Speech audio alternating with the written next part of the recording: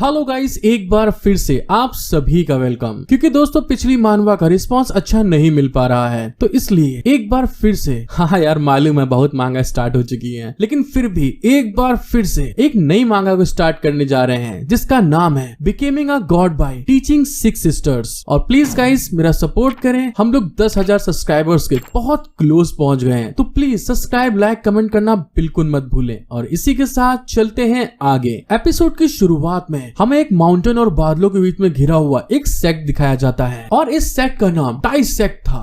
तभी वहाँ पर कुछ लोग सीढ़ी के ऊपर चलते हुए आपस में बात करके कहते हैं ये वो जगह है जहाँ पर टाई सेक्ट के डिसाइपल रहते हैं। हालांकि ये टाई माउंटेन की तलहटी पर बना है जहाँ पर स्पिरिचुअल एनर्जी टॉप से थोड़ी कम है, लेकिन इसकी तुलना करना कोई नॉर्मल जगह नहीं है। और इसी के साथ हमारा सीन शिफ्ट होके सेट के अंदर आ जाता है जहाँ पर एक टीचर आगे की तरफ बढ़ते हुए कहता है वे सभी डिसाइपल जो हमारे टाई सेक्ट में एंटर कर सकते हैं वे सभी लोगों के बीच ड्रैगन और फीनिक्स हैं। अगर तुम लोग अपनी ट्रेनिंग पर ध्यान लगाते हो तो तुम केवल 1 या 2 साल या 3 या 5 साल में आउटर सेक्ट में एंटर करने और एक मास्टर के डिसाइपल बनने लायक हो जाओगे। जब वो मास्टर ये सब बातें बोल रहा था तभी साइड में कुछ छोटे बच्चे खड़े हुए एक जगह पे उंगली से इशारा करते हुए कहते हैं ब्रदर वो इंसान कौन है, क्या वो ट्रेनी के तौर में इतना बड़ा है? हाँ वो देखो उसकी उम्र तो 18-19 साल होनी चाहिए। क्या उन्होंने ये नहीं कहा कि सबसे बेवकूफ इंसान भी 15 साल की उम्र से पहले आउटर डिसाइपल बनने के लिए एंटर कर सकता है? और फिर हमें दूसरे साइड में एक लड़का झाड़ू लगाते हुए दिखाई देता है।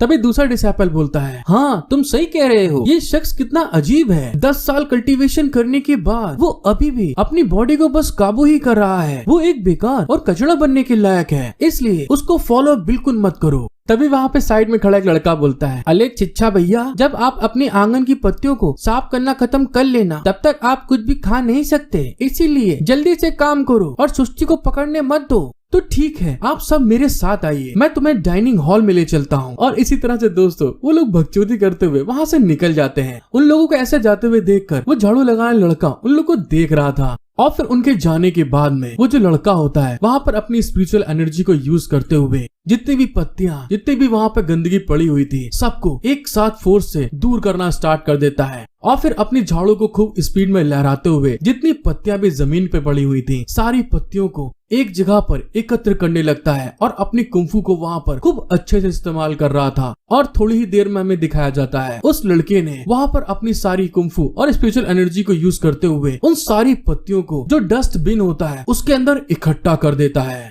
जब वो सब चीजें कर रहा था तभी अचानक से कोई पीछे से कहता है बिग ब्रदर, और जिस चीज को सुनने के बाद में वो थोड़ा शॉक्ड हो जाता है। और तभी हमको पता चलता है उसको एक छोटे बच्चे ने आवाज दी थी जो कि वहाँ पर अपनी सिस्टर किनके जिन के साथ में आया था। और उस लड़के को देखते हुए कहता है सिस्टर सिन आपसे मिलने के लिए आई थी। सिस्टर सिन भी वहाँ पर ब्लश करते हुए कहती है कौन, किसने कहा? मैं तो सिर्फ आपको देखने के लिए आई थी। सभी अप्रेंटिस में से मेरा भाई अबाव ही एक ऐसा है जो आपके इतना करीब है। मैंने सही कहा ना? उन लोगों को एक साथ देखने के बाद जो अबाव होता है वो भी वहाँ पे जाते हुए कहता है अच्छा ठीक है तुम लोग बात करो, मैं इंग्रेडिएंट्स को खरीदने के लिए पहाड़ पर जा रहा हूँ। और दोस्तों मैं आपको बता दूं झाड़ू वाला आया घर से कचरा निकाल, हाँ यही झाड़ू वाला अपनी स्टोरी का मेन प्रोटेगनिस्ट है, मतलब बोले तो हीरो। उस लड़के के जाने के बाद जो अपना हीरो होता है मिस जिन से कहता है आप इनर सेट की 8 डायग्राम स्पीक की पहली डिसाइपल हैं, इसलिए आपको यहाँ पर हमेशा नहीं आना चाहिए। उस लड़के की बात सुन के मिस जिन कहती हैं फर्स्ट जीनियस डिसाइपल, जब तुम केवल 8 साल के थे तब तुमको इनर सेट में प्रैक्टिस करने के लिए चुन लिया गया था और आपके टैलेंट ने पूरे सेट को चौंका दिया था।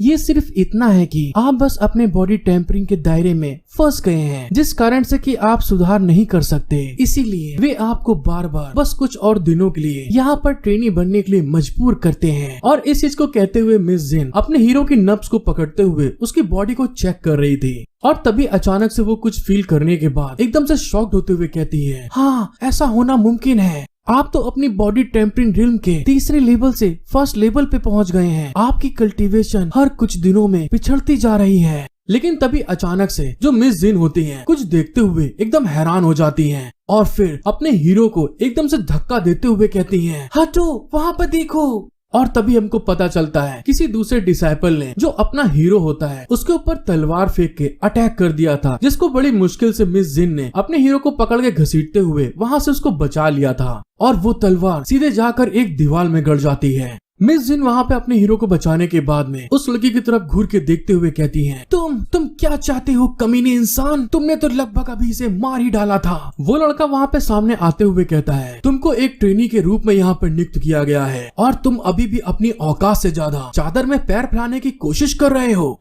मतलब कि दोस्तों लौंडिया पटाने की कोशिश कर रहे हो। और मैं तुमको किनके जिन से दूर रहने के लिए वार्न कर रहा हूँ। और क्या तुमको कुछ समझ में नहीं आता? तुम आज बहुत लकी हो कि मेरी तलवार के अटैक से अचानक बच गए, वरना आज का दिन तुम्हारे लिए याद रखने लायक होता कि एक हाथ तुम खो देते। उस लड़की की इतनी धमकी और इतनी ढेर सारी बातें सुनने के बाद अपना हीरो चुपचाप वहाँ से मिस जिन से कहता है, मैं आराम करने के लिए अपने रूम में जा रहा हूँ। उसको इस तरह से दुबक के जाते हुए देख के मिस जिन हैरान होते हुए कहती है, सीनियर ब्रदर ये आप क्या कह रहे हैं? उसको जाते हुए देख के वो जो लड़का जिसने अटैक किया था वो वहाँ पर मिस जिन से बोलता है, सिस्टर इस बेवकूफ में ऐसा क्या है जो तुम अभी भी उसको प्रोटेक्ट कर रही हो? और क्या तुम भूल गई हो कि मास्टर ने तुमसे क्या कहा था? और दूसरे साइड में जो अपना हीरो होता है वहाँ से मुड़ के जाते हुए अपने मन में कहता है, बस एक और स्टेप और मैं अपनी बॉडी को एक डोमिनेट बॉडी बनाने में सक्षम हो जाऊंगा। तुम बस इंतजार करो, मैं सब कुछ वापस पा लूंगा जो कुछ भी मैंने पिछले 10 सालों में खोया है। और फिर वहाँ पर अपना हीरो उस जगह से आने के बाद अपने रूम में बैठ के मेडिटेशन मतलब कल्टीवेशन करना स्टार्ट कर देता है, जिसके कारण वहाँ पे उसकी बॉडी से चारों तरफ स्पिरिचुअल एनर्जी रिलीज हो रही थी। और फिर वहाँ पर वो कल्टीवेशन के बारे में बताता है। ऑर्डिनरी एक्सरसाइज की प्रैक्टिस जेंटियन को सेंटर मान के किया जाना चाहिए। स्टेप बाय स्टेप एनर्जी को इकट्ठा करना और एनर्जी को कंडेंस करना। बॉडी टेक्निक्स की 9 रेवोल्यूशन एक मार्शल आर्ट टेक्निक है जिसको प्रैक्टिस करने से जेंटियन कोर को 9 बार रिफाइन करने की जरूरत होती है। और दोस्तों जब डेंटियन कोर को रिफाइन किया जाता है तो बॉडी फिर से तुलुल मुलुल होके दोबारा से एक बार नई बॉडी में रिफाइन होती है जो कि पिछली बार से मजबूत होती है। और इसी तरह से दोस्तों अपना जो हीरो होता है जो उसका मेन कोर होता है उसको वहाँ पे कंडेंस करना स्टार्ट कर देता है, जिसके इफेक्ट के कारण जो उसका कोर होता है उसमें क्रैक पड़ने लगते हैं। और थोड़ी ही देर बाद हमें दिखाया जाता है उसके कोर में क्रैक पड़ने के कारण उसकी बॉडी के अंदर जितनी भी स्पिरिचुअल एनर्जी होती है क्रैक करते हुए बाहर की तरफ रिलीज होना स्टार्ट हो जाती है, जिसके इफेक्ट के कारण जो अपना हीरो होता है उसकी बॉडी रेड पड़ने लगती है। और थोड़ी देर बाद उसका इफेक्ट इतना ज्यादा बढ़ने लगता है कि उसके चेहरे पे आप देख सकते हैं कि स्पिरिचुअल एनर्जी के क्रैक पड़ने लगते हैं और उसको बहुत ज्यादा पेन हो रहा था, उसके पसीने आ रहे होते हैं। और इसी के साथ हमारा सीन शिफ्ट हो जाता है और थोड़ी देर बाद हमें दिखाया जाता है जो अपना हीरो होता है उसकी की पूरी बॉडी वहाँ पे फायर के साथ में जलना स्टार्ट हो जाती है। उसकी जो स्पिरिचुअल एनर्जी होती है वो रिलीज हो रही थी और वहाँ पर वो जमीन में गिरे हुए बेहोश हो जाता है।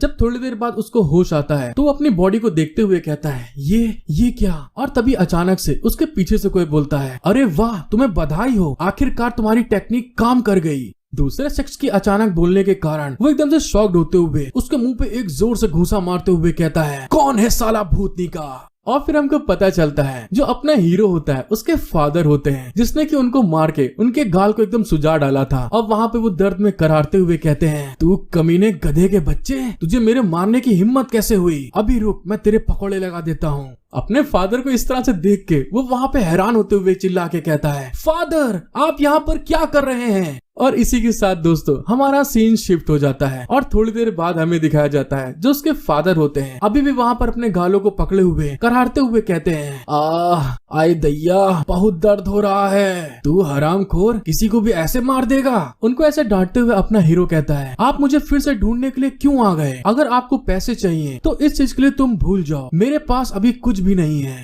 अपने हीरो की बात सुन के उसके फादर उसको समझाते हुए कहते हैं, अरे नहीं बेटा, मैंने सचमुच इस बार जुआ नहीं खेला। अरे बात ये है तुम्हारी बहन आ रही है और इसीलिए जल्दी से मुझे यहाँ से भगा दो। अपने फादर की बात सुन के वहाँ पे वो हैरान होते हुए कहता है, क्या सिस्टर आ रही है? मैं अपनी एल्डर सिस्टर का एक छोटा सा प्यारा सा छोटा भाई हूँ। और तभी वहाँ पर जो उसके फादर होते हैं ब्लेस करते हुए कहते हैं, अरे बेटा बात ये है कि वो तुम्हारी बस आधी ही बहन है। और अपने फादर की बात सुन के वहाँ पर अपने हीरो को बहुत तेज गुस्सा आता है और आधी का मतलब आप समझ गए होंगे। और फिर वहाँ पर वो गुस्साते हुए अपने फादर से कहता है, तुम्हारी गर्मजोशी जवानी के कर्ज का मुझसे कोई लेना देना नहीं है। तुमने चाहे कहीं पे भी कांड किए हो वो तुम्हारी मर्जी और तुम्हारा कर्ज है। अपने बेटे की बात सुन के जो उसके फादर होते हैं पीछे पलट के शर्माते हुए कहते हैं, अरे बेटा अगर ये सिर्फ एक होता तो मुझको इतना डर नहीं लगता, लेकिन उस समय मेरी जवानी का फौलाद इतना ज्यादा अड़ा हुआ था कि मैं उस समय खुद को रोक ही नहीं पाया। और क्या तुम नहीं जानते तुम्हारी बहनों के बारे में? जैसे ही दोस्तों इस बार अपने हीरो ने बहनों का नाम सुना, मतलब एक नहीं कई, तो वहाँ पर गुस्से के कारण जिस कप में वो पानी डाल रहा था वो कप को वहाँ पे तोड़ देता है, जिसके कारण कि वहाँ पर उसकी आंखें एकदम गुस्से के कारण लाल हो जाती हैं। और वो अपने फादर की तरफ गुस्से में देखते हुए कहता है, तुमने क्या कहा? बहुत ढेर सारी बहनें? और अब तुम मुझे साफ साफ बता दो कि मेरी कितनी बहनें हैं? अपने बेटे की गुस्से से भरी लाल आंखें देखकर जो उसके फादर होते हैं वहाँ पे डरते हुए कहते हैं, अरे मैं बस ये बोलना चाहता हूँ कि केवल 2, 3 या 3, 4 या शायद 5 हो सकती हैं। कसम से यार, इसके फौलाद से तो बहुत औलाद निकल आई है। जब वो लोग आपस में बात कर रहे होते हैं तभी गेट से कोई चिल्ला के कहता है, अरे नहीं, 8 डायग्राम डिसाइपल अबाव का पैसा लूट लिया है किसी ने और सामने आंगन में लड़ाई हो रही है। जैसे अपना हीरो अबाव का नाम सुनता है तो उसके थोड़े पसीने आ जाते हैं, वो घबरा जाता है। और तभी वहाँ से हमारा सीन शिफ्ट हो जाता है और हमें दिखाया जाता है एक इंसान बहुत बुरी तरीके मार खा चुका था। और तभी हमको पता चलता है ये कोई और नहीं अबाव होता है, जिसको बहुत बुरी तरीके से पेला पाला गया था और उसकी बॉडी बहुत ज्यादा दर्द के कारण कांप रही थी। और तभी अबाव दूसरे लड़के का पैर पकड़े हुए कहता है, तुम मुझे मेरे पैसे वापस कर दो। ये पैसे हर किसी को पूरे महीने खाने के लिए दिए जाते हैं और तुम इसे नहीं ले सकते हो। वो लड़का वहाँ पे अबाव की इस बात को सुन के उसको अपने पैर से पीछे ढकेलते हुए कहता है, बच्चे, अगर ये मुझे मिल गया है तो मतलब ये मेरा है, तो फिर मैं इसे तुम्हें क्यों दूं? और तुम कहते हो कि ये तुम्हारे हैं। तुम जानते भी हो ऐसा करने से तुम्हारे साथ में क्या होगा। और जब तुमने मदद के लिए किसी को पुकारा तो क्या किसी ने तुम्हारी मदद की? और इस बात को कहने के बाद वहाँ पे अबाव को वो लात मारते हुए चिल्ला के कहता है, अपने गंदे हाथ मेरे से दूर करो। अबाव को इस तरह से मार खाते हुए देखकर वहाँ की पब्लिक में से लोग बात करते हुए कहते हैं, ये तो बहुत ज्यादा हो रहा है, ये तो साफ तौर से अबाव का ही बैग है। अरे तुम चुप हो जाओ, ज्यादा बात करने की कोई जरूरत नहीं है और इनर डिसाइपल के डिसरिस्पेक्ट करने की हिम्मत मत करो, वरना वो तुम्हें मार डालेंगे और किसी को इसकी परवाह नहीं होगी। हाँ यार, बात तो तुम सही कह रहे हो, लेकिन अबाव भी बहुत टफ है, वो जल्दी से हार भी नहीं मान रहा। हीरो बनने की कोशिश मत कर यार, मैं बोल रहा हूँ, शांत हो जा। जब वो लोग आपस में बात कर रहे होते हैं तभी दूसरे साइड हमें उस लड़के को दिखाया जाता है जो कि अबाव को मारने के बाद वहाँ पे हंसते हुए कहता है, ये कितनी अफसोस की बात है, तुम सभी लोग इन सब चीजों को भूल जाओ, मैं इनर सेट का एक डिसाइपल हूँ और इसीलिए तुम भाड़ में जाओ। और इस बात को कहते हुए उसने अबाव के सर पे एक जोर से लात मार दी थी, जिसके कारण अबाव के सर से खून निकलने लगता है। लेकिन तभी अचानक से जो अपना हीरो होता है और उस लड़के के ऊपर अपना घूंसा मारने के लिए आगे की तरफ बढ़ने लगता है और आगे बढ़ने के साथ में ही वो अपनी पावर को यूज करते हुए उसके मुंह पे एक जोर से घूंसा मारता है। और उसके घूंसा मारने के कारण वो जो लड़का होता है बहुत दूर उड़ता हुआ पीछे जाके गिरता है। अपना हीरो वहाँ पे उसको मारने के बाद में गुस्से में उसकी तरफ देखते हुए कहता है, तुम किसे मारना चाहते हो, तुम जानते भी हो। और दोस्तों अब मुझे बताइए आप लोग कि आप लोग को ये मानवा पसंद आई कि नहीं। अगर आपको पसंद आई है तो प्लीज गाइस ज्यादा से ज्यादा लाइक करें, सब्सक्राइब करें, कमेंट करके बताएं मुझे कि अगला एपिसोड आपको चाहिए कि नहीं चाहिए। जितने ज्यादा व्यू होंगे दोस्तों मैं उतनी जल्दी उस एपिसोड को एक्सप्लेन कर दूंगा और ये सब आपके ऊपर है। हेलो गाइस, एक बार फिर से becoming a god by teaching 6 sisters के पार्ट 2 में आप सभी का वेलकम। और आप लोगों का सपोर्ट और प्यार देख के दोस्तों मुझे बहुत दिल से अच्छा लगा, क्योंकि जाने कितनी मानवा मैंने ऐसे ही डाल दी, लेकिन तुम लोगों ने घंटा सपोर्ट नहीं किया। तो इस सपोर्ट के लिए मेरा तोहफा कबूल करें और please guys subscribe, like, share, comment करना बिल्कुल मत भूलिएगा।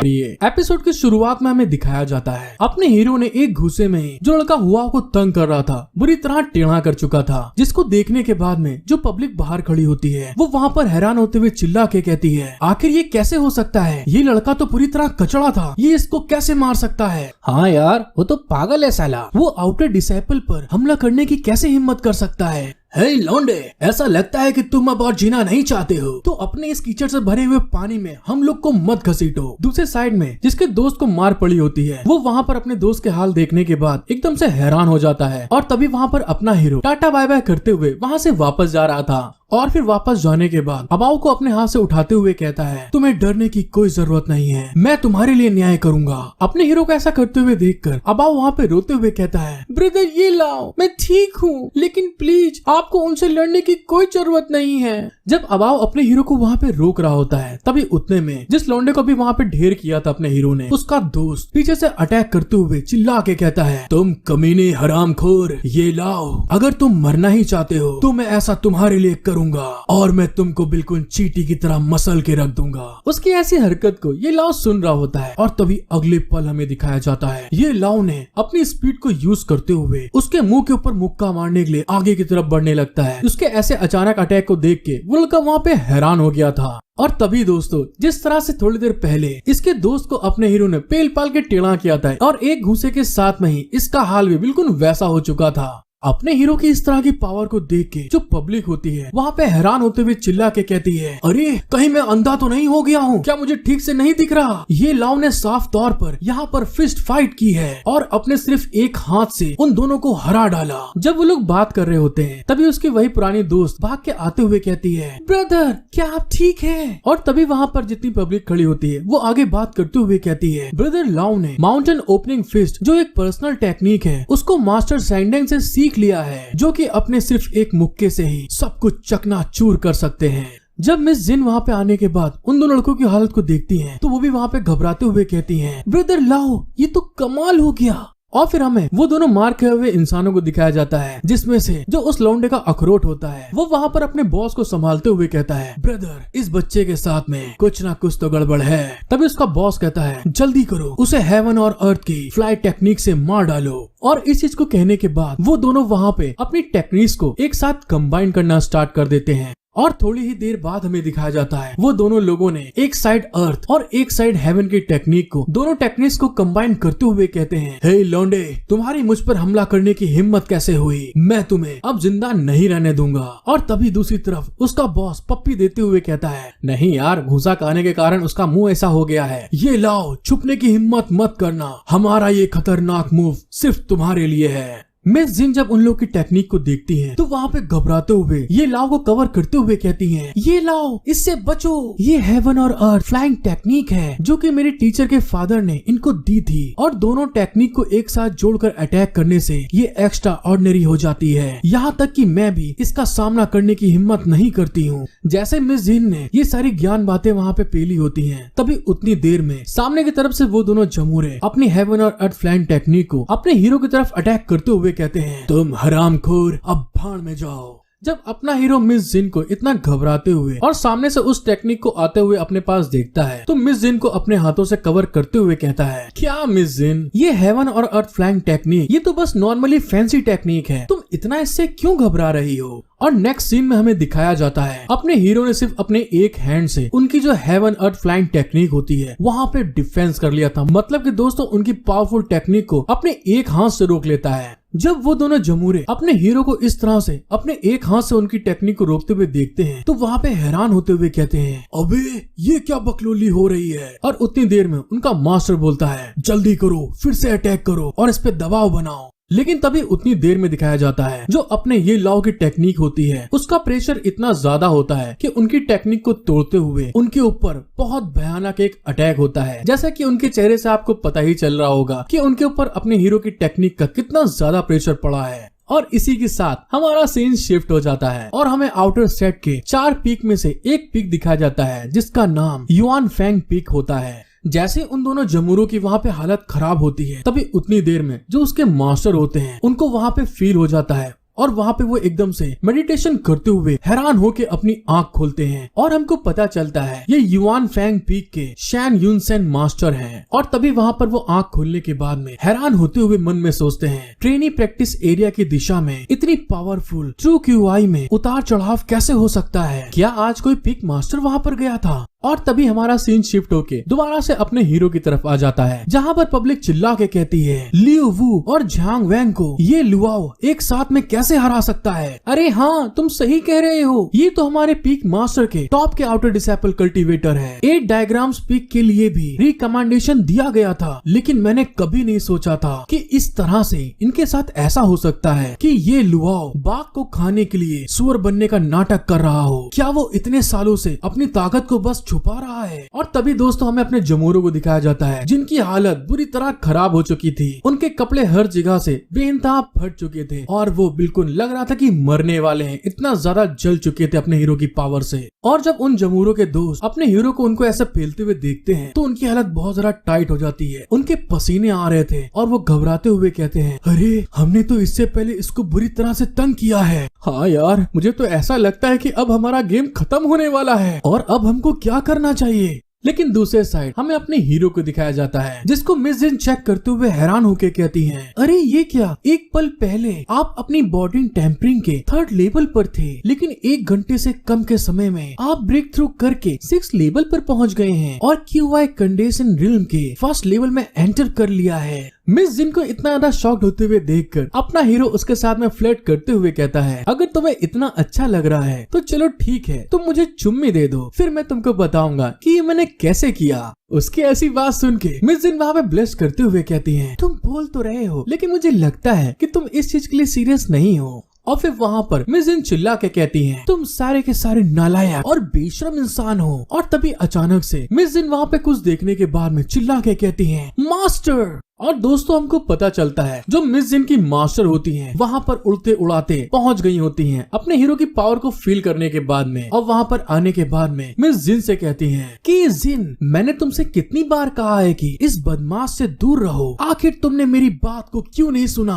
और तभी दोस्तों हमको पता चलता है ये जो हॉट एंड सेक्सी लाजवाब लल्लन टॉप ब्यूटी होती है, जिसका नाम जोंग हिंग्यू होता है। हाँ यार मालूम है, बड़े अजीब नाम होते हैं। मुझे तो कभी कभी ऐसा फील होता है कि जैसे इन लोग अपने मुंह के अंदर उंगली डाल के नाम रखते हैं। इनर साइड की पिक मास्टर को देखने के बाद में जितने भी डिसेबल वहाँ पे ये सब चीजें देख रहे थे, वो सारे घबराते हुए चिल्ला के कहते हैं, अरे नहीं, ये क्या हुई गो, टाइसी सेट की डेविल यहाँ पर आ गई है। अरे भैया, इससे पहले कि मैं पागल हो जाऊँ, मेरी मदद करो, मुझे यहाँ से भगा दो। अपने मास्टर की बात सुनने के बाद में मिस जिन चिल्ला के कहती हैं, मास्टर ये लाओ बेकार नहीं है, उसने QI कंडीशनिंग रिल्म में एंटर कर लिया है और साथ ही लियो वू और झांग फेंग ने एक साथ मिलकर हेवन और अर्थ फ्लैंग टेक्निक का उस पर इस्तेमाल किया, लेकिन फिर भी उसने सिर्फ अपने एक अटैक से उन दोनों को हरा दिया। मिस जिन की बात सुनने के बाद में जो उनकी मास्टर होती है उन दोनों की जब हालत को देखती हैं तो वो एकदम से हैरान हो जाती हैं और उनके पसीने आ रहे थे और वो घबराते हुए कहती हैं,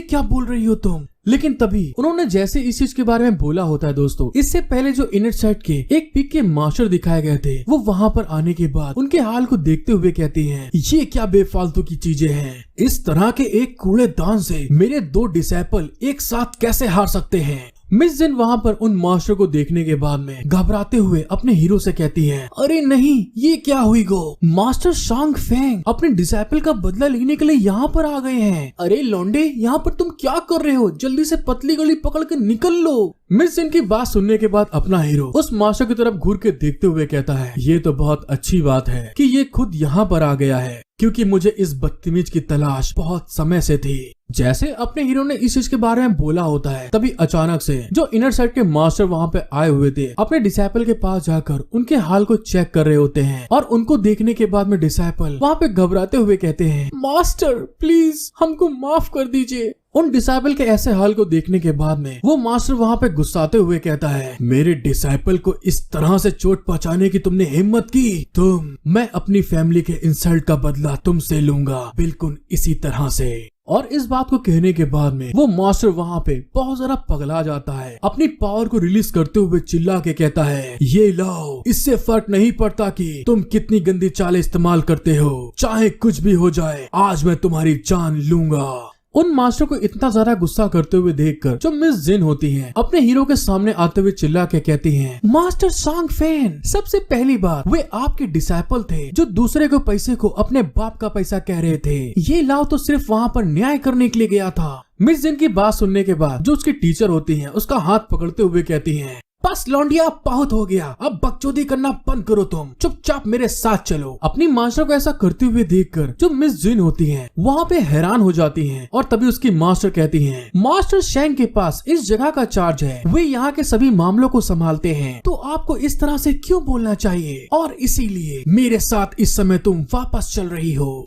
मिस जिन को इतना ज्यादा घबराते हुए देखकर वहाँ पर अपना हीरो उसको समझाते हुए कहता है, कोई बात नहीं, तुम उसके साथ जाओ। उसकी बात सुन के मिस जिन बोलती है, लेकिन तुम ये सब कैसे संभालोगे? तो अपना हीरो उसको कहता है, मैं इसे यहाँ से संभाल सकता हूँ, तुम टेंशन मत लो। अपने हीरो के साथ में मिस जिन को इतना क्लोज होते हुए देखकर उसकी मास्टर वहाँ पर उसके ऊपर गुस्साते हुए कहती है, ये लाओ, ये नहीं कह सकता कि आपकी मास्टर ने आपको मौका नहीं दिया, लेकिन जब इनर सेक्ट इसमें इन्वॉल्व हो गया है तो मुझे लगता है कि तुम इन सब चीजों को होने से नहीं रोक सकती। इस बात का ध्यान रखो कि तुम्हारे लिए इन सब बातों का ध्यान रखना बहुत अच्छा होगा कि तुम अपने आप को इस लायक बना लो कि दूसरे तुम्हारे सामने खड़े होने लायक न रहें। उसकी ऐसी बात सुनने के बाद में अपना हीरो उसकी तरफ उंगली से इशारा करते हुए कहता है, हाँ ठीक है, मैं समझ गया, और इसीलिए ये शर्त रही कि मैं आज इस तरह की सिचुएशन से बाहर निकल कर दिखाऊंगा और तुम्हारी इस बात को एक्सेप्ट करूंगा, क्योंकि तुम ही वो इंसान थी जो उस समय मुझे इनर सेक्ट से बाहर निकालने का बेइंतहा इंतजार कर रही थी। अपने हीरो की बात सुन के मिस जिन की मास्टर वहाँ पे गुस्साते हुए कहती हैं, हाँ तो क्या हुआ, मैं साबित कर दूंगी कि मैंने उस समय जो कुछ भी आगे के लिए सोचा था वो सब कुछ सही था।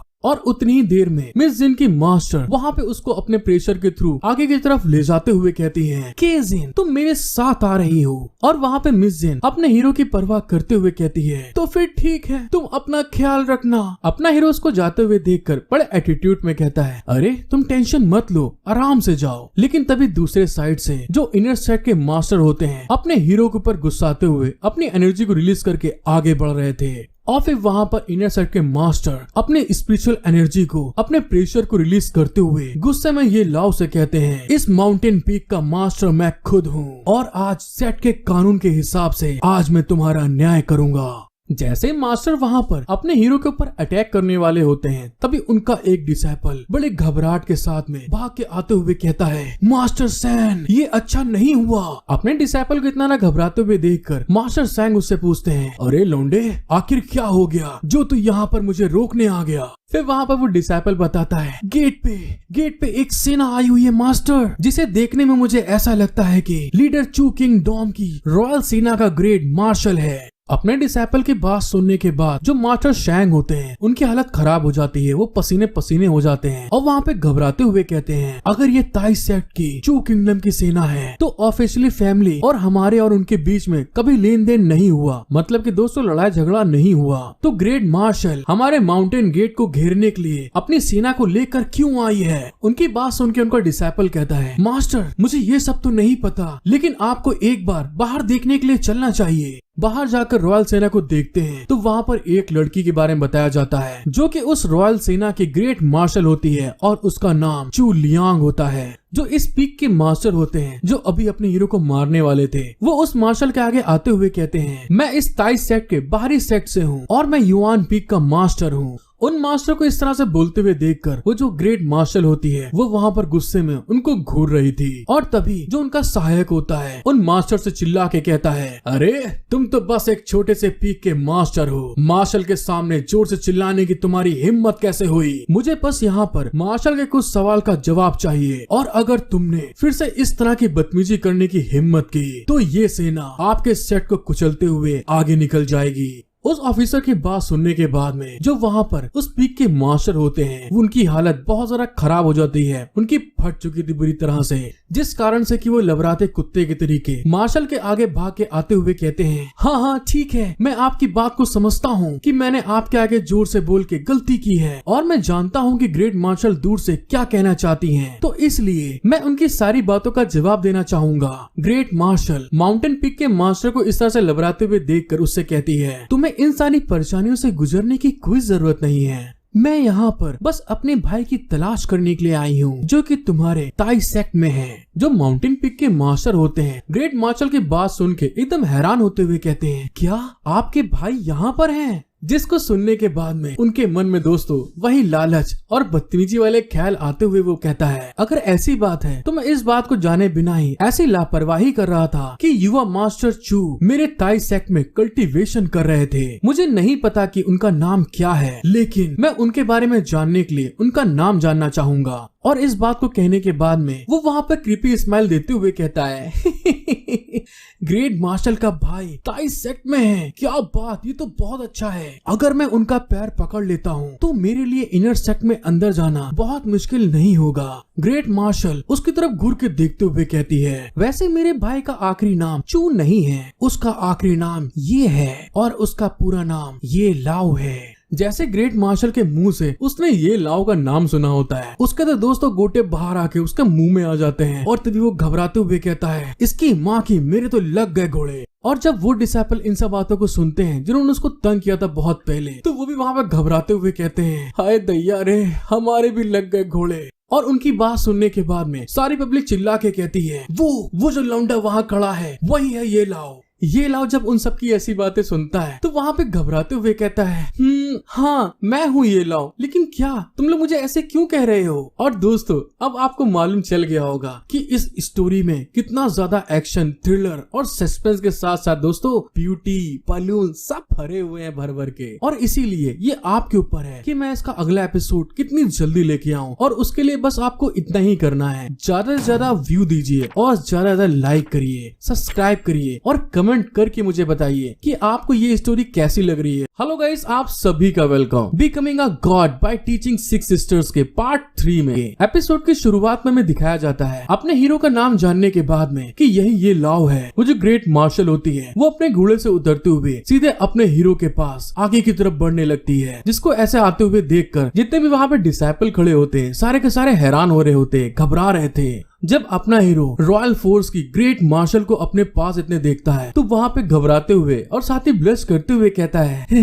हेलो आप कैसे हैं। और तभी अचानक से जो ग्रेट मार्शल होती है वो वहाँ पर तुरंत अपने हीरो को सर से पकड़ते हुए अपने बड़े बड़े अरमानों, मतलब बोले तो खूब कस के अपने बलून में दोस्तों धसा लेती है, चिपका लेती है और उसको प्यार करते हुए कहती है, हे मेरे छोटे भाई, आखिरकार मैंने तुमको ढूंढ लिया। और उसके ऐसा करने के कारण अपने हीरो की हालत बहुत ज्यादा खराब हो जाती है, वो सांस तक नहीं ले पा रहा था। और जब वहाँ पर रॉयल फोर्स अपने ग्रेट मार्शल के ब्रदर को देखती है तो वहाँ पर सभी लोग चिल्ला के कहते हैं, यंग मास्टर ये लाओ को हम सभी का सलूट। और फिर वहाँ पर उसकी सिस्टर उसकी तरफ देखते हुए कहती है, चलो फिर ठीक है, यहाँ से चलते हैं और तुम अपनी बहन को दिखाओ कि तुम कहाँ पर रहते हो। अपनी सिस्टर की इस बात को सुन के ये लाओ वहाँ पे हैरान होते हुए मन में कहता है, ये इतना सीधा होना भी अच्छा नहीं है। और इसी के साथ हमारा सीन शिफ्ट हो जाता है और हमको अपने ये लाओ का हाउस दिखाया जाता है। और फिर वहाँ पर ये लाओ अपनी सिस्टर को उस हाउस में लाने के बाद कहता है, यहाँ पर देखने के लिए कुछ भी नहीं है, सच में ये सिर्फ एक टूटा हुआ घर है। और कुल मिला के दोस्तों ये लाओ वहाँ पे सेट के खिलाफ अपनी बहन से कंप्लेन कर रहा था। और फिर वो आगे बताता है, अगर मार्शल यहाँ पर रुकने में इंटरेस्टेड है तो मैं आपसे इस कमरे के लिए कोई भी पैसा नहीं चार्ज करूंगा, एक रात के लिए यहाँ पर आप रुक सकती हैं। अपने छोटे भाई की ऐसी बात सुनने के बाद जो मार्शल चू होती हैं वहाँ पर उस रूम को देखते हुए कहती हैं, छोटे भाई ये तियान फेंग कहाँ गए। उसकी इस बात को सुन के अपना हीरो बताता है, इतने सालों में फादर यहाँ पर आते रहते हैं और वो भी एक बिना निशान छोड़े यहाँ से चले जाते हैं, कोई भी उनका आज तक पता भी नहीं लगा पाया कि वो मेरे पास यहाँ पर रहते हैं कभी कभी। अपने ब्रदर की बात सुनने के बाद जो मार्शल चू होती हैं वहाँ पर उसकी तरफ घूर के देखते हुए, हाँ दोस्तों यही घूर के देखते हुए कहती है, हालांकि तुम और मैं सौतेले भाई बहन हैं, फिर भी मैं किसी को भी आपको धमकाने नहीं दे सकती।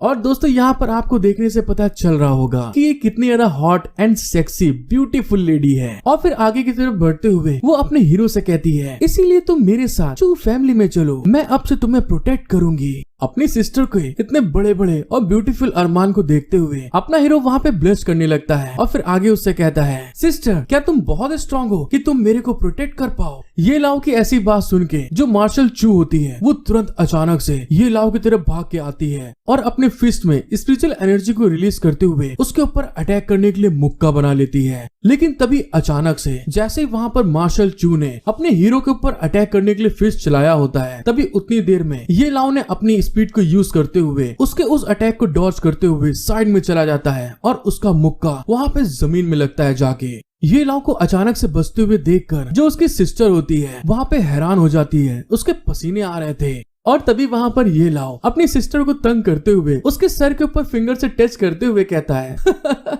सिस्टर, क्या तुमको ऐसा लगता है कि मुझे अभी भी तुम्हारे प्रोटेक्शन की जरूरत है? ये लाओ की बात सुनने के बाद उसकी सिस्टर थोड़ा वहाँ पे घबरा जाती है। उसके पसीने आ रहे थे और फिर वहाँ पे वो घबराते हुए कहती है, सच में ये तो बहुत मजेदार था, तुमने तो मुझे पूरी तरह से चौंका दिया और तुम बाघ को खाने के लिए स्वर होने की एक्टिंग कर रहे हो। मतलब कि दोस्तों कमजोर होने की एक्टिंग। और फिर वहाँ पर अपने मन में कहती है, मेरे इंटेलिजेंस ने तो कहा था कि मेरे भाई ने बिना कोई कल्टीवेशन किए 10 साल ऐसे ही बिता दिए और अभी तक कुछ भी उसने हासिल नहीं किया, इसलिए वो अपनी ताकत को छुपा रहा होगा। ये सच में कितना खतरनाक प्लान है। अपनी सिस्टर की इस बात को सुन के ये लाओ पीछे पलटते हुए कहता है, एक बार मैं एक नॉर्मल ह्यूमन के तरीके लोगों से बातचीत करना चाहता था, लेकिन इसके बदले वे सभी मुझसे दूर रहने लगे, मुझे तंग करने लगे। और इस चीज को कहते हुए वो वहाँ पर रोने की एक्टिंग करने लगता है और उसको ऐसे रोते हुए देखकर उसकी सिस्टर समझ नहीं पाती कि अचानक से इसे क्या हो गया। अपनी कटीली एक्टिंग को आगे बढ़ाते हुए कहता है, लेकिन अब और नहीं, क्योंकि मैं एक मास्टर हूँ, तो अब समय आ गया है सबको अपनी असलियत दिखाने का।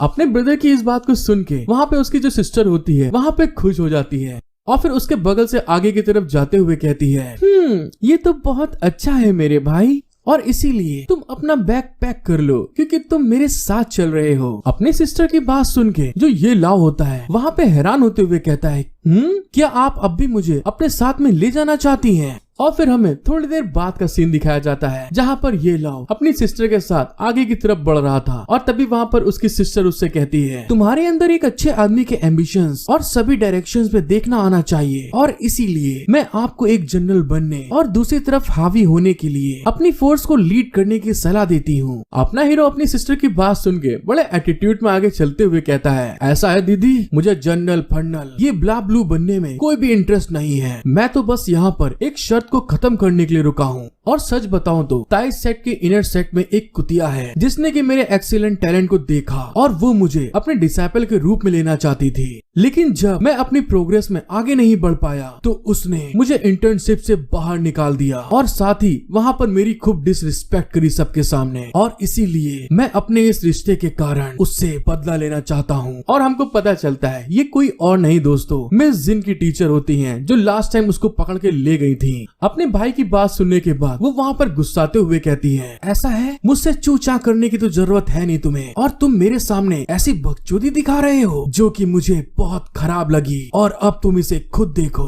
अपने सिस्टर की बात सुनने के बाद ये लव वहाँ पे घबराते हुए कहता है, दीदी आई एम सॉरी, मुझसे गलती हो गई, मैं तो भावनाओं में बह गया था। और फिर वहाँ पे घबराते हुए अपने मन में कहता है, अगर मैं दरवाजे के बाहर अपने सामने सेना को देख के नहीं डरता तो फिर मैं तुम्हें पीट पाट कर आज मार डालना चाहूंगा। जैसे उसने वहाँ पर उससे सॉरी मांगा होता है तो फिर उसके सिस्टर पीछे पलट के देखते हुए कहती है, अगर तुम यहाँ पर रुकना ही चाहते हो तो फिर मैं तुम्हें अपने साथ आने के लिए फोर्स नहीं करूंगी। और इसी के साथ हमारा सीन शिफ्ट हो जाता है और हमें कुछ समय बाद का सीन दिखाया जाता है जहाँ पर ये लाव के सिस्टर वापस जाने के लिए अपने घोड़े पे बैठ गई थी और वहाँ पर अपने हीरो से कहती है, तो ठीक है, मैं यहाँ से वापस जाऊंगी और आपके बारे में अपनी दूसरी बहनों से बातें करूंगी, तो शायद हो सकता है कि वे आपके पास आकर मिलना चाहें। अपनी सिस्टर की बात सुन के अपना हीरो वहाँ पर अपने बाप के फौलाद से निकली औलाद के बारे में पूछते हुए कहता है, वैसे सिस्टर मेरी कितनी बहनें हैं? ये लाव की बात सुनकर उसकी सिस्टर वहाँ पे हंसते हुए कहती है, वैसे अगर देखा जाए तो आपकी कुल मिलाकर 6 बहनें हैं और मैं आपकी 6वीं बहन हूँ। अपनी सिस्टर की बात सुन के ये लाव वहाँ पे घबराते हुए कहता है, क्या 6वीं बहन? ये लाव को इतना ज्यादा घबराते हुए देखकर उसकी सिस्टर उससे कहती है, अरे क्या इतना डर क्यों गए तुम? और अपनी सिस्टर की बात सुन के ये लाव वहाँ पे हैरान होते हुए कहता है, चलो कोई बात नहीं, फिर भी ये इतना बुरा भी नहीं है और ये इतना ज्यादा बढ़ा चढ़ा कर भी नहीं है, और मुझे ऐसा लगता है कि मेरी सारी सिस्टर्स आपकी इतनी अच्छी नहीं हो सकती हैं।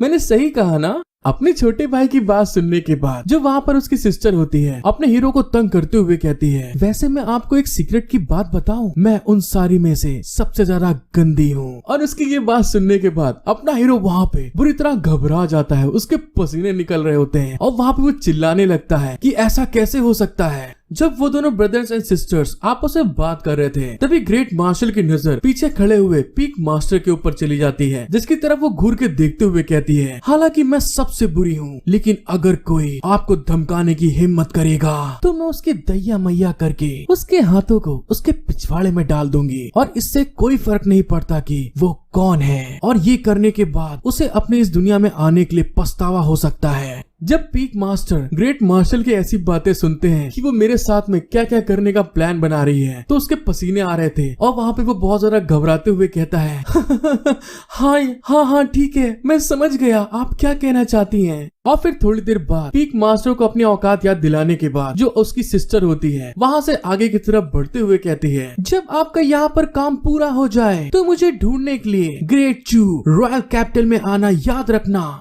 अपनी सिस्टर को जाते हुए देखकर अपना हीरो वहाँ पे अपने मन में कहता है, मेरी सिस्टर चू की जो आर्मी है और घोड़ों का जो ग्रेट मार्शल है वो सबसे कमजोर था, तो फिर मैं अपनी बाकी 5 बहनों के बारे में और वो क्या होंगी इस बारे में तो सोच ही नहीं पाऊंगा कि वो कितनी ताकतवर है। तो फिर मैं अपने इन 6 टांगों के साथ क्या मैं ताई सेक्ट में खूब मजे से नहीं चल पाऊंगा। और इस बात को कहते हुए वो खूब मजे से दोस्तों इविल स्माइल हंस रहा था। जब वहाँ पे वो इस चीज के बारे में सोच रहा था तभी वहाँ पे पीक मास्टर घबराते हुए अपने हीरो के बगल में आकर कहते हैं, वो मुझे पता चला कि आपकी सिस्टर ग्रेट चू मार्शल है, इसीलिए मुझे वो सब चीजें करने के लिए बहुत अफसोस है। मुझे आश्चर्य है कि क्या आप एक साथ मिलने के लिए आज रात ये युआन पीक पर आने के लिए फ्री हैं, क्योंकि इससे पहले हमें कुछ गलतफहमी हो सकती है, तो प्लीज हमें माफ करें। पीक मास्टर की बात सुन के अपना हीरो वहाँ पे दोस्तों अपनी छाती को 5 इंच फुलाते हुए पीक मास्टर के कांधे के ऊपर खूब मजे से उसकी मौज लेते हुए कहता है,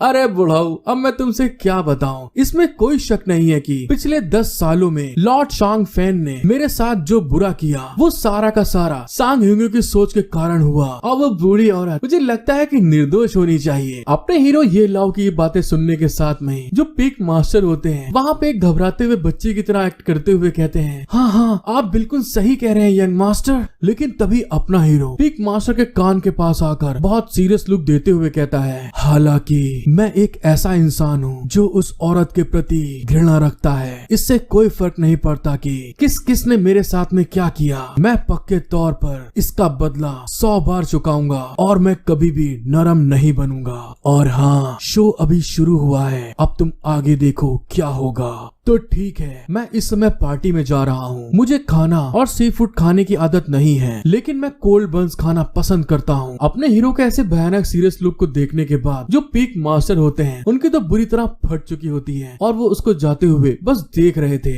फिर हमारा सीन शिफ्ट हो जाता है और हमें दिखाया जाता है जो पीक मास्टर होते हैं उनके पास एक लड़का भाग के आते हुए कहता है, मास्टर मुझे इतनी जल्दी वापस क्यों बुलाया, आखिर क्या गलत हुआ है। और हमको पता चलता है ये युआन फैंग के डिसाइपल ला युन है। पीक मास्टर युआन फैंग अपने डिसाइपल की तरफ घूर के देखते हुए कहते हैं, ये लाओ के मामले को कम नहीं किया जा सकता, ये लौंडा अब अपनी नाक हवा में चिपका रहा है, इसीलिए हमें उसे जल्द से जल्द हल करना चाहिए। अपने मास्टर की बात सुन के वो डिसाइपल उनसे कहता है, मास्टर मैंने सुना है कि ये लाओ की सिस्टर एक बड़ी डील है, मतलब परेशानी पैदा कर सकती है, इसीलिए हमारे लोगों का उसके साथ में छेड़छाड़ करना कोई अच्छा विचार नहीं है। क्यों, मैं सही हूँ ना। अपने डिसाइपल की बात सुन के पीक मास्टर गुस्साते हुए कहता है, बकवास करना बंद करो, तुम चाहते हो कि ताई सेट को एक मिलिट्री फोर्स द्वारा खदेड़ दिया जाए, इसीलिए इस चीज को करने के लिए किसी और को बाहर से बुलवाओ। अपने मास्टर की बात सुन के वो जो डिसाइपल होता है कृपी स्माइल देते हुए कहता है, ये तो बहुत संयोग की बात है, मेरे कुछ दोस्त हैं जो स्लॉटर केव में आराम कर रहे हैं, इसलिए मैं उनसे यहाँ आने के लिए और मदद करने के लिए कह सकता हूँ। अपने डिसाइपल की बात सुन के पिक मास्टर वहाँ पे हैरान होते हुए कहते हैं, क्या स्लॉटर केव, उस जगह पर तो भूत प्रेत और भयानक जानवर रहते हैं और ताई सेट के डिसाइपल उस जगह के आसपास जाने की हिम्मत भी नहीं करते हैं। अपने मास्टर को परेशान देख के उनका डिसाइपल बड़ा क्रेजी स्माइल देते हुए कहता है, मास्टर आप चिंता मत करिए, अब आगे मैं संभाल लूंगा।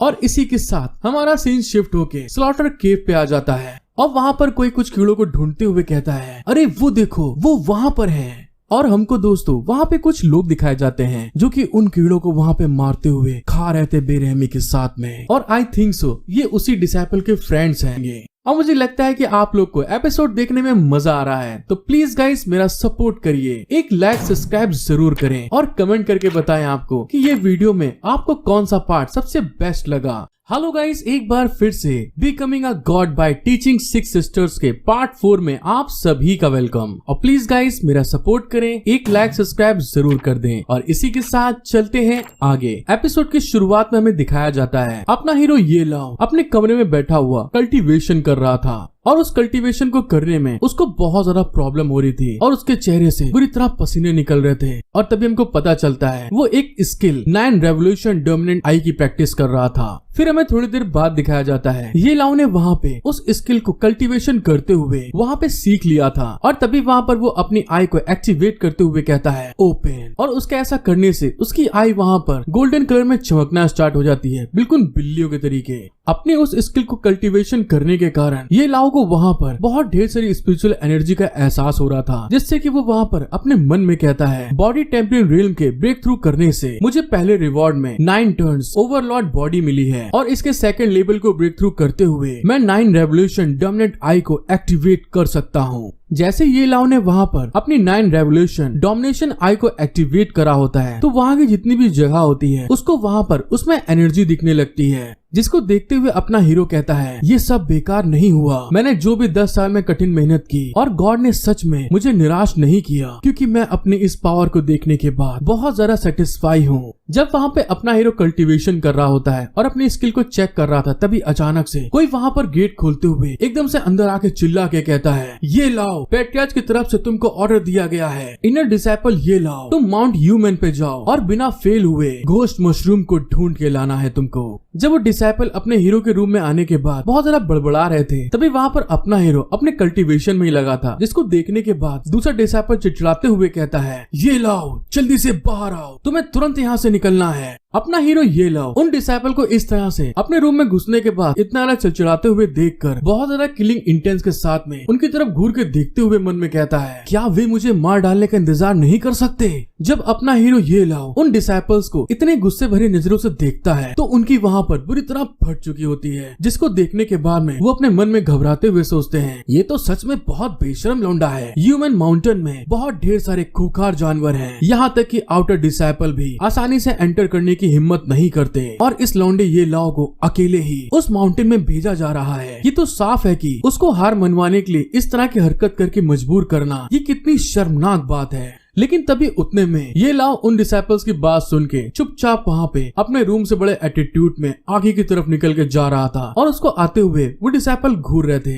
तभी उसके जाने के बाद एक डिसाइपल वहाँ पे घबराते हुए कहता है ब्रदर ये लाओ, और इसी के साथ हमारा सीन शिफ्ट हो जाता है। हमें नहीं बताया जाता है कि उस लड़के ने उससे क्या कहा और फिर हमको ह्यूमन माउंटेन का फॉरबिडन एरिया दिखाया जाता है जहाँ पर बहुत खतरनाक बीस्ट और बहुत ढेर सारे खतरे होते हैं। अपना हीरो यू माउंटेन के फॉरबिडन एरिया में जंगल में आगे की तरफ बढ़ते हुए सोचता है घोस्ट मशरूम तो एक बहुत रेयर एलेक्सर है जो केवल ह्यूमन माउंटेन पर उगता है, और तो और ये एक मशरूम है लेकिन फिर भी ये मजे से कहीं पे भी आ जा सकता है बिना किसी निशान के छोड़े। जैसे कि मेरे फादर मेरे रूम में आते हैं और पिछले 10 सालों में अनगिनत डिसाइपल इसे हासिल नहीं कर पाए हैं, इसीलिए अगर मैंने इसे हासिल कर लिया तो ये मेरे लिए सेक्ट में बहुत बड़ा अचीवमेंट होगा और वो बेवकूफ शान यूजियाओ मुझे इस कोहरे में फंसाने की कोशिश कर रहा है। और इस बात को कहने के बाद अपना हीरो वहाँ पे अपनी वही दोस्तों डोमिनेशन आई को एक्टिवेट कर देता है जिसकी वो कल्टीवेशन कर रहा था। जैसे वहाँ पर अपना हीरो ये लाओ 9 रेवोल्यूशन डोमिनेंस आई को एक्टिवेट करता है तो वहाँ पर जितना भी फॉग होता है उसके सामने से छट जाता है और उसको वहाँ पर प्योर एनर्जी दिखाई दे रही थी, जिसको देखने के बाद अपना हीरो कहता है मेरी ये 9 रेवोल्यूशन डोमिनेशन आई ये तो 100 मील के भीतर सब कुछ बहुत साफ देख सकती है। हाँ ये तो बहुत बढ़िया है, मैं एक नजर में सब देख सकता हूँ। लेकिन फिर वहाँ पर जब अपना हीरो बहुत ध्यान से देखता है तो एक पॉइंट पे उसको बहुत ढेर सारी स्पिरिचुअल एनर्जी रिलीज होते हुए दिखाई देती है। ये पर्पल ऑरा एक स्पिरिचुअल मेडिसिन की होनी चाहिए। क्या ये घोस्ट मशरूम हो सकता है जिसको मैं ढूंढने के लिए यहाँ पर आया हूँ? और इस बात को सोचने के बाद वो बहुत ज्यादा खुश हो जाता है और तुरंत उस घोस्ट मशरूम को हासिल करने के लिए उस तरफ भाग के जाते हुए मन में कहता है मैंने तो कभी ऐसा सोचा भी नहीं था कि मेरी 9 रेवोल्यूशन डोमिनेशन आई इतने ढेर सारे ऑरा को भी देख सकती है। ये तो मेरे लिए एक ट्रेजर हंटिंग टूल की तरह बन गया है जिससे कि मैं खजाने को आराम से हासिल कर सकता हूँ। लेकिन जब अपना हीरो आगे की तरफ बढ़ रहा था तभी कुछ कुछ फील करने के साथ में एकदम से शॉर्ट होकर वहाँ पे रुक जाता है और वहाँ दूसरी साइड की तरफ देखते हुए कहता है ये तो चिल्लाने की आवाज है। और हमको पता चलता है किसी तरह के पेड़ के टेंटिकल्स एक इंसान को पकड़ने की कोशिश कर रहे थे,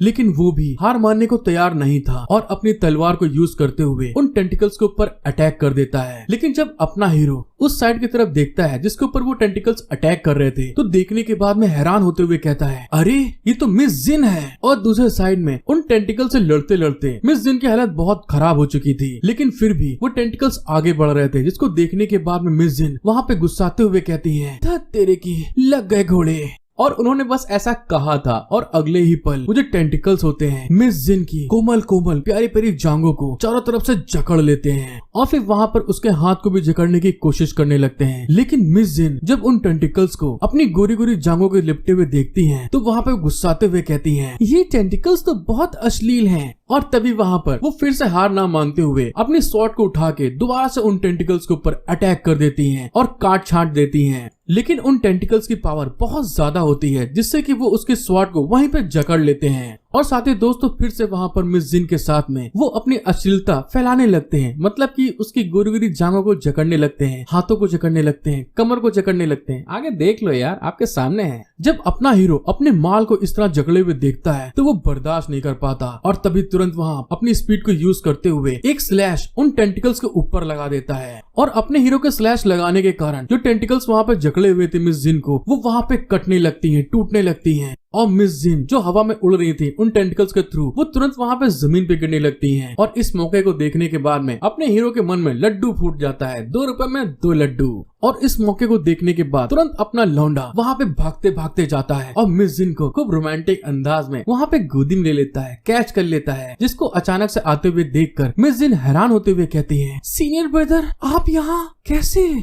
मिस जिन की बात सुन के अपना हीरो उसकी आंखों में आंखें डालकर कहता है, तुम ह्यूमन माउंटेन में क्या करने के लिए आई हो? क्या तुम्हें नहीं मालूम कि ये जगह कितनी खतरनाक है? अपने हीरो की बात सुन के मिस जिन उससे कहती हैं, मेरे भाई अबाओ ने बताया कि आपको शान युनजाओ ने घोस्ट मशरूम ढूंढने के लिए मजबूर किया था, इसीलिए मुझे आपकी बहुत टेंशन हो रही थी और मैं आपकी मदद करने के लिए यहाँ पर आ गई। लेकिन जैसे मैं यहाँ पर आई, इस पेड़ के टेंटिकल्स ने मुझे छेड़ने की कोशिश करी। मिस जिन की बात सुन के अपना हीरो उनको बताता है, आपको इस डीमन स्नेक वाइन ने लगभग खा ही लिया था और अभी भी मदद के लिए तुम्हारे अंदर हिम्मत बची हुई है। ये लाव की बात सुन के मिस जिन कहती है, मैं इस तरह की चीजें नहीं सोचती हूँ जिस तरह से आप मुझसे कह रहे हैं। लेकिन जैसे वहाँ पे रोमांटिक माहौल बनने वाला होता है, अपना हीरो कुछ देखने के बाद एकदम हैरान हो जाता है और हमको पता चलता है ये लाव जब मिस जिन को गोदी में लिए था और तभी वहाँ पर एक अटैक उन दोनों की तरफ आगे की तरफ बढ़ने लगता है, जिसको देखते हुए अपना हीरो वहाँ से बचने की कोशिश करता है और मिस जिन वहाँ पे इसको ऐसा करते हुए देखकर हैरान हो जाती हैं। और फिर मिस जिन को पता चलता है वहाँ पर कोई बीस्ट होता है, जिसको देखने के बाद में वो वहाँ पर अपने हीरो से कहती हैं, ये किस तरह का बीस्ट है?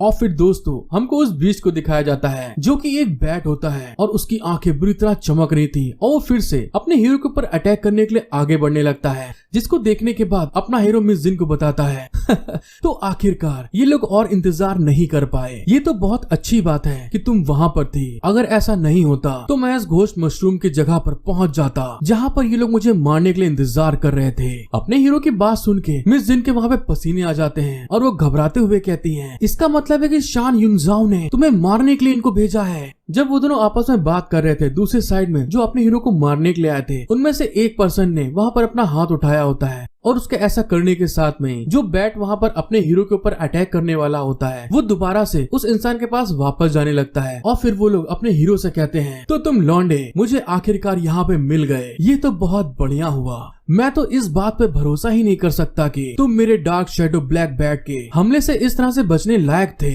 और उसके ये कहने के साथ में हमें पूरा ग्रुप दिखाया जाता है, जिसमें कि दोस्तों उस ग्रुप के साथ में कुछ बीस्ट और ऐड होते हैं और हमको पता चलता है ये लोग जो अपने हीरो को मारने आए हैं वो बीस्ट क्लैन से आए हैं। उन लोगों को देखने के बाद में मिस जिन वहाँ पे घबराते हुए चिल्ला के कहती हैं, क्या तुम लोग केवल साउथ वेस्ट में ग्रेट दलदल के पास इधर उधर घूमते नहीं रहते हो? तो फिर तुम लोग युआन माउंटेन के एरिया में क्यों आए हो? उन ग्रुप्स को देखने के बाद अपना हीरो अपने मन में सोचता है वो लोग सच में बीस्ट मास्टर हैं और वो एक साथ लड़ने के लिए अपने स्पिरिचुअल बीस्ट को वश में करते हैं और जिस कारण से कि उनके पास में 1, 2, 3 लोगों से ज्यादा पावर होती है। इससे पहले मैंने कभी भी बीस्ट मास्टर से लड़ाई नहीं की है और यहाँ तो उनमें से बहुत ढेर है। ये तो मेरे लिए सच में अच्छा नहीं है। जब अपना हीरो वहाँ पे इन सब चीजों के बारे में सोच रहा होता है, तभी जो बीस्ट मास्टर अपने हीरो को धमका रहा था, वहाँ पे उसकी मौत ले रहा था, वो वहाँ पर अपने सारे के सारे बीस्ट को रिलीज करते हुए कहता है, जाओ और उनको चीर फाड़ दो। और उसके ऑर्डर को मानते हुए उसके सारे बीस्ट गुस्से में आते हुए अपने हीरो की तरफ भाग के जाने लगते हैं। जब ले याओ वहाँ पे उन बीस्ट को उस पे और मिस जिन के ऊपर अटैक करते हुए देखता है, तो तुरंत वो मिस जिन के सामने आके खड़े होके कहता है, मिस जिन मेरे पीछे ही रहना। अपने हीरो को ऐसा करते हुए देखकर मिस जिन वहाँ पे हैरान हो गई थी कि सच में यार लौंडा बहुत ड्राइंग है। और दूसरे साइड में अपना हीरो अपने हाथों में स्पिरिचुअल पावर को गैदर करना स्टार्ट कर देता है। वो जो बीस्ट अपने हीरो के ऊपर भाग के आ रहे थे अटैक करने के लिए, उनके ऊपर रिलीज करने के लिए, और जैसे ही वो बीस्ट अपने हीरो के ऊपर अटैक करने के लिए आगे बढ़ रहे थे, तभी उतने में एक मॉन्स्टर उन बीस्ट के ऊपर एक जोर से घूंसा मारता है। और वहाँ पर कोई चिल्ला के कहता है, तुम सारे के सारे विलन्स मेरी इस तरह की हरकत से बुरा मत मानना। और हमको पता चलता है अपने हीरो के आगे जो हाथ आया था वो सच में एक बहुत बड़ा जाइंट हैंड होता है, जिसको देखते हुए अपना हीरो वहाँ पे घबरा जाता है। उसके भी वहाँ पे पसीने आने लगते हैं। और जब वो वहाँ पर उस बीस्ट को देखता है, तो वहाँ पर उस बीस्ट के ऊपर एक लेडी बैठी होती है, जिसको देखने के बाद में वो वहाँ पे चिल्ला के कहता है, ये बीस्ट के ऊपर तो लड़की है। और दूसरे साइड में वो जो बीस्ट होता है, जो लोग अपने हीरो को मारने आए थे, उनके सामने आकर बहुत मजे से स्माइल कर रहा था, जैसा कि आप देख सकते हैं। और उस बीस्ट को देखने के बाद में बीस्ट क्लैन के ग्रुप के लोंडों की पूरी तरह फट चुकी होती है। वो वहाँ पे कांपने लगते हैं। फिर हमको फाइनली उस बीस्ट की मास्टर को दिखाया जाता है, जो कि देखने में दोस्तों सच में एकदम हॉट ललंटा पटाखा बोले तो बूमबास्टिक होती है। और वहाँ पर वो उन लोगों से हंसते हुए कहती है, चलो फिर देखते हैं कि तुम सभी लोग इस बार कितनी दूर तक भाग के जा सकते हो। अपने मास्टर की बात सुन के वो जो बीस्ट होता है वो भी वहाँ पे हंस रहा था। और नेक्स्ट एपिसोड में दोस्तों देखने में बहुत मजा आने वाला है, क्योंकि इस जाइंट बीस्ट और उन क्लैन के साथ में बहुत भयानक फाइट होने वाली है। हेलो गाइस, एक बार फिर से becoming a god by teaching us 6 sisters के पार्ट 5 में आप सभी का वेलकम। एंड प्लीज गाइस मेरा सपोर्ट करें, एक लाइक सब्सक्राइब जरूर कर लें। और इसी के साथ चलते हैं आगे। एपिसोड की शुरुआत में हमें दिखाया जाता है वो जो लेडी अपने हीरो की मदद करने के लिए जाइंट एरंगाटॉन के ऊपर बैठ कर आई थी, वो वहाँ पर बीस्ट क्लैन की तरफ देखते हुए स्माइल करके कहती है, हेलो, तो तुम लोग कैसे हो सालो? और ये कैसी इत्तेफाक की बात है कि हम लोग फिर से मिल गए। उस लेडी की बात सुन के बीस्ट क्लैन का जो आदमी होता है वहाँ पे गुस्साते हुए कहता है, यू वेन लिंग इंपीरियल बीस्ट पैलेस की मास्टर होने के तौर पे हमारे ऐसे लोगों से परेशान क्यों है? और 3 महीने तक तुमने बिना रुके हमारा पीछा किया, आखिर तुम हमसे क्या चाहती हो? उन लोगों की बात सुनने के बाद यूवेन लिन उनकी तरफ देख के स्माइल करते हुए कहती है, बात कुछ ऐसी है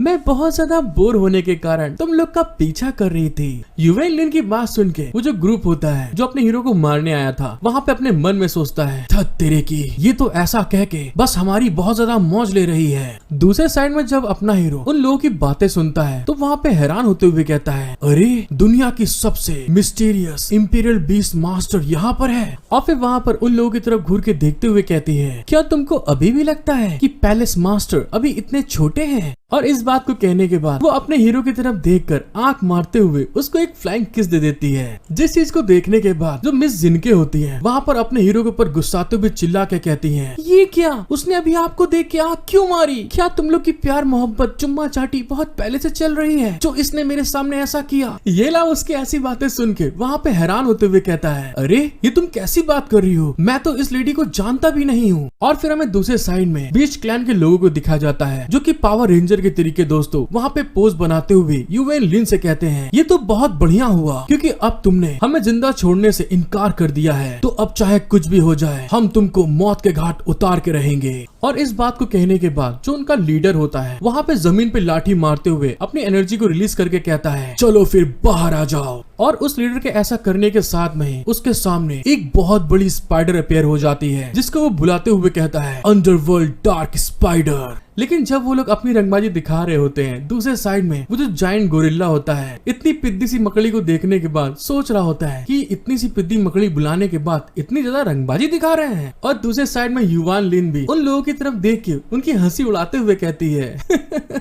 आखिर तुम लोगों ने इतनी छोटी सी चीज को बुलाने में बहुत ढेर सारे लोगों की जरूरत क्यों पड़ी? मतलब कि दोस्तों सम्मन करने के लिए, अपेयर करने के लिए, क्योंकि ये स्पाइडर इन सब की पावर को एक साइड ज्वाइन करने के बाद में अपेयर हुई है। जब युआन वेन की बातें मिस लिन सुनती हैं तो हैरान होते हुए कहती हैं, अंडरवर्ल्ड डार्क स्पाइडर का पॉइजन बहुत वीक होता है, यहाँ तक कि उसके जहर के कारण एक मुर्गी भी नहीं गिर सकती, तो फिर इस तरह के स्पाइडर को बुलाने का क्या फायदा हुआ। मिस लिन की बात सुन के अपना हीरो वहाँ पे अपने मन में कहता है, दया कुछ तो गड़बड़ है, यहाँ कुछ होने वाला है। और इस बात को कहने के बाद अपने हीरो ने अपनी वही रेवोल्यूशन डोमिनेशन आई को यूज करते हुए उस स्पाइडर के अंदर चेक करने लगता है। और जब वो स्पाइडर के अंदर देखता है तो उसके बॉडी के अंदर बहुत ढेर सारा वेनम इकट्ठा होता है, जिसको देखते हुए अपना हीरो मन में कहता है, ये अंडरवर्ल्ड डार्क स्पाइडर दूसरी स्पाइडर से बिल्कुल अलग है और इसकी बॉडी के अंदर बहुत ढेर सारा जहर मौजूद है। और फिर दूसरी तरफ हमें उन लोगों को दिखाया जाता है जिनका लीडर युआन लिन से कहता है, युआन लिन तुम्हारी हम पर इस तरह से हमला करने की हिम्मत कैसे हुई। और इस चीज को कहते हुए वो अपनी स्पाइडर के थ्रू उनके ऊपर एक पॉइजन वेब से अटैक करवा देता है, जिसका वेब सीधे उस ओरेंगुटान के ऊपर आगे की तरफ बढ़ रहा था। उस वेब को आते हुए देखकर जो युआन लिन होती है उनकी तरफ देख के उनकी मौत लेते हुए कहती है,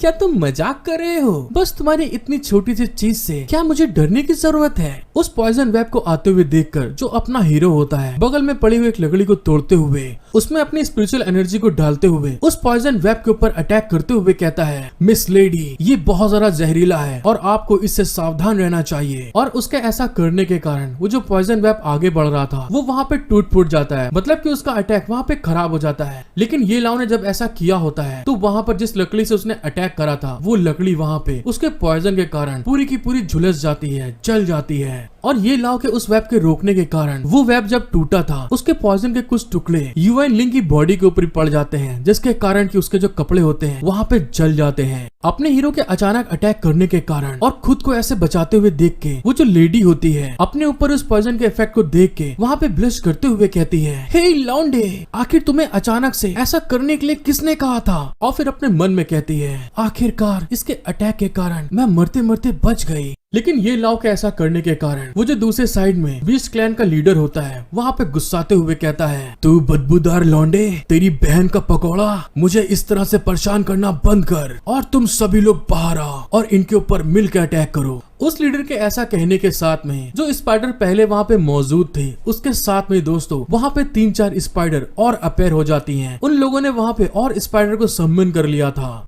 लेकिन इस बार अपना ओरेंगुटान वहाँ पे बहुत ज्यादा गुस्सा जाता है क्योंकि उसने लास्ट टाइम के स्पाइडर का अटैक को देख लिया था। और फिर युआन लिन अपने ओरेंगुटान से कहती है, वांग काई इन्हें मजेदार एक जोर का झटका दो। और अपने बीस्ट मास्टर की इस बात को सुनने के साथ में जो ओरेंगुटान होता है वो गुस्से में पहले से था और वहाँ पर उन स्पाइडर को दोस्तों पच पच पच चिपकाना स्टार्ट कर देता जमीन पे, मतलब कि दोस्तों पीस डालता है चटनी के तरीके। और फिर वहाँ पर एक स्पाइडर को उसकी खोपड़ी से पकड़ता है और जिस तरह दोस्तों किंग कॉन्ग मूवी में वैसे यहाँ पर इस ओरेंगुटान ने एक मकड़ी को पकड़ते हुए उसको बीच से अलग कर देता है, फाड़ देता है। और जब इस चीज को होते हुए दो मकड़ियां देखती हैं तो वहाँ पर वो फिर से अपने पिछवाड़े से दोस्तों अटैक कर देती हैं उस ओरेंगुटान के ऊपर पॉइजन का। लेकिन तभी वो जो ओरेंगुटान होता है उनका अटैक को आते हुए देखकर जिस मकड़ी को अभी उसने तोड़ा मोड़ा होता है उस मकड़ी को उनके पॉइजन के आगे कर देता है, जिसके इफेक्ट के कारण वो जो मकड़ी होती है वो वहाँ पर उस पॉइजन से पिघलना स्टार्ट कर देती है और वो ओरेंगुटान उस मकड़ी को सीधे उन दूसरी मकड़ी की तरफ फेंक देता है। और जैसा कि आप देख ही सकते हैं कि वो वहाँ पर कितना ज्यादा गुस्से में था।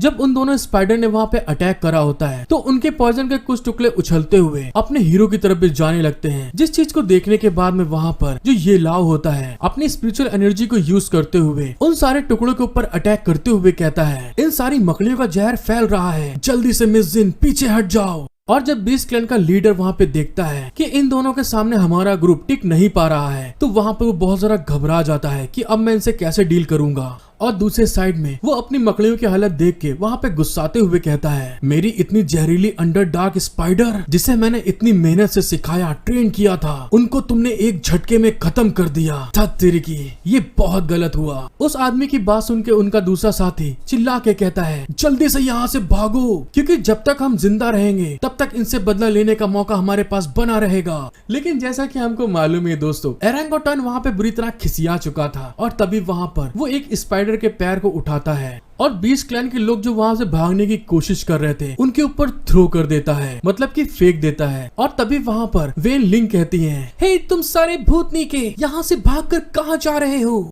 और वो जो स्पाइडर का लेग होता है दोस्तों वो बहुत ज्यादा बड़ा होता है और उस एरेंगाटॉन के थ्रो करने के कारण वो स्पाइडर लेग सीधे दोस्तों जिस तरह सीख कबाब होता है जो कभी आपने खाया है घुसा रहता है चिकन के अंदर, वैसे ही दोस्तों यहाँ पे स्पाइडर का लेग इन पांचों की लाइन से घुसता है एक साइड से और दूसरे साइड से निकल जाता है। एक साइड से आलू डालो, दूसरे साइड से सोना निकलेगा और एरेंगाटॉन के एक अटैक के कारण वो सारे के सारे सीख कबाब बन के वहीं पे नीचे गिर जाते हैं, जिसको देखते हुए युवेन लिंग कहती है, ओहो ये सच में कितनी कमजोर चिकन थे, मेरी हल्की सी सीख में ही इनकी सीख बोटी बन गई। और फिर वहाँ पर अपने एरेंगाटॉन से कहती है मुझे नीचे उतारो। अपने बीच से नीचे उतरने के बाद जो युवेन लिंग होती है ये लाओ के सामने जाकर उसकी तरफ देख के स्माइल करते हुए कहती है, आखिर कैसे तुमको उसके पॉइजन का पता कैसे चला? ये लाओ वहाँ पर उसकी इस बात को सुन के अपने हाथ की तरफ देख के कहता है, ये देखो मुझे भी कुछ चोटें आई हैं क्योंकि मैं तुम्हें वहाँ पर उस पॉइजन से बचाने की कोशिश कर रहा था। ये लाओ की चोट को देखने के कारण वहाँ पे वो जो युवेन लिंग होती है एकदम सीरियस हो जाती है, घबरा जाती है और उसकी चोट को देखते हुए कहती है, सौभाग्य से तुम्हें बहुत ज्यादा चोट नहीं आई है। और फिर वहाँ पर दोस्तों जो अपना ये लाओ होता है उसकी चोट को युवेन लिंग चाटने लगती है, जैसा कि आप देख सकते हैं। युवेन लिंग के इस तरह से चाटने के कारण जो अपना हीरो ये लाओ और मिस जिन होती हैं, दोनों को दोनों हैरान होकर चिल्ला के कहती हैं, अरे ये आप क्या कर रही हैं? और फिर मिस जिन वहाँ पे इसके ऐसी ठरकपन हरकत को देख के घबराते हुए ब्लश करके कहती है, तुम ये क्या कर रही हो मेरे आइटम के साथ में, चलो हटो दूर हो जाओ उससे। लेकिन तभी हमें दूसरी साइड में अपने हीरो येलाओ का हाथ दिखाया जाता है, जहाँ पर युवेन लिंग के चाटने के कारण उसकी जो चोट होती है अपने आप हील होने लगती है। और फिर युवेन लिंग ये लाओ की चोट को चाटते हुए मिस जिन से कहती है, मैं बस उसे जहर से बचाने की कोशिश कर रही हूँ, क्या ऐसा हो सकता है कि मेरे भाई के साथ मेरे मन में किसी तरह के गंदे ख्याल हो? युवेन लिंग की बात सुन के वो दोनों के दोनों एकदम से हैरान होके कहते हैं, क्या भाई? और इसी के साथ हमारा सीन शिफ्ट हो जाता है और थोड़ी देर बाद हमें दिखाया जाता है युवेन लिंग उसकी चोट को ठीक करने के बाद आगे की तरफ बढ़ते हुए कहती है, अच्छा तो ठीक है, अब तुम दोनों वापस जाओ और 2 दिन के लिए आराम करो, जिससे कि तुम्हारी चोट इंतजार के साथ में भर जाएगी। और फिर वहाँ पर ये लाओ के माथे के ऊपर वो अपनी फिंगर से मारते हुए कहती है, और तुम बेवकूफ लड़के, मैं तुम्हारी तीसरी सिस्टर हूँ, इंपीरियल बीस्ट पैलेस की रिस्पेक्टेड मास्टर, और तुम इतना जहर झेलने के लिए तैयार थे, तो क्या तुम्हें अब भी मेरे लिए इस अटैक को रोकने की जरूरत थी? ये लाओ जब अपनी सिस्टर को ऐसा एटीट्यूड में देखता है तो वहाँ पे हैरान होते हुए कहता है, क्या आप मेरी थर्ड मतलब तीसरी सिस्टर है? फिर वहाँ पर युवेन लिंग पीछे पलटकर अपने भाई को समझाते हुए कहती है, चूयू ने मुझे पहले ही बता दिया था कि तुम थोड़े बेवकूफ हो, जैसा कि हमें उम्मीद थी। और उसकी इस बात को सुन के अपना हीरो फिर से वहाँ पे शॉक्ड होते हुए कहता है, इसका मतलब कि आप 6 सिस्टर से मिल चुकी हैं? फिर वो आगे की तरफ बढ़ते हुए कहती है, हाँ बिल्कुल, उसने मुझे कहा था कि तुम थोड़ी मुसीबत में हो सकती हो और मैं तुम्हारे लिए रुकी और यहाँ पर थोड़ा इंतजार करके देखने लगी, और जब मैंने तुम्हें इन लोगों के साथ में लड़ते हुए देखा तो तुरंत मुझे याद आया कि इन गद्दारों का सफाया करना बहुत फायदेमंद होगा। और जब वो ऐसा बोल रही होती है तो बीस्ट क्लैन का जो लीडर होता है वहाँ पे जिंदा ताबे भी बुरी तरह तड़प रहा था और उसकी इस बात को सुन के वहाँ पे गुस्साने लगता है, और उसको ऐसा गुस्साते हुए देखकर युवेन लिंग उसकी चोट के ऊपर पैर से प्रेशर करते हुए कहती है, अब इस तरह से लड़ना बंद कर दो तुम, वरना तुम बेफालतू में ही पेल दिए जाओगे। और फिर वहाँ पर युवेन लिंग उसके चोट पर और प्रेशर करते हुए कहती है, तो तुम मुझे बताओ कि यहाँ पर तुम्हें किसने भेजा है? बोलो बोलो, जल्दी बोलो, मैं इंतजार नहीं कर सकती। लेकिन हाँ, मैं इस चीज के लिए तुम्हें अच्छा खासा समय दे सकती हूँ, लेकिन उस समय के दौरान तुमको बहुत ज्यादा पेन होगा। आई होप दोस्तों कि आप लोग को मेरा एक्सप्लेनेशन वीडियो बहुत पसंद आया होगा। सो प्लीज गाइस मेरा सपोर्ट करें, एक लाइक सब्सक्राइब जरूर करें और कमेंट करके बताएं मुझे कि इस पूरे वीडियो में आपको कौन सा पार्ट सबसे बिंदास लगा। हेलो गाइस, एक बार फिर से becoming a god by teaching 6 sisters के पार्ट 6 में आप सभी का वेलकम। अगर आपको मेरा वीडियो एक्सप्लेनेशन पसंद आता है तो प्लीज गाइस आप सभी से एक रिक्वेस्ट है कि मेरा सपोर्ट करें, एक लाइक और एक सब्सक्राइब जरूर करके जाएं, क्योंकि मेरी वीडियो को बहुत से लोग देख रहे हैं लेकिन सब्सक्राइब नहीं करते हैं। तो उन लोगों से मैं मेनली रिक्वेस्ट करता हूँ कि प्लीज सब्सक्राइब कर लें। और इसी के साथ चलते हैं आगे। एपिसोड की शुरुआत में हमें दिखाया जाता है बीस्ट क्लैन ग्रुप का जो लीडर होता है उसको युवेन लिंग ने वहाँ पे बांध लिया था और उससे पूछ रही थी, मुझे बताओ कि तुम्हें यहाँ पर किसने भेजा है? उसकी बात सुनने के बाद वहाँ पे वो गुस्साते हुए कहता है, तुम ये सब बस सपने में जान सकती हो, हम इंपीरियल बीस्ट हंटर अपने लोगों को धोखा देने के बजाय खुद से मरना पसंद करेंगे।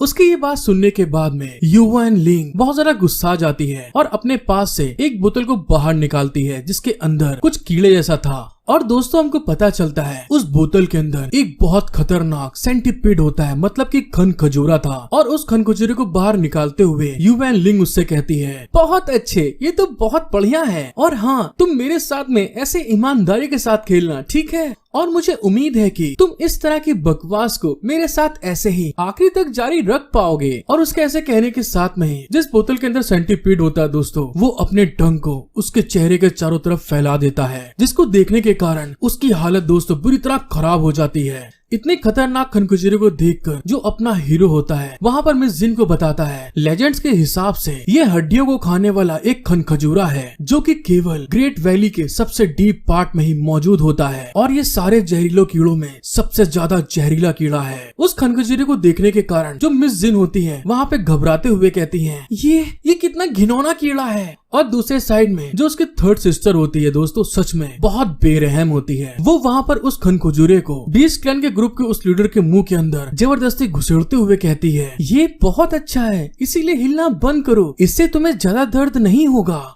इस चीज को देखने के बाद अपना हीरो मिस जिन को बताता है, ये जो खनखजूरा है ह्यूमन बॉडी में एंटर करने के बाद ये हमारे ब्लड वेसल के अंदर जाने के बाद उसको काटने लगता है, और इसी के कारण कभी कभी खुजली बहुत ज्यादा हो जाती है जिसको हम झेल भी नहीं सकते। और इसी के कारण दर्द बहुत भयानक हो जाता है कि जब तक ये कीड़ा हमारे इंटरनल पार्ट के आखिरी ऑर्गन को भी खा ना जाए। और जब इस चीज के बारे में वो बता रहा होता है, उतनी ही देर में वो जो खनखजूरा होता है दोस्तों, वो धीरे धीरे करके बीस्ट क्लैन के ग्रुप के उस लीडर के मुंह के अंदर धीरे धीरे घुसने लगता है। और जैसे ही वो खनखजूरा उसकी बॉडी के अंदर जाता है, उसको बेइंतहा पेन होना स्टार्ट हो जाता है। उसकी आंखें ऐसा लगता है कि जैसे किसी ने तोड़ दी हो कांच के तरीके, इतना ज्यादा दर्द हो रहा था। ऐसा होते हुए जब अपने हीरो की थर्ड सिस्टर देखती है तो उस आदमी से कहती है, मुझे जल्दी से बता दो और मैं तुम्हें आजाद कर दूंगी। उसकी बात सुनने के बाद वो जो आदमी होता है वहाँ पे छटपटाते हुए कहता है, ये लुआन है, ये लुआन यून है, और मैं इस समय हेवनली पाथ के टॉप पर पहुँच गया था।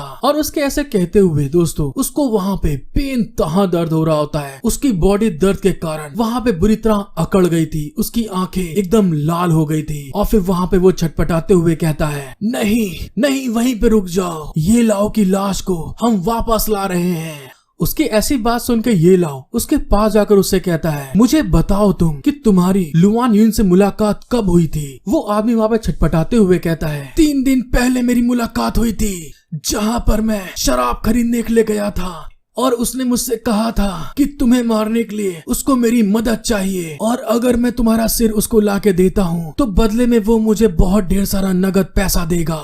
उस आदमी की बात सुनने के बाद अपना हीरो ये लाओ वहाँ पे कुछ सोचने लगता है, और तभी वहाँ पर जो उसकी थर्ड सिस्टर होती है अपने भाई से बोलती है, अगर तुम्हारा ये सब खत्म हो गया हो तो क्या मैं पूछताछ कर लूं? लेकिन तभी उतने में वो जो आदमी होता है गुस्साते हुए कहता है, मैं तुम्हें अब कुछ नहीं बताऊंगा, भले तुम मुझे मार डालो। और अपनी सिस्टर की बात सुनने के बाद जो ये लाओ होता है वहाँ पे पलट के जाते हुए कहता है, ठीक है सिस्टर, अब आपको जो करना है आप कर सकती हैं। और जैसा कि दोस्तों हम देख ही चुके हैं, जो उसकी थर्ड सिस्टर है वो बहुत ज्यादा भयानक है। और तभी वहाँ पर उसके पास जाने के बाद में वो उस आदमी से कहती है, जैसा कि तुमने मुझसे रिक्वेस्ट करी थी कि मैं तुमको मार डालूं, तो फिर ठीक है। और उसका ऐसे कहने के साथ में दोस्तों जो सेंटीपीड मतलब कि खनखजूरा उस आदमी के अंदर उसने घुसेड़ा हुआ था, वो वहाँ पर अपने हाथों के फिंगर को हिलाती है और इशारा करते हुए अपने सेंटीपीड को वापस बुला लेती है, जो कि वहाँ पर उस आदमी के सर को फाड़ते हुए सीधे बाहर निकल आता है। और उसके निकलने के साथ में उस खनखजूरे को वो जो उसकी थर्ड सिस्टर होती है सीधे उसी बोतल के अंदर डिवोर कर लेती है, मतलब अंदर डाल लेती है।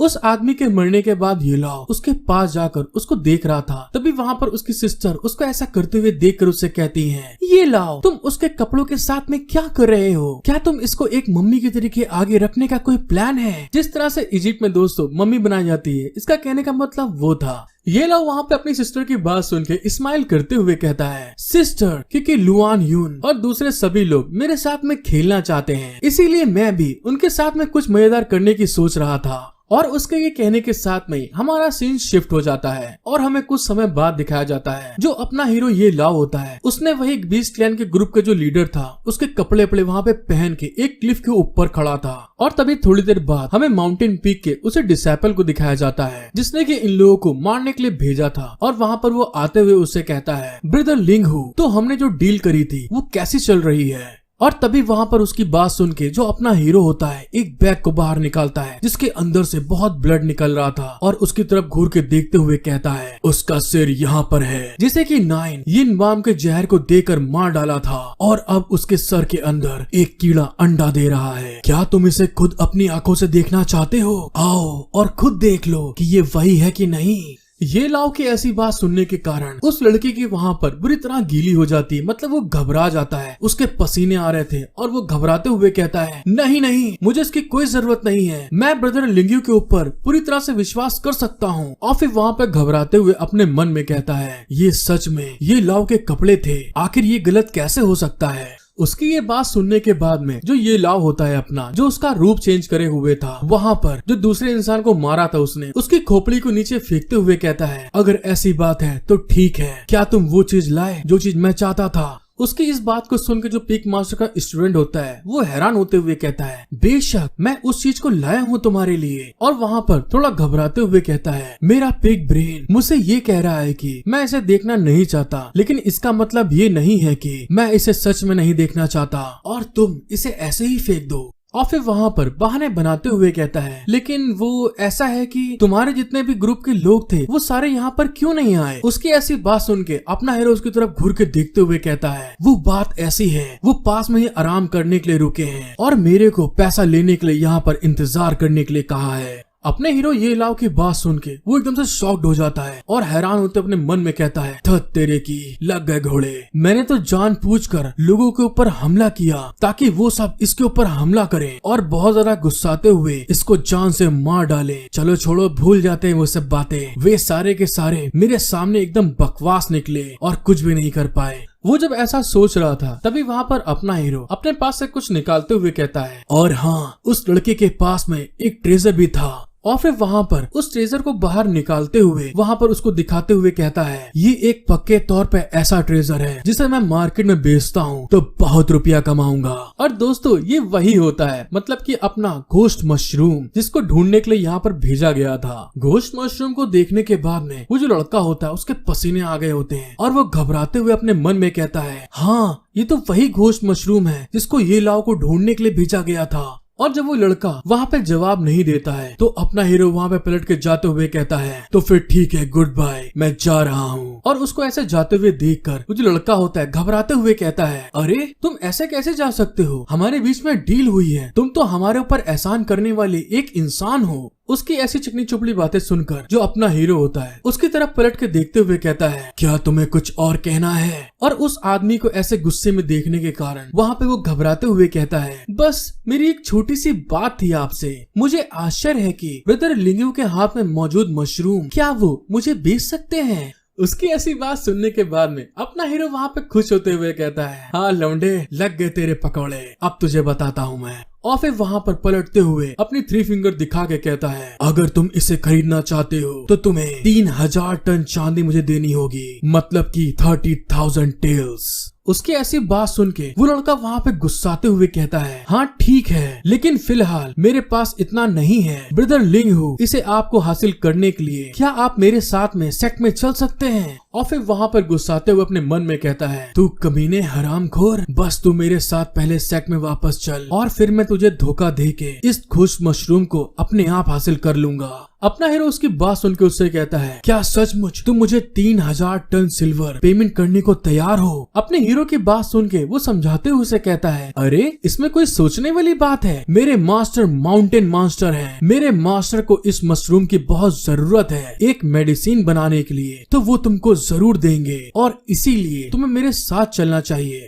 उन दोनों की बातें सुन के जो मिस जिन होती है वहाँ पे ब्लश करते हुए कहती है अरे वाह, ये लाव को देखो, वो कितनी बढ़िया एक्टिंग कर रहा है, वो बिल्कुल वही लग रहा है जिसको हमने मारा है। और तो और उसकी आवाज भी बिल्कुल उसी आदमी से मिलती जुलती है। उसकी सिस्टर भी वहाँ पे हैरान होते हुए कहती है हाँ यही तो सबसे बड़ी परेशानी पैदा करने वाली बात है, इसीलिए इसको एक सबक सिखाना बहुत जरूरी है। दूसरे साइड में दोस्तों हमें कुछ समय पहले का सीन दिखाया जाता है जहाँ पर ये लाओ उस आदमी के कपड़े पहनते हुए कहता है, वैसे सिस्टर मैंने सुना है कि शान युजियाओ के पास में एक सीक्रेट रूम है जहाँ पर वो अपने सारे मैजिकल आर्टिफैक्ट को इकट्ठा करके रखता है और मैं उसके सारे मैजिकल आर्टिफैक्ट को लेना चाहता हूँ। जब अपना हीरो इस चीज को कह रहा था, मिस जिन उस पल को याद करते हुए कहती है, ये लाओ के पास में पक्के तौर पर कोई बहुत बढ़िया प्लान होगा।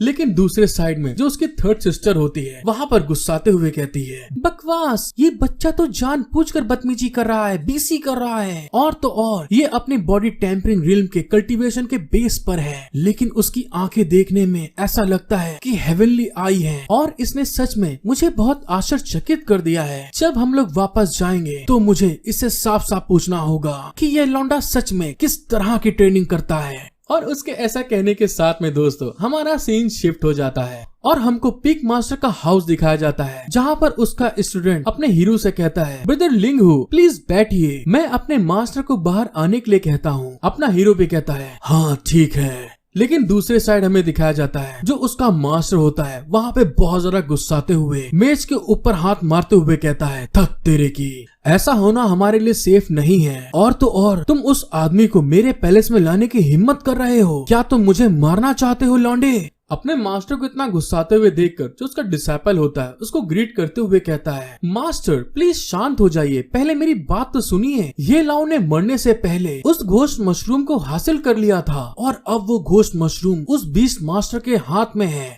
और मैंने उस घोस्ट मशरूम को हासिल करने के लिए इस बीस्ट मास्टर को धोखा देने का फैसला कर लिया है, जिसको कि ये बीस्ट मास्टर नहीं जानता। जैसे पीक मास्टर अपने डिसाइपल की बात सुनता है वो एकदम से शॉक्ड हो जाता है, क्या घोस्ट मशरूम उसके पास में है। और दूसरे साइड में अपना हीरो बड़े मजे से वहाँ पे बैठे हुए कहता है, वो दोनों बकचोद इंसान आपस में यही बातचीत कर रहे होंगे कि आखिरकार मुझे किस तरह से और कैसे मारेंगे।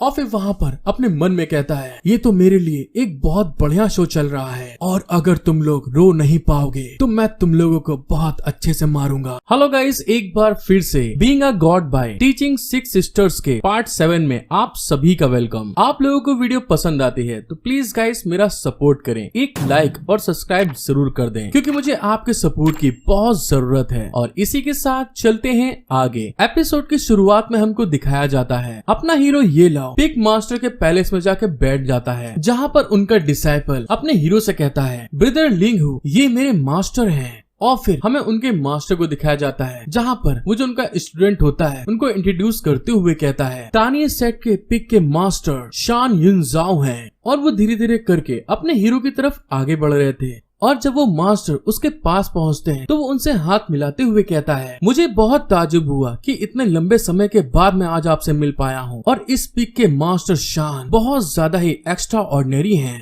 और मेरे लिए पिक मास्टर को खुद अपनी आंखों से देखने लायक होना ये कितना सौभाग्य की बात है, ये मैं बयां भी नहीं कर सकता। और इस बात को बोलते हुए वो पिक मास्टर के हाथ को वहाँ पे हेलो करते हुए दोस्तों खूब कस के दबा रहा होता है और इस तरह से उसके करने के कारण जो पिक मास्टर होते दोस्तों उनके वहाँ पसीने आ रहे होते हैं। इस साला एक तरफ मेरी तारीफ कर रहा है दूसरी तरफ मेरी ही ले रहा है, ये कैसा अश्लील इंसान है। लेकिन फिर भी वो अपने आप को संभालते हुए कहते हैं, मास्टर लिंगहू आपसे मिलना मेरे लिए भी बहुत सौभाग्य की बात है। और दूसरे साइड में दोस्तों पिक मास्टर के हाथ में बहुत सारा दर्द हो रहा था और वो उसको मसलते हुए आगे कहते हैं, वैसे मैंने सुना है कि आपके पास वो माउंटेन मशरूम है जिसकी मुझे जरूरत है, तो क्या आप मुझे उसे दिखा सकते हैं। पिक मास्टर की बात सुन के अपना हीरो वहाँ नौटंकी करते हुए कहता है, जरा 1 मिनट के लिए रुकिए, वैसे मैं भूल गया हूँ कि मैंने उसे कहाँ पे रखा था। अरे मैंने इसको यहीं कहीं रखा हुआ है। ये लाओ के ऐसे हरकत करते हुए देखकर जो दूसरे साइड में पिक मास्टर का स्टूडेंट होता है वहाँ पर उसको घूरते हुए अपने मन में कहता है, बस जल्दी करो और इसे बाहर निकालो फिर तुम्हारा गेम खत्म। लेकिन दूसरी तरफ जो अपना हीरो होता है अपनी जेब के अंदर बुरी तरह चेक करते हुए कहता है, ओफो मैंने यही तो रखा था, अब ये कहाँ जा सकता है। फिर वहाँ पे स्माइल करते हुए कहता है, अरे नहीं मैंने धोखे से बोन डिवोरिंग फायर एंड को बाहर निकाल लिया था और मुझे ऐसा लगता है कि जैसे आपके हाथ में वो आ गई थी, प्लीज आप चेक कर लीजिए। और दोस्तों पिक मास्टर वहाँ पे उसकी इस बात को सुन के एकदम से घबरा जाते हैं। उन दोनों मास्टर और डिसाइपल के बुरी तरह पसीने छूट रहे थे और पिक मास्टर अपने हाथ को देखते हुए चिल्ला के कहते हैं, क्या ये तुम कैसे कर सकते हो? और जब वो अपने हाथ को चेक करते हैं तो उनके हाथ में वो डिवोरिंग फायर एंड का एक डंक लग जाता है, जिसको देखते हुए घबरा के कहते हैं, ये तो एक डंक है। तुम बदतमीज कमीने, तुम्हारा ऐसा करने का मतलब क्या है? मैंने तो तुम्हारी तरफ दोस्ती का हाथ बढ़ाया था। उनको इस तरह चिल्लाते हुए देखकर अपना हीरो उनसे कहता है, बोन डिवोरिंग फायर एंड तियानलू रेगिस्तान से है और उनकी जो बॉडी है वो चावल से भी छोटी होती है, लेकिन उनका जो पॉइजन है वो बहुत भयानक है। फिर वो हमें आगे बताता है, अगर तुम 3 दिन के अंदर इस जहर को बाहर नहीं निकालोगे तो तुम जलकर खुद ही मर जाओगे। और हाँ, आपको घबराने की कोई जरूरत नहीं है। मैं तो बस हमारे बीच में होने वाले लेन देन को बस एक गारंटीड करना चाहता था कि आप मुझे जान से नहीं मारेंगे। और हाँ, तब तक तुम बिल्कुल भी चालाकी करने की कोशिश मत करना जब तक कि मैं यहाँ से सही सलामत बाहर नहीं निकल जाता। पिक मास्टर अपने हीरो का ऐसा नेचर देखने के बाद में वहाँ पे बहुत सारा गुस्साते हुए कहते हैं, तुमने कितना कहा था? 30,000 टेल्स था ना? बस यही तो कहा था। तो ठीक है, मैं आपको ये पहले ही दे दूंगा। अपना हीरो वहाँ पे उनकी बात सुन के हंसते हुए कहता है वैसे मैं आपको बताना चाहता हूँ, मैंने अपना इरादा बदल दिया है और अब मुझे 30 टेल्स के अलावा तुम्हारे युवान पीक के पवेलियन का ट्रेजर भी चाहिए। पिक मास्टर उसकी बात सुनने के बाद एकदम से हैरान होते हुए कहते हैं, तुम बदतमीज हरामखोर आवारा इंसान, क्या तुम यहाँ पर मेरे युवान पीक को लूटने के सोच के साथ में आए थे? लेकिन दूसरी तरफ जो उसका डिसाइपल होता है वहाँ पर अपने मास्टर को शांत करते हुए कहता है, मास्टर प्लीज आप शांत हो जाइए, आपका अभी गुस्सा होना सही बिल्कुल नहीं है। और फिर वहाँ पर अपने मास्टर के कान में उनको समझाते हुए कहता है, मैं इस लौंडे को ले जाऊंगा और जब तक कि आप उस चीज को ढूंढिए जिसकी मदद से आप इसके जहर को खत्म कर सकते हैं, और अगर आप इस तरह से इसके सामने खड़े होकर लड़ते रहे तो हम लोगों ने जो बहुत बड़ा प्लान बनाया है वो खराब हो जाएगा। उन लोगों को इस तरह से बकचोदी करते हुए जो अपना हीरो होता है वहाँ पर जमाई लेते हुए अपने मन में सोचता है, यहाँ पर इस तरह से बीस्ट मास्टर का दिखावा करना कितना ज्यादा यूजफुल है मेरे लिए। इस तरह से कम मैं उनको धोखा दे सकता हूँ और वो वापस मुझसे लड़ने की हिम्मत भी नहीं करेंगे। और मैंने तो उन्हें मारने के बारे में कभी सोचा भी नहीं था। मैं तो बस ये सोचता था कि मैं उन्हें सुई से भोंक भोंक कर खूब मजा करूंगा। फिर हमें थोड़ी देर बाद का सीन दिखाया जाता है जहाँ पर पीक मास्टर का डिसाइपल अपने हीरो को कहीं पे ले जाते हुए कहता है, क्योंकि ब्रदर लिंगू को हमारे ट्रेजर में बहुत ज्यादा इंटरेस्ट है तो फिर ठीक है, मैं आपको वहाँ पर ले चलता हूँ। जब पीक मास्टर का डिसाइपल अपने हीरो को वहाँ से ले जा रहा होता है, दूसरे साइड में जो पीक मास्टर होता है वहाँ कहीं और जाने लगता है, जिसको देखने के बाद अपना हीरो मन में सोच रहा था, शान युनजाओ हमारे साथ नहीं आ रहा है, कहीं ऐसा तो नहीं क्या वो मेरे जहर को किसी तरह से इसको तोड़ निकालने की कोशिश कर रहा है? लेकिन फिर वो उसको देखने के बाद अपने मन में हंसता है लेकिन जब तक मैं वापस लौटूंगा तुम्हारे इतने सालों की मेहनत बेफालतू में बर्बाद हो जाएगी। और इसी के साथ हमारा सीन शिफ्ट होके बेगुआ पीक पे आ जाता है, मतलब माउंटेन पे आ जाता है, जहाँ पर पीक मास्टर किसी के सामने आते हुए कहते हैं, पीक मास्टर सॉन्ग प्लीज मुझे बचा लो आप। और फिर वहाँ पर अपने हाथ को आगे दिखाते हुए कहते हैं, मुझे एक बीस्ट मास्टर हंटर के द्वारा मेरे हाथ में एक फायर एंट का पॉइजन डाल दिया गया है, प्लीज इस जहर को डिटॉक्स करने में मेरी मदद करिए। फिर हमको उस पीक मास्टर को दिखाया जाता है जो कि दोस्तों एक लोटस फ्लावर के ऊपर बैठी थी और वो उनकी ऐसी बात सुन के घूर के देखते हुए कहती हैं, वैसे अधिकतर बीस्ट मास्टर अपने हाथों में नमी बना के रखते हैं, तो फिर उनके हाथ में फायर एंट कैसे हो सकती है? मुझे दिखाओ तुम्हें चोट कहाँ पर आई है? उनकी बात सुन के पीक मास्टर उनके पास जाकर चोट को दिखाते हैं, जिसको देखते हुए वो आगे कहती हैं, फायर एंट का पॉइजन बहुत ज्यादा खतरनाक है जो कि बॉडी में छाले छोड़ देता है, लेकिन जो आप मुझे दिखा रहे हैं वो बिल्कुल उससे अलग है। उनकी बात सुनने के बाद पीक मास्टर वहाँ पे घबराते हुए कहते हैं, लेडी क्या ऐसा हो सकता है ये किसी तरह की न्यू फायर एंट हो? इस चीज को सुनने के बाद वो लेडी भी थोड़ा सा सोचते हुए कहती है, वैसे ये बीस्ट मास्टर कहाँ से आया है? मुझे पहले उसके बारे में साफ साफ बताओ जिसने तुम्हारे ऊपर हमला किया है। और इसी के साथ दोस्तों हमारा सीन शिफ्ट हो जाता है। जो कुछ भी अपने झंडू पीक मास्टर को पता होता है वो सब कुछ उन लेडी को बता दिया था, जिसको सुनने के बाद में वो वहाँ पे सोचते हुए कहती है, वैसे मैंने जो कुछ भी देखा उसमें कोई शक नहीं है कि किसी ने आपके छाती के पीछे छुरा भोगने की कोशिश की है, और आपने मुझसे कहा कि उस लौंडे ने तुम्हें जान से मार डालने के लिए ऐसा किया। क्या तुम्हारे पास कोई सबूत है? उनकी बात सुनने के बाद जो पीक मास्टर होते हैं वहाँ पर उनको बताते हैं वो रॉयल इंपेरियल बीस्ट में से एक है जिसका नाम लुआन यून है। रॉयल की हेड बीस्ट हंटर फोर्स बहुत पहले इस वैली में फेंक कर चली गई थी और ये सब होते हुए उसे मैंने अपनी आंखों से देखा। पीक मास्टर की बात सुनने के बाद वो जो दूसरी लेडी होती है वहाँ पे सोचते हुए कहती है, ये तुम किस तरह की बेफालतू की बात कर रहे हो बुढ़ऊ? आखिर रॉयल बीस्ट हंटर इस बात को कैसे जान सकते हैं कि तुम्हारा युआन पीक के अंदर किस तरह का एक बहुत बड़ा ट्रेजर मौजूद है? और मेरा सोचना ये है कि ये तुम्हारे उसी लौंडे का काम होना चाहिए जिसका नाम ये लाओ है और तुम्हें उसने धोखा देने की कोशिश की है। उस लेडी की बात सुनने के बाद में जो पीक मास्टर होते हैं वहाँ पे बहुत सारा घबरा जाते हैं, उनके पसीने आ रहे होते हैं और वो चिल्ला के कहते हैं, क्या सीनियर ये कैसी बात कह रही हैं आप? और दूसरे साइड में जो पीक मास्टर का डिसाइपल होता है अपने हीरो को आगे ले जाते हुए कहता है, ब्रदर लिंगहू प्लीज ये देखिए, ये हमारे पीक माउंटेन का ट्रेजर पवेलियन है। हालांकि यहाँ पर जितने भी टॉप युआन ट्रेजर्स हैं उनकी तुलना इनर गेट से नहीं की जा सकती है, लेकिन दूसरे सेक्टर में जितना भी ट्रेजर रखा है उनमें से ये टॉप ग्रेड का है। क्या यहाँ पर कुछ है जो ब्रदर लिंगो को पसंद आया है तो प्लीज बस जाइए और ले लीजिए। जब उस ट्रेजर हाउस में अपना हीरो जाके देखता है तो वहाँ पे जितने भी सामान होते हैं सारे के सारे बुरी तरह से चमक रहे थे क्योंकि वो ट्रेजर है यार, ऐसा करना बनता है। और उनको देखते हुए अपना हीरो कहता है, क्या केवल यही सब ट्रेजर तुम्हारे पास है? उसकी ऐसी बात सुन के जो पीक मास्टर का स्टूडेंट होता है वहाँ पे शॉक्ड होते हुए कहता है, हाँ लेकिन क्या ये आपके लिए काफी नहीं है जो आपको चाहिए? उनमें से एक ट्रेजर को उठाते हुए अपना हीरो देख के अपने मन में कहता है, ये तो बस टूटा हुआ तांबे और लोहे का बना है, ये मेरे आगे एक कचड़े से ज्यादा कुछ भी नहीं है। क्योंकि जब मैं अपनी 9 रेवोल्यूशन डोमिनेशन आई से देखता हूँ तो इसमें कुछ भी स्पेशल नहीं है। और इस बात को कहने के बाद अपना हीरो जब अपनी 9 रेवोल्यूशन डोमिनेशन आई को एक्टिवेट करते हुए देखता है तो वहाँ पर जितना भी ऑरा होता है एक जगह पर बहुत ज्यादा इंटेंस होता है, जिसको मन में देखते हुए सोचता है वो वहाँ पर कुछ जरूर है।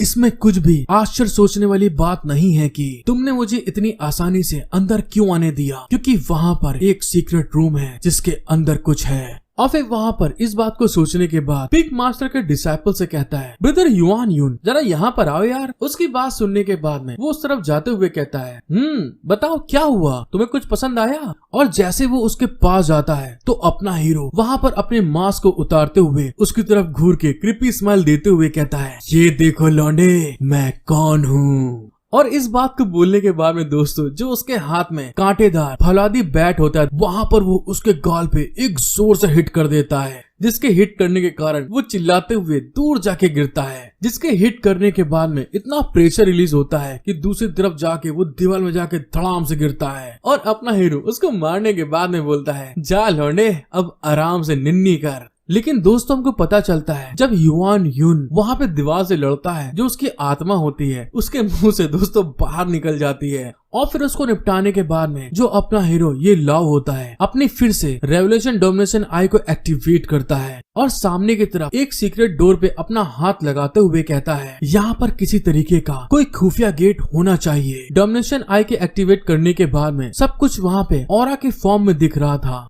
और इस बात को कहने के बाद में वहाँ पे वो उसको दबा देता है, जिसको देखते हुए कहता है, हाँ यही मुझे चाहिए था, ये गेट मुझे मिल गया। और उसके गेट को दबाने के बाद में वो गेट धीरे धीरे करके वहाँ पे ओपन होने लगता है जो कि एक सीक्रेट गेट होता है। लेकिन दूसरी तरफ हमें पीक मास्टर और उस लेडी को दिखाया जाता है जो कि तुरंत बहुत स्पीड में अपने स्वॉर्ड पे बैठते हुए अपने ट्रेजर को बचाने के लिए आगे की तरफ उड़ के जा रहे थे। जहाँ पर जाते हुए पीक मास्टर उस लेडी से कहते हैं, सीनियर चाहे कुछ भी हो जाए वो लौंडा हमारा सीक्रेट रूम नहीं ढूंढ पाएगा। उसकी बात सुनने के बाद वो लेडी कहती है, हाँ ऐसा ही हो तो बढ़िया है, वरना तुम्हारी दैया मैया होने में कोई कमी नहीं रह जाएगी। और इसके अलावा मैं तुम्हें बता दूं, अगर वहाँ पे उसको वो ट्रेजर हाउस मिल जाता है तो तुम्हारे लिए सब कुछ खत्म हो जाएगा। हेलो गाइस, एक बार फिर से becoming a god by teaching us 6 sisters के पार्ट 8 में आप सभी का वेलकम। अगर आपको मेरा वीडियो एक्सप्लेनेशन पसंद आता है तो प्लीज गाइस आपसे एक दिल से रिक्वेस्ट करता हूँ कि मेरे चैनल पे एक लाइक सब्सक्राइब जरूर कर दें। और इसी के साथ चलते हैं आगे। एपिसोड की शुरुआत में हमको दिखाया जाता है जो अपना हीरो होता है ये लाओ उस सीक्रेट डोर को ओपन करने के बाद में सीधे वहाँ पे अंदर आ जाता है और वहाँ के ट्रेजर को देखने के बाद एकदम हैरान हो गया था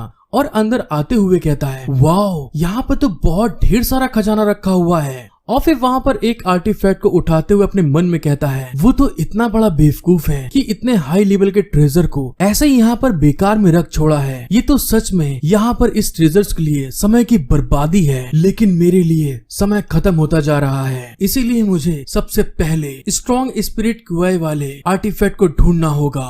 और दोस्तों अब हम लोग अपने इस स्पेशल आई टेक्निक को स्टार आई टेक्निक कहेंगे, जिससे कि हमें ज्यादा बोलने में प्रॉब्लम ना हो। और तभी वहाँ पर वो अपनी स्टार आई टेक्निक को एक्टिवेट कर देता है, जिसके एक्टिवेट करने के बाद में जितना भी ट्रेजर और जो कुछ भी वहाँ पे रखा होता है दोस्तों, वो सब कुछ एक ऑरा स्पेशल फॉर्म में उसको दिखना स्टार्ट हो जाता है, जिसमें कि नॉर्मल आर्टिफैक्ट उसको पर्पल कलर में दिखते हैं और उसी में से एक जो बहुत स्पेशल आर्टिफैक्ट होता है उसको वहाँ पे एक गोल्डन कलर में दिखता है, जो कि एक स्वॉर्ड होती है। और उसको वहाँ पे देखते हुए अपना हीरो कहता है हाँ वहाँ है एक डिवाइन आर्टिफैक्ट। जब अपना हीरो सारे आर्टिफैक्ट को हटा के अपने उस आर्टिफैक्ट को देखता है तो उसके अंदर से बहुत ढेर सारी स्पिरिचुअल एनर्जी रिलीज हो रही थी। ये सच में एक मोस्ट स्पिरिचुअल क्यूआई आर्टिफैक्ट है। और जैसे वहाँ पे उस शॉट को देखने के बाद वो उठाने की कोशिश करता है तो उस शॉट का वेट बहुत ज्यादा हैवी होता है, जिसमें उठाने में उसको बुरी तरह पसीने आ रहे थे। और वहाँ पे वो उठाते हुए कांपते हुए कहता है इसको उठाना तो सच में बहुत मुश्किल है, अगर मेरी बॉडी टेरेंट 9 राउंड में नहीं होती तो शायद मैं उसको उठाते हुए यहाँ पे मारा गया होता।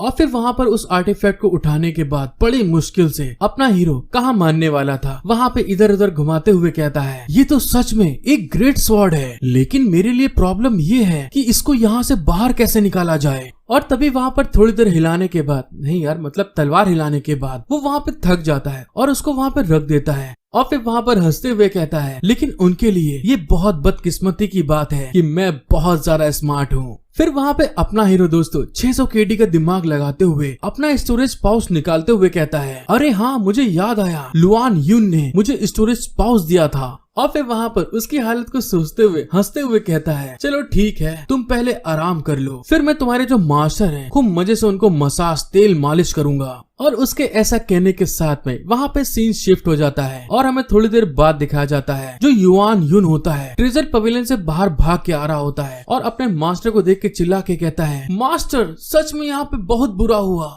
और फिर अंदर की तरफ इशारा करके कहता है वो जो लौंडा था मुझे मार के अंदर निकल गया और मुझे अब नहीं पता कि वो कहाँ पे गया है। मुझे दूसरी लेडी आई थी युआन लाओ से कहती हैं क्या तुमको पक्का लगता है कि वो कमीना हरामखोर ये लाओ यहाँ पे आया था। अभी तक दोस्तों उसने कुछ बोला भी नहीं होता है और वो लेडी गुस्से में अंदर की तरफ जाते हुए चिल्ला के कहती है चलो जल्दी चलो सीक्रेट रूम को देखो चल के, कहीं ऐसा ना हो उसने सारे ट्रेजर को चुरा लिया हो। और उसकी ये बात सुन के जो पीक मास्टर होते हैं वो भी तुरंत अंदर की तरफ जाने लगते हैं। लेकिन तभी जो युआन लाओ होता है अपने मास्टर के कपड़े को पकड़ते हुए कहता है मास्टर आप वहाँ कहाँ जा रहे हैं, पहले हमें फाइल रूम में जाकर देखना चाहिए, क्योंकि मैंने उस आदमी को कहते हुए सुना था कि वो हमारी कीमती पिल्स को चुराना चाहता है। अपने डिसाइपल की बात सुन के जो पीक मास्टर होते हैं वहाँ पे हैरान होते हुए कहते हैं क्या ये क्या कह रहे हो तुम। और अपने डिसाइपल की बात सुनते हुए उस तरफ भाग के जाते हुए कहते हैं ये लाओ तुम सीक्रेट रूम में कभी नहीं जा सकते। ऐसा लगता है कि वो इस बात को नहीं जानता था, वे सभी आइटम्स इलीगल हैं, मतलब कि अवैध हैं।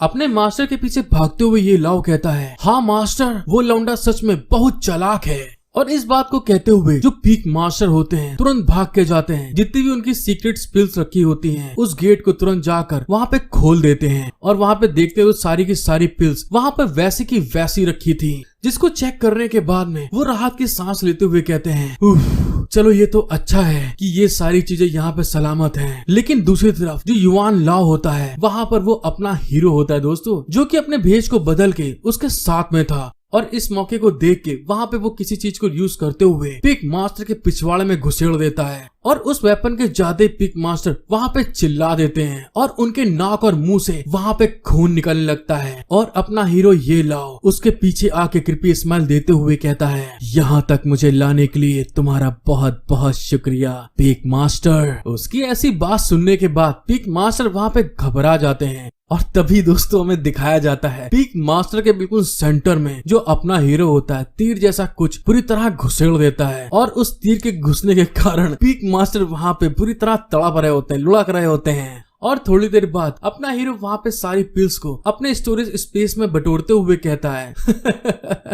तुम तो सच में बहुत बढ़िया हो जो कि मुझे यहाँ पे लुटवाने के लिए सारी चीजें ले आए। और दूसरे साइड में पीक मास्टर उस तीर के घाव को अभी तक बर्दाश्त नहीं कर पाते जो उनके पिछवाड़े में घुसा था। और फिर वहाँ से जो अपना लौंडा होता है जाते हुए पीक मास्टर के पिछवाड़े पे 2 हाथ मारते हुए कहता है पीक मास्टर तुम तो बहुत बढ़िया हो, इसके लिए धन्यवाद। और उसके ऐसा करने के कारण पीक मास्टर के दर्द होता है और वो चिल्लाते हुए कहता है ये लाओ, बस तुम मेरा इंतजार करो, मैं तुम्हें दिखाऊंगा कि मैं क्या कर सकता हूँ। और इसी के साथ हमारा सीन शिफ्ट हो जाता है और कुछ समय बाद हमें अपने येलाओ का हाउस दिखाया जाता है जहाँ पर मिस जिन उसके ट्रेजर को देखते हुए कहती हैं तो फिर तुमने अपनी ट्रिक को यूज करते हुए शान युजियाओ के हाथ से सारा का सारा ट्रेजर ले लिया, तुम तो सच में बहुत औसम हो। लेकिन क्या पीक मास्टर जितना उनका नुकसान हुआ है उसे वापस लेने के लिए नहीं आएंगे? ये लाओ वहाँ पे मिस जिन की बात सुनने के बाद में अपनी डिवाइन सॉर्ड को साफ करते हुए हंस के कहता है हाँ तो क्या हुआ, शान युजियाओ इन सारी प्रॉब्लम को होते हुए देखकर अपने आप ही गुस्से में मर जाएगा। अपने हीरो की बात सुन के जो मिस जिन होती है वहाँ पे हैरान होते हुए घबरा के कहती हैं तो फिर जल्दी करो, जब वो लोग जानते हैं पहले से ही कि तुमने ये सब किया है और वो किसी भी समय तुम्हें मारने के लिए यहाँ पर वापस आ सकते हैं। मिस जिन की बात सुन के जो अपने हीरो की थर्ड सिस्टर होती है वहाँ पे बड़े एटीट्यूड में कहती है अरे तुम किस बात से डर रही हो, जबकि तुम मेरे साथ में यहाँ पर हो, चाहे खुद एम्परर भी यहाँ पर आ जाए भी मेरे भाई को छू नहीं सकते हैं। अपने सिस्टर की इतनी लंबी लंबी छोड़ने के कारण अपना हीरो भी थोड़ा घबराते हुए कहता है सिस्टर वैसे तुम यहाँ पर रह सकती हो लेकिन यहाँ पर तुम्हें कुछ भी नहीं करना है। अपने भाई की ऐसी बात सुन के वहाँ पे वो चिल्लाते हुए कहती है लेकिन क्यों, वे लोग तो तुम्हें यहाँ पे मारना चाहते हैं तो मैं तुम्हारी मदद क्यों नहीं कर सकती हूँ। अपनी सिस्टर को घबराते हुए देखकर अपना हीरो उसको समझाते हुए कहता है मेरी सो स्वीट और ब्यूटीफुल सिस्टर, अच्छा मुझे ये बताओ क्या तुम गोली मारने के बाद में गायब हो जाओगी? बस यही एक पॉइंट है मेरा। और हाँ इसके अलावा उनके पास ऐसा कोई भी सबूत नहीं है जिससे कि मुझे लगता है कि वो मुझे पकड़ने के लिए यहाँ पर आएंगे। जैसे ही दोस्तों अपने हीरो ने इस बारे में बोला होता है तभी अचानक से कोई वहाँ पे चिल्ला के कहता है ये लाओ बाहर निकल के आओ। और इस आवाज को सुन के वो सारे के सारे वहाँ पे थोड़ा शॉक्ड हो जाते हैं। लेकिन दूसरी तरफ जो अपना हीरो ये लाओ होता है वहाँ पे स्माइल करते हुए कहता है अरे वो देखो आखिरकार वो लोग यहाँ वापस आ गए। और तभी हमको दोस्तों दिखाया जाता है जो पीक मास्टर का स्टूडेंट होता है वहाँ पर उसकी हालत बहुत बुरी हो चुकी होती है ये लाओ के मारने के कारण। और वहाँ पे वो गुस्साते हुए कहता है ये लाओ कमीने तू बाहर निकल के आ वरना मैं तुम्हारे घर को जला दूंगा। और जैसा कि दोस्तों आप देख सकते हैं पीक मास्टर को वो भी बेचारे वहाँ पे टेढ़े मेढ़े होके आए होते हैं। ये लाओ उनकी बात सुन के बड़े एटीट्यूड में आगे की तरफ बढ़ के आते हुए कहता है ओहो क्या बात, पीक मास्टर यहाँ पर आए हैं, आखिर ऐसा क्या हुआ जिससे कि पीक मास्टर मुझसे गुस्सा है? तो मुझे बताइए आपके बवासीर का जो प्रॉब्लम था क्या पहले से सही हुआ कि नहीं? पीक मास्टर दोस्तों उसकी ऐसी बात सुन के वहाँ पे बहुत ज्यादा गुस्सा जाते हैं, बुरी तरह से उनकी जल चुकी होती है। लेकिन तभी जो उनका डिसाइपल होता है अपने हीरो के सामने आते हुए कहता है तुम यहाँ पे इतने शरीफ ज्यादा बनने की कोशिश मत करो, तुमने युआन पीक पे आकर उसको लूटने की कोशिश की है और तुमको यहाँ के नियम के हिसाब से सजा दी जाएगी। उस लौंडे की ऐसी बात सुन के जो अपना हीरो होता है वहाँ पे गुस्साते हुए कहता है शान युजियाओ तुम मुझे दोषी ठहराने से पहले मुझे सबूत दिखाओ, क्योंकि तुमने कहा कि मैं युआन पीक में आकर वहाँ पे चोरी की है, तो क्या तुम्हारे पास इसका कोई प्रूफ है? अपने हीरो की इस बात को सुनने के बाद में जो युआन पीक के मास्टर होते हैं और उनका डिसाइपल दोनों के दोनों नीलबट्टा सन्नाटा हो जाते हैं, उनके पास कुछ भी बोलने के लिए नहीं था। लेकिन फिर वहाँ पर जो पीक मास्टर होते हैं आगे बढ़ते हुए गुस्सा के कहते हैं मैं आपको सबक सिखाने के लिए यहाँ पर आया हूँ क्योंकि मैं युआन पीक का मास्टर हूँ और तुम एक ट्रेनी होने के नाते तुम्हारे लिए ये एक बहुत जरूरी सबक है, और तो और मुझे ऐसा लगता है कि तुम इसी लायक हो। युआन पीक के मास्टर ने जैसे इस बारे में बोला होता है तभी उनके पीछे से एक स्पिरिचुअल एनर्जी की रे ऊपर आसमान की तरफ निकल के जाती है, जिसको देखने के बाद में वो एकदम से हैरान हो जाते हैं। और तभी वो रे ऊपर आसमान में जाने के बाद में दोस्तों एक फीनिक्स का फॉर्म ले लेती है और उस फीनिक्स को देखने के बाद में युआन पीक के मास्टर की बुरी तरह फट चुकी होती है उस फिनिश को देखने के बाद में जो अपना हीरो होता है अपनी सिस्टर को समझाते हुए कहता है, अरे दीदी तुम क्या कर रही हो यहाँ पे? आखिर तुम क्या सोचकर अपनी बर्ड को यहाँ पर लेके आई हो? क्या तुमको ऐसा नहीं लगता कि इनके रिक्वेस्ट के अकॉर्डिंग ये बहुत गलत है? कुल मिला के दोस्तों यहाँ पर वो युआन पिग के मास्टर की मौज ले रहा था अपनी दीदी को समझाते हुए। जब युआन पिग का मास्टर इतनी पावरफुल फिनिक्स को अपने सर के ऊपर देखता है तो जितना भी उसका टेम्पर हाई था वो सारा का सारा दोबारा से दोस्तों उसके गोटे में चला जाता है और वहाँ पे वो खांसते हुए कहता है, वो मुझे नहीं पता था कि इस लेडी का नाम क्या है और आप मेरे ताई सेक्ट में क्या कर रही हैं। और इस बात को बोलने के बाद में वो वहाँ पे अपने मन में कहता है, क्या ये 9 हेवंस थंडर फ्लाइंग बर्ड की टॉप स्पिरिट बीस्ट नहीं है? आखिरकार ये औरत मेरे सेक्ट में क्या कर रही है? माउंटेन पीक मास्टर को इतना ठंडा देखकर जो थर्ड सिस्टर होती है वहाँ पर घूर के उसकी तरफ देखते हुए कहती है, मैं रॉयल पैलेस के बीस्ट मास्टर युएन लिंग हूँ। ये लाओ मेरा भाई है और तुम उससे मिलने के लिए आए और फिर उसको धमकी देने की कोशिश कर रहे हो। तुम्हारी हिम्मत कैसे हुई? और तो और मुझे लगता है कि तुम्हारे राय में तुम मेरे भाई को मारना चाहते हो। थर्ड सिस्टर की बात सुनने के बाद जो माउंटेन पीक के मास्टर होते हैं उनकी तो बुरी तरह फट चुकी होती है दोस्तों, वो भी पहले से ज्यादा। जब उसकी 6 सिस्टर मिलने आई थी और वहाँ पे वो घबराते हुए अपने मन में कहते हैं, क्या 10,000 बीस्ट की क्वीन युएन लिंग यहाँ पर आई है? उन लोगों की इस तरह की बहस को दूर खड़ा कोई इंसान सुन के हंसते हुए कहता है अरे वाह, ये तो सच में एक बहुत बढ़िया शो था। और तभी दोस्तों हमें उनको दिखाया जाता है और उनका नाम लाओ टेनक्यू होता है, क्योंकि वहाँ के सारे बवाल को देखते हुए हंस के कहते हैं, वैसे इस लौंडे का बैकग्राउंड इतना बुरा भी नहीं है, ये तो सच में बहुत मजबूत है। और फिर वहाँ पर वो अपनी दारू की बोतल को दोस्तों वहाँ पे खोल के पीते हुए कहते हैं, इस लड़की को देखने के बाद में सॉन्ग हिंग्यू ने आगे बढ़ने की हिम्मत भी नहीं करी। हेलो गाइस, एक बार फिर से becoming a god by teaching 6 sisters के पार्ट 9 में आप सभी का वेलकम। आपको वीडियो पसंद आती है तो प्लीज गाइस एक लाइक और सब्सक्राइब जरूर कर दीजिएगा। एपिसोड की शुरुआत में हमें दिखाया जाता है युएन लिन पिग मास्टर की तरफ घूर के देखते हुए कहती है, क्या तुम पिग मास्टर शान नहीं हो जो प्रॉब्लम को सॉल्व करने के लिए मेरे भाई की तलाश में यहाँ पर आए हो? बोलो, चुप मत रहो और मैं वादा करती हूँ कि मैं तुम्हारे मैटर में इन्वॉल्व नहीं होंगी। बीस्ट मास्टर युएन लिन की इस बात को सुन के जो पीक मास्टर होते हैं वहाँ पर वो घबराते हुए कहते हैं, गलतफहमी, बस ये गलतफहमी है। मैं तो बस यहाँ पर खास तौर पे देखने आया था कि ट्रिप के बाद ब्रदर ये लाओ अच्छे से खा पी रहे हैं कि नहीं। और तभी वहाँ पर सॉन्ग लिंग्यू खूब गुस्से में आगे बढ़ते हुए कहती है, ये सारा मैटर ताई सेट के अंदर है और बाहरी लोग यहाँ आकर अपनी टांग को घुसेड़ नहीं सकते हैं। और फिर वहाँ पर अपने हीरो की सिस्टर के सामने आकर खूब सेक्सी अंदाज में खड़े होके कहती है, युएन पैलेस लॉर्ड यहाँ पर खुद आई हैं और मैंने नेचुरली उनका स्वागत नहीं किया, लेकिन अगर वो इस सेट के मामलों में अपनी लेग पीस डालती हैं, मतलब कि टांग घुसेड़ती हैं, तो इसका मतलब ये हुआ कि ताई सेट आपकी नजर में कुछ भी मायने नहीं रखता है।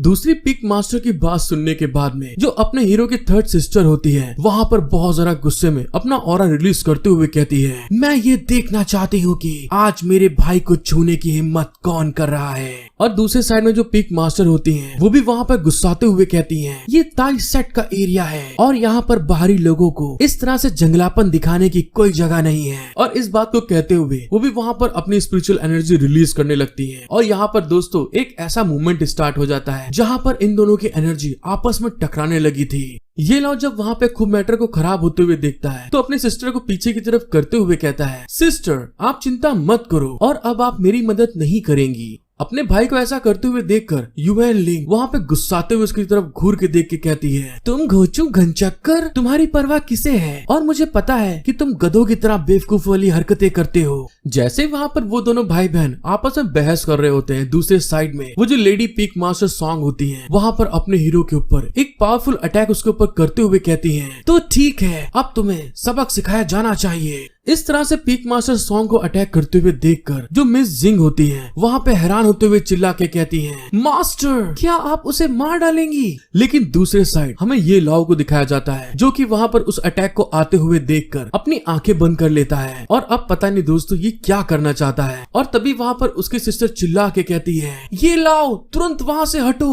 उसके अटैक को डॉर्च करो। लेकिन तब तक दिखाया जाता है कोई वहाँ पर अचानक से पीक मास्टर सॉन्ग की तरफ आगे बढ़ जाता है और उनके अटैक के जस्ट सामने आके खड़ा हो जाता है। और जैसे वो अटैक अपने हीरो ये लाओ के ऊपर लगने वाला होता है, केवल वो अपनी सिर्फ एक लात के थ्रू दोस्तों उस अटैक को रिफ्लेक्ट कर देता है, मतलब पलट देता है। और इस चीज को होते हुए देखकर ये लाओ और पीक मास्टर सॉन्ग दोनों के दोनों वहाँ पे शॉक्ड हो जाते हैं कि इतना पावरफुल कौन है जो मेरे अटैक को यहाँ पर रोक दिया इसने। और इस चीज को देखने के बाद में जो पीक मास्टर सॉन्ग होती हैं वो दोबारा से ये लाओ के ऊपर अपनी स्पिरिचुअल पावर को गैदर करते हुए खूब जोर से अटैक करती हैं, और जिसको रोकते हुए वो अपनी फिर से लात को उठाते हुए उनके अटैक को वहाँ पे ब्लॉक कर लेता है, रोक लेता है, जिस कारण से कि उन दोनों की स्पिरिचुअल पावर आपस में ही टकरा जाती है। उस दूसरे आदमी के इस तरह से अटैक को रोकते हुए देखकर जो बाहर डिसाइपल खड़े होते हैं जिनको अभी अपने हीरो ने मारा था, वो सारे के सारे शॉक्ड होते हुए कहते हैं, अरे उसने सच में पीक मास्टर सॉन्ग के पूरे स्ट्रेंथ से किए हुए अटैक को अपने सिर्फ एक पैर से रोक दिया। हाँ यार सच कह रहे हो, क्या वो कोई इनर गेट के पीक मास्टर है? वो वहाँ पर क्यों है? वो वही है जिसके पास ताइस सेट का अगला पैट्रियार्च बनने का सबसे बड़ा मौका है। दूसरे साइड में हमें उस आदमी को दिखाया जाता है जिसने कि पीक मास्टर सॉन्ग के अटैक को रोका था, और वहाँ पर उनके अटैक को रोकने के बाद बड़े कूल लुक देते हुए उनसे कहता है, इनर गेट के पीक मास्टर के तौर पे तुमने सचमुच यहाँ पर बहुत अच्छी पावर का इस्तेमाल करते हुए अटैक किया, लेकिन अगर मैं तुम्हारे इस अटैक को उस लौंडे के ऊपर लगने देता तो फिर तुम्हारी वजह से हमारे इस ताइस सेट का एक बहुत बढ़िया जीनियस खो जाता।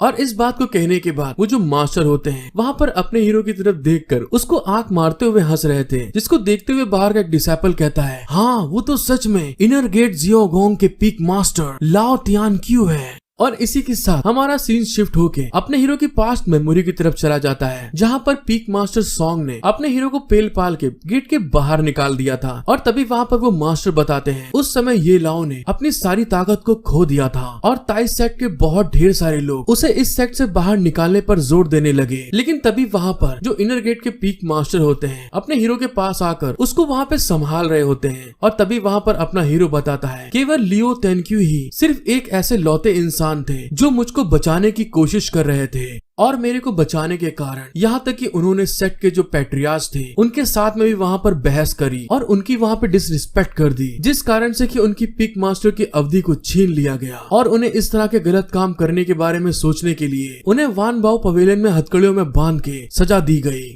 अपने सामने लाओ टियानको को देखने के बाद जो पीक मास्टर सॉन्ग होती हैं वहाँ पर गुस्साते हुए उसकी तरफ घूर के देख के कहती हैं, तुम पगले सनकी इंसान लाओ, तुम्हारी हिम्मत कैसे हुई वान बाओ पवेलियन से बिना परमिशन के छोड़ने की? मैं सेक्ट मास्टर को तुम्हारी इस चीज के लिए रिपोर्ट करूंगी और फिर तुमको पहले से भी ज्यादा बहुत भयानक सजा दिलवाऊंगी।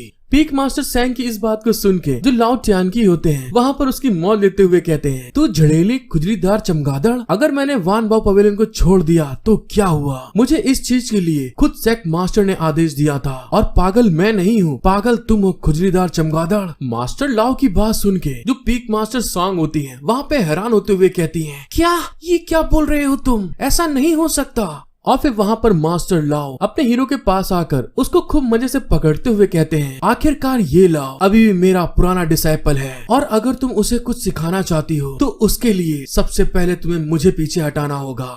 मास्टर लाओ की इस बात को सुन के जो पीक मास्टर सॉन्ग होती हैं वहाँ पे हैरान हो जाती हैं, उनके पसीने आ रहे थे, और तभी वो घबराते हुए अपने मन में कहती हैं, सेक्ट मास्टर ने अचानक से लियो टियानको को ऐसे बाहर क्यों जाने दिया? वो जानबूझकर ये लाओ का सपोर्ट करना चाहते हैं, और ये सनकी पगला इंसान सच में बहुत ज्यादा स्किल्ड है। अगर मैं इससे जबरदस्ती लड़ने की कोशिश करूंगी तो मैं जीत पाऊंगी, इसकी संभावनाएं बहुत कम है, जिस कारण की ये मेरे सामने सबसे बड़ा परेशानी पैदा करने वाला इंसान है। फिर वहाँ से पीक मास्टर सैंग आगे की तरफ बढ़ते हुए कहती हैं, मैं सेक्ट मास्टर से मिलने के लिए जा रही हूँ, और इसको जाते हुए देखकर जो मास्टर लाओ होते हैं वहाँ पर उसकी मौज लेते हुए कहते हैं, अरे हाँ बुढ़िया संभल के, रास्ता बहुत उबड़ खाबड़ है, कहीं तुम्हारी हड्डियाँ इधर उधर ना हो जाएं। पीक मास्टर सैंग के जाने के बाद जो मास्टर लाओ होते हैं अपने हीरो के ऊपर गुस्साते हुए कहते हैं, तुम लड़के क्या तुम सच में यहाँ पर मरना चाहते हो? ये देखते हुए कि वो तुम्हारे ऊपर हमला करके तुम्हें जान से मारने वाली है, फिर भी तुमने वहाँ पे बचने की कोशिश क्यों नहीं की? अपने मास्टर की बात सुन के अपना हीरो वहाँ पे हंसते हुए कहता है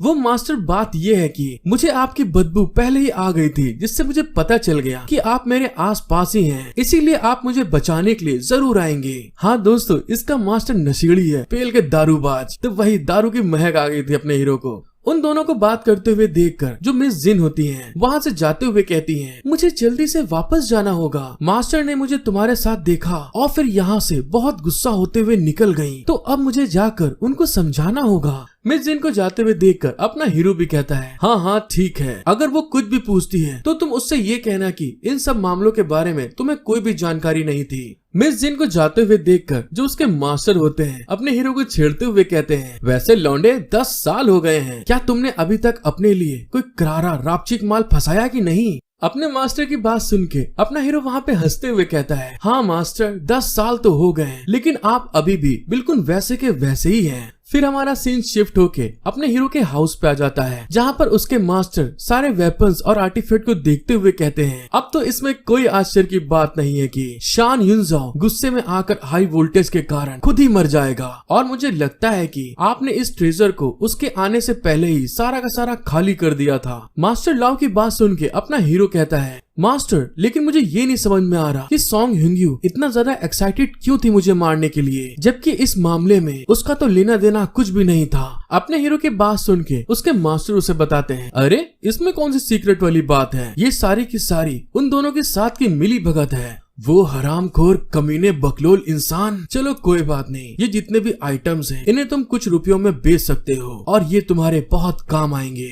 और जब वो ऐसा कह रहे थे तभी अचानक से जो अपने हीरो को बाद में वहाँ पे डिवाइन स्वॉर्ड मिली थी उसके ऊपर पड़ती है, और उसको देख के वहाँ पे वो थोड़ा शॉक्ड हो जाते हैं। अब वहाँ पर उसको उठाते हुए कहते हैं, ये स्वॉर्ड। जब मास्टर लाओ उस स्वॉर्ड को देख के इतना हैरान हो रहे थे तभी वहाँ पर अपना हीरो उनसे कहता है, मास्टर ये स्वॉर्ड सच में बहुत पावरफुल है, लेकिन मैं ये नहीं जानता कि इस स्वॉर्ड को एक्टिवेट कैसे किया जाए। अपने भाई की बात सुनकर उसकी थर्ड सिस्टर बताती है, इस स्वॉर्ड के अंदर बहुत ढेर सारी खामियां थी और इसका असली रूप सामने लाने के लिए तुम्हें इसे रिफाइन करने की जरूरत है। थर्ड सिस्टर की बात सुन के जो मास्टर लॉ होते हैं वो भी वहाँ पर स्वॉर्ड को देख के हैरान होते हुए कहते हैं, हाँ इस बात को तो मैं भी महसूस कर सकता हूँ कि ये स्वॉर्ड एक्स्ट्रा ऑर्डिनरी है। अगर तुम इसको रिफाइन कर सको तो ये सच में आपको अगले चैलेंज का सामना करने में मदद करेगी। अपने मास्टर की इस बात को सुन के जो ये लाओ होता है वहाँ पे हैरान होते हुए कहता है, मास्टर अगले चैलेंज का आपके कहने का मतलब क्या है? अपने हीरो को घबराते हुए देखकर मास्टर लाओ उसको बताते हैं, सेक्ट मास्टर ने मुझे बस इस बार बाहर जाने दिया है, क्या तुम इसका कारण जानते हो? अपने मास्टर की बात सुन के वहाँ पर ये लाओ हैरान होते हुए कहता है, नहीं मैं इस चीज के बारे में तो अंदाजा भी नहीं लगा सकता।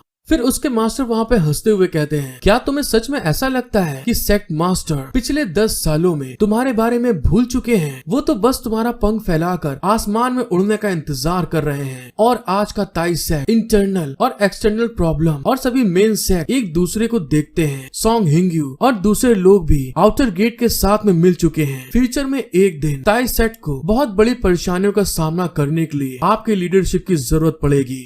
और मास्टर लाओ के ये कहने के साथ में ही हमारा सीन शिफ्ट होके ताई सेक्ट के ताई पीक माउंटेन का मेन पीक दिखाया जाता है, जहाँ पर एक बहुत बड़ा पैलेस था और वहाँ पर कोई चिल्ला के कहता है, सेक्ट मास्टर आपने लू टानक्यू को उसकी सजा से बाहर क्यों निकलने दिया? और इसी चीज से आपको समझ में तो आ ही गया होगा ये कौन है, ये पीक मास्टर सॉन्ग होती है। और फिर वहाँ पर उस पैलेस में अंदर की तरफ जाते हुए चिल्ला के कहती हैं, उसने उस समय ताई सेट को लगभग पूरी तरह से तबाह कर दिया था और इस तरह से कानून को तोड़ने वाला इंसान और एक ऑर्डिनरी सजा पक्के तौर से एक बड़ी गलती का कारण बनेगी। मैं तो कह रही हूँ उसको पेल दो, जान से मार दो। पीक मास्टर सॉन्ग की बात सुन के और तभी वहाँ पर कोई इंसान गेट को खोल के बाहर निकलते हुए कहता है, पीक मास्टर सॉन्ग तुम वापस जाओ। सेक्ट मास्टर दरवाजा बंद करके कल्टीवेशन में है और दुनिया में होने वाले मामलों का अभी उनसे कोई भी लेना देना नहीं है। उस आदमी की बात सुन के जो पीक मास्टर सॉन्ग होती है वहाँ पे घूर के उसको देखते हुए कहती है, क्या आप सच कह रहे हैं कि सेक्ट मास्टर ने लुओ टियानक्यू को वहाँ से निकलने के लिए खुद कहा था? वो आदमी पीक मास्टर सॉन्ग की बात सुन के उसके पास आके उसको कहता है, peak master song sect master सब कुछ जानते हैं, इसीलिए बेहतर होगा कि तुम तैयारी करने के लिए वापस जाओ। कहीं ऐसा ना हो कि कोई बहुत बड़ी परेशानी आए और आपके पछताने के लिए बहुत देर हो जाए। उस आदमी की बात सुन के पीक मास्टर सॉन्ग हैरान होते हुए कहती है, क्या सेक्ट मास्टर ये सब कुछ जानते हैं? पीक मास्टर सॉन्ग की बात सुन के उसको वो आगे बताता है, वैसे मेरे हिसाब से तो अब आपके लिए सारा काम खत्म करने का समय आ गया है।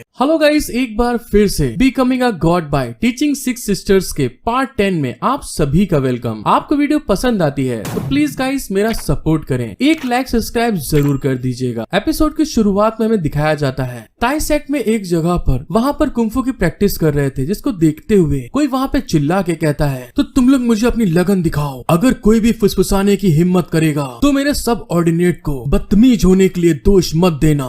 उस लड़के को इस तरह बोलते हुए सुन के एक लेडी वहाँ पे चाय पीते हुए कहती है, लड़कों के इस ग्रुप में बहुत अच्छी वाइब्स आ रही है, सीनियर बहुत अच्छे से पढ़ाते हैं। और दोस्तों हमको पता चलता है ये कोई और नहीं पीक मास्टर सॉन्ग होती है, जिसकी बात सुन के पीक मास्टर यून वहाँ पे हंसते हुए कहते हैं मेरी जूनियर सिस्टर मजाक अच्छा कर लेती है, क्योंकि अभी इस ग्रुप को पूरी तरह से तैयार होने में बहुत टाइम बाकी है। जैसे वहाँ पर पिक मास्टर ने इस बारे में बोला होता है, तभी अचानक से जो उनके बगल में स्टूल रखा था उसके ऊपर कोई अटैक करके उसको वहाँ पे तोड़ते हुए कहता है, तुम दोनों के साथ में एक बच्चा खिलवाड़ करके निकल गया, ये सच में कितनी ज्यादा शर्म की बात है, और तुम लोग यहाँ पर मजे से चाय पी रहे हो। और फिर हमें दिखाया जाता है वहाँ पे 2 लोग आ गए थे, और ये दोनों इनर गेट के पिक मास्टर होते हैं, जिसमें से लड़की का नाम चैंग सीसी होता है और लड़के का नाम हु डोई होता है। उन दोनों को देखकर वहाँ पर पिक मास्टर यून उनसे कहते हैं, जूनियर सिस्टर चैंग और सीनियर ब्रदर हु, बहुत दिनों से हम लोगों ने मुलाकात नहीं की। उनकी बात सुनकर जो पिक मास्टर चैंग होती है वहाँ पर नाराजगी दिखाते हुए कहती है,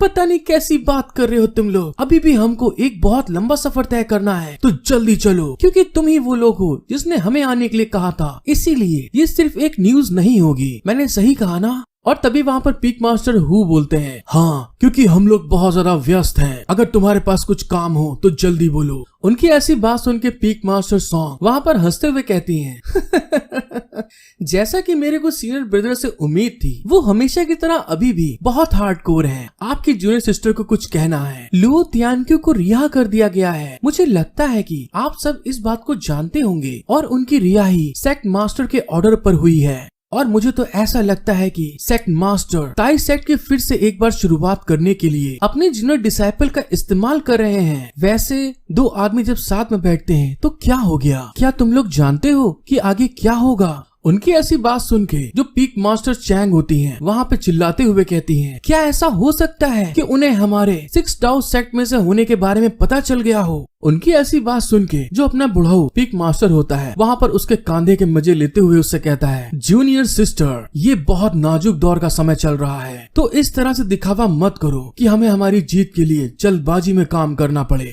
बुढ़ाऊ की ऐसी बात सुन के जो सीनियर ब्रदर हु होते हैं वहाँ पे हैरान होते हुए कहते हैं, तुम्हारा ऐसा कहने का मतलब क्या है? क्या तुम लोगों को किसी तरह का कोई रास्ता मिल गया है? उनकी ऐसी बात सुन के पीक मास्टर चैंग वहाँ पे हंसते हुए कहती है ये तो सच में बहुत सिंपल है, जो सबसे पहले हमला करता है वही जीत जाता है, और हमें लुओ तियानक्यू से छुटकारा पाने के लिए और साथ ही उसके बदतमीज कमीने डिसाइपल के सजा देने के लिए उसके बम पे गम लगा देंगे। जब वो लोग इस तरह से आपस में मीटिंग कर रहे थे, मतलब कि साजिश कर रहे थे अपने हीरो और लाओ तियानक्यू को मारने की, तो वहाँ पर जो मिस जिन होती हैं, जो कि पीक मास्टर चैंग की डिसाइपल थी, वहाँ पर इन सारी बातों को सुन के हैरान होते हुए घबरा के अपने मन में कहती हैं, क्या मास्टर उनके साथ में ऐसा करना चाहती हैं? वो मेरी डार्लिंग सीनियर के ऊपर अटैक करने वाली हैं। नहीं, मेरे जीते जी ऐसा नहीं हो सकता, मुझे इस बारे में जल्द से जल्द सीनियर को बताने के लिए जाना होगा। और इस बात को कहते हुए वो तुरंत वहाँ से भागकर अपने हीरो ये लाओ की तरफ आने लगती है। और इसी के साथ हमारा सीन शिफ्ट हो जाता है, और कुछ देर बाद हमें एक पैलेस दिखाया जाता है जहाँ पर कोई कह रहा था, तुम एक बहुत अच्छे डिसाइपल हो, तो क्या तुम अभी भी इसे पूरी तरह से कर नहीं सकते? उनकी ऐसी बात सुन के अपना हीरो उनको बताता है, मैंने इसे प्यूरिफाई करने की कोशिश करने के लिए अपने इनर पावर को लगाने की कोशिश की, लेकिन मुझे ऐसा लगा कि स्वॉर्ड में कोई पावर है जो मुझसे लड़ने की कोशिश कर रही है। अपने डिसाइपल की बात सुन के मास्टर लाओ कहते हैं, हाँ तुम सही पकड़े हो, ये जो आर्टिफैक्ट है ये बहुत अजीब तरीके से काम कर रहा है। और तो और मुझे ऐसा लगता है कि जितने भी अफवाहें मैंने सुनी हैं वो सारी की सारी सच हैं। उनकी ऐसी बात सुन के जो उसकी 3rd सिस्टर होती है वहाँ पे हैरान हो जाती है कि इनके कहने का मतलब क्या है। और फिर मास्टर लाओ आगे बताते हैं, अरे सुनो, ये तब की बात है जब ताई सेट की शुरुआत हुई थी। यहाँ पर कोई इस सेट की स्टार्टिंग करने के लिए आया था और उस इंसान ने बहुत लोगों को अपना डिसाइपल बनाया और इस सेट को माला माल बिल्कुल समृद्ध कर दिया। हालांकि जैसा कहा जाता है कि बहुत अच्छा समय बहुत लंबे समय तक नहीं चलता, इसीलिए उसके खुद के डाउ साथियों ने उस पर हमला किया और उसको वहाँ पे जहर दे दिया गया। लेकिन उन दोनों कपल ने एक साथ जो जहर दिया गया था उसको डिटॉक्सिफाई करने के लिए 7 दिनों तक एक साथ सीक्रेटली कमरे में छिपे रहे और दिन रात उस जहर को डिटॉक्सिफाई करने की कोशिश करते रहे। लेकिन जैसा कि आप देख सकते हैं, उस जहर को डिटॉक्सिफाई करने में जो लड़की होती है उसको तो खूब मजा और खूब मसाज खूब मजे मिल रहे थे, लेकिन दूसरी तरफ जिसको जहर दिया गया था वो कमजोरी के कारण बहुत हल्का हो चुका था। उसका पेट्रोल तो उसकी टंकी से खत्म हो गया था, जिस कारण से कि अंदरूनी रूप से वो जो जहर था सच में दुनिया में सबसे मजबूत प्यार करने वाला जहर बन गया। और सेट को जिसने बनाया था उस जैसे एक मजबूत इंसान भी आखिरकार इस जहर से निपटने में बुरी तरह थक गया और फिर लास्ट में उस प्यार के जहर के एक हिस्से को एक आर्टिफैक्ट में डाल दिया गया और साथ ही वहाँ पर पूरी तरह से उसको उस आर्टिफैक्ट में सील कर दिया गया। और मुझे ये लगता है कि ये आर्टिफैक्ट वही है जिसके अंदर उस प्यार के जहर के एक हिस्से को डाला गया था। अपने मास्टर के ऐसी बात सुन के अपना हीरो वहाँ पे अजीब सा मुंह बनाते हुए कहता है मास्टर, क्या तुम पगला चुके हो बुरी तरह से? ज्यादा भूलोगे तो नाली में पटक देंगे। और मुझे तो शक है कि तुम पूर्वजों के बारे में बेफालतू की बकचोदी कर रहे हो। मास्टर लाओ की ऐसी बात सुन के जो उसकी थर्ड सिस्टर होती है वहाँ पे बड़ा अजीबोगरीब पोज बनाते हुए कहती है, मास्टर लाओ, मुझे ऐसा लगता है ये बाजा बाजी वाला पॉइजन है। ये सच में बहुत अजीबोगरीब पॉइजन है जिसको कि आप अपने सबसे ज्यादा पसंद करने वाले इंसान पर इस्तेमाल कर सकते हैं। तो मुझे बताओ, क्या खोपचे में आ रहे हो? थर्ड सिस्टर की ऐसी बात सुन के जो मास्टर लॉ होते हैं वहाँ पे थोड़ा अपने आप को संभालते हुए कहते हैं ये कैसी अश्लील औरत है एकदम। और उसको ऐसे घबराते हुए देखकर थर्ड सिस्टर वहाँ पे हंसने लगती है और फिर वहाँ पर अपने मास्टर बताते हैं आगे, यंग लेडी, आप मुझ पे भरोसा करें या ना करें, इसमें तेरा घाटा मेरा कुछ नहीं जाता, ज्यादा प्यार हो जाता तो मैं सह नहीं पाता। तो फिर ठीक है, तुम इसे साथ में आजमा सकती हो, लेकिन तुम इस चीज को याद ना दिलाने के लिए अपने मास्टर के ऊपर इल्जाम नहीं लगा सकती, क्योंकि इस आर्टिफैक्ट को प्यूरिफाई करने के बाद जब आपको जहर दिया जाएगा तो आपके मास्टर के रूप में मैं आपको बचाने के लिए मरने को तैयार नहीं होऊंगा। अपने मास्टर की ऐसी बात सुन के जो ये लाव होता है वहाँ पे गुस्साते हुए कहता है, हे बुढ़ाऊ, तुम किसे बचाने की बात करना चाहते हो? तुम सच में कमीने, दुष्ट, नशेड़ी और छोटे गोटी वाले इंसान हो। और फिर वहाँ पर जो अपना हीरो होता है अपने मास्टर को समझाते हुए कहता है, भले ही ये अफवाहें सच हों, लेकिन एंसेस्ट्रल स्वॉर्ड टेक्निक एक स्पिरिट क्यूआई वाली टेक्निक है और वैसे देखा जाए मैं अभी भी बिल्कुल सिंगल हूँ, तो फिर मैं इस स्वॉर्ड को रिफाइन कैसे कर सकता हूँ? क्या बुढ़ाओ तुम चाहते भी हो कि मैं बाजाबाजी कर पाऊँ? तुम्हारी हरकतें तो यही कह रही हैं, तुम मुझे मरवाना चाहते हो। अपने डिसेबल को इतना घबराते हुए देखकर जो उसके मास्टर होते हैं उसके कांधे पे हाथ रखते हुए कहते हैं, अगर ऐसी बात है बेटा तो तुमसे ना हो पाएगा, लेकिन फिर भी मैं तुमको समझाना चाहता हूँ, तुम्हें ये जो मौका मिल रहा है ये हेवन की तरफ से तुम्हें दिया गया है, तो फिर तुम इसे क्यों नहीं करते? बाजाबाजी की ऐसी बात सुन के जो ये लाव होता है वहाँ पे गुस्साते हुए चिल्ला के कहता है, तुम जाओ, निकल जाओ, तुरंत यहाँ से जाओ और सीधे बिस्तर पे जाके चिपक के सो जाना, क्योंकि मुझे ऐसा लगता है कि तुम्हारे इस बुढ़ापे के टाइम में तुम बुरी तरह सटिया चुके हो। उसको ऐसे छेड़ने के बाद में जो उसके मास्टर होते हैं वहाँ पे हंसते हुए कहते हैं जब मैं सोने जाता हूँ तो क्या तुम मेरे लिए एक बच्चा बना सकते हो? मतलब दोस्तों घुमा फिरा के वही डबल कल्टीवेशन वाली बात मौज ले रहा होता है बुढ़ाऊ। बुढ़ाऊ की ऐसी बात सुन के जो अपना हीरो होता है वहाँ पे सीरियस होते हुए उस तलवार की तरफ देखते हुए अपने मन में कहता है, यार कुछ भी हो, ये बुढ़ाऊ अगर सच कह रहा हो तो फिर क्या होगा? अपने भाई को इतना सीरियस देख के जो थर्ड सिस्टर होती हैं उसको समझाते हुए कहती हैं, हे छोरे, ये तो बहुत मस्त मौका है, जब तक तुम इसको आजमाओगे नहीं तो तुम्हें कैसे पता चल जाएगा? क्योंकि अगर आपको जहर दिया गया है तो फिर ये आपकी सिस्टर आपको जरूर बचाएगी, क्योंकि मेरी बॉडी हर एक जहर के प्रति इम्यून है, मतलब कि कोई जहर घंटा कुछ नहीं कर सकता। अपनी सिस्टर की ऐसी बात सुन के जो अपना हीरो होता है बहुत ज्यादा एक्साइटेड हो जाता है, मोटिवेट हो जाता है, उसकी आंखें वहाँ चमक जाती हैं और वहाँ पे अपने मन में कहता है, अब चाहे जो कुछ भी हो जाए, इस चीज का पता करने और मेरे आखिरी फैसला लेने में अभी भी कुछ भी देर नहीं हुई है। और उसके ऐसा कहने के साथ में दोस्तों वहाँ पे सीन शिफ्ट हो जाता है, हमें जंगल का सीन दिखाया जाता है जहाँ पर कोई जोर जोर से चिल्ला रहा था और फिर हमको पता चलता है ये कोई और नहीं मिस जिन होती हैं, जो कि वहाँ से सेक्ट से भागते हुए खूब जोर जोर से चिल्ला रही थी, हाँप रही थी। लेकिन तभी अचानक से मिस जिन के जस्ट बगल से एक अटैक निकल के जाता है उनको छूते हुए, जिस चीज के कारण उनको वहाँ पे पेन होता है और तभी वहाँ पर उस घाव के कारण उनका बैलेंस बिगड़ता है और वहाँ पे वो जमीन पे गिर जाती हैं। और तभी हमको पता चलता है ये कोई और नहीं पीक मास्टर युन का लौंडा होता है, जिसने कि मिस जिन के ऊपर अटैक करा था। और वहाँ पे वो क्रीपी स्माइल देते हुए आगे बढ़ के कहता है, मेरी प्यारी जूनियर सिस्टर, तुम कहाँ पर भाग के जा रही थी? और फिर आगे बढ़ने के साथ में ही उसके बालों को खूब कस के पकड़ते हुए ऊपर उठा के कहता है, मुझे तो ऐसा लगता है कि तुम पक्के तौर पर तुम्हारे आशिक यानी उस कचड़े को इन सब चीजों के बारे में बताने जा रही थी। तुम कमीनी एक गद्दार हो। और इस बात को कहने के बाद में दोस्तों वो उसका सर पकड़ता है और जमीन में धम उसे मार देता है। और वहाँ पर मिस जिन बुरी तरह चिल्लाते हुए कहती है, नहीं ऐसा मत करो, मुझे जाने दो यहाँ से। मिस जिन को इस तरह से छटपटाते हुए देखकर जो पीक मास्टर का डिसाइपल होता है वहाँ पर क्रीपी स्माइल देते हुए कहता है, ये सब बेकार है। तुम्हारे मास्टर ने तुम्हारे साथ में कितना अच्छा व्यवहार किया और तुमने उस कचरे के बदले में अपने मास्टर को ही धोखा दे दिया। ये सच में इनर गेट के लोगों के लिए बहुत ज्यादा शर्म की बात है। जब वो इन सब चीजों के बारे में बातें कर रहा था तभी अचानक से मिस जिन को वहाँ पे एक मौका मिल जाता है और वहाँ पर वो उसके हाथ को बुरी तरह से अपने दांतों से काट लेती है, जिस चीज के कारण वो लौंडा वहाँ पे चिल्लाते हुए कहता है, तू कमीनी कुतिया, तूने मुझे काटने की हिम्मत करी। उसको ऐसा कहते हुए देखकर जो मिस जिन होती है वहाँ पे अपने घाव को संभालते हुए आगे की तरफ बढ़ते हुए कहती है, ये तो साफ तौर पर दिख रहा है कमीने हरामखोर, इस तरह से बीसी करना बंद कर। ये सब पहले तूने शुरू किया था और इनर गेट का चेहरा भी तुम्हारी तरह ही बदतमीज और बेशरम है और मैं वैसी नहीं हूँ जैसे कि तुम अच्छे हो, लेकिन ये भी मत सोचना कि मैं तुम्हारे से डर गई हूँ।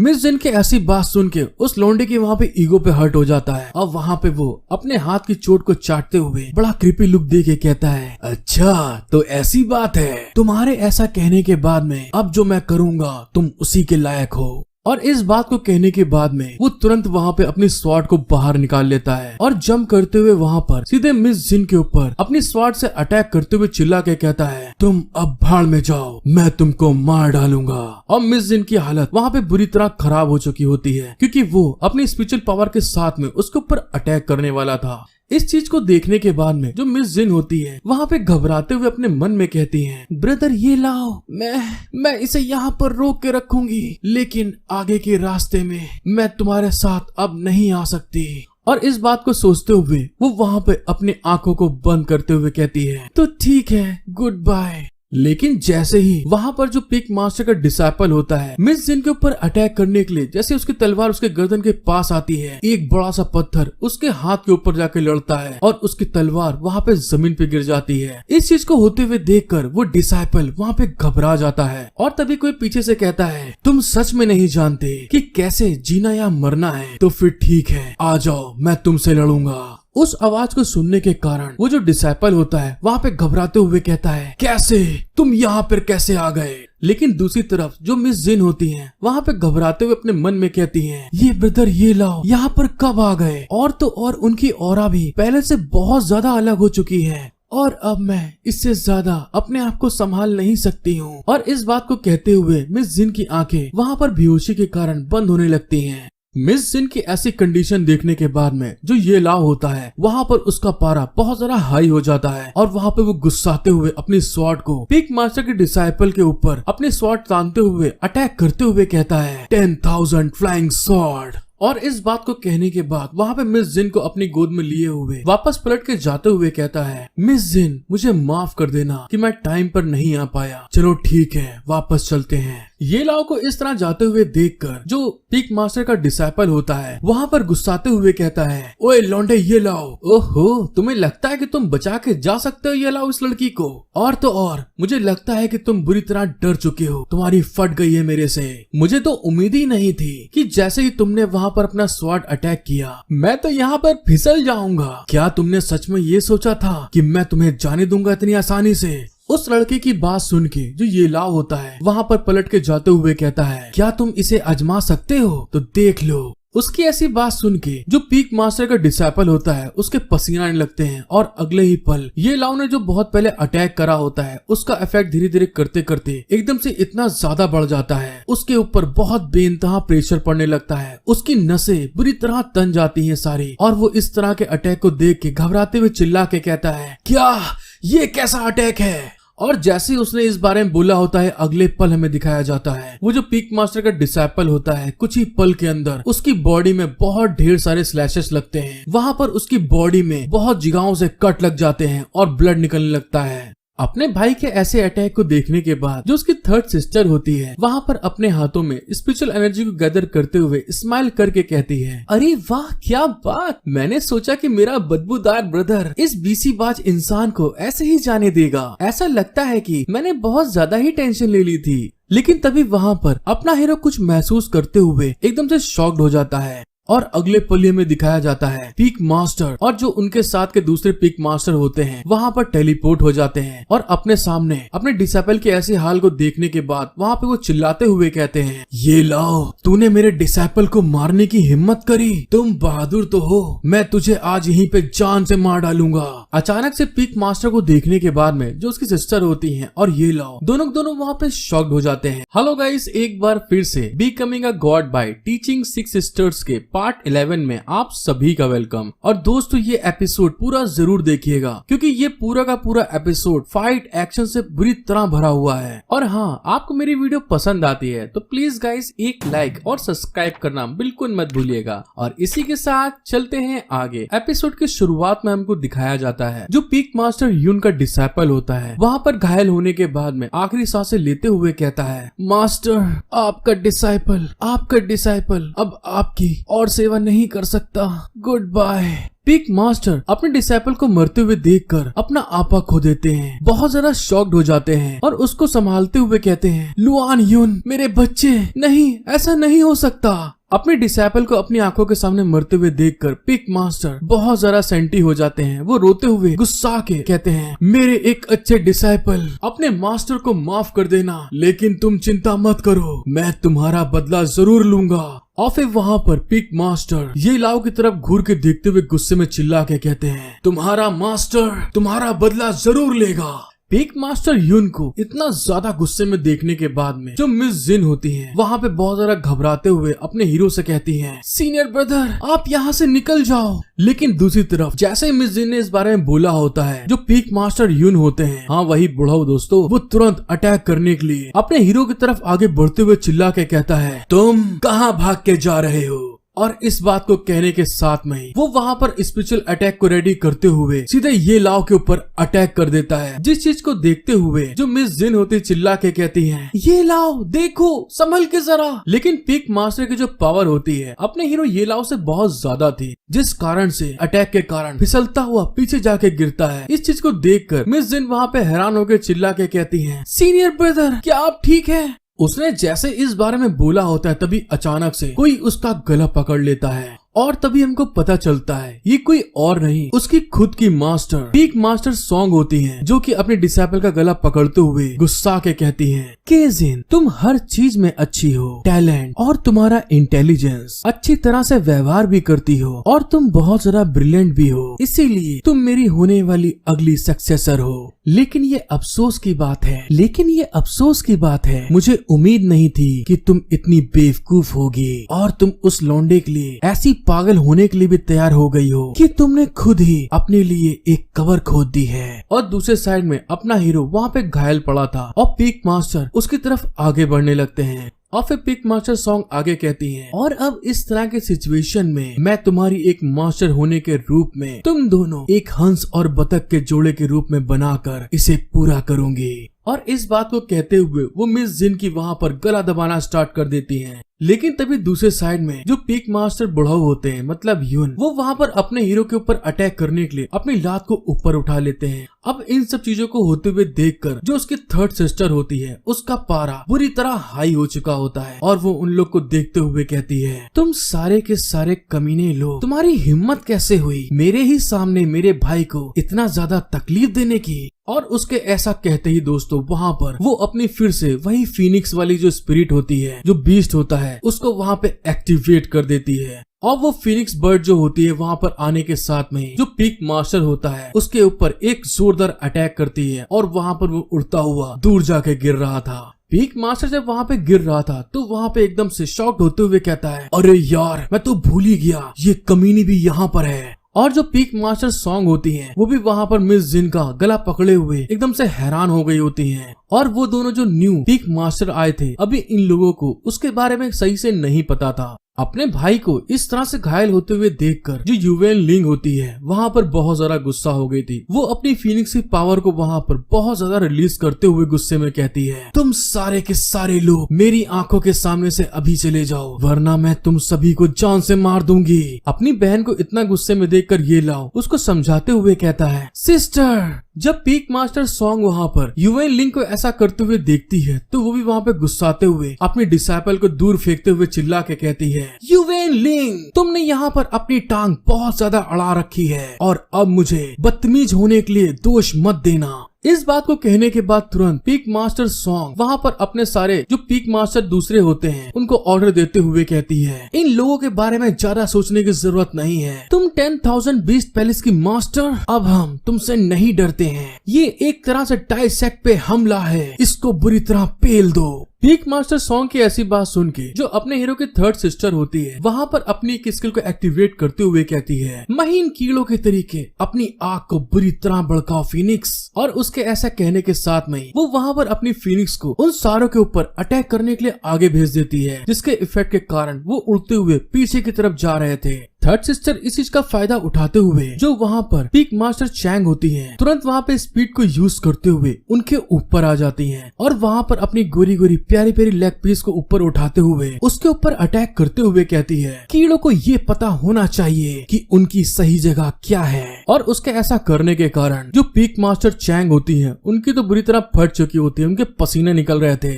और अगले पलिये में दिखाया जाता है जो थर्ड सिस्टर का अटैक होता है इतना ज्यादा पावरफुल था कि वहाँ पर एक लात के कारण वो सीधे जमीन पे आके धड़ाम से नीचे गिरती हैं, जिस चीज के कारण उनको बुरी तरह दर्द होता है, उनका खून निकलने लगता है। पीक मास्टर चैंग को पेलने के बाद में जो युवेन लिंग होती है वहाँ पर दूसरे लोगों की तरफ घूर के देखते हुए कहती है, और अब तुम लोग बताओ मैं तुम लोग के साथ में क्या करूँ, कैसे खेलूं। और वहाँ पर इस बात को कहने के साथ में ही वो फिर से दोस्तों अपनी फीनिक्स पावर को बुरी तरह से भड़का देती है और वहाँ पर एक अटैक रेडी करते हुए उन लोगों की तरफ आगे बढ़ने लगती है। जैसे ही वो लोग आगे बढ़ने वाले थे थर्ड सिस्टर के ऊपर अटैक करने के लिए उसने अपनी जो फायर फिनिक्स की फ्लेम होती है इतना ज्यादा बढ़ा देती है कि उसका इफेक्ट वो लोग बर्दाश्त भी नहीं कर पा रहे थे। और तभी वहाँ पर थर्ड सिस्टर अटैक करते हुए कहती है, फीनिक्स, इन लोग की राख तक को मत छोड़ना। उन्होंने इस चीज के बारे में बोला होता है जो फीनिक्स होता है दोस्तों उसकी पावर इतनी ज्यादा होती कि हर जगह पे बुड़ूम बड़ाम, हर जगह पे फायर, बुरी तरह से आग लगी पड़ी थी।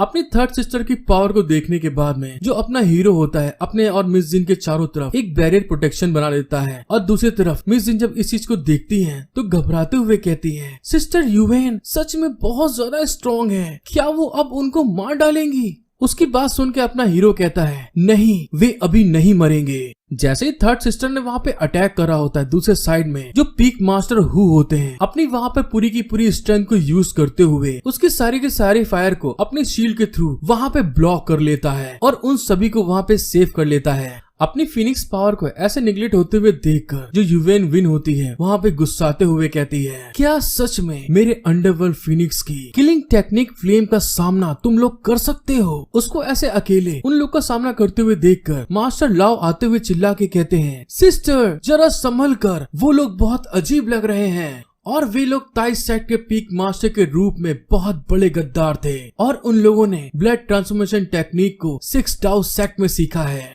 आज मैं सारी की सारी प्रॉब्लम को यहीं पे सही कर दूंगा, सिर्फ और सिर्फ अपने सेक्ट के मास्टर के लिए। और इस बात को कहते हुए वो वहाँ पे अपनी दारू की बोतल को लेके तुरंत नीचे की तरफ दोस्तों लैंड हो रहे थे। मास्टर लाओ को देखने के बाद में जो पीक मास्टर सॉन्ग होती है वहाँ पर हंसते हुए कहती हैं अरे वाह, ये तो बहुत बढ़िया है। ताई सेक्ट ने उन सभी को इकट्ठा कर लिया यहाँ पे जिन्होंने आज तक मेरे को रोकने की हिम्मत की और आज मैं एक ही बार में इन सबको यहाँ पर खत्म कर दूंगी। पीक मास्टर सॉन्ग की बात सुन के जो मास्टर लाओ होते हैं वहाँ पे थर्ड सिस्टर से कहते हैं, यूवेन पैलेस के मास्टर जरा ध्यान दीजिएगा, वे सभी लोग सीक्रेट रूप में ताइस सेट के अंदर बुरी तरह से अपनी इविल टेक्निक की प्रैक्टिस करते आए हैं। ये टेक्निक एक जिंदा इंसान के खून को सैक्रिफाइस के रूप में इस्तेमाल करती है और इसे एक बार किया तो ताकत को 3 गुना बढ़ाया जा सकता है, जिससे निपटना हमारे लिए अभी के लिए मुश्किल है। मास्टर लाओ की बात सुन के जो थर्ड सिस्टर होती है वहाँ पे उन लोग की तरफ घूर के देखते हुए कहती है, खैर जो तुम कह रहे हो मैं तुम्हारी इस बात को महसूस कर सकती हूँ। जब वो लोग बात कर रहे थे तभी वहाँ पे अपना हीरो मिस जिन को सेव करते हुए कहता है, मिस जिन तुम मेरे पीछे रहो, तुम्हें कहीं जाने की जरूरत नहीं है।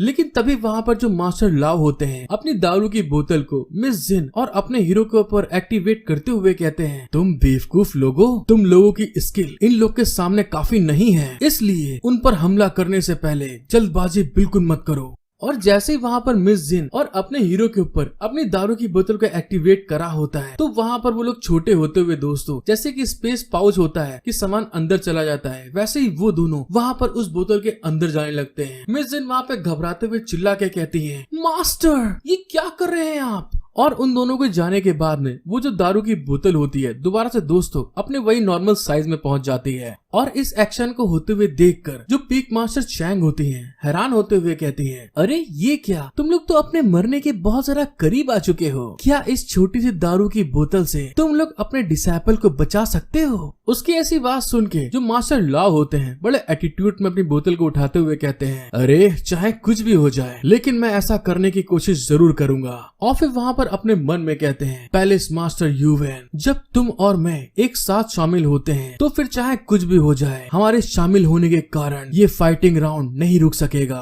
और आज हमारी सक्सेस इसी पर टिकी हुई है कि मेरा डिसाइपल कितनी जल्दी अपनी स्वाट टेक्निक को सीख सकता है। दूसरी तरफ जब यूवेन लिंग मास्टर लाओ की बात सुनती है तो वहाँ पे स्माइल करते हुए कहती है, ओहो चलो देखते हैं कि मैं इन कबाड़ के टुकड़ों को कितनी जल्दी यहाँ पे निपटा सकती हूँ। यूवेन लिंग की बात सुन के वहाँ पे जो मास्टर लाओ होते हैं अपने मन में कहते हैं, ये जो स्वाड है ताइस सेट के एंसेस्टर द्वारा बुरी टेक्निक्स को काबू करने के लिए बनाई गई थी। अब चाहे कुछ भी हो जाए मुझे अपने डिसाइपल के लिए वहाँ पर समय निकालने की जरूरत है। और दूसरी तरफ जो हमारे थर्ड सिस्टर होती हैं वहाँ पे अपनी फीनिक्स पावर को दोबारा दोस्तों एक्टिवेट करते हुए कहती हैं, मास्टर तुम्हारा कहने का मतलब ये है हम बुनियादी तौर पर यहाँ पर जो कुछ भी अभी करेंगे उन सब चीजों का इफेक्ट मेरे भाई के ऊपर पड़ेगा। यूवेन लिंग की बात सुन के मास्टर लाओ कहते हैं, हाँ लेडी आपने बिल्कुल सही कहा, इसीलिए हमको समय ज्यादा बढ़ाना है। हेलो गाइस, एक बार फिर से becoming a god by teaching 6 sisters के पार्ट 12 में आप सभी का वेलकम। आपको वीडियो पसंद आती है तो प्लीज गाइस आपसे एक रिक्वेस्ट है कि एक लाइक और सब्सक्राइब जरूर कर दीजिएगा। और इसी के साथ चलते हैं आगे। एपिसोड की शुरुआत में हमें दिखाया जाता है मास्टर लुआन के उस दारू की बोतल के अंदर से होते हुए अपना हीरो और मिस जिन एक दूसरे ही स्पेस में आ जाते हैं और आसमान से नीचे की तरफ बड़ी स्पीड में जा रहे थे, जिस चीज के कारण जो मिस जिन होती है वहाँ पे डरते हुए बुरी तरह चिल्ला रही थी।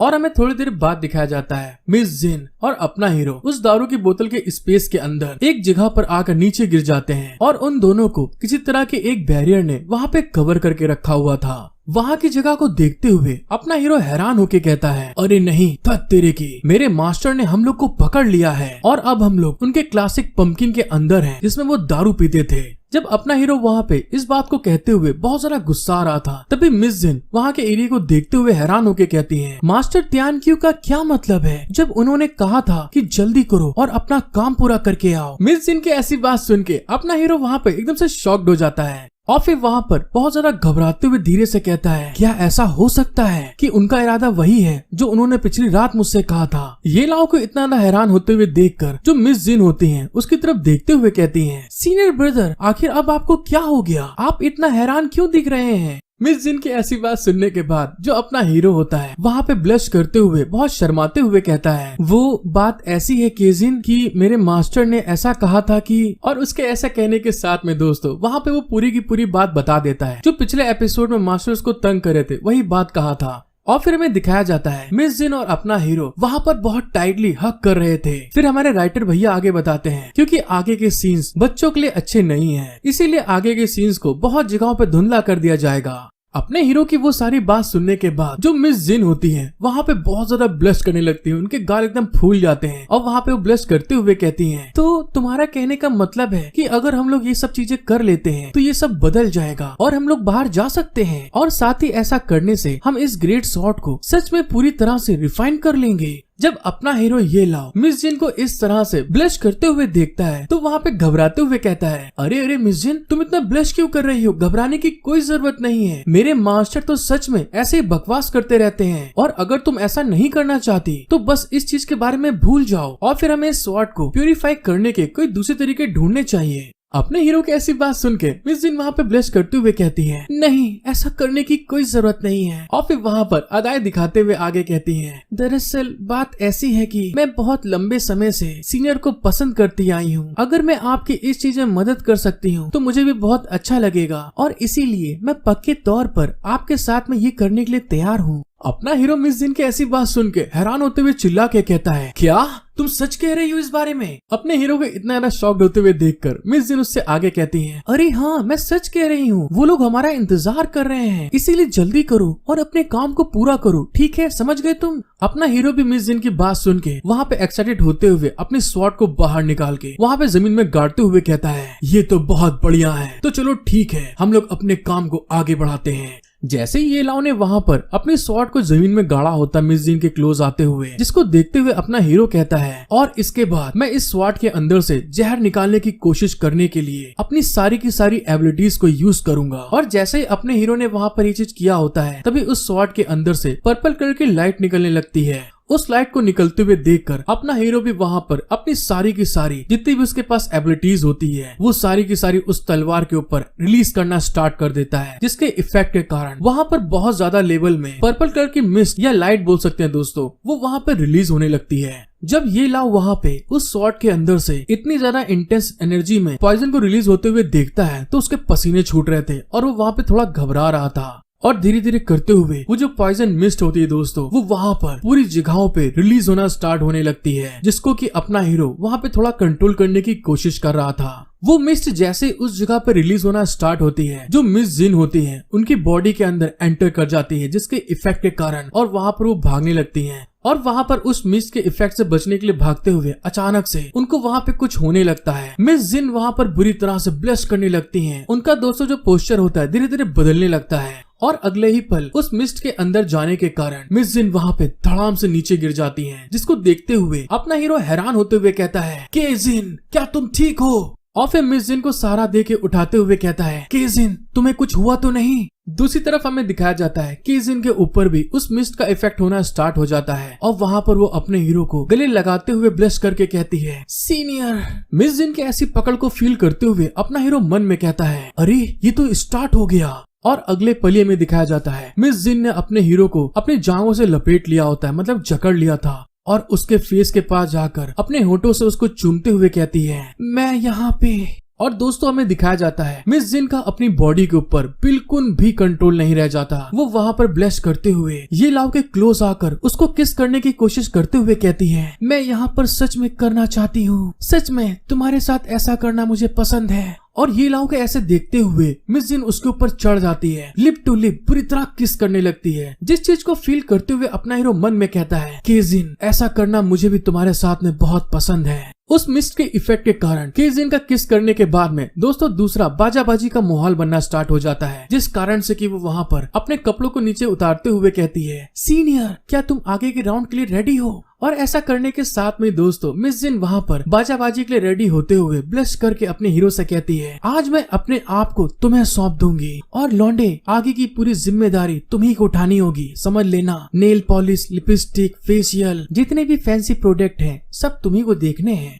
और दोस्तों यहाँ पर बिल्कुल उल्टा ही सीन चल रहा होता है। आज तक हमने लड़के को लड़की के ऊपर चढ़े देखा है, लेकिन यहाँ पर मिस जिन अपने हीरो के ऊपर कंट्रोल करे थी, और वहाँ पर अपने हीरो के लिप के ऊपर दे चुम्मी का अटैक लगाए पड़ी थी, जिस चीज को फील करते हुए अपना हीरो कहता है, इसमें तेरा घाटा मेरा कुछ नहीं जाता, ज्यादा प्यार हो जाता तो तुम खुद सह नहीं पाती। और दोस्तों इसी तरह से उन लोग का प्रोग्राम आगे चल रहा होता है। और उनके प्रोग्राम करने के कारण जो वहाँ पर ग्रेट स्वाड होती है उसके अंदर की जो मिस्ट होती है, उन दोनों के ड्यूअल कल्टीवेशन के कारण उस पॉइजन मिस्ट का इफेक्ट पूरी तरह से खत्म होना स्टार्ट हो जाता है। वो मिस्ट धीरे धीरे गायब होने लगती है और इसी के साथ हमारा सीन शिफ्ट होके बाहर आ जाता है, जहाँ पर मास्टर लाओ और अपने हीरो की थर्ड सिस्टर और दूसरे साइड में जितने भी पीक मास्टर होते हैं चारों के चारों, वो दोनों के बीच में स्पिरिचुअल एनर्जी का आपस में ही लड़ाई चल रही थी। और कुछ ही देर में हमें दिखाया जाता है उन 4 पिक मास्टर के स्पिरिचुअल एनर्जी के इफेक्ट के कारण जो मास्टर लाओ होते हैं हवा में उड़ते हुए पीछे जाके गिर रहे थे, जिस चीज को होते हुए देखकर जो थर्ड सिस्टर होती है हैरान हो गई थी।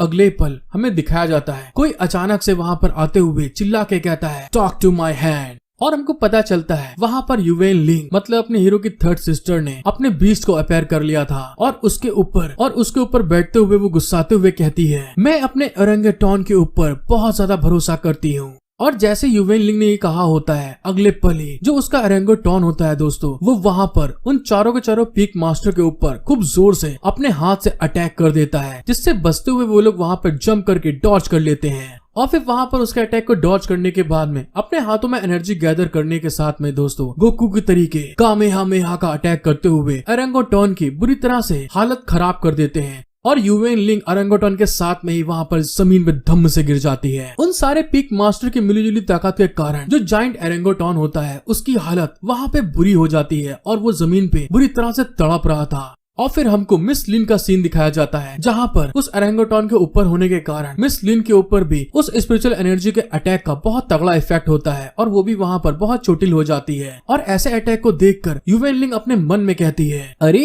क्या ये एक भयानक इविल टेक्निक है, अगर ये इसी तरह से अटैक करते रहे तो मेरे लिए इसका डिफेंस करना नामुमकिन होगा। युवेन लिन ने जैसे इस चीज के बारे में सोचा होता है तभी अगले पल वो कुछ देखने के बाद में एकदम से हैरान हो गई थी। और तभी दोस्तों हमको पता चलता है जो मास्टर लाओ होते हैं उनके ऊपर पीक मास्टर यून ने अपनी स्पिरिचुअल एनर्जी को गैदर करते हुए एक बहुत खतरनाक अटैक करने के लिए आगे बढ़ जाते हैं, जिसको देखते हुए युवेन लिंग चिल्ला के कहती है नहीं मास्टर लाओ वहाँ से हटो, ये बहुत खतरनाक है। लेकिन मास्टर लाओ की हालत उस अटैक के कारण खराब होने के कारण वो बिल्कुल भी वहाँ से हिल नहीं पा रहे थे और जिसको बचाने के लिए युवेन लिंग ने बिल्कुल भी अपनी जान की परवाह नहीं की और वहाँ पर भागते हुए सीधे पीक मास्टर यून के अटैक के सामने आकर खड़े हो जाती है और वहाँ पर चिल्लाते हुए कहती है नहीं मास्टर लाओ जरा संभल कर। लेकिन अगले पल में दिखाया जाता है जैसे मास्टर यून युवेन लिन और मास्टर लाओ के ऊपर अटैक करने के एकदम क्लोज आने वाले होते हैं, अगले ही पल वहाँ पे बहुत सारा इंटेंस लेवल में एक बहुत खतरनाक एनर्जी रिलीज होना स्टार्ट हो जाती है, जिसके इफेक्ट के कारण मास्टर यून पीछे की तरफ जाके गिरते हैं।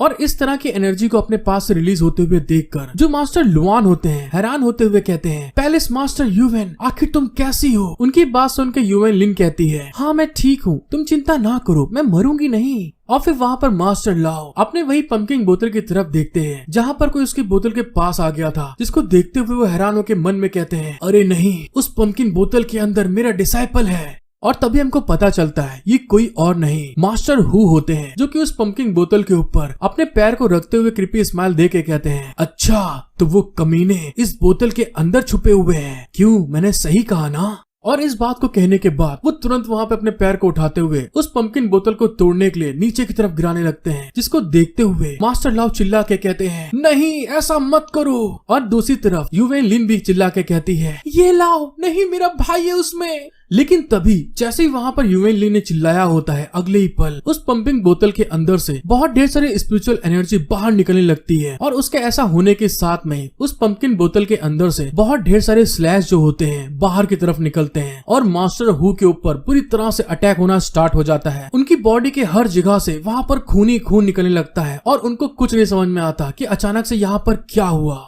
अपने पीक मास्टर के ऊपर अटैक होते हुए देखकर जो दूसरे पीक मास्टर होते हैं वहाँ पे हैरान होते हुए चिल्ला के कहते हैं पीक मास्टर हु तुम्हें क्या हुआ अचानक से। और दूसरे साइड में हमें अपने हीरो और उसके मास्टर की तरफ दिखाया जाता है, वो भी वहाँ पर पंपकिन के अंदर से एनर्जी निकलते हुए देखकर बिल्कुल हैरान हो गए थे। और तभी वहाँ पर जो अपना हीरो होता है ये लाओ अपनी हीरोइन मिस जिन को बिल्कुल मजे से चिपकाए हुए बाहर निकलते हुए कहता है मास्टर सिस्टर क्या तुम लोग ठीक हो दोनों, ये देखो मैं वापस आ गया हूँ। हेलो गाइस, बीके मैं गॉड बाय टीचिंग 6 सिस्टर्स के पार्ट 13 में आप सभी का वेलकम। आपको वीडियो पसंद आती है तो प्लीज गाइस मेरा सपोर्ट करें, एक लाइक सब्सक्राइब जरूर कर दीजिएगा। और इसी के साथ चलते हैं आगे। एपिसोड की शुरुआत में हमें दिखाया जाता है उस पंपकिन बॉल के अंदर से जैसे ही वो दोनों निकलते हैं तो मिस जिन तुरंत तुरंत भागकर आगे जाने लगती है, जिसको देखते हुए अपना हीरो कहता है कि मिस जिन, मास्टर और सिस्टर का ध्यान रखो जाकर। लेकिन जैसे ही वहाँ पर मिस जिन भागकर आगे जाने लगती है, तभी अचानक से वहाँ पर उसका पैर फिसल जाता है और वो गिरते हुए चिल्ला देती है।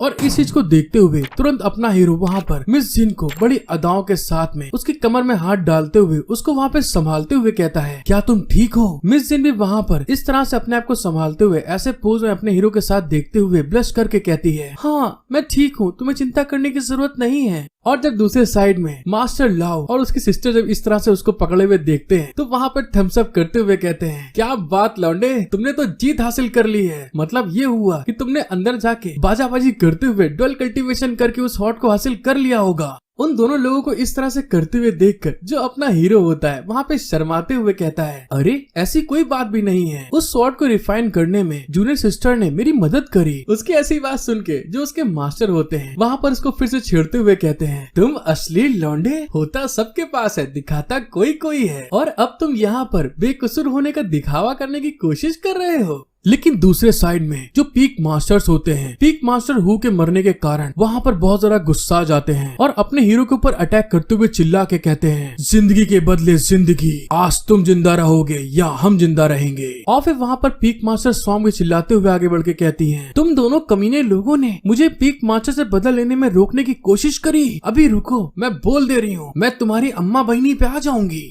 उसकी ऐसी बात सुन के जो अपना हीरो होता है अपनी ग्रेट स्वॉर्ड बाहर निकालते हुए कहता है, अगर ऐसी बात है तो आके दिखाओ मुझे। और वहाँ पर सिर्फ अपनी ग्रेट स्वॉर्ड को निकालते हुए एक स्लैश चला के कहता है, मैं बस यहाँ पर अपनी रिफाइन की गई ग्रेट स्वॉर्ड को बस यहाँ पर आजमाना चाहता हूँ। और जैसे ही वहाँ पर ये लाओ ने अपना नॉर्मल स्लैश मारा होता है, उसका इम्पैक्ट इतना खतरनाक होता है, वो सारी चीजों को वहाँ पे काटता हुआ सीधे उन पीक मास्टर की तरफ आगे बढ़ रहा था। और उस स्लैश को आते हुए देखकर जो पीक मास्टर चैंग होती हैं, अपने आगे ब्लड क्यूआई शील्ड को लगाते हुए अपने हीरो से कहती हैं, तुम मुर्गी के चूजे मेरी ब्लड क्यूआई को तोड़ने की कोशिश कर पाओगे। और जैसे ही वहाँ पर उन्होंने इस चीज के बारे में बोला होता है, तभी अचानक से जो स्वॉर्ड स्लैश अपने हीरो ने लगाया होता है वो आगे बढ़ते हुए पीक मास्टर चैंग के ब्लड शील्ड को तोड़ते हुए उनके बॉडी के आर पार निकल जाता है, जिस चीज के होने के कारण उनकी बॉडी के अंदर से ब्लड निकलने लगता है। और अगले पली में दिखाया जाता है उसका इम्पैक्ट इतना तगड़ा होता है कि पीक मास्टर चैंग के मुंह से भल से किलो भर खून निकल आता है, जिस चीज को होते हुए देख के वो कहती हैं, अरे ये कैसे हो सकता है। पीक मास्टर चैंग की ऐसी कंडीशन देख के जो दूसरे साइड में अपना बड़ाओ पीक मास्टर और पीक मास्टर सॉन्ग होती हैं, दोनों हैरान होकर चिल्ला के कहते हैं, उसकी ब्लड शील्ड तो हेवनली थंडर को भी झेल सकती है, तो उसके सिर्फ ऐसे मामूली अटैक के कारण वो कैसे टूट गई। उन दोनों लोगों को इतना हैरान देख के जो मास्टर लाओ होते हैं बहुत ज्यादा खुश होते हुए हंस के कहते हैं, ये एंसेस्ट्रल स्वॉर्ड है जो कि एक फेयरलेस आर्टिफैक्ट है, और इस स्वॉर्ड को रोकने की कोशिश करने के लिए लीड आउट सेट की इविल टेक्निक का इस्तेमाल करना एकदम बेकार सपने जैसा है, तो तुम इस चीज को कैसे कर सकती हो।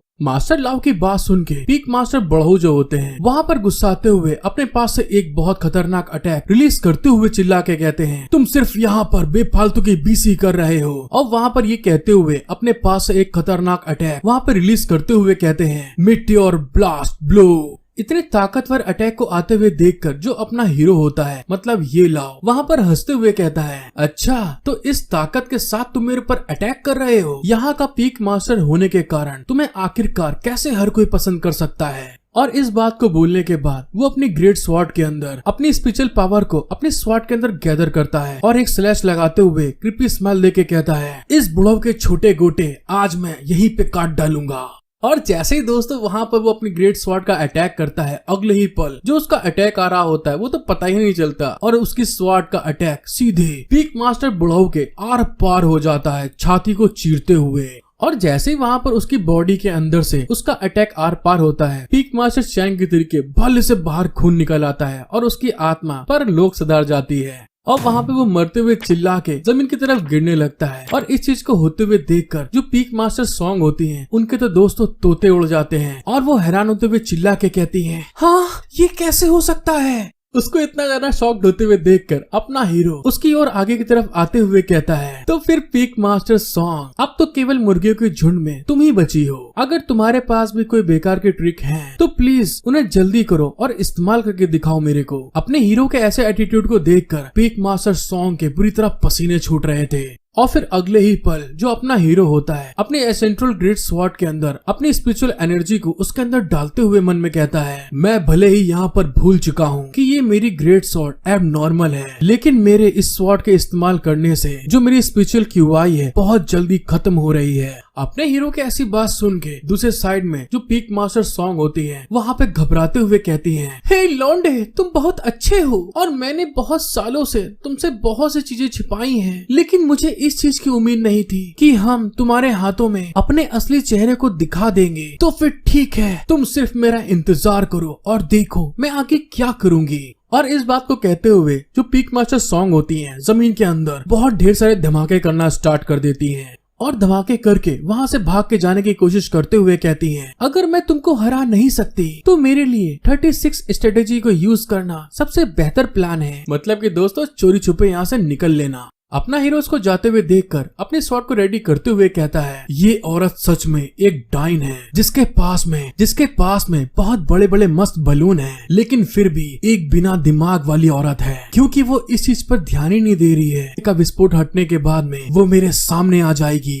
जैसे अपना हीरो वहाँ पर पीक मास्टर सॉन्ग के ऊपर अटैक करने वाला होता है तभी वहाँ पर मिस जिन भाग के आते हुए चिल्ला के कहती है, सीनियर प्लीज ऐसा मत करो, आखिरकार वो मेरी मास्टर है, प्लीज उसे जिंदा छोड़ दो, उसे जाने दो यहाँ से। अपना हीरो भी दोस्तों कठोर लौंडा है, ऐसे कैसे पिघलने वाला। वो वहाँ से अपनी स्वॉर्ड से स्लैश लगाते हुए कहता है, अरे डार्लिंग तुम चिंता मत करो, मैं तो उसे वैसे भी मारना नहीं चाहता हूँ। और इस बात को कहने के बाद वो स्लैश लगाते हुए वो अपने मन में सोचता है, क्योंकि मेरे पास अभी उसको मारने की एबिलिटी नहीं है, लेकिन उसे शर्मिंदा करना इस समय बहुत ज्यादा मजेदार है। और जैसे दोस्तों वहाँ पर अपने हीरो ने स्लैश लगाया होता है, पीक मास्टर सॉन्ग उस स्लैश को आते हुए देखकर हैरान होकर चिल्ला के कहती है, क्या ये कैसे हो सकता है। और दोस्तों जैसे ही वो स्लैश बड़ी स्पीड में पीक मास्टर के पास पहुंचता है उसके बॉडी के पास, तो वहाँ पर जितने भी कपड़े उसके पास थे दोस्तों सारे के सारे आउटर गारमेंट, इनर गारमेंट और उसकी बॉडी सारी की सारी बड़े मजे से शो होने लगती है। और उसके ऐसे होने के कारण उसको थोड़ी तकलीफ भी हो रही थी, क्योंकि दोस्तों स्लैश में पावर होती है यार जो जिस्म को दर्द देती है। लेकिन दूसरी तरफ जहाँ मास्टर लाओ ऐसे सीन को होते हुए देखते हैं तो वहाँ पे दोस्तों वो अपनी आंखों में बिल्कुल मस्त 8x वाली दूरबीन लगाकर उसको क्लोज से देखते हुए कहते हैं, आहा क्या बात है। आखिरकार मुझे ये तो कहना होगा कि जियो सॉन्ग ने अपनी बॉडी को बहुत अच्छे तरीके से एकदम आइटम की तरह बना के रखा है। उसका फिगर तो एक नंबर का ब्यूटीफुल है।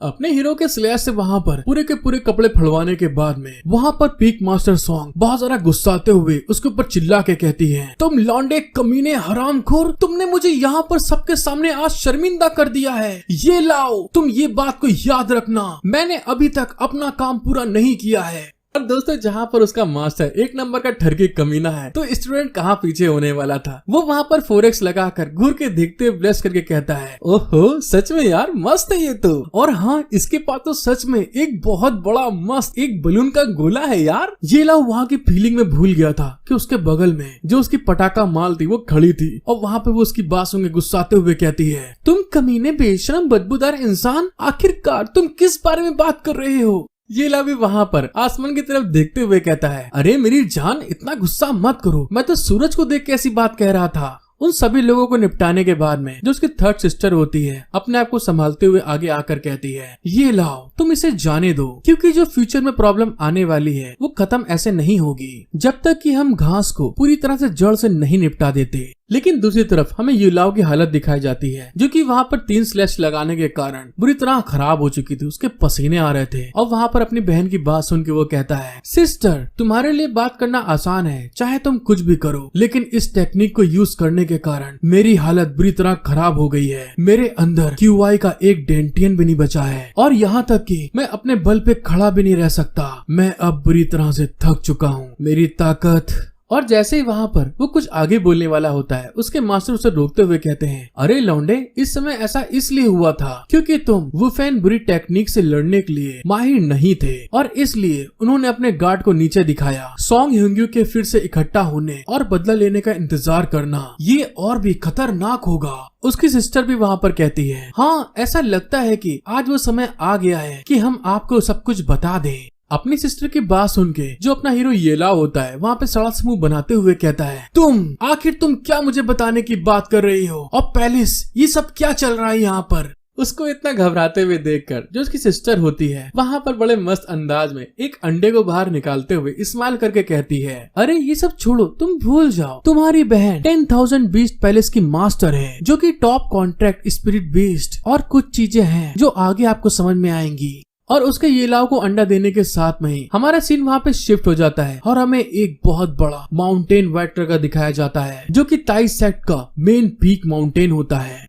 और वहाँ पर एक लेडी अपनी वही पीक मास्टर फटे पुराने कपड़ों के साथ उस लेडी के सामने बैठी होती है और वहाँ पे वो लेडी गुस्साते हुए कहती है, सेक्ट मास्टर, ये लाओ ने दूसरे लोगों को बुलाकर मिली भगत की थी, हमने वहाँ पर जाल बिछाया और साथ ही मेरे अलावा 3 टॉप पीक मास्टर वहाँ पर मार डाले गए। आखिरकार आप इसे इग्नोर कैसे कर सकती हैं? और दोस्तों मैं आगे की स्टोरी नहीं बताऊंगा, लेकिन आगे की स्टोरी सच बोल रहा हूँ यार बहुत मजेदार है। जो वहाँ की मास्टर होती हैं वहाँ पर बड़े एटीट्यूड में बोलती हैं, क्या ये क्या बोल रही हो तुम? और हमको पता चलता है ये ताई सेक्ट की मास्टर होती हैं जियो वोकिंग, जिसके सामने पीक मास्टर सॉन्ग अपने बम को और अपनी बॉडी को मस्त तरीके से घायल हालात में दिखाने की कोशिश कर रही थी। हेलो गाइस, एक बार फिर से becoming a God teaching bye 6 sisters के पार्ट 14 में आप सभी का वेलकम। और आप सभी लोगों का दिल से शुक्रिया कि आप लोग मेरा इतना सपोर्ट कर रहे हैं। सो प्लीज गाइस, जो लोग न्यू आए हैं वो प्लीज सब्सक्राइब एंड लाइक जरूर कर लें। और पुराने लोगों को मालूम है क्योंकि मैं आप लोगों से बहुत प्यार करता हूँ। और इसी के साथ चलते हैं आगे। एपिसोड की शुरुआत में हमें दिखाया जाता है जब अपने हीरो ये लाओ को वहाँ पे एग मिलता है, तो उसी के साथ में वहाँ से सीन शिफ्ट हो जाता है और हमको रात के टाइम में दिखाया जाता है। अपना हीरो वहाँ पे उस एग को देखते हुए बहुत ज्यादा एक्साइटेड होके बोलता है, अरे वाह, ये एग तो बहुत कमाल का है। और तो और मुझे ऐसा लग रहा है जैसे कि ये मेरी बॉडी की क्यूआई एनर्जी को एब्सॉर्ब कर रहा है। आखिरकार ये किस तरह का स्पिरिचुअल एग है? अपने हीरो की बात सुन के जो मिस जिन होती हैं हैरान होके कहती हैं, अरे क्या तुमको सिस्टर ने नहीं बताया कि ये किस तरह का एग है? मिस जिन की बात सुन के जो अपनी थर्ड सिस्टर होती हैं वहाँ पे गुस्से के कारण नहाते हुए गेट खोल के बाहर आते हुए चिल्ला के कहती हैं, ये तुम लोग किस तरह की बात कर रहे हो? बेशक ये एक मेरे भाई के लिए सरप्राइज है जिसे मैं उसे देना चाहती हूँ। अगर मैंने उसे बता दिया तो सरप्राइज कैसा? अपने सिस्टर को इस तरह से बाहर निकलते हुए देख के अपना हीरो हैरान होते हुए चिल्ला के कहता है, अरे सिस्टर, तुम किस तरह की लेडी हो? क्या तुम गुस्से के कारण भूल चुकी हो कि तुमने अभी कपड़े नहीं पहने हैं? अपने हीरो की सिस्टर उसको रिप्लाई देते हुए कहती है, अभी अभी लड़ाई में मेरे कपड़े फट गए, तो इसीलिए मेरे लिए एक नए कपड़े को ढूंढना थोड़ा मुश्किल है। और तभी दोस्तों में दिखाया जाता है जब वो लोग वहाँ पे लड़ाई कर रहे होते हैं तो उनके घर के बाहर बहुत ढेर सारे असेसियंस, बोले तो निंजा, बाहर उनका इंतजार कर रहे थे। लेकिन तभी अचानक से अपने हीरो ये लाओ को बाहर खड़े लौंडों के बारे में एहसास हो जाता है और तभी वहाँ पर वो नोक झोंक को रोकते हुए कहता है, सिस्टर, वो लोग आ चुके हैं। अपने हीरो की बात सुन के मिस जिन वहाँ पे घबराते हुए कहती है, क्या मास्टर ने उन्हें बदला लेने के लिए भेज दिया? और दूसरे साइड में जो अपने हीरो ने अपनी सिस्टर को कपड़े दिए हुए थे उस कपड़े को देखते हुए वहाँ पे गुस्साते हुए कहती है, ये तुमने मुझे कैसे कपड़े दिए हैं? इन कपड़ों को पहनने में मुझे बहुत दिक्कत हो रही है क्योंकि इन कपड़ों में मेरी सेक्सी बॉडी दिखाई नहीं दे रही है। लेकिन जब वो एसिस्टेंट्स आगे की तरफ बढ़ रहे होते हैं तभी वहाँ पे मास्टर लाओ अपने हीरो के घर के ऊपर बैठे हुए मजे से दारू पी रहे थे, जिसको देखते हुए उन असेसिन का लीडर अपने मास्टर से कहता है, पीक मास्टर लाओ, प्लीज ये लाओ को बाहर आने दें और उससे कहें कि हमारे साथ में चले। लेकिन जैसा कि हम लोग जानते हैं पीक मास्टर लाओ का वो डिसाइपल है। उनकी बात सुनते हुए पीक मास्टर लाओ कहते हैं, अरे मुझे तो देखते हुए बहुत ज्यादा ताजुब हो रहा है कि पीक मास्टर सॉन्ग ह्यूंग्यू उसको लेने के लिए खुद क्यों नहीं आई और उसने अपने सपोर्टर्स को भेजा यहाँ पर। लेकिन मुझे ये उम्मीद नहीं थी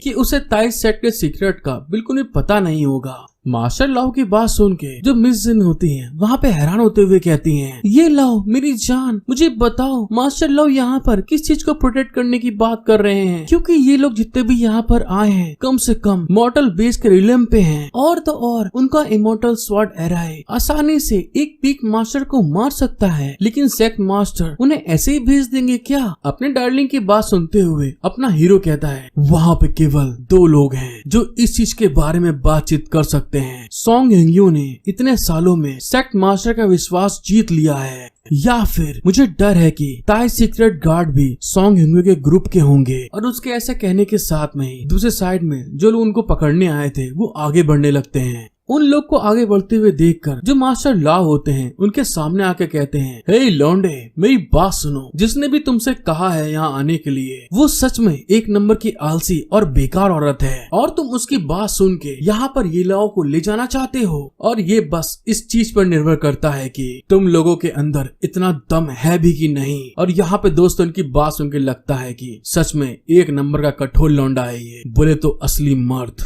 मास्टर लाओ की बात सुनते हुए वहाँ पे जो सामने बढ़ रहा था आदमी वहाँ पे घबराते हुए कहता है, ओल्ड मास्टर लाओ, आपको कुछ गलत फहमी हो गई है। लेकिन मास्टर लाओ को तो मालूम ही था कि यहाँ पे लफड़ा क्या चल रहा है।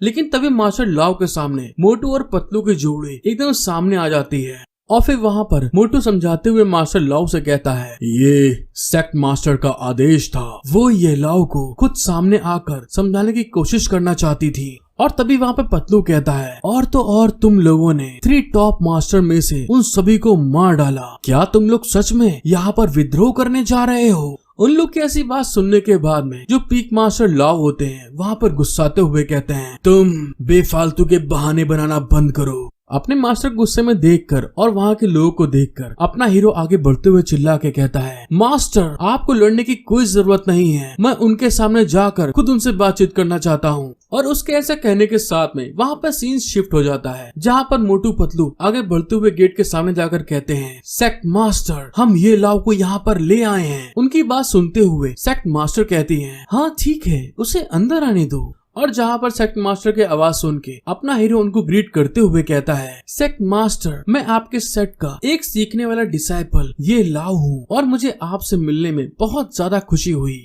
जब अपना हीरो अंदर आया होता है तो दूसरे साइड में जो सेक्ट मास्टर होती हैं वहाँ पर 2 लड़के को थ्रू बड़े आराम से अपने आप को नहलवा रही थी, क्योंकि दोस्तों सेक्ट मास्टर है यार, कुछ तो रंगबाजी चाहिए कि नहीं चाहिए। और फिर वहाँ पर अपने हीरो की बात सुनते हुए रंगबाजी में कहती है, क्या कहा तुमने कि तुम यहाँ पर सीखते हो? और तो और मुझे याद है 10 साल पहले तुम तो वही एक नंबर टैलेंट वाले डिसाइपल थे ना? क्यों, मैंने सही कहा ना? और तो और मुझे ऐसा पता चला है कि तुम बहुत बड़े बेवकूफ हो, तुम इन 10 सालों में कुछ भी नहीं सीख सकते।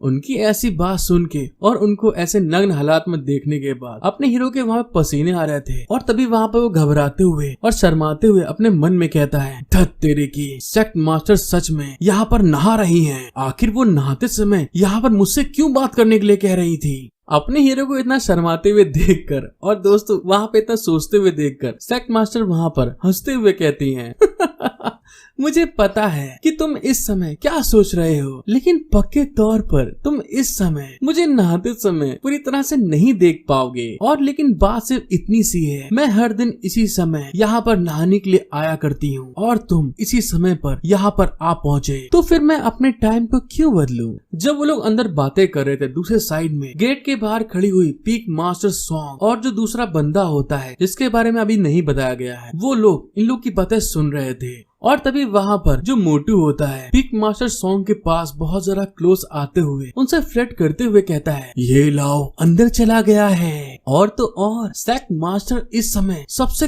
कमजोर हुआ करती हैं, और तुम बताओ इसके अलावा तो फिर इसके लिए। लेकिन तभी वहाँ पर उनको आवाज आती है, सीनियर, अब समय आ चुका है। और उस आवाज को सुन के वो लोग वहाँ पे हैरान हो गए थे। और जब पतलू आसमान की तरफ देखता है तो वहाँ पे चांद एकदम लाल कलर का पहुँच गया था, जिसको देखते हुए वो कहता है, अरे ये तो देखो, आज तो आसमान में जो चांद है खूनी रंग में बदल गया है। और उन लोग के बीच में दोस्तों क्या बातचीत हुई आगे हमें अभी नहीं बताया गया है। और फिर हमारा सीन शिफ्ट होके सेक्ट मास्टर की तरफ आ जाता है, जो कि वहाँ पर अपने हीरो से आगे कहती है, अच्छा तो तुम्हारा मतलब है कि जो चारों के चारों पीक मास्टर थे वो अपनी टेक्निक को प्रैक्टिस करते हुए वहाँ पर मारे गए। उनकी ऐसी बात सुन के अपना हीरो उनको बताता है, हाँ मैडम, बिल्कुल आप सही कह रही हैं। लीड आउट सेट ने पिछले कुछ सालों में बहुत ढेर सारे बड़े और छोटे सेट को नष्ट कर दिया है, और अब वो ताइस सेट के लिए एक बहुत मजबूत दावेदार बन गए हैं। और तो और 9 पीक ताइस सेट के पास सच में 4 पीक मास्टर थे, जो कि लीड आउट सेट में साथ में कॉन्टेक्ट करते थे, और तो और लीड आउट सेट के मास्टर का काम भी करते थे।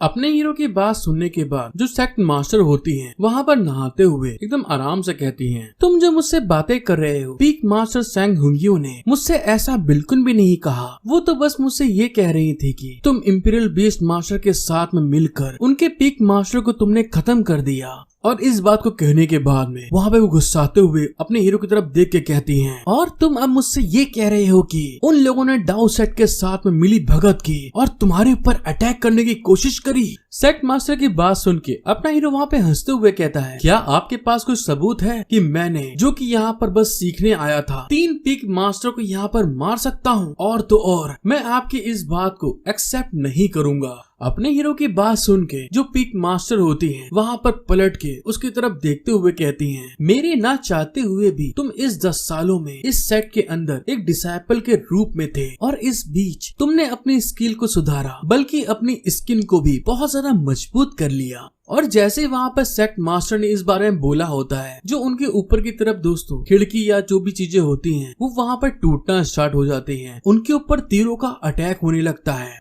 और उन तीरों का अटैक इतना ज्यादा होता है दोस्तों, जो उनकी सेविकाएं होती हैं उनको नहलाने वाली, उनके ऊपर भी जाकर वहाँ पे लगने लगती हैं। लेकिन किसी तरीके से जो सेट मास्टर होती हैं वहाँ पर अपने आप को बचा रही थी और अगले पल ही एक तीर जो होता है, जो उनकी सेविका थी जो उनको नहलाती थी, उसके हाथ पे जाके लगती है और ऐसा होने के कारण उसके हाथ में वहाँ पे पॉइजन फैल जाता है, जिस चीज को देखते हुए वो वहाँ पे घबराते हुए बुरी तरह चिल्लाने लगती है। जब अपना हीरो ये लव उस अटैक के ऐसे इम्पैक्ट को देखता है तो तुरंत वहाँ पे आगे बढ़ते हुए सेट मास्टर को बचाने की कोशिश करते हुए कहता है, नहीं, ये बहुत खराब हुआ, ये तीरें तो बहुत ज्यादा जहरीली हैं। और जब सेट मास्टर अपने ऊपर ऐसे होते हुए हम लोग को देखती हैं तो वहाँ पर गुस्साते हुए कहती हैं, ये नपुंसक के पिल्ले, हरामखोर, इनकी हिम्मत कैसे हुई टीआई सेट के ऊपर इस तरह से जंगली अटैक करने की। लेकिन तभी दूसरे साइड जो अपना हीरो होता है वहाँ पर उनको बचाने के लिए आगे की तरफ खूब जोर से बढ़ रहा था और जब वो वहाँ पर उनके पास पहुँचता है तो एकदम से उसकी आंखों के सामने कुछ गोल गोल सा और सॉफ्ट सा आ जाता है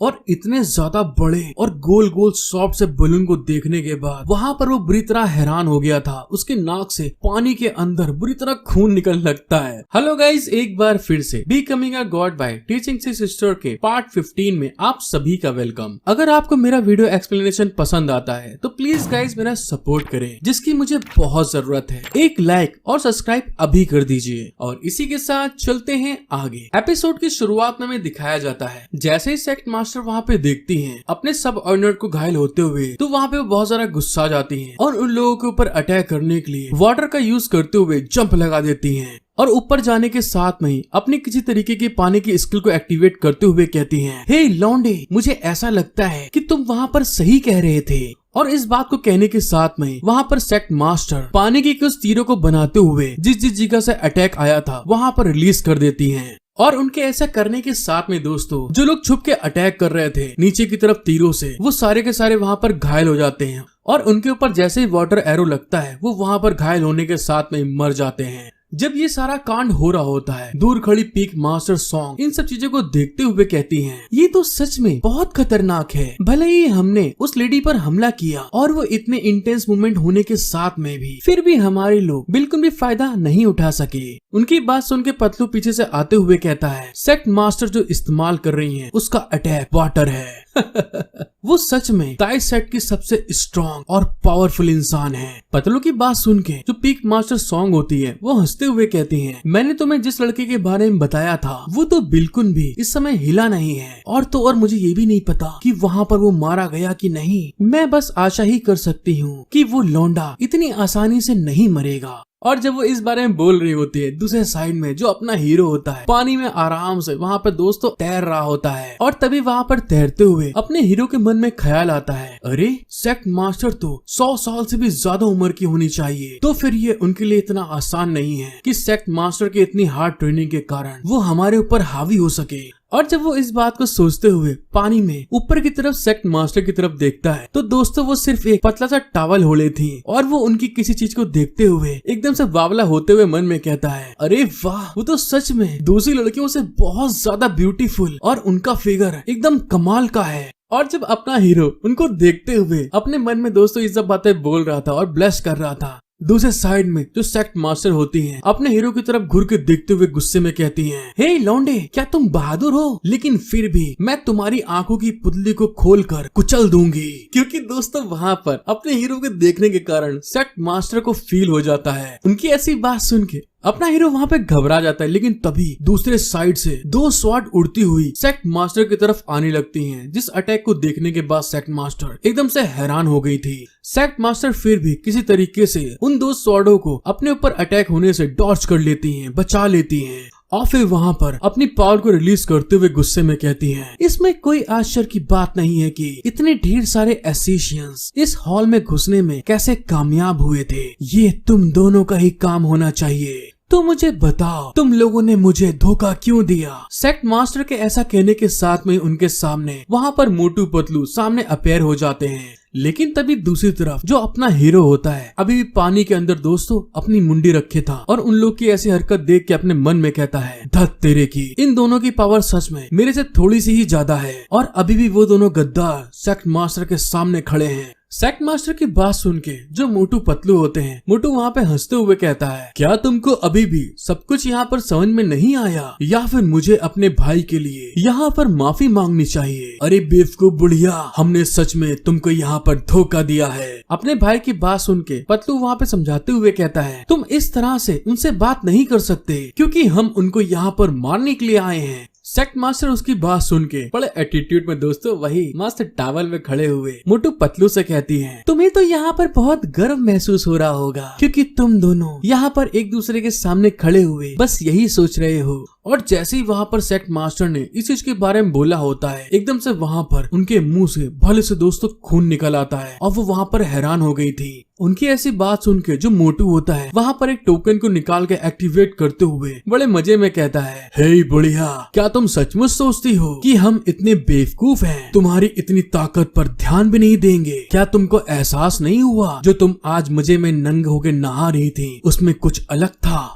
जो सेक्ट मास्टर होती है मोटू की बात सुन के घबराते हुए कहती है, क्या इस दुनिया में भी ऐसा पॉइजन है जो मुझे हर्ट कर सकता है? दूसरे साइड में पतलू उनके हालात को देखते हुए कहता है, लियाओ डाओ सेक्ट ने बहुत दूर उत्तर में अपने सैकड़ों डिसाइपल को भेज दिया और उन्हें तब जाकर उन्हें ये जहरीला पौधा मिला जो कि एंशिएंट बुक में शामिल सबसे स्ट्रॉन्ग पॉइजन है। और तुम्हारे हालात को देखने के बाद में ये सच में सबसे स्ट्रॉन्ग पॉइजन होने के हकदार है। उनकी ऐसी बात सुनने के बाद जो सेक्ट मास्टर होती हैं, जिनके हालात खराब थे, उनके पसीने आ रहे थे, वहाँ पर वो उनसे कहती हैं, तुम्हें तो लाओ सेक्ट से निकाल दिया गया था और तुम लोगों ने बदला लेने के लिए ताइस सेक्ट में हजारों डिसाइपल में डरते हुए यहाँ पर आए थे। मास्टर की बात सुन के अपना पतलू वहाँ पे हंसते हुए कहता है, अरे हमने तो कभी चिंता ही नहीं की थी, लेकिन क्या जो तुम हमारे सामने हो बलि का बकरा नहीं हो? क्योंकि ये लाओ सेट के मास्टर को मारने के लिए रॉयल बीस्ट के पैलेस के साथ मिलकर साजिश की। अगर हम इस बात को पूरी दुनिया में फैला देंगे तो कल,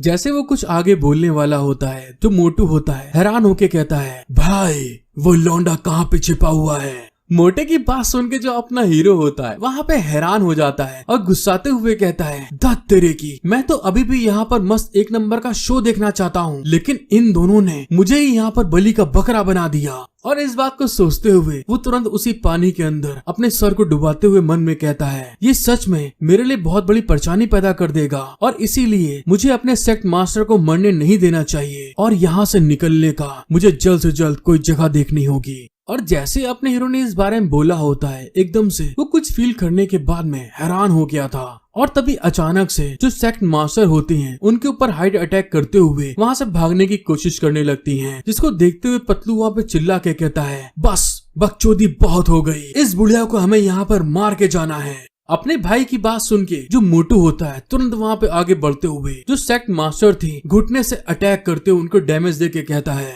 अच्छा तुम बुढ़िया अभी भी हमको यहाँ पर चकमा देने की कोशिश कर रही हो? और मोटू के अटैक के इफेक्ट के कारण जो सेक्ट मास्टर होती हैं दूर जाके धड़ाम से लुढ़कते हुए नीचे जाके गिरती हैं और मोटू का इफेक्ट इतना ज्यादा होता है गिरने के कारण, जो उनका मस्त ललन टॉप टावर होता है दोस्तों, वो वहाँ पे उनके बलून के साथ को वहाँ पे छोड़ देता है, जिस चीज को देखते हुए वो अपने टावल को लपेटते हुए वहाँ पे करार रही थी। सेक्ट मास्टर को इस तरह से टावल को लपेटते हुए देखकर जो मोटू होता है उनके ऊपर अटैक करते हुए कहता है, अगर तुम इस तरह से जल्दी नहीं करती तो मैं तुम्हारी बॉडी का सच में मजा करना चाहता था, लेकिन ये कितनी शर्म की बात है कि अब तुम ऐसे ही मरने वाली हो। जैसे ही वहाँ पर मोटू अटैक करने वाला होता है, पानी में एकदम से कुछ इफेक्ट होता है और अगले ही पल दोस्तों हमें दिखाया जाता है जो अपने हीरो होता है अपनी मस्त लल्लन टॉप जो मास्टर होती है उसको ऐसे मरते हुए नहीं देख पाता और तभी वहाँ से निकलते हुए मोटू के ऊपर अटैक करते हुए गुस्से में चिल्ला के कहता है, तेरे जैसा बेढौल और मोटू आदमी मैंने पहली बार जिंदगी में देखा है। मोटू उसको अटैक करते हुए सेंस कर लेता है और अगले ही पल हमें दिखाया जाता है मोटू ने वहाँ पर अपने हीरो ने जो अटैक किया था उसको उछलते हुए डॉज कर लिया था। अपने हीरो के अटैक से बचने के बाद मोटू वहाँ पर गुस्साते हुए कहता है, तो तुम वही लौंडे हो जो यहाँ पर अभी तक छुपे हुए थे, लेकिन मुझे ये नहीं समझ में आ रहा कि तुम सेक्ट मास्टर के बाथटब में साले कर क्या रहे थे। अपने मोटे भाई को इतना एग्रेसिव होते हुए देखकर जो पतलू होता है वहाँ पर उसको समझाते हुए कहता है, अरे छोड़ो जो कुछ भी हुआ है, अभी तुम्हें ये देखना होगा कि हमें बहुत सारे लोगों को बचाने की कोशिश करनी है। और तभी हमें दिखाया जाता है अपने हीरो ने सेक्ट मास्टर को वहाँ पे बचा लिया था जो कि अपने बलून की प्रोटेक्शन करने के लिए अपने टावर को ऊपर कर रही थी। और तभी वहाँ पर अपना हीरो अपनी स्वॉर्ड में पावर इंजेक्ट करते हुए कहता है, तुम मोटू पतलू बहुत कायदे से सुन लो, मैं इंसानी होने वाली घटना का बलि का बकरा बनना नहीं चाहता हूँ, तो जिस कारण से मुझे तुम लोगों से फाइट करनी पड़ी। अपने हीरो की बात सुनने के बाद मोटू वहाँ पे गुस्साते हुए कहता है, तुम लौंडे भले ही तुमने वहाँ पर 3 पीक मास्टर को मारा हो, लेकिन फिर भी हमारे लिए इतना काफी नहीं है, क्योंकि तुम हमारे सामने केवल हेवनली क्यूआई कंडीशन के 3rd लेवल पर हो। और तुमने अभी तक जितना भी जिस किसी का सामना किया है, क्या उस हिसाब से तुम्हें लगता है कि तुम हमारे आगे जीत सकते हो? उन दोनों की बात सुनने के बाद जो अपना हीरो होता है तुरंत सेक्ट मास्टर के पास जाता है और उनके लल्लन टॉप बॉडी के बगल में कमर में हाथ डालते हुए उनकी तरफ देख के कहता है, हे तुम दोनों मोटू पतलू, जब तक मैं बच सकता हूँ तो फिर मैं तुम दोनों को हराने का कोई ना कोई प्लान तो निकाल ही लूंगा।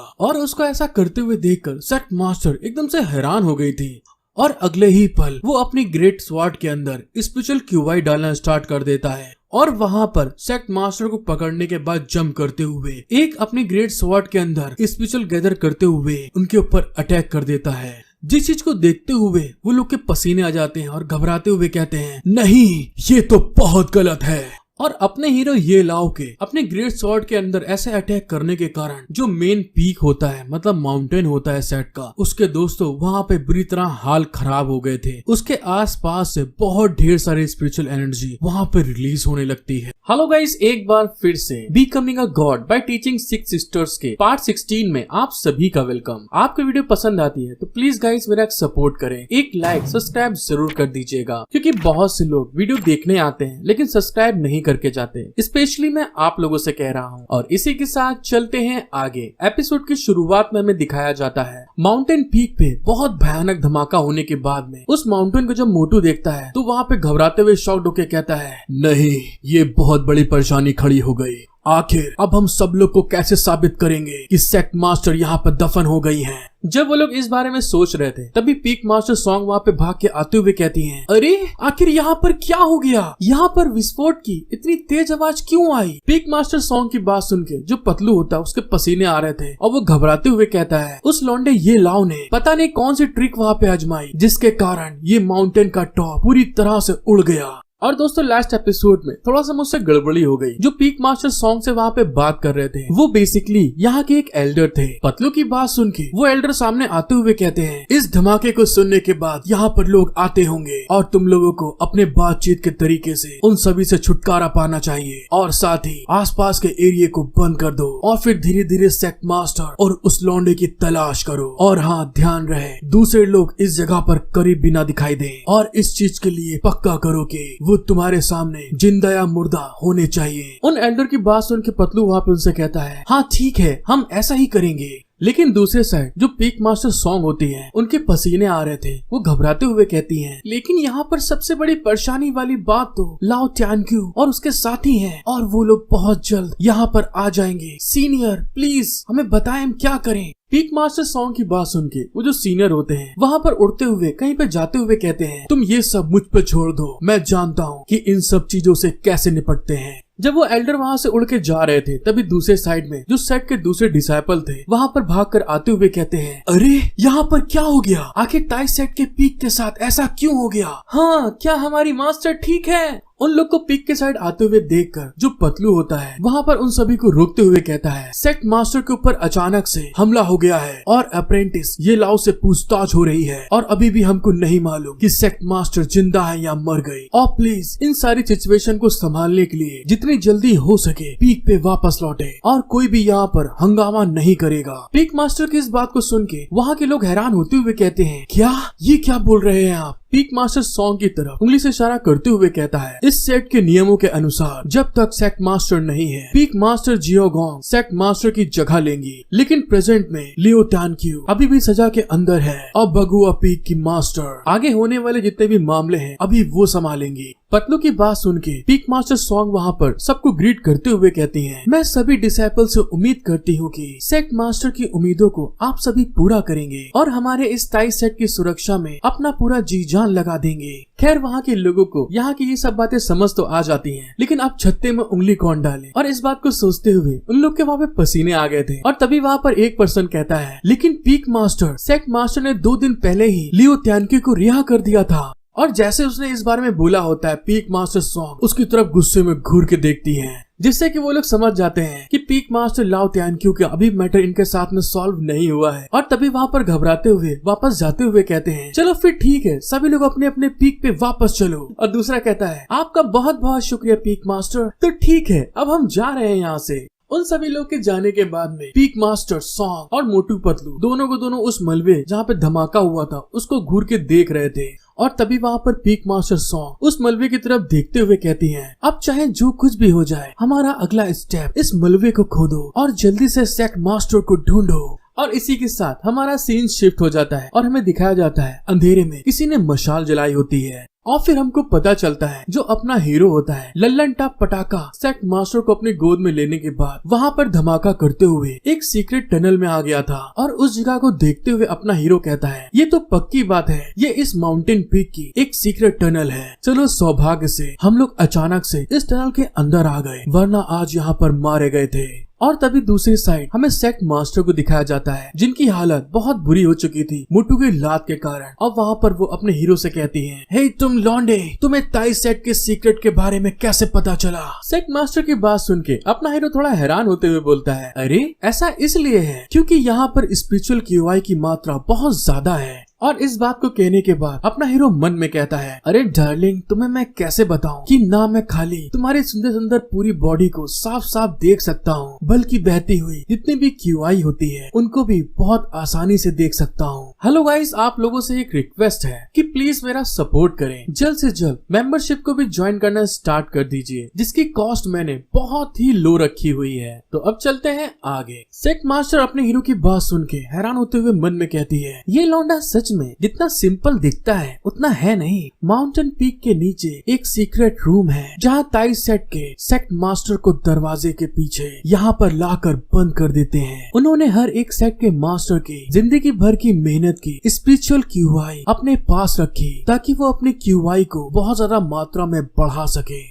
और फिर हमें दिखाया जाता है जो अपना हीरो होता है अपनी Lallan top beautiful sect master को बड़े प्यार से सहारा देते हुए आगे की तरफ ले जा रहा था जहाँ पर सेक्ट मास्टर कहती हैं अगर मैं अपनी चोट को ठीक करने के लिए सीक्रेट रूम में जा सकी तो फिर मैं अपने पॉइजन को डिटॉक्सिफाई कर सकती हूँ और अपनी चोटों को तेजी से हील कर सकती हूँ। लेकिन जैसे ही वो आगे की तरफ बढ़ रहे होते हैं सामने की तरफ कुछ देखने के बाद दोनों को दोनों हैरान हो गए थे। और फिर वहाँ पर अपना हीरो सामने की तरफ देख के हैरान होके कहता है सेक्ट मास्टर ऐसा लगता है कि वे लोग हमें बहुत ज्यादा देर तक छुपने नहीं देंगे। अपने हीरो की बात सुन के सेक्ट मास्टर भी वहाँ पर गुस्साते हुए कहती है हाँ तुम सही कह रहे हो इसीलिए जल्दी करो रुको मत जल्दी से मुझे आगे ले जाने में मेरी मदद करो। सेक्ट मास्टर की इस बात को सुन के अपना हीरो तुरंत वहाँ पर उनको अपनी गोदी में ले लेता है दोस्तों। और ये जो पत्थर बीच में आया है आर्टिस्ट को दोस्तों सलूट देना चाहिए। और फिर वहाँ पर अपना हीरो सेक्ट मास्टर को गोद में उठाकर हंसते हुए कहता है वैसे आप इस समय चलने में बहुत धीमी है तो इसीलिए मैं आपकी मदद कर देता हूँ। और उसकी ऐसी हरकत को देखकर सेक्ट मास्टर एकदम से हैरान हो गई थी।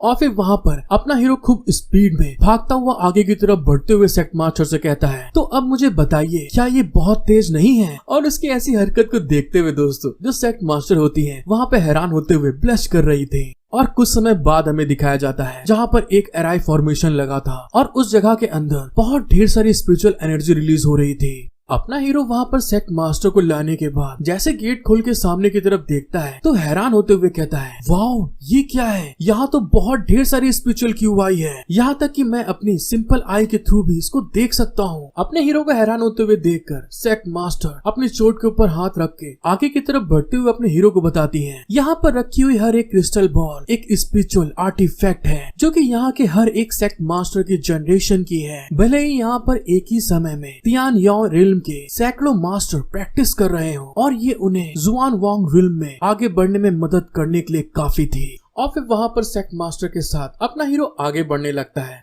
जहाँ पर सेक्ट मास्टर उससे कहती है, ये लाओ, यहाँ पर जितना हो सके स्पिरिचुअल एनर्जी को एब्सॉर्ब करने की कोशिश करो और ये मेरी तरफ से तुम्हारे लिए एक गिफ्ट है। अपने मास्टर की बात सुन के ये लाओ वहाँ पे देखते हुए कहता है, मास्टर आपका शुक्रिया, लेकिन मुझे अभी इसकी जरूरत नहीं है। सेक्ट मास्टर वहाँ पर अपनी चोटों को ठीक करने के लिए कल्टीवेशन के पोज में बैठते हुए अपने हीरो की तरफ देख के कहती हैं, अच्छा तो ठीक है, मुझे पता है तुम बहुत जिद्दी हो, इसीलिए मैं उम्मीद करती हूँ कि आगे तुमको इस चीज के लिए अफसोस नहीं होगा। लेकिन तभी जैसे सेक्ट मास्टर ने इस चीज के बारे में बोला होता है, अचानक से अपने हीरो की बॉडी के अंदर वहाँ पे जितनी भी क्यूआई एनर्जी होती है एब्सॉर्ब होना स्टार्ट हो जाती है, जिस चीज के बारे में अपने हीरो को नहीं पता होता है। और वहाँ पर वो उस केव को देखते हुए कहता है, मास्टर ये गुफा तो 1000 साल से भी पुरानी होनी चाहिए, क्यों मैंने सही कहा ना। लेकिन दूसरे साइड जो सेक्ट मास्टर होती है इतनी ज्यादा इंटेंस एनर्जी अपने हीरो की बॉडी के अंदर जाते हुए देखकर हैरान हो रही थी।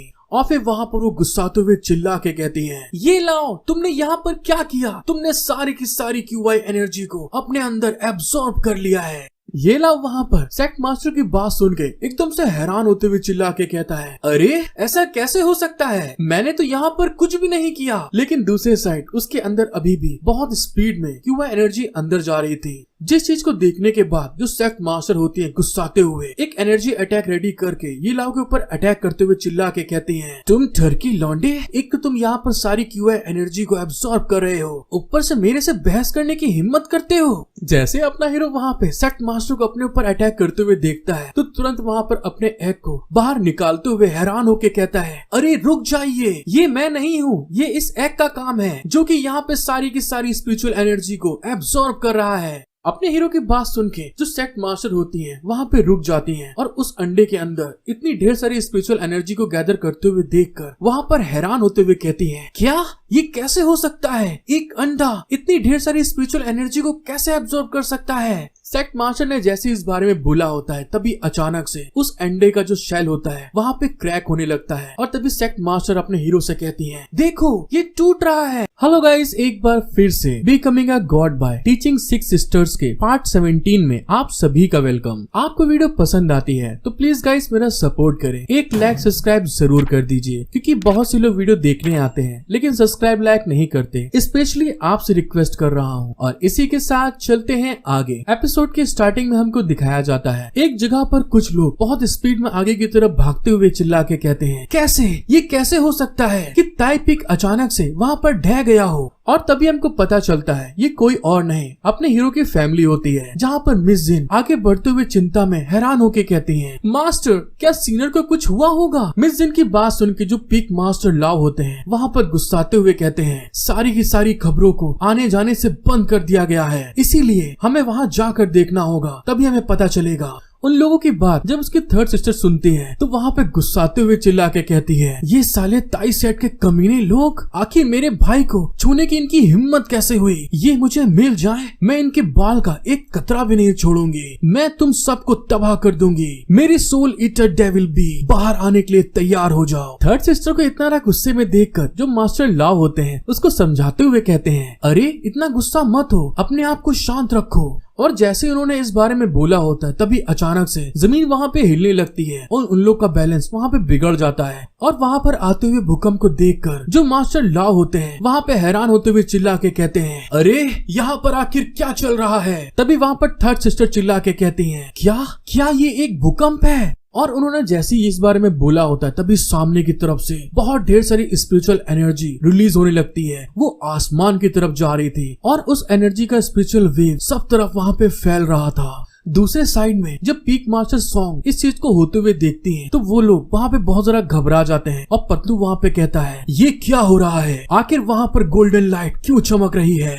लेकिन तभी जो अपने हीरो की थर्ड सिस्टर होती है उसके दिमाग की बत्ती जलती है और वो हैरान होते हुए कहती है ये तो किडिंग है, लेकिन ये केवल एक दिन में अपने अंडे को हैच करके बाहर कैसे आ सकता है। मास्टर लाओ उसकी बात सुन के हैरान होते हुए कहते हैं ये क्या बड़बड़ा रही हो तुम। और तभी हमारा सीन शिफ्ट होके अपने हीरो ये लाओ के पास आ जाता है जहाँ पर उसका अंडा हैच होने के बाद उसमें से दोस्तों बेबी निकलने वाला था, जिसके इफेक्ट के कारण वहाँ पर खूब ढेर सारे स्पिरिचुअल एनर्जी की लाइट ने जिस जगह पर उन लोग थे केव के अंदर उस जगह को पूरा समेट लिया होता है। रोशनी से भर गई थी पूरी केव। और थोड़ी देर बाद जब वो एग टूट जाता है तो उसके अंदर से एक बीस्ट बाहर निकल के आता है, जिसको देखते हुए अपना हीरो कहता है अरे ये तो एक स्पिरिचुअल बीस्ट है। और इसको देखते हुए जो सेक्ट मास्टर होती हैं वो भी हैरान हो गई थी। और फिर उस स्पिरिचुअल बीस्ट की तरफ देखते हुए सेक्ट मास्टर कहती हैं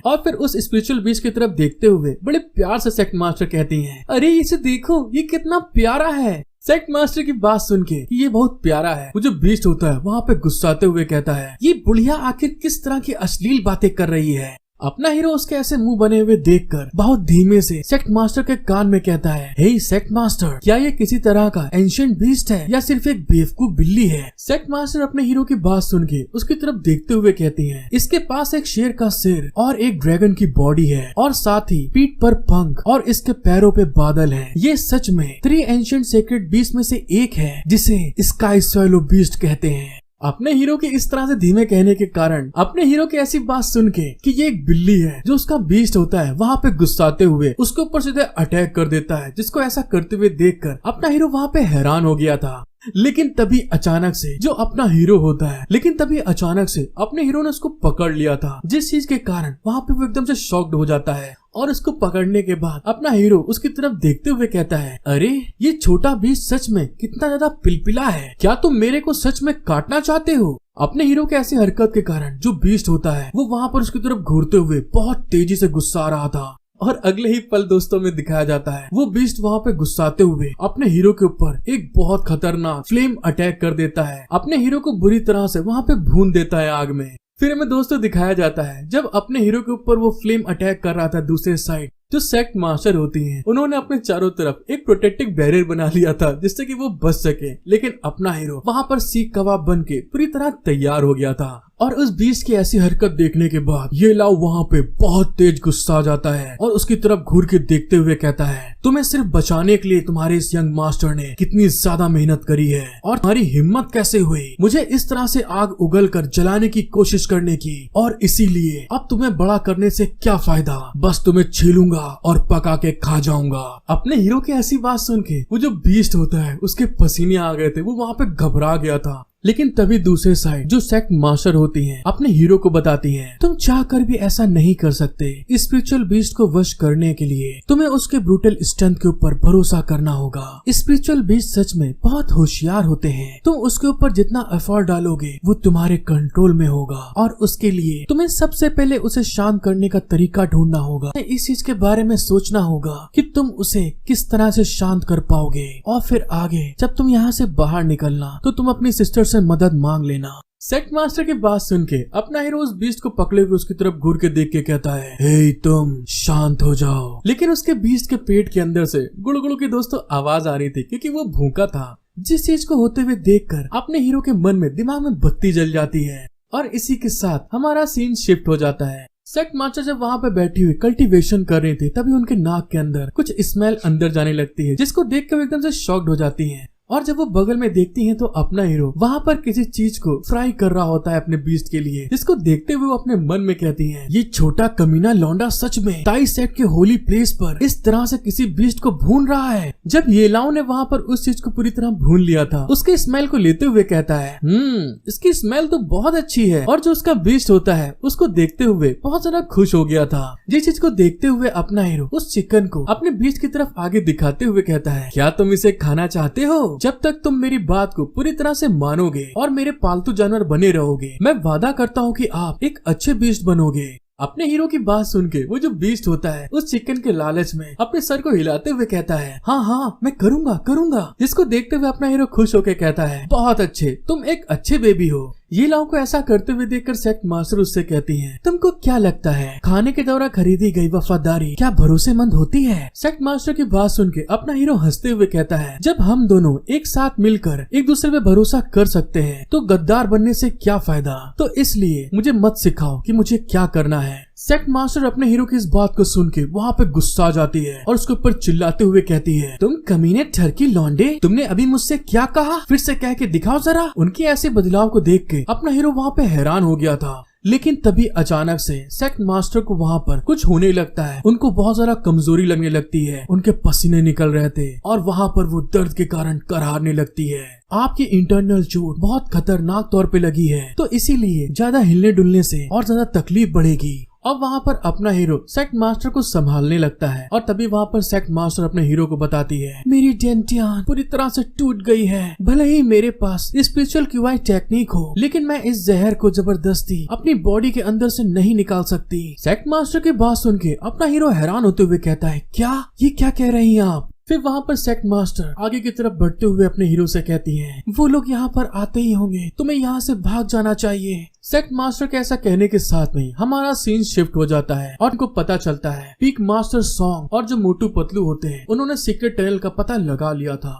और पीक मास्टर उस टनल के अंदर आते हुए बड़े एटीट्यूड में पोज देते हुए कहती हैं, पक्के तौर पर सेक्ट मास्टर यहीं कहीं छुपी होंगी कहीं रास्ते पे। पीक मास्टर सॉन्ग की बात सुन के मोटू पीछे की तरफ देखते हुए कहता है, अरे वहाँ देखो, वहाँ से क्यूआई बहुत ज्यादा मात्रा में निकल के बाहर आ रही है। क्या ऐसा हो सकता है जो हमने गोल्डन लाइट की स्पिरिचुअल एनर्जी को देखा वो इसी जगह से हो सकती है? मोटू की बात सुन के पीक मास्टर सॉन्ग कहती है, चाहे वो उस स्पिरिचुअल गोल्डन लाइट से जुड़ी हो या ना जुड़ी हो, अभी हम इस चीज पर ध्यान नहीं दे सकते। सेक्ट मास्टर के चोट लगी है और उससे उबरने से पहले हमें सेक्ट मास्टर से निपटना होगा और इस बार मैं इस चीज को पक्का खुद करूंगी कि सेक्ट मास्टर पूरी तरह से मर जाए। और इस बात को कहने के साथ में जिस जगह से बहुत ढेर सारी मात्रा में स्पिरिचुअल एनर्जी बाहर निकल रही थी दोस्तों, वो तीनों लोग उसी जगह में खूब स्पीड में आगे की तरफ भाग के जाने लगते हैं। हेलो गाइस, एक बार फिर से becoming a god by teaching 6 sisters के पार्ट 18 में आप सभी का वेलकम। आपको वीडियो पसंद आती है तो प्लीज गाइस आपसे दिल से रिक्वेस्ट करता हूँ कि 1 लाइक सब्सक्राइब जरूर कर दीजिए, क्योंकि वीडियो देखने के लिए बहुत से लोग आते हैं लेकिन सब्सक्राइब लाइक कोई नहीं करता। मेनली मैं आप लोगों से रिक्वेस्ट कर रहा हूँ। और इसी के साथ चलते हैं आगे। एपिसोड की शुरुआत में हमको दिखाया जाता है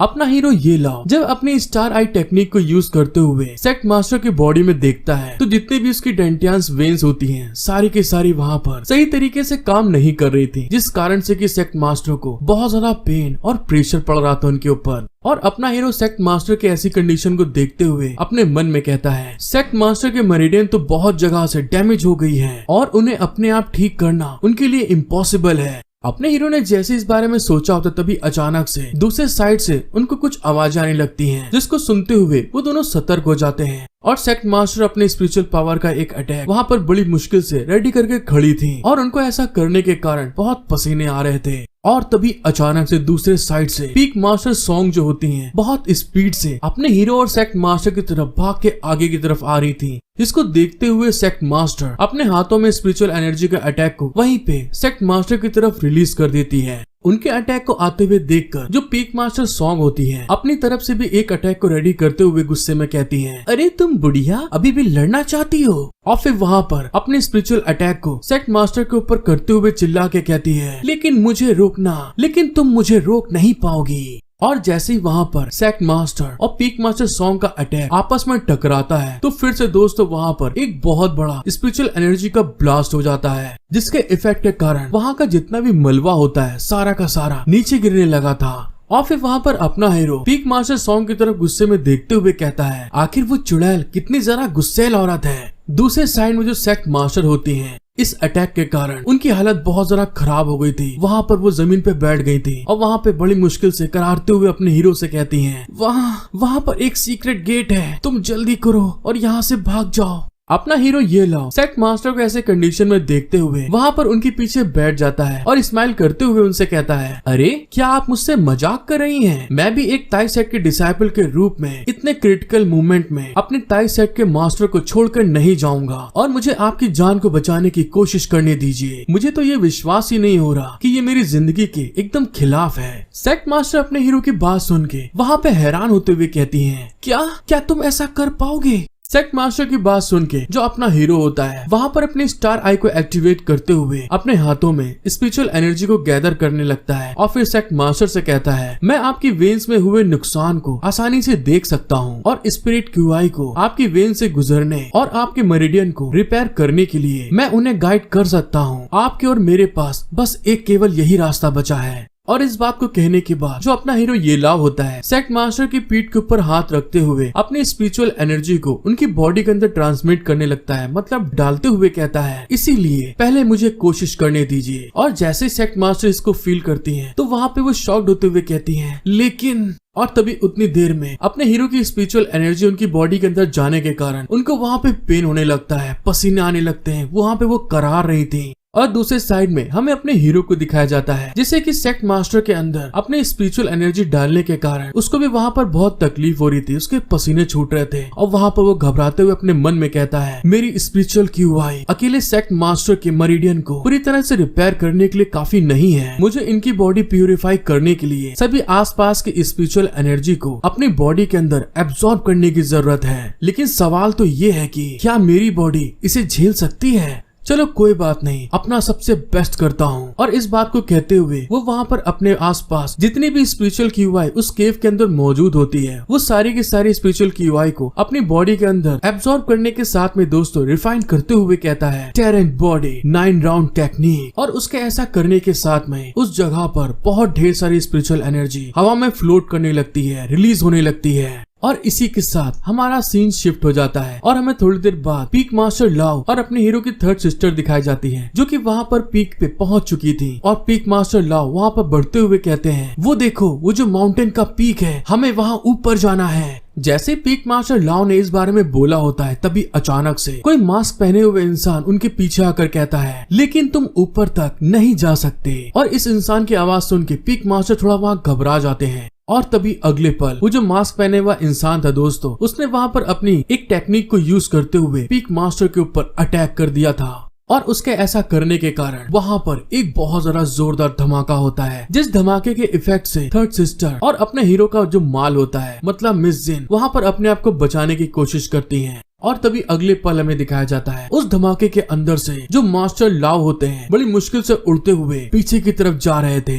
पीक मास्टर को इस तरह से पीछे की तरफ गिरते हुए देखकर जो मिस जिन होती हैं वहाँ पर हैरान होते हुए चिल्ला के कहती हैं, मास्टर लाव क्या आप ठीक हैं? और जैसा कि आप देख ही सकते हैं कि मास्टर लाव की हालत बहुत ज्यादा खराब हो चुकी थी, उनके खून निकलने लगता है पेट से। और वहाँ पर वो गुस्साते हुए अपने मन में कहते हैं, ये तो नाइट क्रो का मेंबर है जो कि लीडाउ सेट के स्पेशलाइज्ड है लोगों को मारने के लिए, आखिर वे लोग यहाँ पर क्यों हैं? और फिर वहाँ पर उस आदमी की तरफ देखते हुए गुस्सा के चिल्ला के कहते हैं, क्या लीडाउ सेट ताई सेट से लड़ने के लिए इस तरह की घटिया और घिनौनी हरकत करेगा? फिर हमें उस आदमी को दिखाया जाता है जिसने कि वहाँ पर अटैक करा था। और दोस्तों ये वही था जो कि वहाँ पर पीक मास्टर सॉन्ग के सामने उड़ते हुए इनकी तरफ आया था। और वो एल्डर वहाँ पर अपने वेपन को खूब कस के पकड़ता है अगला अटैक करने के लिए। लेकिन तभी जो अपने हीरो की थर्ड सिस्टर होती है अपने पास से एक वुल्फ टाइप की स्पिरिट बीस्ट को बाहर निकालते हुए उस आदमी की तरफ घूर के देख के कहती है, तुमने हमारे ऊपर अटैक क्यों किया? और एक आदमी जो सिर्फ यहाँ पर खड़ा हुआ है तुमने उसके ऊपर अचानक से अटैक कर दिया। थर्ड सिस्टर की इस बात को सुन के वो आदमी उनकी तरफ देखते हुए कहता है, हम रॉयल बीस्ट पैलेस के साथ परेशानी उठाने का इरादा नहीं रखते हैं, लेकिन क्योंकि आपने ये लॉ के साथ कुछ करना चाहती हैं, इसलिए फ्यूचर में परेशानी से बचना बेहतर है मेरे लिए। उस आदमी की बात सुन के मिस जिन वहाँ पे गुस्साते हुए चिल्ला के कहती हैं, तुम कमीने हरामखोर, आखिर मेरा ये लाव कहाँ है? तुम लोगों ने उसके साथ में क्या किया?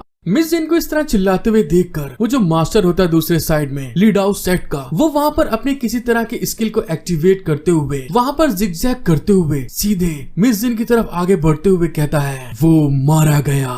और इसी के साथ हमारा सीन शिफ्ट हो जाता है और हमको पीक मास्टर सॉन्ग दिखाई देती हैं जो कि उस मलबे को अपनी स्पिरिचुअल पावर के थ्रू रिलीज करते हुए सारा का सारा मलबा वहाँ से हटा देती है। और जब वो सामने की तरफ देखती हैं तो अपना हीरो ये लाव जो सेक्ट मास्टर होती हैं उनको वहाँ पर हील करने की कोशिश कर रहा था। और इस चीज को देखते हुए वो तीनों के तीनों आगे की तरफ बढ़ने लगते हैं। और मोटू वहाँ पर आगे बढ़ते हुए कहता है, अरे आखिर ये क्या कर रहा है? अपने भाई की बात सुन के पतलू कहता है, क्या वो सेक्ट मास्टर को ठीक करने की कोशिश कर रहा है? उन दोनों की बात सुन के पीक मास्टर सॉन्ग हंसते हुए कहती हैं, वो दोनों के दोनों बुरी तरह पगला चुके हैं। और इस बात को कहने के बाद वो तुरंत अपने हाथ में फिर से दोस्तों एक स्पिरिचुअल बॉल को वहां पर गैदर करते हुए अपने हीरो और सेक्ट मास्टर के ऊपर अटैक करने के लिए आगे की तरफ थ्रो करके कहती है, और इसी के साथ तुम लोग का गेम आज यहाँ पर खत्म। जब दूसरी साइड इस तरह के भयानक अटैक को आते हुए सेक्ट मास्टर महसूस करती हैं, तो वहाँ पर वो घबरा रही थी, उनके पसीने आ रहे थे और वो अटैक धीरे धीरे अपने हीरो की तरफ आगे बढ़ रहा था। पीक मास्टर सॉन्ग को इतना ज्यादा पावरफुल अटैक करते हुए देखकर जो मोटू होता है उनको ग्रीट करते हुए कहता है, बधाई हो, आज से आप सेक्ट की मास्टर बन गई हैं मिस सॉन्ग। और पतलू भी वहाँ पर पीक मास्टर सॉन्ग को ग्रीट करते हुए कहता है, तो प्लीज इसीलिए फ्यूचर में हमारा ख्याल रखिएगा। उन लोगों की इतना तेल पानी करते हुए देखकर जो मिस सॉन्ग होती है वहाँ पर बड़े एटीट्यूड में पोज बनाते हुए हंसते हुए कहती है तुम दोनों सच में बहुत ज्यादा पोलाइट हो। लेकिन तभी हमें दिखाया जाता है जो अपने हीरो का स्पिरिचुअल बीस्ट होता है वो अचानक से जो अटैक पीक मास्टर सॉन्ग ने करा होता है उसके सामने आकर खड़ा हो जाता है। हेलो गाइस, अगर आपको वीडियो पसंद आती है तो प्लीज गाइस मेरा सपोर्ट करें, एक लाइक सब्सक्राइब जरूर कर दीजिए। स्पेशली उन लोगों से कह रहा हूँ जो कि वीडियो देखते तो हैं लेकिन सब्सक्राइब लाइक बिल्कुल नहीं करते। एपिसोड 19 की स्टार्टिंग में हमें कुछ समय पहले का सीन दिखाया जाता है जहाँ पर अपना हीरो ये लाओ ने अपने स्पिरिचुअल बीस्ट को बाहर निकालते हुए उससे कहता है, मेरे लिटिल बीस्ट, क्या तुम भुना हुआ मेमना खाना चाहते हो? उसकी बात सुन के लिटिल बीस्ट को समझ में नहीं आता इसका मतलब क्या है। फिर वहाँ पर अपना हीरो आगे उससे कहता है, हाँ तुमने सही सुना, मैं तुम्हारे लिए ताजा मेमना जिसे और ज्यादा मजेदार बनाने के लिए मैं उसे चारकोल की राख के ऊपर मजे से पकाऊंगा, फिर उसे सीक्रेट बारबेक्यू सॉस के साथ तुम्हें दूंगा जिसका रंग लाल और मसालेदार और खूब स्वादिष्ट होता है। और जब उसे काटा जाता है तो उसका बाहर का हिस्सा जल जाता है लेकिन उसके अंदर का हिस्सा बहुत सॉफ्ट होता है जिसे मुंह में डालते ही वो तुरंत पिघल जाता है और जब तुम उसे चबाते हो तो थोड़ी सुगंध के साथ थोड़ा मसालेदार होता है। अपने हीरो की इस बात को सुन के जो उसका लिटिल बीस्ट होता है वो बहुत ज्यादा खुश होते हुए कहता है, हाँ हाँ मैं खाना चाहता हूँ। उसकी ऐसी हरकत को देखते हुए अपना हीरो उसको आगे कहता है, तो ठीक है, अगर तुम उसे खाना चाहते हो तो तुम्हें बस मेरे लिए थोड़ा सा वक्त निकालने की जरूरत है यहाँ पे जो लोग मुझ पे अटैक कर रहे हैं। और इसी तरह से दोस्तों अपने हीरो ने अपने लिटिल बीस्ट को पीक मास्टर का जो एनर्जी बॉल अटैक आ रहा था उसको खाने के लिए या रोकने के लिए पटा लिया था, जिस कारण से कि वो उनके बॉल के सामने आकर मुंह खोल के मजे से खड़ा हो गया था। और जैसे ही वो एनर्जी बॉल अपने हीरो के लिटिल बीस्ट के पास आता है वो तुरंत वहाँ पर उसको मुंह में लेते हुए मजे से गटक जाता है, मतलब कि दोस्तों खा जाता है। इसका लिटिल बीस्ट दोस्तों सच में एक नंबर का भुक्कड़ है। इतने पावरफुल अटैक को इस तरह से खाते हुए देखकर जो पतलू होता है वहाँ पे घबराते हुए कहता है, अरे आखिर यहाँ पर क्या बकवास हो रही है, उसने इस एनर्जी बॉल को इतने मजे से खा लिया। दूसरे साइड में जब अपना हीरो देखता है अपने लिटिल बीस्ट को ऐसे काम करते हुए तो वहाँ पर खुश होते हुए कहता है, क्या बात, बहुत अच्छा काम किया तुमने। हम लोगों के यहाँ से बाहर निकल जाने के बाद मैं तुम्हें 10 मजेदार रोस्टेड मेमने खिलाने के लिए तैयार हूँ। और अपने हीरो की बात सुन के जो उसका लिटिल बीस्ट होता है वहाँ पे बहुत ज्यादा खुश होते हुए रोर कर रहा था। जब पीक मास्टर सॉन्ग अपने हीरो के लिटिल बीस्ट के थ्रू अपने अटैक को ऐसे खराब होते हुए देखती है तो वहाँ पे हैरान होते हुए कहती है, क्या ये कैसे हो सकता है? मेरे अटैक के अंदर इतनी ताकत थी, किसी ऐसे व्यक्ति को मारा जा सकता है जो कि अपने QI कंडीशन रिल्म पर हो, और इस बीस्ट ने मेरे अटैक को ऐसे ही आराम से निगल लिया, आखिर ये कैसे हो सकता है? और जब वो इस बारे में बोल रही होती है तभी लिटिल बीस्ट जो होता है वहाँ पे उस एनर्जी अटैक को डाइजेस्ट करते हुए एक मस्त ढकार लेता है, जिसको देखते हुए पतलू वहाँ पे हैरान होके कहता है, लेकिन आप तो देख सकती हैं कि वो कैसे वहाँ पे मजे से खाने के बाद ढकार ले रहा है। उसकी बात सुन के पीक मास्टर सॉन्ग हैरान होते हुए कहती है, क्या उसने मेरे इतने पावरफुल हमले को सिर्फ खाने के रूप में ऐसे ही खा लिया? और इस चीज को देखने के बाद जो पीक मास्टर सॉन्ग होती है अपने हाथ में एक स्वॉर्ड को अपेयर करते हुए सीधे लिटिल बीस्ट की तरफ आगे बढ़ते हुए उसके ऊपर अटैक करते हुए कहती है, ये सिर्फ हमारे सामने एक रोड़ा है तो और आगे निकल जाओ। लेकिन जब little beast peak master song को ऐसे अटैक करते हुए अपने ऊपर देखता है तो दोस्तों वहाँ पे वो बहुत ज्यादा गुस्सा आ जाता है और तभी वो अगले पल वहाँ पर अपनी वही फ्लेम अटैक को पीक मास्टर के ऊपर थ्रो कर देता है, जो कि 1-2 एपिसोड पहले उसने अपने हीरो के ऊपर अटैक किया था। अचानक से इस तरह से अपने ऊपर फ्लेम अटैक को आते हुए देखकर जो पीक मास्टर सॉन्ग होती हैं वहाँ पे घबरा जाती हैं। और जैसे ही लिटिल बीस्ट का जो फ्लेम अटैक होता है उन लोग के ऊपर वहाँ पे पड़ता है तो उन तीनों की हालत वहाँ पे बहुत ज्यादा बुरी हो जाती है, वो जलने लगती हैं और जिस जगह पे वो पड़ता है अटैक वहाँ पे वो जगह भी टूटना स्टार्ट हो जाती है। और फिर हमें दिखाया जाता है पीक मास्टर सॉन्ग की हालत जो कि वहाँ पर बहुत ज्यादा खराब हो गई थी। अपने लिटिल बीस्ट के सिर्फ एक फ्लेम अटैक के कारण उसके कपड़े वहाँ पर बुरी तरह जल चुके थे और वो वहाँ पर घायल हो गई थी, और साथ ही मोटू पतलू की हालत भी वहाँ पर खराब हो गई थी। जिस चीज को देखते हुए पीक मास्टर सॉन्ग वहाँ पर गुस्साते हुए कहती है, तुम कमीने जानवर, तुम भाड़ में जाओ। लेकिन दूसरे साइड में जो लिटिल बीस्ट होता है पीक मास्टर सॉन्ग के ऊपर अटैक करने के बाद बहुत ज्यादा खुश हो गया था। वो बहुत वहाँ पे उछलने लगता है उसकी ऐसी हालत देखने के बाद में। लेकिन तभी अचानक से अपना हीरो वहाँ पे कुछ डेंजर सेंस कर लेता है और तभी वहाँ पर स्पीड में आगे बढ़ने लगता है। ये लाओ को इस तरह से बढ़ते हुए देखकर जो मोटू होता है वहाँ पे चिल्ला के कहता है पीक मास्टर सॉन्ग से, मिस सॉन्ग उस लड़के ये लाओ के साथ में कुछ गड़बड़ है। और तभी हमको पता चलता है पीक मास्टर सॉन्ग ने वहाँ पर फिर से अपनी शॉट को यूज करते हुए ये लाओ और उसके बीस्ट के ऊपर अटैक करने के लिए आगे बढ़ जाती है। और वहाँ पे एक स्लैश चलाते हुए मोटू की बात सुन के कहती है, अरे तुम किस बारे में बात कर रहे हो? इस अटैक के बाद इस जानवर को मैं पूरी तरह से साफ कर दूंगी, मतलब कि दोस्तों मार डालूंगी। जब अपना हीरो अपने बीस्ट के ऊपर पीक मास्टर सॉन्ग के थ्रू इतना पावरफुल स्लैश लगाते हुए देखता है तो तुरंत वहाँ पर अपनी स्पीड को यूज करते हुए जंप लगाकर सीधे वहाँ पर लिटिल बीस्ट के सामने आकर खड़ा हो जाता है। और उसके ऐसा करने के कारण जिस स्लैश को पीक मास्टर सॉन्ग ने उस लिटिल बीस्ट के ऊपर लगाया होता है अपना हीरो ये लाओ उस स्लैश को अपनी पीठ के ऊपर ले लेता है। और उसके ऐसा करने के कारण जिस शॉट से पीक मास्टर ने उसके ऊपर अटैक किया होता है उस शॉट के वहाँ पर टुकड़े टुकड़े हो जाते हैं। और इस तरह से अपने शॉट को टूटते हुए देखकर पीक मास्टर सॉन्ग वहाँ पे हैरान होके कहती है, अरे ये क्या, मेरी स्नो सकुरा स्वॉर्ड आखिर इस तरह से कैसे टूट सकती है? और दूसरे साइड में हमें अपने हीरो को दिखाया जाता है पीक मास्टर सॉन्ग के अटैक के कारण उसके कपड़े वहाँ पे फट जाते हैं लेकिन उसकी बॉडी के ऊपर एक स्क्रैच तक नहीं आता। और ये लाव वहाँ पर अपने एक स्किल को एक्टिवेट करते हुए कहता है 9 rounds of golden bones unlock. और उसके ऐसा करने के साथ में उसकी बॉडी के चारों तरफ बहुत ढेर सारी स्पिरिचुअल एनर्जी रिलीज होने लगती है। जब पीक मास्टर सॉन्ग अपने हीरो को इस तरह से खड़े हुए देखती हैं, तो वहाँ पे वो गुस्साते हुए कहती हैं, ये कचरा तो सिर्फ अभी अपनी बॉडी टेम्परिंग की स्टेज पर है, जल्दी करो और उसे मार डालो। अगर वो अपनी कल्टीवेशन में आगे बढ़ गया तो हमारे लिए बहुत बड़ा खतरा बन जाएगा। उसकी बात सुनते हुए जो मोटू पतलू होते हैं तुरंत उसके ऊपर अटैक करने के लिए आगे बढ़ने लगते हैं। लेकिन तभी अचानक से जो सेक्ट मास्टर होते हैं वहाँ पर अपनी आंख ओपन करती है और सामने की तरफ अपनी स्पिरिचुअल पावर रिलीज करते हुए सीधे आगे की तरफ खूब स्पीड में बढ़ने लगती हैं। और वहाँ पर आगे बढ़ने के साथ में जो मोटू पतलू अपने हीरो के ऊपर अटैक करने के लिए आगे बढ़ रहे थे उन दोनों को वहाँ पे छाती से पकड़ते हुए सीधे पीछे चट्टान पे ले जाके धड़ाम से टकरा देती हैं, जिसके इम्पैक्ट के कारण उन दोनों की हालत वहाँ पे खराब हो गई थी और वो चट्टान भी वहाँ पर टूट जाती है। फिर पीक मास्टर वहाँ पर उनको वहीं पे टांगे हुए गुस्से में उनकी तरफ घूर के देखते हुए कहती हैं, तुम कमीने गद्दार, तुमने मुझे धोखा दिया। सेक्ट मास्टर को इस तरह से अपनी पावर को यूज करते हुए देखकर कि उन्होंने मोटू पतलू को एक झटके में निपटा दिया, पीक मास्टर सॉन्ग वहाँ पे घबराते हुए चिल्ला के कहती हैं, अरे ये कैसे हो सकता है? इसको दिया हुआ पॉइजन आखिर वो काम क्यों नहीं कर रहा? ऐसा होना नामुमकिन है। पीक मास्टर सॉन्ग की बात सुन के जो सेक्ट मास्टर होती हैं वहाँ पर गुस्से में उनकी तरफ घूर के देखते हुए कहती हैं, होंग्यू, तुमने सच में मुझे बहुत निराश किया। और उनको इस तरह से घूरते हुए देखकर जो पीक मास्टर सॉन्ग होती है वहाँ पर उनकी बुरी तरह फट चुकी होती है और वहाँ से वो तुरंत तेजी से भागते हुए कहती है, थक तेरे की लग गए घोड़े। और उसको इस तरह से भागते हुए देखकर जो अपना हीरो होता है चिल्ला के कहता है, सेक्ट मास्टर वो यहाँ से दूर भागने की कोशिश कर रही है। अपने हीरो की इस बात को सुन के जो पीक मास्टर सॉन्ग होती है पीछे पलट के गुस्से में देखते हुए कहती हैं, तुम मेरे वापस आने का इंतजार करो, अपने सीनियर के साथ में मैं वापस आकर तुम लोगों को मार डालूंगी और मेरी इतनी तेज स्पीड के साथ ताई सेक्ट में ऐसा कोई भी नहीं है जो मुझे यहाँ पर पकड़ सके।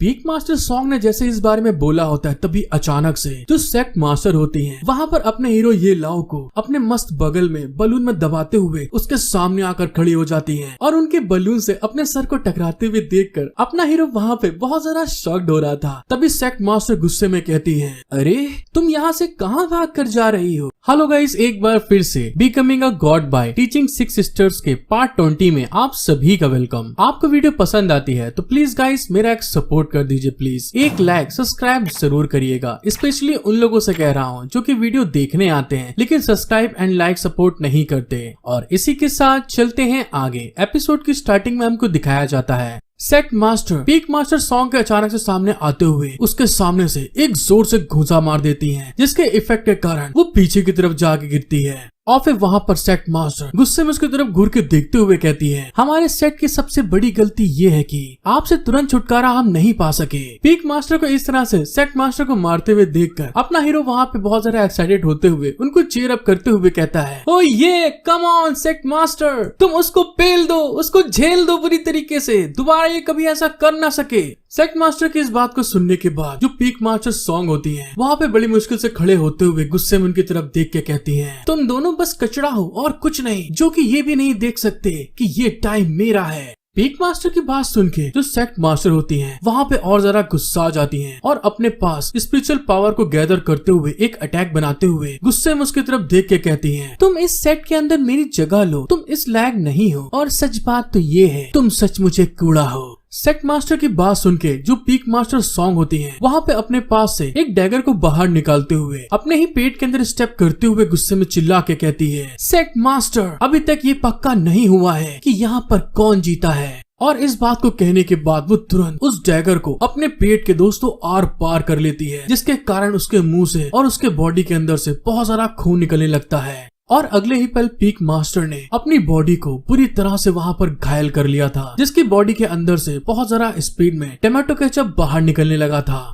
अपनी बॉडी को वहाँ पर घायल करने के बाद में जो पीक मास्टर सॉन्ग होती हैं वहाँ पर अपनी एक टेक्निक को परफॉर्म करते हुए एक्टिवेट करना स्टार्ट कर देती हैं, जिसके इफेक्ट के कारण जो उनका ब्लड होता है वो उनकी टेक्निक के अंदर एब्जॉर्ब होना स्टार्ट हो गया था। और दूसरे साइड में जो सेट मास्टर होती हैं उन्होंने भी अपने अटैक को वहाँ पे रेडी कर लिया था। और अगले ही पल अपने अटैक को रेडी करने के बाद में सेट मास्टर एक बहुत powerful attack peak master song की तरफ रिलीज कर देती है, भेज देती है। उस अटैक को आते हुए देखकर जो पीक मास्टर सॉन्ग होती हैं उन्होंने भी वहाँ पर अपनी टेक्निक को एक्टिवेट करते हुए अपनी ब्लेड से एक अटैक रेडी कर लिया था और सेट मास्टर की तरफ अटैक को रिलीज करते हुए हंस रही थी बुरी तरह से। और जैसे ही वहाँ पर सेट मास्टर और पीक मास्टर का अटैक आपस में टकराता है तो वहाँ पर एक बहुत बड़ा धमाका हो जाता है, जिसके इफेक्ट के कारण आसपास की जितनी भी जगह होती है वो टूटना स्टार्ट हो जाती है धमाके के कारण। पीक मास्टर सॉन्ग के ऐसे अटैक को देखने के बाद जो सेट मास्टर होती हैं थोड़ा वहाँ पे घबरा गई थी, उनके वहाँ पे पसीने आने लगे थे, लेकिन फिर वहाँ पे वो अपने आप को संभालते हुए अपनी पावर को गैदर करके बहुत स्पीड में आगे की तरफ पीक मास्टर सॉन्ग के ऊपर अटैक करने के लिए जाने लगती हैं। लेकिन तभी जैसे वहाँ पर वो अटैक करने के लिए पहुँचती हैं तो वहाँ पर पीक मास्टर सॉन्ग नहीं होती और ऊपर की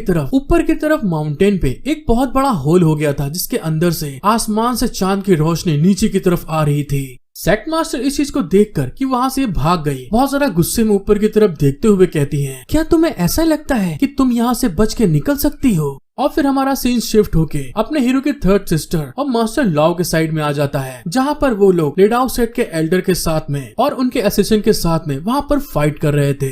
वहाँ पर फाइट करते हुए जो मास्टर लाओ होते हैं एक निंजा के ऊपर बहुत सारा गुस्से में अटैक करते हुए चिल्ला के कहते हैं, ताई सेट के अंदर आकर अटैक करने की तुम्हारी हिम्मत कैसे हुई? तुम सभी मर क्यों नहीं जाते? जैसे उन्होंने वहाँ पर दूसरे निंजा के ऊपर अटैक करा होता है, उनके पीछे की साइड से दो निंजा निकलते हुए मास्टर लाओ के ऊपर अटैक कर देते हैं, लेकिन मास्टर लाओ ने अपनी बॉडी के चारों तरफ स्पिरिचुअल ऑरा का एक प्रोटेक्टिव बैरियर बना लिया था। और जब वो उन निंजा को अटैक करते हुए देखते हैं पीछे से तो बहुत ज्यादा गुस्से में अपनी पावर को रिलीज करते हुए उन दोनों पीछे वाले निंजास को भी बहुत ज्यादा घायल कर देते हैं। फिर हमें अपने थर्ड सिस्टर को दिखाया जाता है, जो कि वहाँ पर अपने एरंगोटेन बीस्ट के ऊपर बैठते हुए उन निंजास के ऊपर खूब जोर शोर से अटैक करते हुए चिल्ला के कहती है, तुम हमें यहाँ पर हराने के लिए बस इन कूड़े के ढेरों के ऊपर निर्भर होकर यहाँ पर आए हो। और फिर हमको मिस जिन को भी दिखाया जाता है, जिसके आसपास बहुत ढेर सारे निंजास उसके ऊपर अटैक करने के लिए बढ़ रहे थे और अपने ऊपर अटैक करते हुए देखकर मिस जिन भी वहाँ पर अपने एक स्किल को एक्टिवेट करते हुए उन सारे निंजास को वहाँ पे घायल करते हुए आगे निकल जाती है और फिर अपने मन में कहती है, सीनियर ये लाओ अभी भी किसी भी समय पर खतरे में हो सकते हैं, नहीं मैं यहाँ पर ऐसे नहीं रुक सकती।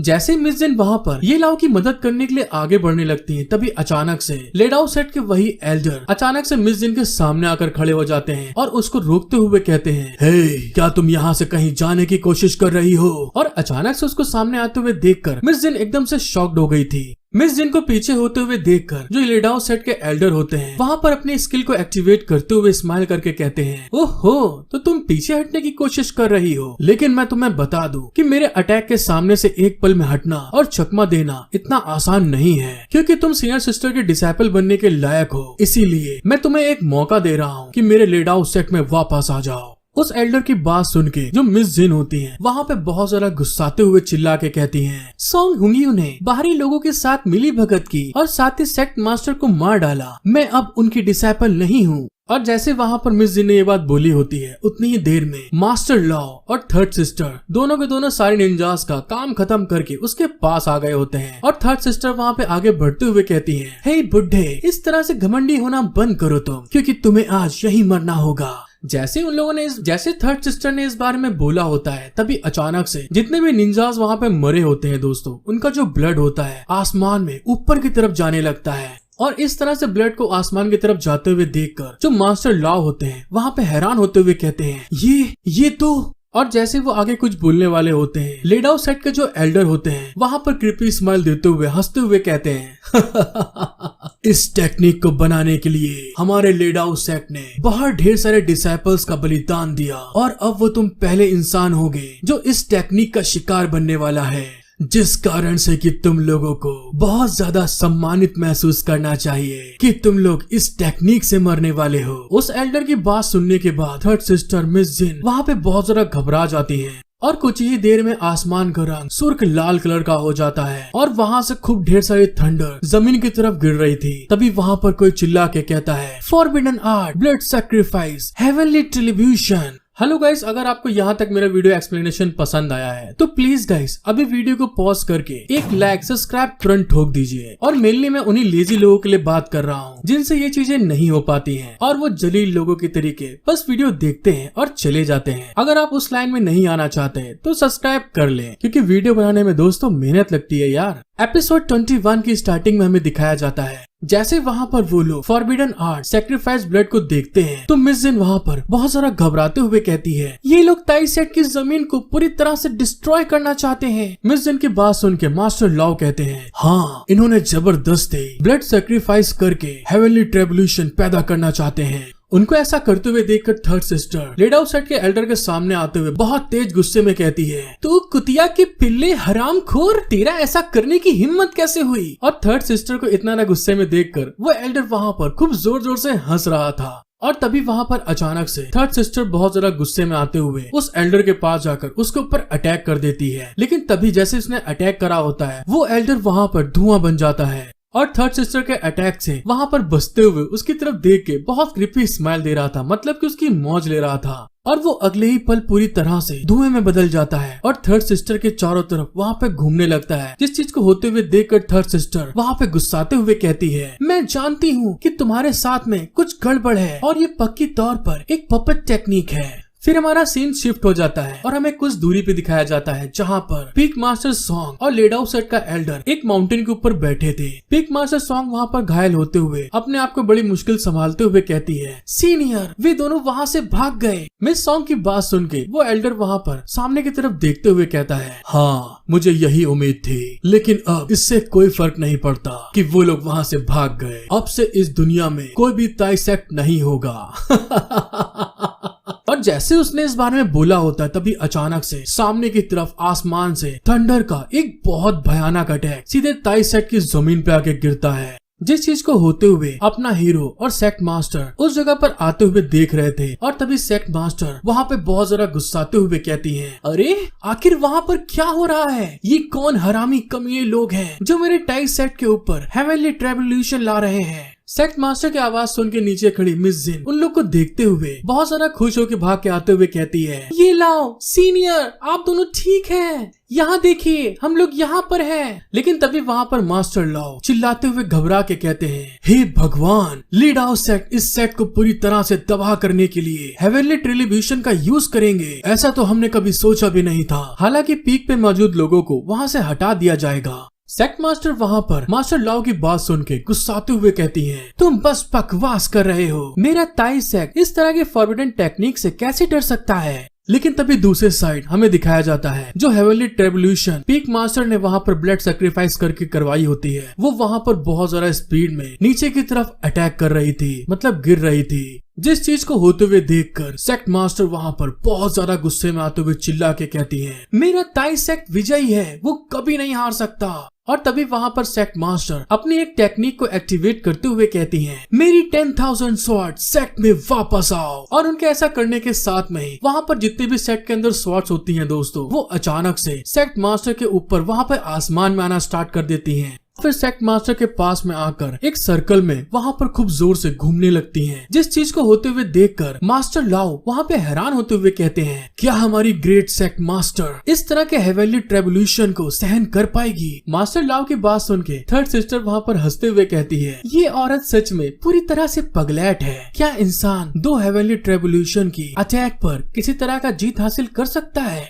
लेकिन दूसरे साइड में जो सेक्ट मास्टर होती हैं, वहाँ पर अपनी सारी 10,000 स्वॉर्ड को लेते हुए अपने चारों तरफ घुमाते हुए सीधे हेवनली ट्रेवल्यूशन के सामने जाके खड़ी हो जाती है, जिसके इफेक्ट के कारण जितनी भी बिजलियां होती हैं सारी की सारी उसकी वहाँ पर 10,000 स्वॉर्ड के ऊपर पड़ना स्टार्ट हो गई थी। और जब सेक्ट मास्टर उन सारी बिजलियों को अपने स्वॉर्ड के ऊपर पड़ते हुए देखती हैं, तो वहाँ पर वो किसी तरह की एक टेक्निक को एक्टिवेट करने लगती हैं। लेकिन उस टेक्निक को वहाँ पे बना के रखने में जो सेक्ट मास्टर होती हैं, उनको वहाँ पे बहुत तकलीफ हो रही थी। उनके वहाँ पे पसीने छूट रहे थे, नसें सारी बाहर निकल आई थी बॉडी की। जिस चीज को होते हुए देखकर जो अपना हीरो ये लाओ होता है वहाँ पे अपने साथियों के बीच में आते हुए कहता है, नहीं, हमारी सोवरेन बहुत लंबे समय तक इसको नहीं रोक सकती। अपने हीरो की बात सुन के मिस जिन भी वहाँ पर कहती हैं, हाँ तुम सही पकड़े हो। ताई सेक्ट के डिसाइपल को प्रोटेक्ट करने के लिए उन्होंने अपनी जिंदगी को पूरी तरह से सेक्रीफाइस कर दिया। और इस बात को सुनने के बाद वो सारे के सारे वहाँ पे बहुत ज्यादा एक्साइटेड हो जाते हैं और वहाँ पर सेक्ट मास्टर की तरफ खूब स्पीड में आगे की तरफ बढ़ते हुए मास्टर लाओ चिल्ला के कहते हैं, सोवरेन हम आपकी मदद करने के लिए आ रहे हैं। और तभी वहाँ पर मिस जिन भी कहती है, हाँ मैं भी करूँगी।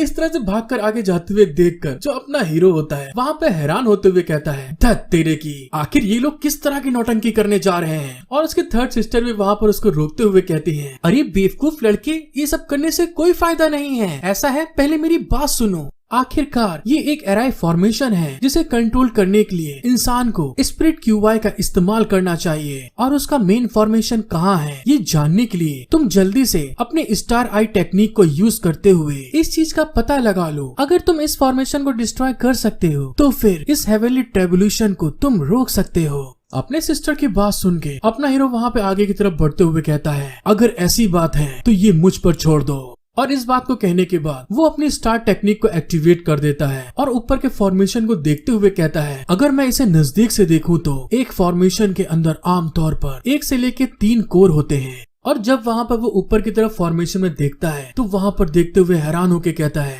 अरे अच्छा तो ये बात है, इसमें 6 कोर है। अपने भाई की इस बात को सुनने के बाद थर्ड सिस्टर वहाँ पे बिल्कुल हैरान हो गई थी, उसके पसीने आ रहे थे। और तभी वो घबराते हुए कहती है, क्या 6 कोर? ये तो मैंने आज तक सुना ही नहीं। और इसमें कोई आश्चर्य की बात नहीं है कि वो इतने बड़े पैमाने पर इस एराई फॉर्मेशन को कैसे अरेंज कर सकते हैं। लेकिन इससे कोई फर्क नहीं पड़ता जब तक तुम उनमें से एक को भी खत्म कर सकते हो।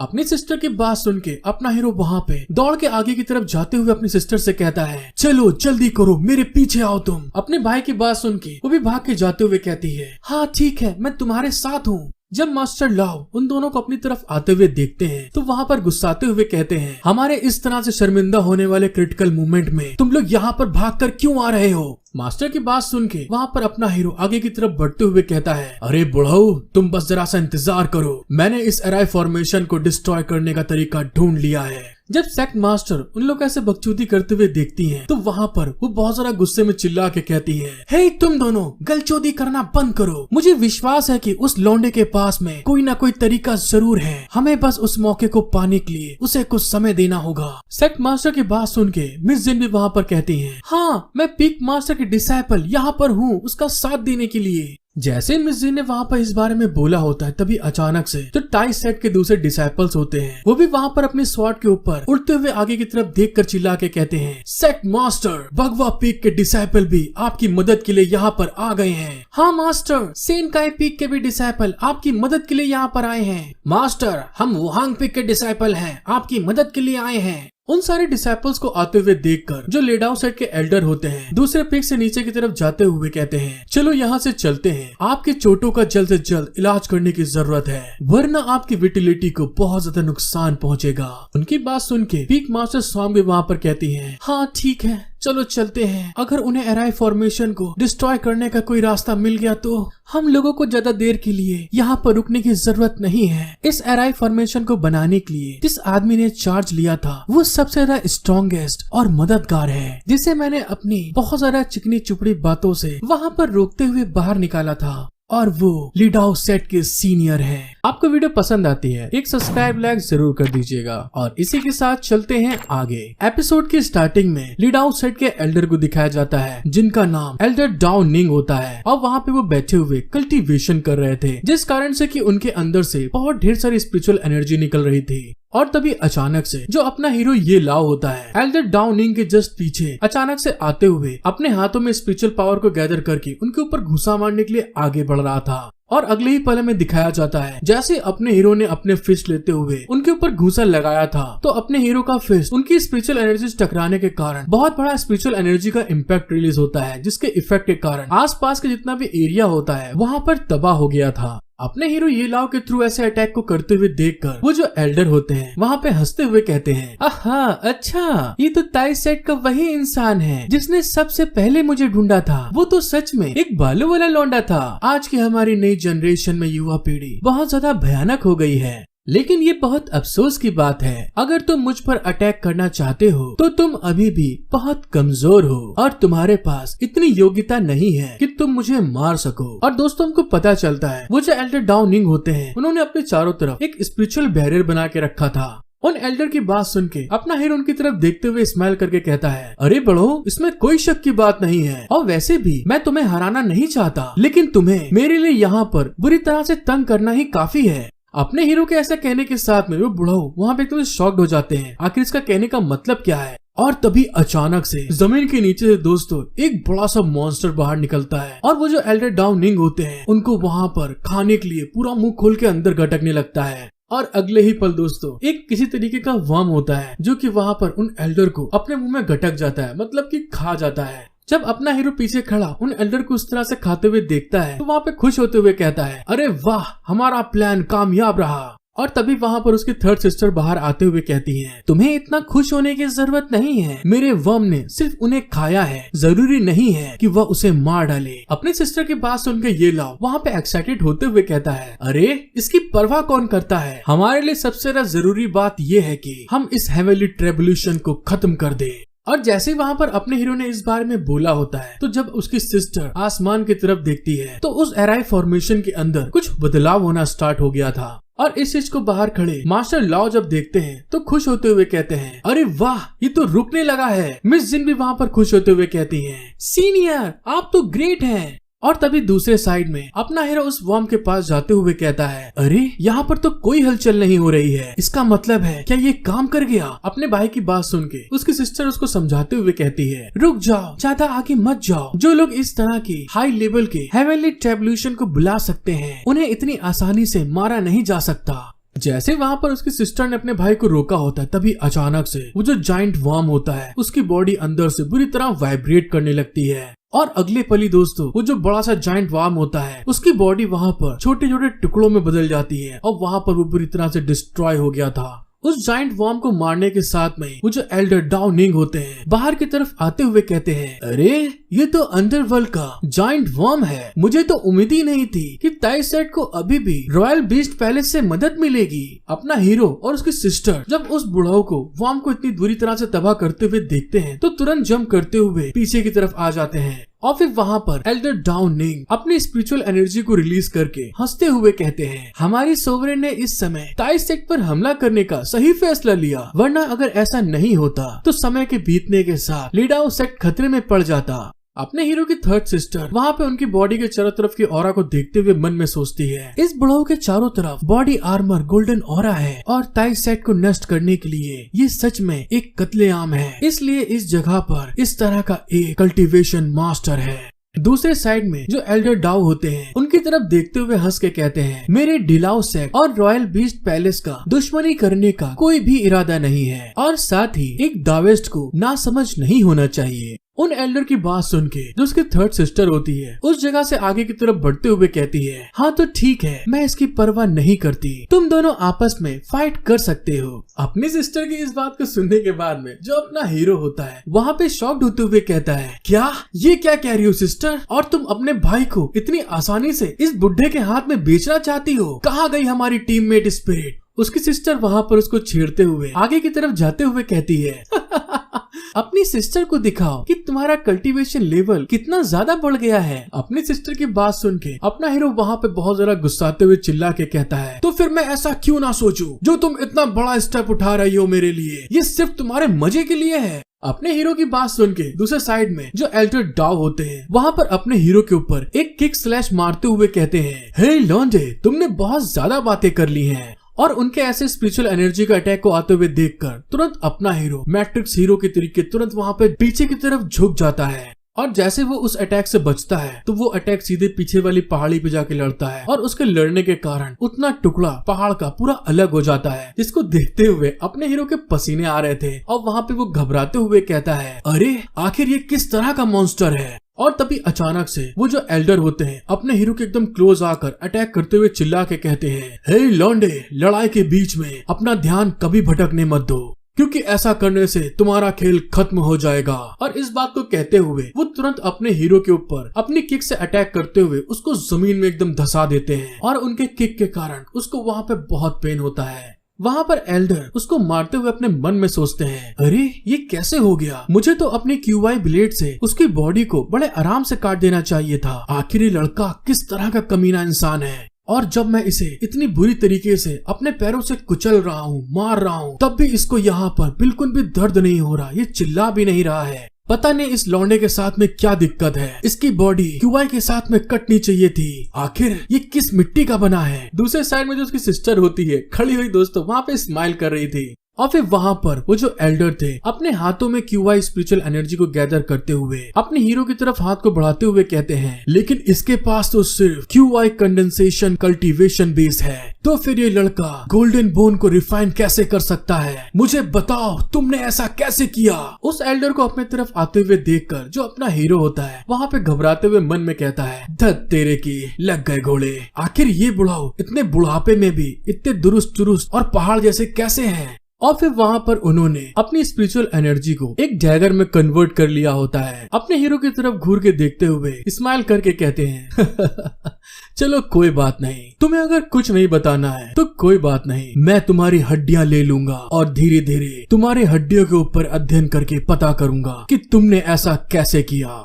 उन एल्डर को इस तरह से अटैक करते हुए देखकर जो थर्ड सिस्टर होती हैं वहाँ पर घबराते हुए दांतों तले उंगली चबा लेती हैं और अपने मन में कहती हैं, मैं इस बच्चे को बात नहीं करने दे सकती, अगर मैं इस बूढ़े आदमी को मारना चाहती हूँ तो मुझे डर है कि मुझे उस टेक्निक का इस्तेमाल करना पड़ेगा। जैसे वहाँ पे थर्ड सिस्टर घबरा रही होती है तभी अचानक से आसमान से एक भाला सीधे उन बुढ़ाओं के सामने आके धड़ाम से नीचे गिरता है, जिससे बचते हुए वो बुढ़ाओ उछल के पीछे चले जाते हैं। जब थर्ड सिस्टर आसमान की तरफ देखती है तो वो घबराते हुए कहती है, अरे ये लड़की अचानक से सामने कैसे आ गई। और हमको पता चलता है ऊपर आसमान में एक बर्ड के ऊपर एक लेडी बैठी थी और वहाँ से वो चिल्ला के कहती है, ले डाओ, जो कि एक छोटा सा सेक्ट है, तुम्हारी हिम्मत कैसे हुई एम्परर के आदेश के उल्लंघन करने की, और तो और तुम ताई सेट की सीमा को तोड़ने और लड़ने की भी हिम्मत करते हो। वो एल्डर ऊपर देख के थोड़ा समझ नहीं पाते आखिर ये कौन है। और तभी दोस्तों हमको पता चलता है अपने हीरो को बचाने के लिए उसकी सिक्स सिस्टर आ गई होती है, जो कि अपने बर्ड के ऊपर बैठे हुए उन एल्डर के ऊपर चिल्लाते हुए कहती है, क्या तुम अपने सेट को पूरी तरह से तबाह करना चाहते हो। आपको वीडियो देखने में मजा आ रही है तो प्लीज गाइस मेरा सपोर्ट करें, एक लाइक सब्सक्राइब जरूर कर दीजिए।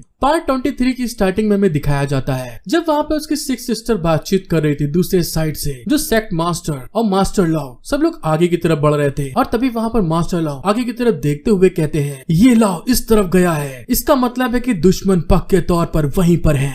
लेकिन तभी वहाँ पे एक एल्डर उंगली से इशारा करते हुए कहते हैं, अरे वहाँ देखो, दुश्मन तो वहाँ पर है। उन एल्डर की बात सुन के सेक्ट मास्टर उस तरफ देखते हुए बहुत ज्यादा खुश होते हुए कहती है, बस अब बहुत हो गया, वो हरामखोर कमीने 6 बुड्ढे बढ़िया है, ये बहुत बढ़िया है, बस एक बार मिल जाए मुझे। इसका मतलब है कि वो लोग यहाँ पर जरूर किसी चीज को हासिल करने के लिए आए हैं और अब यहाँ पर वो अपनी जान दे के जाएंगे।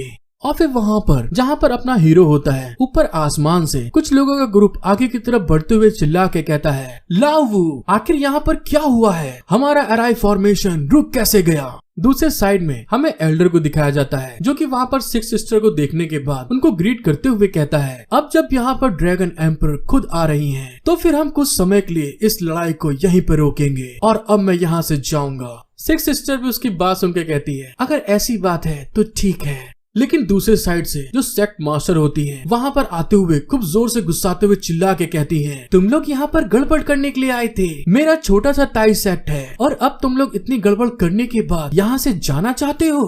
और इस बात को कहते हुए वहाँ पर वो अपने पास स्पिरिचुअल एनर्जी को गैदर करते हुए एक बहुत खतरनाक एराई फॉर्मेशन बनाने लगती हैं और उन सारे लेडाउ सेट के जितने भी एल्डर वहाँ पर उनके ऊपर अटैक करने के लिए आए थे, उनके ऊपर अपना एराई फॉर्मेशन एक्टिवेट करते हुए कहती हैं, मिस्टीरियस बिग कर्स। वो लोग वहाँ पर अपने चारों तरफ इस तरह के एराई फॉर्मेशन को देखकर सारे घबरा गए थे। जब अपने हीरो की सिक्स सिस्टर सेक्ट मास्टर को ऐसा करते हुए देखती है तो वहाँ पे गुस्से में चिल्ला के कहती है, सोवरेन लाओ, बहुत समय पहले एम्पर के सामने आपने शपथ ली थी, क्या तुम भूल चुकी हो? चू एम्पायर में सभी सेट को निजी तौर पर लड़ने की परमिशन नहीं थी। सिक्स सिस्टर की बात सुन के सेक्ट मास्टर वहाँ पर बहुत ज्यादा गुस्साते हुए चिल्ला के कहती हैं, ये लेडाउ सेक्ट वाले हैं, ये लेडाउ सेक्ट वाले हैं जिन्होंने हमारी बीच की शपथ को तोड़ दिया और हमारे सेट के अंदर आने के बाद बुरी तरह से तबाही मचा दी, और तुम चाहती हो और ऐसा करने के बाद क्या वे सब ऐसे ही जा सकते हैं? सेक्ट मास्टर की बात सुन के जो सिक्स सिस्टर होती है वहाँ पर उसको समझाते हुए कहती है, कौन, क्या ये बहुत ज्यादा जरूरी बात है? क्या तुम अपने इस एराई फॉर्मेशन को खुद वापस ले सकती हो? सिक्स सिस्टर की बात सुन के जो वहाँ की सेक्ट मास्टर थी वहाँ पे बहुत ज्यादा गुस्सा रही थी, और तभी वहाँ पर पीक मास्टर लाओ पीछे से आते हुए अपने सेक्ट मास्टर को समझाते हुए कहते हैं, सोवरेन, ड्रैगन एम्पर के सामने रहते हुए हम इस तरह से खुद लड़ाई नहीं कर सकते और इसीलिए इस टाइम पर इसे रोकना हमारे लिए बेहतर है। दूसरे साइड में जो एल्डर थे सेक्ट मास्टर की तरफ देखते हुए कहते हैं, क्या ताई सेक्ट अभी भी हमारे साथ दोबारा से लड़ना चाहता है? और फिर वहाँ पर क्रिपी स्माइल देते हुए कहते हैं, हम सभी 6 पेरेंट्स आखिर तक खुशी खुशी एक साथ रहेंगे। उन एल्डर की ऐसी बात सुन के जो सेक्ट मास्टर होती है वो भी वहाँ पर अपने एराई फॉर्मेशन की जितनी भी पावर होती है वो वापस ले लेती है, लेकिन ऐसा करते हुए वो बहुत ज्यादा गुस्सा थी। और फिर वहाँ पर लेडाउ सेट के एल्डर की तरफ देखते हुए घूर के कहती है, तुम सभी लोग यहाँ से दफा हो जाओ। और जब वो एल्डर वहाँ से वापस की तरफ जा रहे थे तो वहाँ पे वो अपने हीरो की तरफ देखते हुए कहते हैं, हे तो कमीने लौंडे, तुम्हारा जो मार्शल आर्ट है वो ताई सेक्ट से नहीं है, तुमने अपना मार्शल आर्ट कहाँ से सीखा? उन एल्डर की बात सुन के जो अपना हीरो होता है वहाँ पे बहुत जरा गुस्से में अपने मिडिल फिंगर दिखाते हुए कहता है, अगर तुम ये जानना चाहते हो तो मैं सिर्फ तुमसे यही कहूंगा कि आधी रात में एक कटोरी तेल लेके मेरे पास आ जाना, मैं तुम्हें अकेले में समझाऊंगा कि इस टेक्निक को परफॉर्म कैसे करते हैं।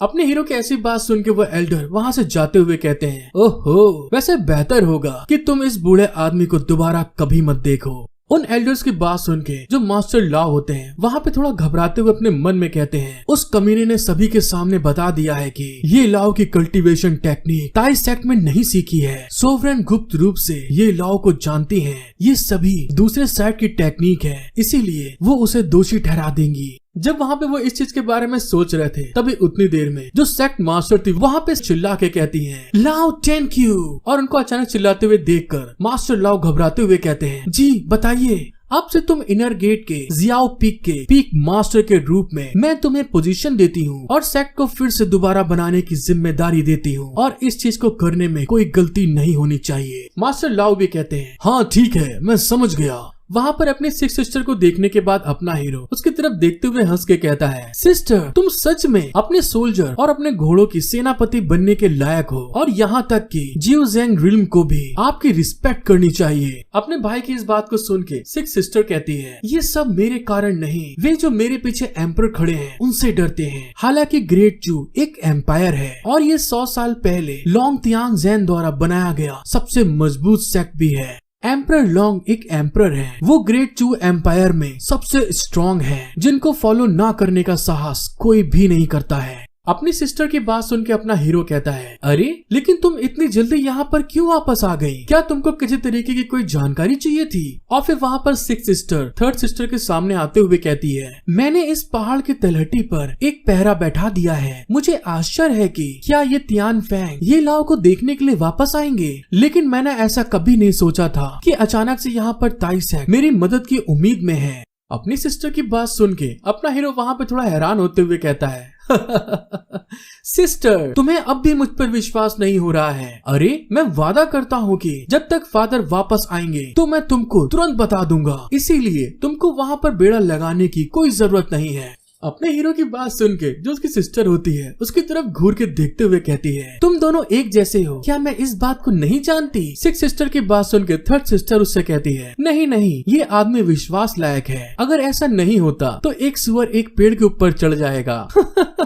और दोस्तों इसका मतलब तो मुझे भी घंटा नहीं पता चला कहना क्या चाहती है ये। जब वो लोग वहाँ पे अपनी फैमिली मीटिंग कर रहे थे तभी वहाँ पर सेक्ट मास्टर आते हुए सिक्स सिस्टर का ग्रीट करके कहती है, इन सारे के सारे मामलों के लिए मैं जनरल को धन्यवाद कहना चाहूंगी कि जनरल चू ने आकर यहाँ पे हमारी सेक्ट में मदद करी। सेक्ट मास्टर की ऐसी बात सुन के सिक्स सिस्टर उससे कहती है, सोवरेन इतना पोलाइट होने की जरूरत नहीं है, लेडाओ सेक्ट ने सच में हमारे कानून को तोड़ा है और इसीलिए अब उनका देखभाल करने का समय आ गया है। सिक्स सिस्टर की बात सुन के सेक्ट मास्टर थोड़ा शॉक्ड होते हुए कहती है, हालांकि लीडाओ सेक्ट ने एम्परर के नियम को तोड़ा है और हमारे सेक्ट में तबाही की, लेकिन ये सब बिना एम्परर लॉन्ग के सपोर्ट के बिना नहीं हो सकता। इस चीज पे मैं भरोसा नहीं कर पा रही हूँ। सेक्ट मास्टर की बात सुन के सिक्स सिस्टर वहाँ पे थोड़ा हैरान होते हुए कहती है, क्या तुम्हारे कहने का मतलब क्या है? और जैसे वहाँ पर सिक्स सिस्टर आगे कुछ कहने वाली होती हैं, कोई जोर से चिल्ला के कहता है, एम्परर लॉन्ग का शाही फरमान, ग्रेट चू मार्शल आर्ट एग्जाम 7 दिनों के अंदर शुरू होने वाला है और सभी सेक्ट अपने डिसाइपल को कंपटीशन में कॉम्पिटिट कराने के लिए ड्रैगन सिटी भेजें और यही एम्परर लॉन्ग का शाही फरमान है। और इस बात को कहते हुए वो घोड़े वाले सैनिक वहाँ से निकल जाते हैं और उनकी ऐसी बात सुनकर सिक्स सिस्टर कहती है, अरे ये क्या? ग्रेट चू मार्शल आर्ट एग्जाम, सभी सेक्टों के बीच में लड़ाई झगड़ा और परेशानी पैदा होने के डर से ग्रेट चू मार्शल आर्ट एग्जाम 10 सालों तक आयोजित नहीं किया गया था, तो फिर अचानक से ऐसा क्यों हो गया? सिक्स सिस्टर की बात सुन के वहाँ पे सेक्ट मास्टर उसको बताती है, अरे ये तो बहुत सिंपल था, क्योंकि ताई सेक्ट और लीडाओ सेक्ट पहले से ही कुत्तों और बिल्लियों की तरह लड़ रहे थे। दोनों एक दूसरे से लड़ने के बजाय अपने अपने डिसाइपल को कंपटीशन में कॉम्पिटिट कराना ज्यादा बेहतर होगा। सेक्ट मास्टर की बात सुन के जो सिक्स सिस्टर होती है वहाँ से जाते हुए कहती है, अगर ऐसी बात है तो मैं इस चीज के बारे में जरूर पूछूंगी। सिक्स सिस्टर के जाने के बाद जो सेक्ट मास्टर होती है अपने हीरो की तरफ देखते हुए कहती है, एम्परर ने क्या प्लान बनाए हैं मुझे इसकी परवाह नहीं है, मुझे बस इस बात की परवाह है कि क्या तुम ड्रैगन सिटी में जा सकते हो और उन हरामखोर कमीने लीडाओ सेक्ट वालों को सबक सिखा सकते हो। सेक्ट मास्टर का अपने ऊपर इतना ज्यादा बिलीव देख के, भरोसा देख के अपना हीरो भी थोड़ा सा वहाँ पे घबरा जाता है, उसके पसीना नहीं लगते हैं, उसे समझ में नहीं आता कि मैं क्या जवाब दूं। हेलो गाइस, एक बार फिर से becoming a god by teaching six sisters के पार्ट 24 में आप सभी का वेलकम। आपको वीडियो पसंद आती है तो एक सब्सक्राइब लाइक करना बिल्कुल मत भूलिएगा। और इसी के साथ चलते हैं आगे। एपिसोड की शुरुआत में हमें दिखाया जाता है लीडाओ सेक्ट की लड़ाई खत्म होने के बाद अपना हीरो खूब मस्त चांदनी रात में बैठा हुआ दारू गटक रहा था, मतलब एंजॉय कर रहा था और वहाँ पर सुकून की सांस लेते हुए कहता है, आहा क्या बात, इतनी शांति, बहुत बढ़िया है। और जब वहाँ पे वो एंजॉय करते हुए आराम कर रहा था तभी वहाँ पे दूसरे डिसाइपल आते हुए उसको ग्रीट करके कहते हैं, हेलो सीनियर, ये लाओ, कैसे हैं आप? खाना खा कर जाना है। हेलो सीनियर, आपने तो वॉर में कमाल कर दिया। उनकी ऐसी बात सुन के अपना हीरो कहता है, ठीक है, मैं थारे घर जरूर आऊंगा खाना खाने के लिए। और फिर वहाँ पर पंपकिन बोतल के अंदर से खूब मजे से ड्रिंक करते हुए अपने मन में कहता है, ये छोटे कमीने, पहले जब इन्होंने मुझे देखा तो आज तक कभी हेलो भी नहीं किया, लेकिन अब देखो मुझे ग्रीट करने के लिए यहाँ पर आ रहे हैं। आखिर ये किस तरह के नाली के कीड़े हैं। जब वहाँ पे अपना हीरो मजे से ड्रिंक करते हुए इस बारे में सोच रहा था तभी अचानक से उसकी सिक्स सिस्टर पीछे से आते हुए खूब जोर से उसके सर के ऊपर एक घूंसा मारती है, जिसके इफेक्ट के कारण दोस्तों वो जो पंपकिन कवर होता है जिससे वो ड्रिंक कर रहा था वो भी वहाँ पर टूट जाती है। उसकी सिस्टर ने उसको इतनी तेज घूसा मारा होता है कि उसके सर के ऊपर एक बहुत बड़ा गुम्मड़ निकल आता है, बोले तो पकौड़ा। जिस चीज को फील करने के बाद वहाँ पे रोते हुए चिल्ला के कहता है, सिस्टर आखिर तुम ये क्या कर रही हो। उसको ऐसे नौटंकी करते हुए देखकर उसकी सिस्टर उसके ऊपर गुस्साते हुए कहती है, कितना ज्यादा समय हो गया है और तुम यहाँ पर टाइम को वेस्ट करते हुए ट्रेनिंग भी नहीं कर रहे हो, और तो और तुम यहाँ पर बैठे हुए दारू पी रहे हो। सिस्टर की बात सुन के अपना हीरो ये लॉ कहता है, सोवरेन अभी भी इसके बारे में सोच रही है और आखिरकार लिंटन की प्रैक्टिस करने में मेरे लिए अभी देर नहीं हुई है। ये लाओ को इतना एटीट्यूड में बोलते हुए देखकर उसकी सिस्टर वहाँ पे गुस्साते हुए सीधे उसके पास आकर उसके गाल को कस के घसीटते हुए चिल्ला के कहती है, फिर से कहे कलमुहे कमीने, क्या तेरे को समझ में नहीं आ रहा? दूसरे सेट के लोगों का इंतजार करना जरूरी नहीं है और उनके आने से पहले ही मैं तेरे को बुरी तरह फाड़ दूंगी ताकि आगे चल के तेरी सिस्टर होने के नाते मेरे को शर्मिंदा ना उठानी पड़े। अपनी सिस्टर की ऐसी बात सुन के अपना हीरो वहाँ पे घबराते हुए कहता है, अरे सिस्टर सॉरी, मैं गलत था, मुझसे गलती हो गई। और इसी के साथ हमारा सीन शिफ्ट हो जाता है और हमें दिखाया जाता है मिस जिन को। कहीं से वो खूब स्पीड में भाग के आगे की तरफ आ रही थी और उनके हाथ में एक स्क्रोल था और वो सीधे भागकर अपने हीरो के रूम की तरफ आते हुए चिल्ला के कहती है, सीनियर मैं सोवरेन की तरफ से आपके लिए ऑर्डर लेकर आई हूँ और आपको ग्रेट चू मार्शल आर्ट एग्जाम में भाग लेने के लिए टाई सेट को लीड करने के लिए भेजा जाएगा। लेकिन जब वो रूम के अंदर जाती है तो वहाँ पे मास्टर लाओ बैठे थे, जिनको देखते हुए वो हैरान होके कहती है, अरे मास्टर लाओ आप, सीनियर कहाँ हैं? उन्हें तुरंत मार्शल आर्ट कंपटीशन की तैयारी करनी थी। मास्टर उसकी बात सुन के कहते हैं, अरे बेटा वो मेरा डिसाइपल है, देखो किसी पेड़ के नीचे दारू पी रहा होगा और तुम इतनी चिंता मत करो। उसकी जो सेक्सी हॉट इमरती की तरह टेढ़ी सिस्टर है जनरल चू और युवेनलिन उसे खूब मजे से प्रैक्टिस करा लेंगी। मास्टर लाओ की बात सुन के जो मिस जिन होती है वहाँ पे थोड़ा सा डिसअपॉइंट होते हुए कहती है, क्या वे दोनों, लेकिन ऐसे कैसे?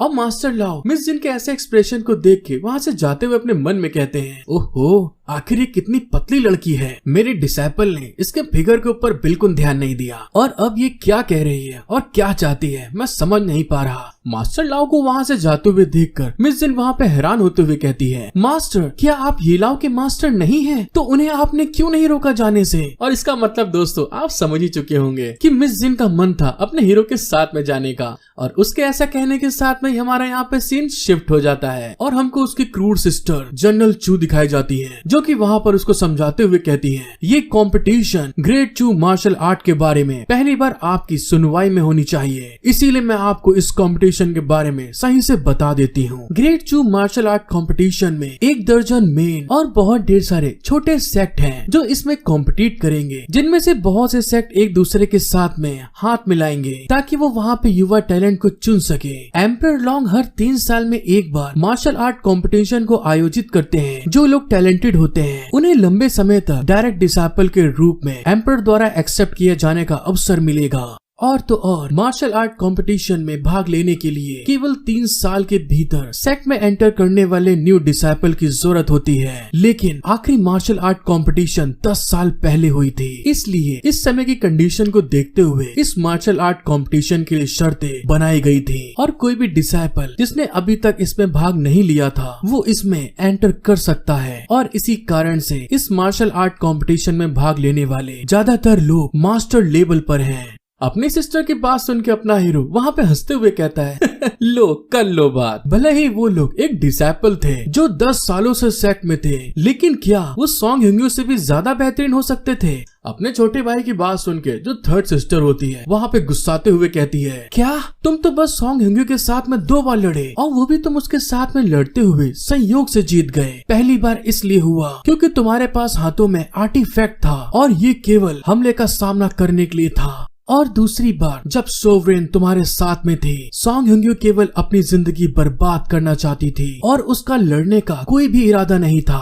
अपनी सिस्टर की इस बात को सुन के वहाँ पे अपना कठोर लौंडा जमाई लेते हुए कहता है, अरे सिस्टर तुम चिंता मत करो यार, मैं अपनी 9 टर्न्स टैरेंट बॉडी के साथ चाहे कोई भी दुश्मन हो या किसी भी तरह की प्रॉब्लम हो मैं उन्हें संभाल लूंगा। अपने हीरो को इस तरह से लापरवाही में बात करते हुए देखकर अब तो उसकी दोनों सिस्टर वहाँ पे बुरी तरह से खिसिया जाती हैं और तभी वहाँ पर थर्ड सिस्टर कुछ करने के लिए आगे बढ़ रही थी, लेकिन सिक्स सिस्टर वहाँ पे उनको रोकते हुए कहती है, जहाँ तक मुझे पता है आपका cultivation level QY condensation realm पर है और आपने 9 टन स्टैंडर्ड बॉडी को कल्टीवेशन करने के बेस को और ज्यादा आगे बढ़ाने के लिए बहुत ज्यादा समय बर्बाद किया है। हालांकि तुम इस बारे में जानते हो दूसरे सेट्स के जो डिसाइपल्स हैं जो इस कंपटीशन में भाग लेने वाले हैं वो यहाँ पर ब्रेक थ्रू करने के साथ में ही रेन युवान रिल्म तक पहुँच चुके हैं। क्या तुम जानते हो कि इसका मतलब क्या होता है? और इस चीज को कहते हुए वो अपने हीरो की तरफ घूर के देख रही थी। अपने सिस्टर की इन सारी बातों को सुन के उसे कुछ समझ में नहीं आता और तभी वहाँ पर जो सिक्स सिस्टर होती है आगे उसे बताती है और इसके अलावा वे सभी बहुत बड़े सेक्ट से हैं जो कि उन्हें वहाँ पे सपोर्ट करते हैं उनके कल्टीवेशन को बढ़ाने के लिए। और टाई सेट को अभी बहुत नुकसान हुआ है जिसका मतलब है कि तुम्हारा सेक्ट अभी तुम्हारा बहुत ज्यादा सपोर्ट नहीं कर सकता, जिससे कि तुम अपनी कल्टीवेशन को और ज्यादा तेजी से बढ़ा सको और फायदा उठा सको। और तुम मेरे छोटे भाई बस यहाँ पर अपने 9 टन स्टैंडर्ड बॉडी पर ही भरोसा करते हो और साथ ही तुमने इस लड़ाई के बीच में लीड हाउस सेट के एल्डर्स को भी वहाँ पर नाराज कर दिया है जो कि आपकी बॉडी की जांच करने के लिए उसको काटना चाहते हैं और तुम इन सब चीजों से बच नहीं सकते।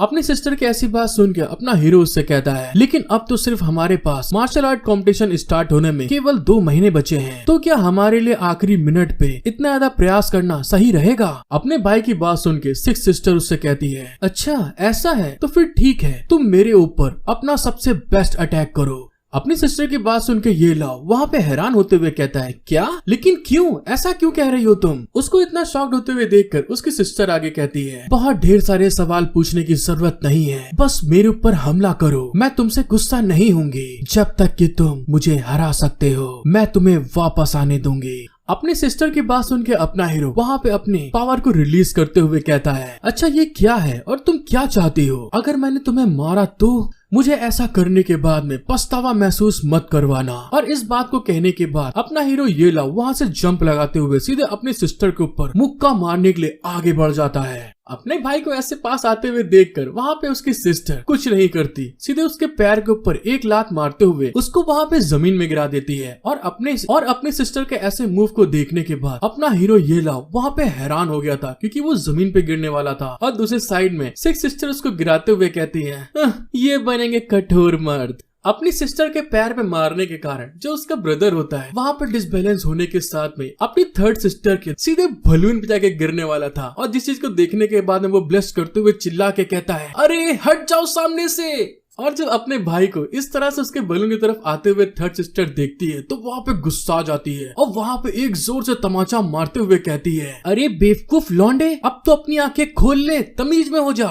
अपनी दोनों सिस्टर के हाथों से वहाँ पे ढोलक की तरह पेले जाने के बाद में अपना हीरो वहाँ पे सीरियस होते हुए कहता है, अच्छा ये तो बहुत अच्छा है, लगता है मुझे अब थोड़ा सीरियस होना होगा। देख रहे हैं दोस्तों, एटीट्यूड बिल्कुल नहीं जरा लौंडे का नीचे। और इस बात को कहने के बाद तुरंत वहाँ पे वो फिर से अपनी फिस्ट में पावर जनरेट करते हुए सीधे अपनी सिक्स सिस्टर की तरफ आगे बढ़ जाता है। लेकिन जैसा कि आप सभी को मालूम है वो एक रॉयल जनरल है। जैसे वहाँ पर अपना हीरो सिक्स सिस्टर के ऊपर पंच मारने की कोशिश करता है तो वहाँ पर सिक्स सिस्टर अपनी पावर को यूज करते हुए उसके सारे पंचेस को वहाँ पे डॉज कर लेती है। एक भी पंच उसके ऊपर नहीं लगता। और इस चीज को देखते हुए ये लाओ वहाँ पे बुरी तरह हैरान हो गया था। अपने भाई के सारे पंचेस को डॉज करने के बाद में जो उसकी सिक्स सिस्टर होती है वहाँ पे सीरियस होते हुए अपने हाथ में एनर्जी को गैदर करते हुए अब उसके ऊपर पंच लगाने के लिए आगे बढ़ जाती है। जैसे वहाँ पर ये लाओ अपने सिस्टर को इतना सीरियस होते हुए देखकर और घूसा मारते हुए देखता है तो वहाँ पे वो तुरंत उसके मुक्के से बचने के लिए वहाँ से पीछे हटने लगता है। लेकिन तभी वहाँ पर वो जो उसकी सिस्टर होती है वहाँ पे अपने मूव को स्टॉप कर लेती है, रोक लेती है। जिस चीज को देखते हुए ये लाओ हैरान होते हुए कहता है, अरे ये किस तरह का मूव तुमने चला अभी, ये क्या था? अपने भाई को हैरान होते हुए देखकर उसके सिस्टर उसे बताती है, मेरे पास वॉर की मार्शल आर्ट है जिसे मैं बैटल फील्ड में ट्रेनिंग करती हूँ और इसको शैडो किल कहा जाता है। तुम्हारा कल्टीवेशन लेवल कम समय में नहीं बढ़ाया जा सकता, लेकिन मार्शल आर्ट की प्रैक्टिस लगन से की जा सकती है। क्या तुम इस मार्शल आर्ट को सीखना चाहते हो? अपने सिस्टर की बात सुन के अपना हीरो वहाँ पे एक्साइटेड होते हुए चिल्ला के कहता है, हाँ सिस्टर, मैं इसको सीखना चाहता हूँ, क्या तुम मुझे इसे सिखाओगी? अपने भाई को इतना एक्साइटेड होते हुए देखकर सिक्स सिस्टर भी कहती है, हाँ ठीक है, मैं तुम्हें सिखाऊंगी, लेकिन उसके लिए मेरी एक कंडीशन है। हम लोग इसकी कल से प्रैक्टिस स्टार्ट करेंगे और तुम एक मर्सनरी ग्रुप में शामिल हो और एक मिशन शुरू करो। अपनी सिस्टर की बात सुन के अपना हीरो वहाँ पे बिल्कुल हैरान हो गया था कि आखिर करवाना क्या चाहती है ये। हेलो गाइस, एक बार फिर से becoming a god by teaching 6 sisters के पार्ट 25 में आप सभी का वेलकम। आपको वीडियो पसंद आती है तो सब्सक्राइब, लाइक, शेयर, कमेंट करना बिल्कुल मत भूलिएगा। और इसी के साथ चलते हैं आगे। एपिसोड की स्टार्टिंग में हमको दिखाया जाता है जहाँ अपना हीरो अपनी ट्रेनिंग के लिए अपनी दोनों सिस्टर के साथ में जंगल से आगे की तरफ बढ़ रहा था, जहाँ पर वो सारा का सारा सामान उठाए हुए था। और वहाँ पे वो आगे बढ़ते हुए कहता है, एक जनरल के तौर पे क्या आपको डर नहीं लगता कि अगर आप इतने लंबे समय तक नहीं लौटे तो कुछ वहाँ पर गलत हो जाएगा। अपने हीरो की बात सुन के 6 सिस्टर आगे की तरफ बढ़ते हुए कहती है, जब तक कि कोई वहाँ पर वॉर नहीं होती है तो बाहर जाकर पहाड़ों में खेलना मेरे लिए बढ़िया है। उसकी ऐसी बात सुन के अपना हीरो वहाँ पे थोड़ा इरिटेट होते हुए कहता है, अगर ऐसा है तो फिर मैं तुम लोग का सारा सामान क्यों उठाए हुए हूँ? तुम लोग तो मुझे यहाँ पर बकरा बनाने की कोशिश कर रहे हो। अपने हीरो को इरिटेट होते हुए देखकर उसकी दोनों की दोनों सिस्टर बड़े एटीट्यूड में कहती हैं, ये तुम्हारे लिए बस एक टेस्ट है, क्योंकि इस टेस्ट का पहला स्टेप आपकी सहन शक्ति को बढ़ाना है। अपने सिस्टर की ऐसी बात सुन के वहाँ पे वो गुस्साते हुए मन में कहता है, मुझे पूरा विश्वास है कि तुम इविल लोग मेरे लिए साजिश रच रहे हो। जब वहाँ पे वो आगे बढ़ रहा था तभी अचानक से मिस जिन पीछे से आवाज लगाते हुए कहती है, सीनियर क्या आप बहुत दूर तक ट्रेवल करने जा रहे हैं? मिस जिन की इस बात को सुन के अपने हीरो के पसीने आ जाते हैं, क्योंकि उसने इतना लंबा जाने के लिए नहीं सोचा। और तभी वहाँ पे वो हैरान होते हुए कहता है, अरे मैं तुम्हें क्या बताऊं, मेरी दोनों की दोनों बहन बुरी तरह पगला चुकी हैं। मुझे खुद नहीं मालूम कि वो कब और क्या कर बैठेंगी। अपने भाई की इस बात को सुन के वो दोनों सिस्टर वहाँ पे मुंह फुला लेती हैं। और फिर वहाँ पर अपना हीरो मिस जिन को थम्स अप करते हुए कहता है, मेरी दोनों सिस्टर मुझे स्पेशल ट्रेनिंग देने से पहले मार्शल आर्ट कंपटीशन में ले जाएंगी और तुम मेरे सेट में लौटने का इंतजार करो, मैं जल्दी वापस आऊंगा। अपने हीरो की इस बात को सुन के मिस जिन हैरान होते हुए कहती है, क्या स्पेशल ट्रेनिंग? और तभी वहाँ पर 6 सिस्टर अपने हीरो से कहती हैं, चलो चलते हैं। मार्शल आर्ट कंपटीशन में सफल होने के बाद आपको ये पता लगाने में देर नहीं हुई है। और अपनी सिस्टर की बात सुन के वो तीनों लोग वहाँ से सफर के लिए आगे निकल जाते हैं। और तभी वहाँ पर मिस जिन उसको वहाँ पे अलविदा कर रही होती है। और अपने हीरो को जाते हुए देखकर मास्टर लाओ कहते हैं, dragon city martial art competition में हर एक सेट केवल 4 डिसाइपल को चुन सकता है। केजिन, हालांकि तुम भी ताई सेट की एक बहुत टैलेंटेड डिसाइपल हो, लेकिन अभी भी मार्शल आर्ट कंपटीशन में कुछ भी बदल सकता है, इसीलिए तुम सेट में बनी रहो और आगे बढ़ने के लिए अपनी कल्टीवेशन पर कॉन्सेंट्रेट करो। और मास्टर के ऐसा कहने के साथ में ही एक साइड मिस जिन और दूसरे साइड अपना हीरो और दोनों सिस्टर अपने सफर पर आगे निकल जाते हैं, जहाँ पर मिस जिन आगे बढ़ते हुए अपने वो सारे पल याद कर रही थी जहाँ पर अपने हीरो ने उसको बहुत बार बचाया था। और वहाँ पर वो आगे की तरफ बढ़ते हुए मन में कहती है, इस सेक्ट में इतनी बड़ी परेशानी पैदा होने के बाद मुझे अपनी ताकत का एहसास हो गया है और इसने एक बहुत जरूरी पल में सभी को बहुत ज्यादा अपनी तरफ खींच लिया है। तो अब चाहे कुछ भी हो जाए मैं सीनियर का साथ कभी नहीं छोड़ूंगी, इसीलिए मैं मजबूत बनना चाहती हूँ और इस मार्शल आर्ट कंपटीशन में अपनी जगह बनाने के लिए लड़ना चाहती हूँ।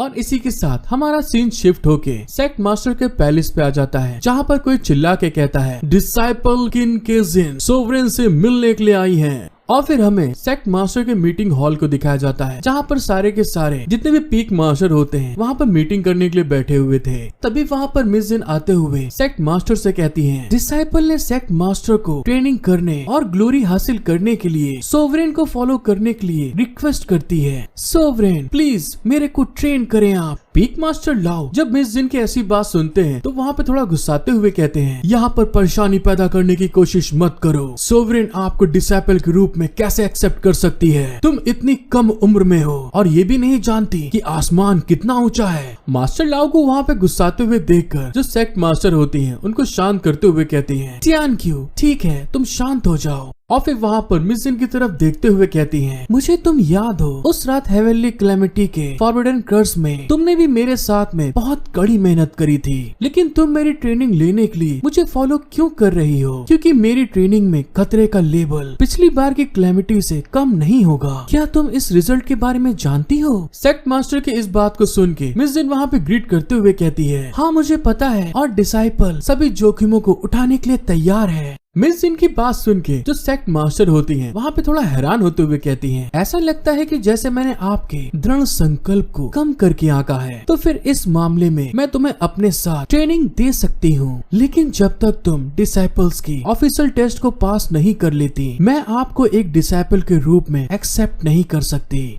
उनकी इस बात को सुन के मिस जिन वहाँ पे खुश होते हुए बहुत एक्साइटेड होके कहती है, हाँ ठीक है, मुझे कोई दिक्कत नहीं है, मैं ऐसा ही चाहती हूँ और आपकी डिसाइपल आपकी हर एक बात मानने को तैयार है मास्टर। और उसके ऐसा कहने के साथ में वहाँ पे सीन शिफ्ट हो जाता है और हमें एक बड़ा सा सिटी दिखाया जाता है जिसका नाम रेस हॉर्स सिटी था और हमें रेस हॉर्स सिटी के गिल्ड को दिखाया जाता है जहाँ पर दोस्तों मिशन मिला करते हैं। तभी वहाँ पे अचानक से अपना हीरो गेट खोल के अंदर की तरफ आते हुए कहता है, हेलो लोंडो, और कैसे हो तुम लोग? क्या मैं मर्सनरी के इस ग्रुप में शामिल हो सकता हूँ? और मैंने बाहर एक रिक्रूटमेंट साइन भी लगा हुआ देखा है। अपने हीरो की इस बात को सुन के एक बुड्ढा वहाँ पे उसकी तरफ देखे बिना ही कहता है, नहीं नहीं लौंडे, तुम चले जाओ, हमें तुम जैसे लौंडे की कोई जरूरत नहीं है। जब अपने हीरो की थर्ड सिस्टर देखती है यहाँ के लोग ये लाव के ऊपर बिल्कुल भी भाव नहीं दे रहे, तभी वहाँ पर वो अचानक से ये लाव के क्लोज आकर उसके कंधे में हाथ डालते हुए कहती है, अरे इस बॉस की तरह मत बनो तुम। अपनी सिस्टर को इतना क्लोज आते हुए देखकर जो ये लाव होता है वहाँ पे हैरान हो जाता है, उसके पसीने आ रहे थे। और जहाँ पर अपना हीरो 1 रुपए में 1 लड्डू से परेशान था, तभी वहाँ पर उसके बगल में दूसरा लड्डू भी दोस्तों आ जाता है। मतलब कि उसकी 6 सिस्टर उसके क्लोज आते हुए उसे चिपकते हुए कहती है, आप लोगों को इतना गुस्साने की जरूरत नहीं है, हम तीनों लोग एक साथ में इस सफर में हैं। और सच बात तो ये है कि ट्रेवल में हमारे सारे पैसे खर्च हो गए थे, इसीलिए प्लीज हमारी मदद करें मिशन लेने में और पैसे कमाने के लिए ब्रदर के साथ में शामिल हो जाएं। 6 सिस्टर को एक्टिंग करते हुए देखकर उसकी थर्ड सिस्टर भी वहाँ पे और ज्यादा एक्टिंग करते हुए, और जैसा कि आप देख सकते हैं दोस्तों कहाँ पे हाथ रख के वो कहती है, इसीलिए तुम सब हमारी मिलके मदद कर दो, मैं आपसे विनती करती हूँ। अपने हीरो के पास इतनी हॉट एंड सेक्सी पटाखा लल्लन टॉप माल को देखने के बाद उस मर्सनरी गिल्ड के अंदर जितने भी दूसरे लोग थे दोस्तों, उनकी आंखें तो फटी की फटी रह जाती हैं। और वहाँ पे सब हैरान होते हुए कहते हैं, अरे इस कमीने के पास इतना लल्लन टॉप आइटम कैसे आ गया? और तभी वहाँ पर अपने हीरो के पास उन दोनों ललन टॉप आइटम को चिपके हुए देखकर एक मोटा वहाँ पे गुस्साते हुए कहता है, अरे इसमें कोई शक की बात नहीं है, आखिर इनके बीच में क्या रिलेशनशिप है और तुम तीनों साथ में यहाँ पर क्यों आई? उस मोटे की बात सुनने के बाद जैसे अपना हीरो वहाँ पे आगे कहने वाला होता है सिस्टर, तभी अचानक से 6 सिस्टर अपने हीरो को तुरंत मुंह बंद करते हुए कहती है, मैं इसकी वाइफ हूँ। उसकी देखा देखी थर्ड सिस्टर भी अदाएं दिखाते हुए कहती है, हाँ मैं इसकी दूसरी वाइफ हूँ। लेकिन दोस्तों दूसरे साइड में जो अपना हीरो होता है अपनी सिस्टर्स के ऐसे सहलाने और इस तरह की हरकत के कारण वो वहाँ पे पानी पानी हो जाता है, उसकी नाक से वहाँ पे खून निकलने लगता है और तभी वहाँ पे ब्लश करते हुए अपने मन में कहता है, ओहो अब मैं क्या करूँ, ये कितना खराब महसूस हो रहा है। लेकिन दूसरे साइड में जो अपने हीरो की 6 सिस्टर होती है सामने की तरफ देखते हुए कहती है, ऐसी कोई बात नहीं है, मेरे हस्बैंड बस यहाँ पर हंस रहे हैं। जब वहाँ के लोग उन 2 लड़कियों के मुंह से इस बात को सुनते हैं कि ये हमारा एक लौता आदमी है, वहाँ पे जो मोटा था वहाँ पे हैरान होते हुए चिल्ला के कहता है, ओहो ये तो वैसा ही निकला जैसा कि मैंने सोचा था। अरे हाँ यार, ये यंग मास्टर सच में बहुत ज्यादा भाग्यशाली है, इसके पास इतनी खूबसूरत लल्लन टॉप पटाखा औरतें हैं। और दूसरे साइड में जिस बुड्ढे ने वहाँ पे मिशन देने से मना कर दिया था उसकी आंखें भी दोस्तों वहाँ पे चमक जाती हैं। फिर वो वहाँ पर मिशन काउंटर के पास में आते हुए कहता है, वैसे मेरे पास तुम्हारी उम्मीद से ज्यादा मांग वाले 2nd टियर के मिशन हैं, और अगर तुम इनमें से एक भी मिशन को कंप्लीट करते हो तो कम से कम 300 टेल्स का इनाम हासिल कर सकते हो। उस बड़ों की बात सुन के अपना हीरो वहाँ पे एक मिशन को लेते हुए कहता है, अच्छा तो इनमें से मैं एक को ले सकता हूँ। लेकिन जैसे ही वहाँ पर वो एक मिशन के ऊपर हाथ रखने वाला होता है तभी अचानक से उसको कोई वहाँ पे रोक लेता है और हमको पता चलता है ये कोई और नहीं अपने हीरो की 6 सिस्टर होती है जो वहाँ पे उसको रोकते हुए कहती है, अरे वो मिशन मत लो, वो हमारे लिए कुछ ज्यादा कठिन नहीं है, जिस कारण से हमें कोई भी फर्क नहीं पड़ता कि ये कितना ज्यादा खतरनाक है जब तक हमें इनाम बड़ा मिलता है। उसकी बात सुन के जो बुढ़ा होता है बड़े एटीट्यूड में कहता है, हाँ बेशक वो वही है, ये एक क्लास का सुपर मिशन है जो कि यहाँ पर 2 साल से है और बहुत ढेर सारे मिशनरी ग्रुप को इस मिशन को लेने के बाद में परेशानियों का सामना करना पड़ा था और तो और उन्हें अभी तक कोई भी सफलता नहीं मिली। जब तक तुम सफल होते हो रातों रात अमीर बनना कोई सपना नहीं है। और इस बात को कहते हुए वो एक क्लास का सुपर मिशन वहाँ पर अपने हीरो को दे देता है। इसको लेते हुए 6 सिस्टर बहुत ज्यादा खुश होते हुए कहती है, अरे वाह ये तो बहुत बढ़िया है, ये तो हमारे लायक मिशन है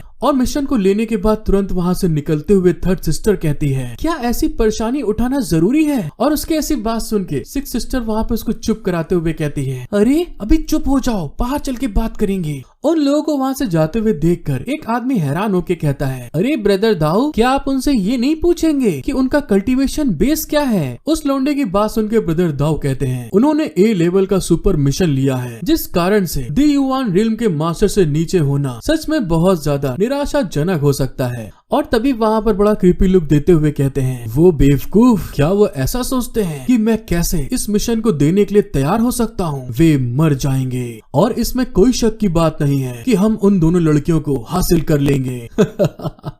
हेलो गाइस, एक बार फिर से becoming a god by teaching six sisters के पार्ट 26 में आप सभी का वेलकम। और दोस्तों, ये एपिसोड बहुत हॉट एंड सेक्सी होने वाला है, तो पूरा जरूर देखिएगा। और आपको वीडियो पसंद आती है तो प्लीज गाइस मेरा सपोर्ट करिएगा, एक लाइक सब्सक्राइब करना बिल्कुल मत भूलना। और इसी के साथ चलते हैं आगे। एपिसोड की शुरुआत में हमको दिखाया जाता है अपना हीरो और उसके दोनों सिस्टर्स एक मस्त चांदनी रात में जंगल के अंदर कैंप फायर कर रही थी, मतलब आग जलाकर बैठे हुए थे, जहाँ पर उसकी सिक्स सिस्टर दिन भर की थकावट के कारण बुरी तरह थक चुकी थी। और वहाँ पर अपने हीरो से कहती है, ओहो, इतनी ज्यादा बोरिंग प्रैक्टिस करना केवल तुम्हारे लिए बाहरी दुनिया के बारे में सोच केवल खराब करेगी, इसीलिए सही तरह की प्रैक्टिस करने के लिए तुम्हें इस तरह के अनजान जगहों में सरवाइव करना आना चाहिए। और तुम अब पहाड़ों पर कल्टीवेशन कर रहे हो और आपको बाहर जाकर दुनिया की कठोरता को एक्सपीरियंस करने की जरूरत है कि दुनिया वाले कितने ज्यादा बदतमीज होते हैं। सिक्स सिस्टर की बात सुन के थर्ड सिस्टर भी अपने हीरो को समझाते हुए कहती है, हाँ, इस तरह की मिशनरी दुनिया सच में बहुत मक्कार और कठोर है और एक ही गोल के लिए लड़ने के लिए आपको जिंदगी और मौत से लड़ना होगा। और इस तरह का एक्सपीरियंस हमसे लड़ने से भी बहुत ज्यादा अच्छा है तुम्हारे लिए। अपनी थर्ड सिस्टर की हाँ में हाँ मिलाते हुए सिक्स सिस्टर भी कहती है, हाँ, तुम सही पकड़े हो।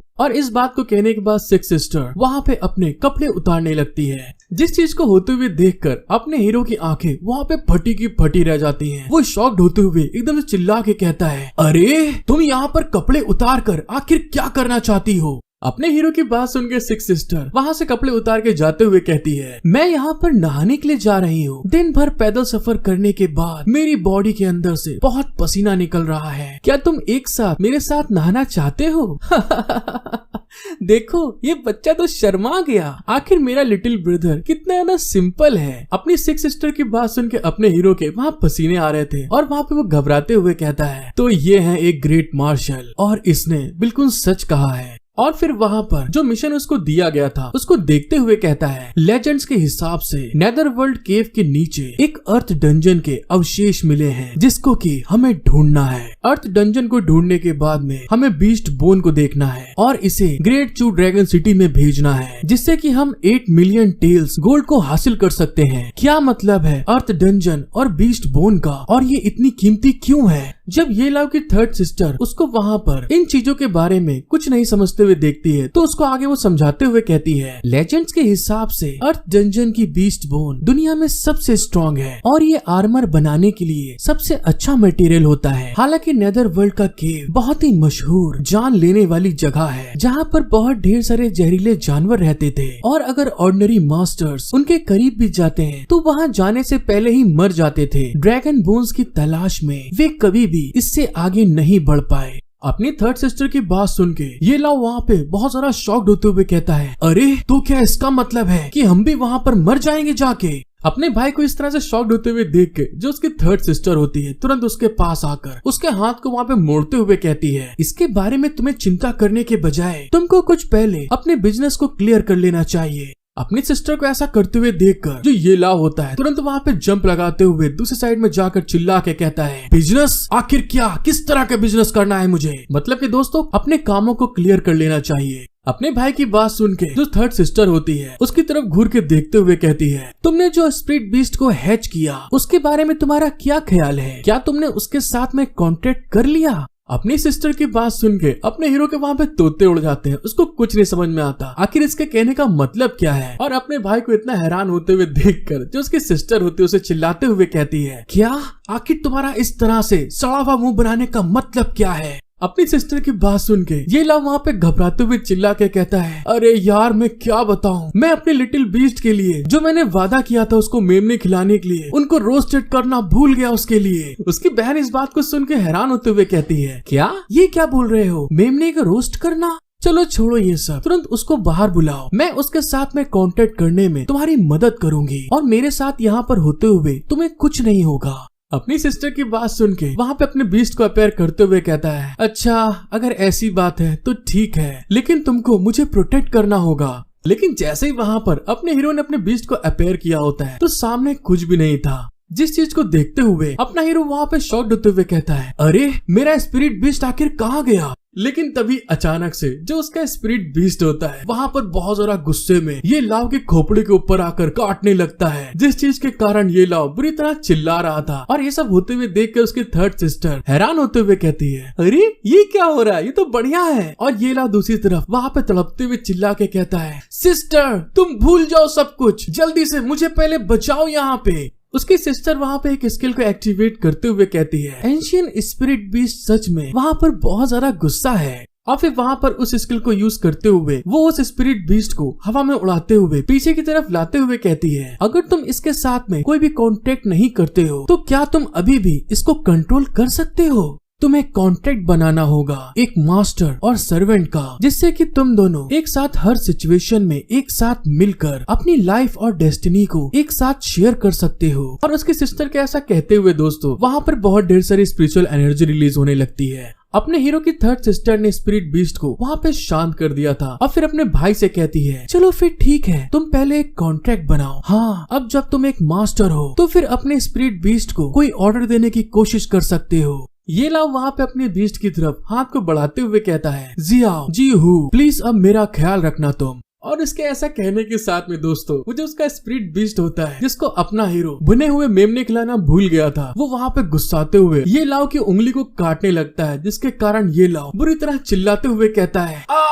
ये कैसा पागल जानवर है, ये मेरे ऑर्डर देने के बाद में भी ऐसा क्यों कर रहा है? उसकी सिस्टर वहाँ पे ऐसा होते हुए देखकर वहाँ से जाते हुए कहती है, नहीं बिल्कुल भी नहीं, कॉन्ट्रैक्ट के हिसाब से केवल इस चीज की जरूरत है कि वो आपको धोखा ना दे, और जहाँ तक तुम दोनों की फीलिंग्स की बात है धीरे धीरे वो भी सही हो जाएंगे, इस चीज में जल्दबाजी नहीं करते हैं। दूसरे साइड में अपने हीरो को दिखाया जाता है जो कि बुरी तरह चिल्लाते हुए कहता है, अरे मेरे भाई शांत हो जा, काटना बंद कर। चलो ठीक है, मेरे से गलती हो गई, मैंने तुम्हें मेमले नहीं खिलाए, क्या हम लोग बैठ के इस चीज के लिए बात नहीं कर सकते हैं? लेकिन तभी वहाँ पर ये लाव की थर्ड सिस्टर को कुछ अजीब फील होता है और वहाँ पर वो सीरियस होते हुए कहती है, तुम शांत हो जाओ। और फिर वो सामने की तरफ देखते हुए कहती है, अरे मेहमान तो इतनी जल्दी आ गए, हमने तो उम्मीद ही नहीं की थी। और थर्ड सिस्टर के ऐसा कहने के साथ में पेड़ के ऊपर से बहुत ढेर सारे लोग उसके ऊपर अटैक करने के लिए नीचे की तरफ आने लगते हैं। और दूसरे साइड में हमें सिक्स सिस्टर को दिखाया जाता है जो कि बगल की नदी में नहाने के लिए अंदर गई थी, और उसके पास में भी कुछ लोग पानी के अंदर से उसके ऊपर अटैक करने के लिए आगे बढ़ रहे थे।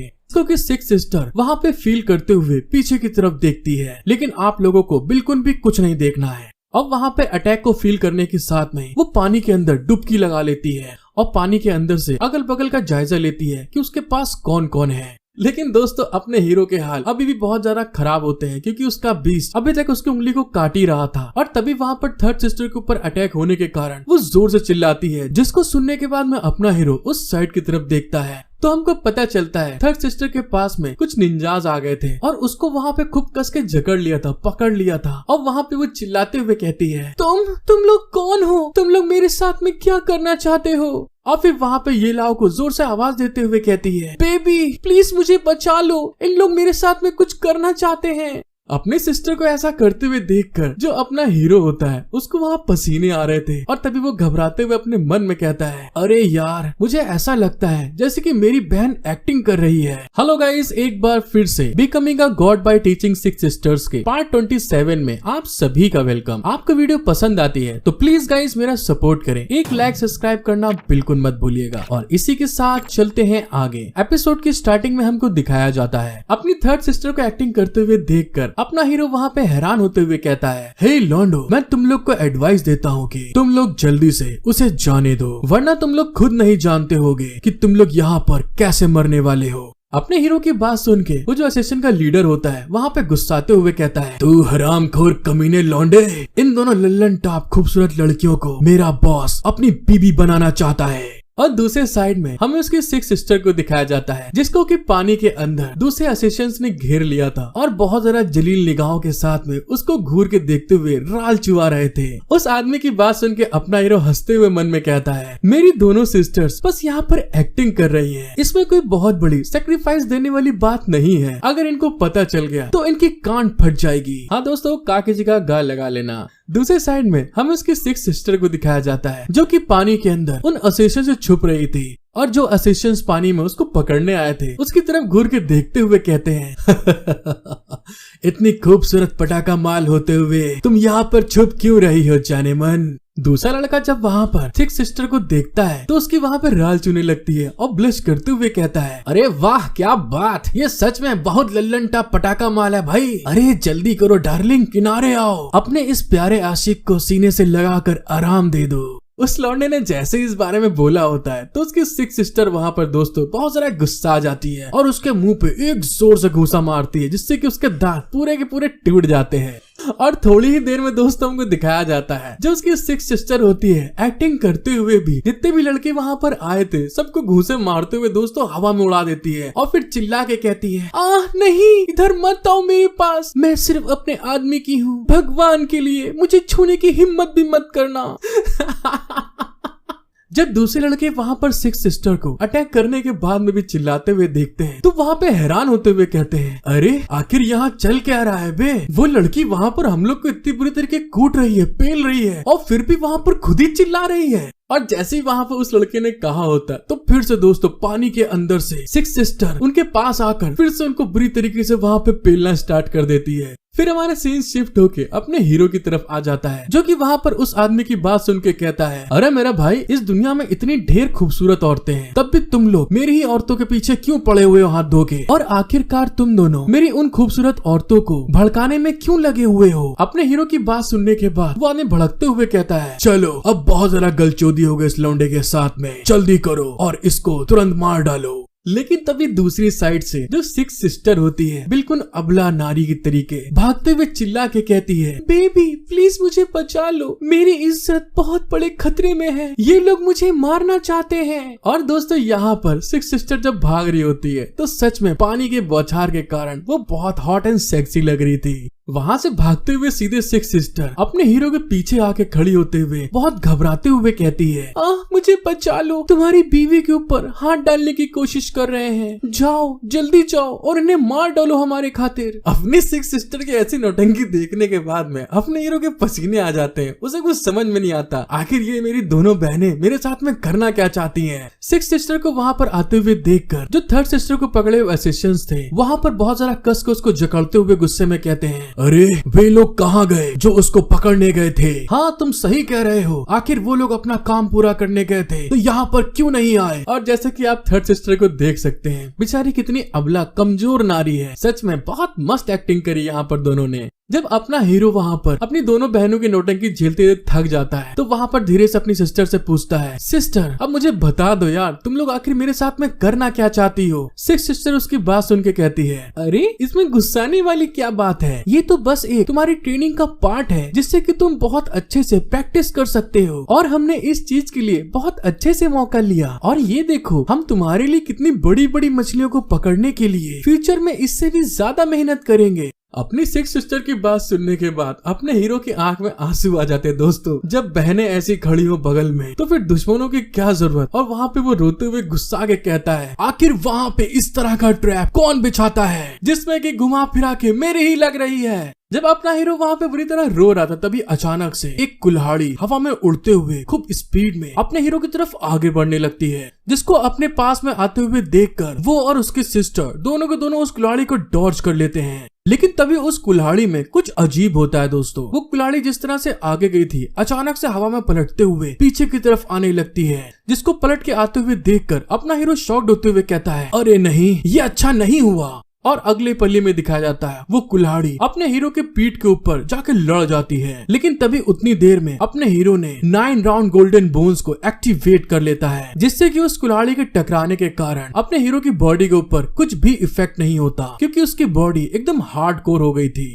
फिर वहाँ पे वो कुल्हाड़ी अपने हीरो की बॉडी से टकराने के बाद में वापस उड़ते हुए पीछे की तरफ जाती है और उसको कोई पकड़ते हुए कहता है, हे लौंडे, मेरा उन दोनों सुंदर लल्लनटा पटाखा माल के सामने तुम्हें मारने का कोई इरादा नहीं था, लेकिन अब ऐसा लगता है कि कुछ खून को बहा देना चाहिए। उस आवाज को सुनने के बाद अपना हीरो पीछे की तरफ पलट के देखते हुए कहता है, अच्छा अब मुझे पता चला, ये तो तुम हो बे। और फिर दोस्तों हमको दिखाया जाता है ये कोई और नहीं वही गिल्ड मास्टर होता है मर्सनरी का, जिसने वहाँ पर इनको मिशन दिया था। अपने हीरो की ऐसी मजाक भरी बात सुन के उनके ग्रुप में से एक लड़का गुस्से में चिल्ला के कहता है, ए बच्चे, मेरे आयरन ब्लड मर्सनरी ग्रुप का नियम है कि अपने ब्लेसिंग्स को बांटे और कठिनाइयां भी बांटना है। अपने ग्रुप के लौंडे की बात सुन के वो जो बुढ़ाऊ होता है आगे बढ़ते हुए कहता है, हाँ बिल्कुल, और इस ब्लेसिंग में इस बार ये औरतें भी शामिल है। अगर तुम मेरे को चुपचाप ये दोनों सुंदर कन्याएं देने को तैयार हो तो फिर मैं तुमको अपने भाई की तरह मानूंगा। तो मुझे बताओ इस बारे में तुम्हारा कैसा ख्याल है।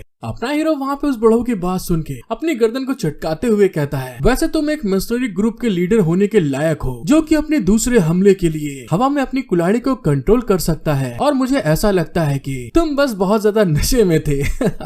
अरे प्लीज मुझे माफ कर देना ऐसा बोलने के लिए। अपने हीरो की इस तरह से मजाक उड़ाते हुए देख के वहाँ पे वो जो बुढ़ाऊ था उस कुल्हाड़ी की तरफ देखते हुए कहता है, मैंने कभी सोचा भी नहीं था कि तुम्हारे पास इस तरह की कोई एक्सटर्नल स्किल भी है और तुम मेरे अचानक किए गए हमले का सामना कर सकते हो। तो अब मुझे लगता है कि मैं तुम्हें अपने सामने खड़े होने लायक मान सकता हूँ, लेकिन ये बहुत दुख भरी बात है कि मैं तुम्हें आज यहीं पर मार डालूंगा। अपना हीरो उसकी ऐसी बात सुनने के बाद में अपनी स्वॉर्ड को बाहर निकालते हुए गुस्से में घूर के देख के कहता है, अगर ऐसी बात है तो आकर अजमा क्यों नहीं लेते हो। और उसके ऐसा करने के साथ में वहाँ पर उसकी स्पिरिचुअल एनर्जी रिलीज होने लगती है। वहाँ पर अपने हीरो को लड़ने के लिए तैयार देखकर जितने भी मर्सनरी थे वहाँ पर अटैक करते हुए चिल्ला के कहते हैं, अरे वाह, इसका हथियार तो बहुत बढ़िया है, इसे मैं लूंगा। हाँ चलो इसे मार डालते हैं। अरे बॉस, क्या मैं इसका वेपन लेके तुम्हें दे दूं? अरे वो सब तो छोड़ो, ये सुंदर कन्याएं जो हैं उनमें से एक मैं लूंगा। उन लोगों को इस तरह से बातें करके अटैक करने के लिए अपने पास आते हुए देखकर अपना हीरो अपनी बहन से कहता है, सिस्टर, मैंने सीखा है कि कभी भी अपने एनिमीज को कम नहीं आंकना चाहिए, खासकर उन्हें जो बहुत बदसूरत दिखाई देते हैं। अपने भाई की बात सुनने के बाद में जो सिक्स सिस्टर होती है वहाँ पे हंसते हुए कहती है, तुम बहुत जल्दी सीख रहे हो। हे लड़के, अपनी सिस्टर की कोशिश को बर्बाद मत करना, उन सबको बुरी तरह से पेल के आना। अपनी सिस्टर की ऐसी बात सुन के ये लाओ वहाँ पे हंसता हुआ उनको पेलने के लिए आगे की तरफ जाने लगता है। और फिर वहाँ पर उसकी सिक्स सिस्टर बताती है, बहुत पहले एंशिएंट टाइम में अपनी कल्टीवेशन को बढ़ाने का केवल एक ही तेज तरीका था, वो सिर्फ ये है कि असलियत में सभी लोगों से लड़ाई करो और उनको खूब बुरी तरह से हराते रहो। और इसीलिए बहुत ढेर सारे लोग आते और जाते रहते हैं दुनिया में, लेकिन तुम्हें बस अच्छे से लड़ना है और उनको हराने पे ध्यान देना है। अपने सिस्टर की बात सुनने के बाद वहाँ पे अपना हीरो उन लोग के ऊपर अटैक करने के लिए जंप लगा के आगे आ रहा था, जिसको देखते हुए एक मर्सनरी वहाँ पे गुस्से में चिल्ला के कहता है, तू कमीने हरामखोर, आखिर तू हमारे साथ में ऐसा कैसे कर सकता है। और अगले ही पल हमें दिखाया जाता है, जैसा कि हमको मालूम है कि अपने हीरो के पास में एक एंशिएंट स्वॉर्ड है जो कि बहुत ज्यादा पावरफुल है। जैसे उसने वहाँ पर स्लैश लगाया होता है, उस स्वॉर्ड के अटैक के कारण वहाँ पर जितने भी मर्सनरीज उसके ऊपर अटैक करने के लिए आ रहे थे, सारे के सारे उछलते हुए पीछे की तरफ जाके गिरते हैं और वो सब बहुत ज्यादा घायल हो गए थे। अपने हीरो को इस तरह से उन मर्सनरीज को पेलते हुए देख के जो उसकी सिक्स सिस्टर थी वहाँ पे अपने मन में कहती है, iron blood mercenaries group black market में एक बहुत ज्यादा गंदे काम करने वाला संगठन है। भले ही उनके पास सामने दिखाने के लिए थर्ड लेवल की ही पावर है, लेकिन उन्होंने इतने बड़े मिशंस को बहुत बार लिया है और उन्हें अपनी ताकत को छुपानी होगी। और इस बार के लिए ये अच्छी बात नहीं है। दूसरों के लिए आपको उनसे निपटना कोई भी मायने नहीं रखना चाहिए, लेकिन जो इनके ग्रुप का लीडर है ये अपनी रेन युआन रिल्म के कल्टीवेशन के पीक पर है, और साथ ही एक मर्सनरी का ग्रुप जो कि यहाँ पर बहुत ज्यादा अपराध और लोगों को धोखा देने में बहुत ज्यादा माहिर है। ये लाओ को उनसे निपटना पड़ सकता है। हेलो गाइस, एक बार फिर से becoming a god by teaching six sisters के पार्ट 28 में आप सभी का वेलकम। आपको वीडियो पसंद आती है तो प्लीज गाइस मेरा सपोर्ट करिएगा, एक लाइक सब्सक्राइब जरूर कर दें। और इसी के साथ चलते हैं आगे। एपिसोड की स्टार्टिंग में हमको दिखाया जाता है जब अपने हीरो ने उनके ऊपर अटैक करा होता है तो वहाँ पर पीछे खड़े हुए दो मिशनरीज भागकर अपने हीरो की तरफ अटैक करने के लिए आते हुए चिल्ला के कहते हैं उसके ऊपर अकेले अटैक मत करो, साथ में मिलकर अटैक करो।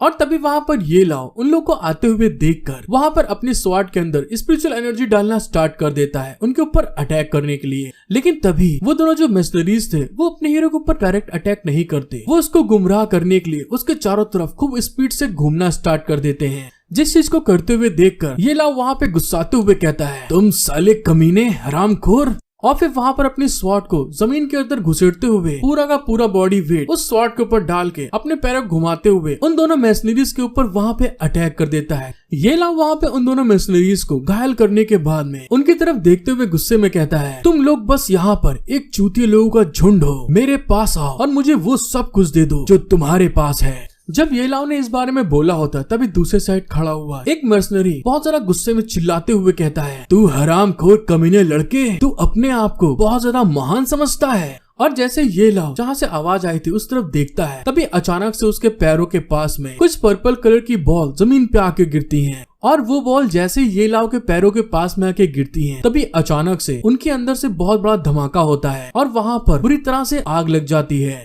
और फिर हमको पता चलता है उन मर्सनरीज के ग्रुप में से एक लौंडा वहाँ पे बॉम्ब फेंकने वाला होता है जो कि अपने हीरो के ऊपर बॉम्ब फेंकते हुए हंस के कहता है चलो फिर ठीक है, मैं देखता हूँ कि तुम मेरे अटैक के आगे कितनी देर तक टिक सकते हो। उस आदमी के अटैक करते हुए देखकर ये लाओ वहाँ पे अपनी 9 राउंड टैलेंट बॉडी को एक्टिवेट कर लेता है जिससे कि उसको चोट कम आए। और वे वहाँ पर अपने मन में कहता है ये मेरी 9 राउंड टैलेंट बॉडी को इस्तेमाल करने के लिए मुझे बहुत ढेर सारी अपनी स्पिरिचुअल QI को खर्च करना पड़ता है, इसीलिए मुझे इस लड़ाई को जल्द से जल्द खत्म करना होगा। लेकिन तभी अचानक से वहाँ पे जो आग जल रही होती है उसके अंदर के धुएं के कारण ये लाओ को वहाँ पर बहुत तकलीफ होने लगती है, वो खांसने लगता है। और फिर वहाँ पर उस धुएं की तरफ देखते हुए मन में कहता है अरे नहीं, ये तो बहुत बुरा हुआ, ये धुआं तो बहुत जहरीला है, ये जहरीला धुआं हमारी स्पिरिट QI की फ्लो को इफेक्ट कर रहा है। धत तेरे की, ये मशीनरी सच में कितने ज्यादा बेशरम है जो जहर का इस्तेमाल कर रहे हैं। ये लाओ के सिक्स सिस्टर वहाँ पे अपने भाई को थोड़ा परेशान होते हुए देखकर उसको राय देते हुए कहती है क्योंकि जब तक तुम यहाँ पर इन लोग को हरा सकते हो तो तुम भी बेशरम क्यों नहीं होते, इसीलिए मजबूत बनो और तुरंत अपने स्पिरिट बीस्ट को बाहर निकालो और यहाँ पर सब चीजों को सॉल्व कर लो। अपनी सिस्टर की बात सुनकर ये लाओ वहाँ पे घबराते हुए कहता है अरे वो बात ये है, मैंने अभी भी उसके लिए जो वादा किया था कि मैं उसको भुने हुए मेमने खिलाऊंगा वो वादा पूरा नहीं किया है, जिस कारण से कि मैं उसके एहसानों के नीचे दबा हुआ हूँ और अभी मैं उससे मदद नहीं मांग सकता। ये लाओ के ऐसा कहने के साथ में जो स्मोक के अंदर जहर होता है उसके ऊपर हल्का हल्का इफेक्ट करने लगा था जिस कारण से उसको पसीने आ रहे थे। और वहाँ पे वो अपने मन में कहता है हो सकता है कि शायद कुछ समय के लिए मैं इसको और झेल सकूं क्योंकि यहाँ पर केवल एक ही एनिमी बचा है, इससे पहले कि मैं यहाँ पर बेहोश हो जाऊं मुझे उसे खत्म करना होगा। अपने भाई को ऐसे हालात में देखते हुए सिक्स सिस्टर वहाँ पे अपने मन में कहती है ये बच्चा सच में बहुत बड़ी मुसीबत में पड़ने वाला है। दूसरे साइड में हमें उन मिशनरीज ग्रुप के लोगों को दिखाया जाता है जिनके हाथ में दोस्तों वही पर्पल कलर वाला बॉम्ब होता है और वो अपने हीरो की तरफ देखते हुए कहते हैं हमारा जहरीला धुआं आखिरकार काम आया। अगर इस चीज का कोई भी दाव ब्रदर नहीं होता तो हमारे पास इसे पाने का कोई रास्ता नहीं था। पास्ट में हमारे एनिमीज भले ही वो दियान युआन रिल में थे, इनमें से केवल कुछ ही को दाव ब्रदर्स द्वारा नीचे लाया जा सकता था। ये बच्चा सच में बहुत टफ है, इसने बहुत अच्छी फाइट की। बस अब बहुत बातें हो गई, चलो मेरे साथ में और इसे अब जहर से ही मार डालेंगे। और इस बात को कहते हुए वो आदमी वहाँ पर अपने बॉम्ब को एक्टिवेट करने लगता है, चार्ज करने लगता है। लेकिन दूसरे साइड में जब अपना हीरो उनको अपने पास आकर अटैक करने के लिए देखता है तो वहाँ पर तुरंत अपने पास जितनी भी पावर बची होती है उनको यूज करते हुए वो भी उनके ऊपर अटैक करने के लिए आगे जाने लगता है। दूसरे साइड में जो मर्सनरीज ग्रुप के लोग होते हैं वहाँ पे उस बॉम्ब को एक्टिवेट करते हुए कहते हैं तो फिर ठीक है दोस्तों, इसे मारने के लिए तैयार हो जाओ।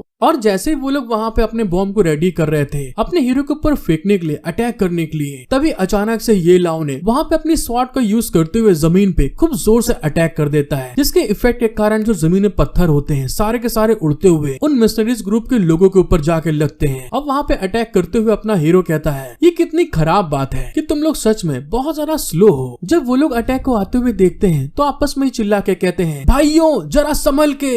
लेकिन तभी अचानक से अपना हीरो वहाँ पे उस अटैक को करने के बाद तुरंत उन मिशनरीज ग्रुप के लोगों के जस्ट पीछे आ जाता है और वहाँ पे आने के साथ में ही एक आदमी का काम खत्म हो जाता है और तुरंत वहाँ पे वो फिर से दूसरे लोगों की तरफ भाग के जाने लगता है, जिसको देखते हुए वो लोग हैरान होकर चिल्ला के कहते हैं अरे वो देखो वो यहाँ पर है, जल्दी करो और उसे पास मत आने देना। लेकिन तब तक दोस्तों बहुत ज्यादा देर हो चुकी थी, क्योंकि येलाओ ने वहाँ पर अपनी स्पीड को यूज करते हुए तुरंत शुई शुई करते हुए मतलब जिगजैग करते हुए दोस्तों वहाँ पे उन लोग के पास आकर एक एक आदमी को निपटाते हुए आगे की तरफ जाने लगता है। वहाँ पर जब अपने आदमियों को इस तरह से मरते हुए एक आदमी देखता है तो गुस्से में अपने हीरो के ऊपर अटैक करते हुए चिल्ला के कहता है तू हरामखोर, तू भाड़ में जा। और इस बात को कहते हुए वहाँ पे वो जमीन में अपनी कोई स्किल को एक्टिवेट कर देता है, जिसके इफेक्ट के कारण जमीन में चारों तरफ इलेक्ट्रिसिटी फैलने लगती है, मतलब कि दोस्तों बिजलियाँ। जब उन मर्सनरीज ग्रुप का लीडर अपने हीरो को इस तरह से फाइट करते हुए देखता है तो वहाँ पे थोड़ा हैरान होके कहता है ओहो, इतना ढेर सारा धुआं अंदर लेने के बाद में भी इतनी स्पीड में अटैक करने की क्षमता होना, ये सच में बहुत अमेजिंग बात है।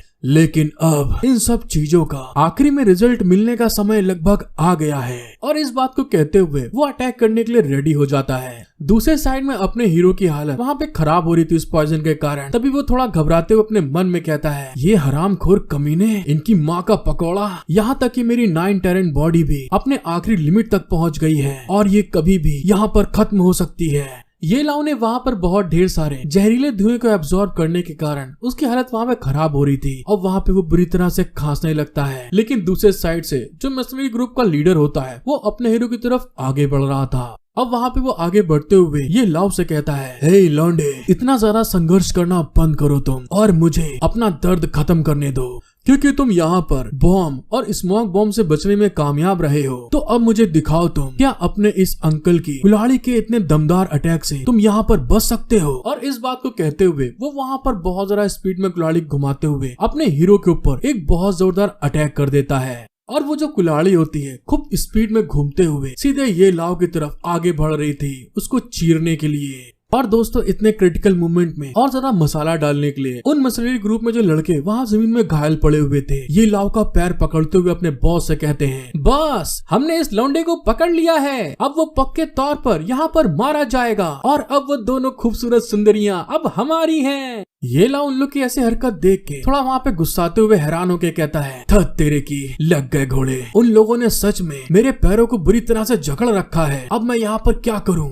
जब अपना हीरो वहाँ पे बहुत ज्यादा घबरा रहा था तभी अचानक से एक स्पिरिचुअल एनर्जी का स्लैश वहाँ पे आगे बढ़ रहा था और अगले पली में दिखाया जाता है जो लोग वहाँ पे ये लाओ का पैर पकड़े हुए थे वो दोनों के दोनों घायल होने के साथ में हवा में उड़ते हुए पीछे जाके गिरते हैं। और दूसरे साइड में जो उसकी सिस्टर होती है उस कुल्हाड़ी के ऊपर गुस्से में अपनी स्पिरिचुअल एनर्जी को रिलीज करते हुए सीधे एक लात मारती है और वहाँ पर गुस्साते हुए कहती है अभी तक के लिए यहाँ तक तुम्हारा लेसन लेने का टाइम पूरा हुआ, अब यहाँ पर गेम खत्म करने का समय आ गया है। ये लाओ के सिक्स सिस्टर का अटैक इतना ज्यादा पावरफुल होता है कि वहाँ पर जो कुल्हाड़ी बड़ी स्पीड में आगे बढ़ रही थी सिक्स सिस्टर ने सिर्फ अपनी लात के एक अटैक से ही उस कुल्हाड़ी को धड़ाम से नीचे गिरा दिया था। जिस चीज को होते हुए देखकर वो जो बॉस होता है वहाँ पे बहुत ज्यादा घबराते हुए चिल्ला के कहता है अरे तुमने अपनी पावर को यहाँ पर छुपा के रखा था। और दूसरे साइड में हमें थर्ड सिस्टर को दिखाया जाता है जो कि ये लाओ की बहुत बुरी हालत होने के कारण उसको वहाँ पर बहुत प्यार से और कायदे से अपनी बाहों के अंदर वहाँ पे रिलैक्स करवा रही थी, जिसको देखते हुए वहाँ पर अपना हीरो ये लाओ थोड़ा ऑड फील करते हुए कहता है सिस्टर मैं ठीक हूँ, ऐसा मत करो।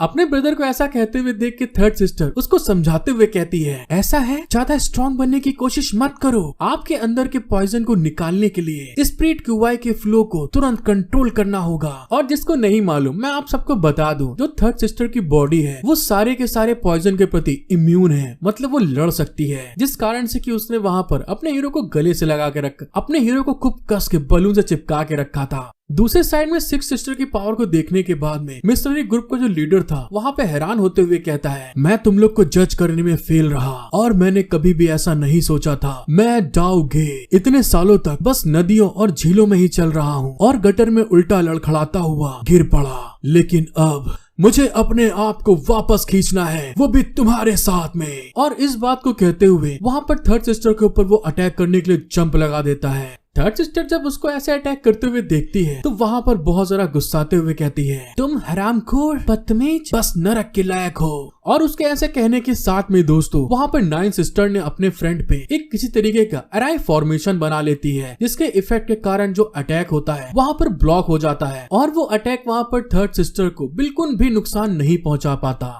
जब दूसरे साइड में मिशनरी ग्रुप का लीडर वहाँ पर इस अराइव फॉर्मेशन को देखता है तो वहाँ पर उसके तोते उड़ जाते हैं। वो बहुत जरा घबराते हुए अपने मन में कहता है, अरे नहीं, ये तो थ्री ड्रैगन सोल सील है। हेलो गाइस, एक बार फिर से becoming a god by teaching six sisters के पार्ट 29 में आप सभी का वेलकम। आपको वीडियो पसंद आती है तो प्लीज गाइस मेरा सपोर्ट करें, एक लाइक, सब्सक्राइब और कमेंट करना बिल्कुल मत भूलिएगा। और इसी के साथ चलते हैं आगे। एपिसोड की स्टार्टिंग में हमको दिखाया जाता है वहाँ पर थर्ड सिस्टर अपनी स्पिरिचुअल एनर्जी को रिलीज कर रही थी। वहाँ पर बहुत जरा गुस्से में मिशनरी ग्रुप के लीडर की तरफ देखते हुए थर्ड सिस्टर अपनी स्पिरिचुअल एनर्जी को रिलीज करते हुए कहती है, तुम इन सब चीजों के बारे में काफी जानकार हो और तुम सच में इन 3 ड्रैगन सोल सील को पहचानते हो। और अगले पल ही दोस्तों में दिखाया जाता है जो मिशनरी ग्रुप का लीडर था एक रेड कलर का स्नेक अपनी कुंडली बांधते हुए उसको वहाँ पे जकड़ लेता है। और फिर वहाँ पर थर्ड सिस्टर उस बुड्ढे की तरफ देखते हुए गुस्से में कहती है, खैर अब जो कुछ भी हुआ, मेरा बच्चा भी यहाँ पर बहुत भूखा है और तुम यहाँ पर बहुत भाग्यशाली हो कि मेरा स्नेक तुम्हें खाने वाला है। बुढ़ाओ जब अपनी थर्ड सिस्टर के ऐसे पागलपंती वाली बातों को सुनते हैं तो वहाँ पे उनके पसीने निकल आते हैं और घबराते हुए चिल्ला के कहता है, नहीं, बिल्कुल भी ये अच्छा नहीं है।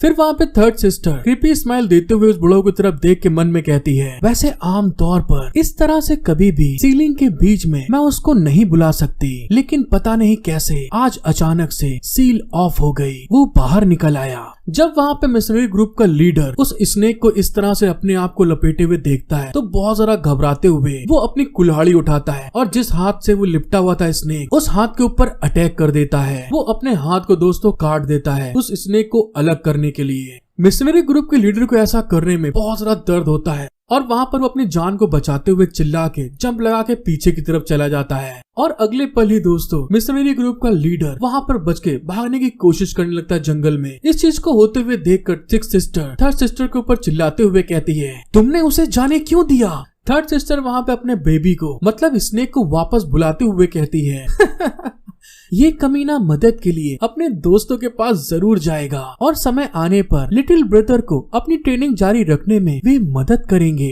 और फिर वहाँ पर जमाई लेते हुए स्माइल करके कहती है, आखिरकार इस तरह का असली एक्टिंग करना बहुत ज्यादा थकाने वाला है। अब तुम उसकी बॉडी को डिटॉक्स करने में उसकी मदद कर सकती हो और इस बार मैं नहाने जा रही हूँ। दूसरे साइड में अपने हीरो को दिखाते हैं जो कि वहाँ पर थोड़ा हैरान होते हुए कहता है, सिस्टर। और हमको पता चलता है ये इलाव की हालत वहाँ पर बहुत बुरी हो चुकी थी, जो कि वहाँ पर बैठ भी नहीं पा रहा था। अब वहाँ पे वो थोड़ा शॉक्ड होते हुए कहता है, थर्ड सिस्टर के पास ड्रैगन सोल सील क्या है और वो इंसान इतना ज्यादा डरा हुआ क्यों था। ये लाव की बात सुनकर उसकी सिक्स सिस्टर भी अपने बॉडी को थोड़ा रिलैक्स करते हुए कहती है, अरे ये तो नॉर्मल बात है क्योंकि वो सील बहुत स्ट्रॉन्ग है, वो अपनी कुछ पावर को सील कर सकती है। और थर्ड सिस्टर ने इस सील को बहुत साल पहले अपने ऊपर लगाया था क्योंकि वो इस बारे में कभी बात नहीं करना चाहती थी, इसीलिए मैंने पूछा भी नहीं कभी। अपनी सिस्टर की बात सुन के ये लाव हैरान होते हुए कहता है, वैसे दूसरे शब्दों में अगर कहा जाए तो थर्ड सिस्टर अपनी ताकत को छुपा रही है।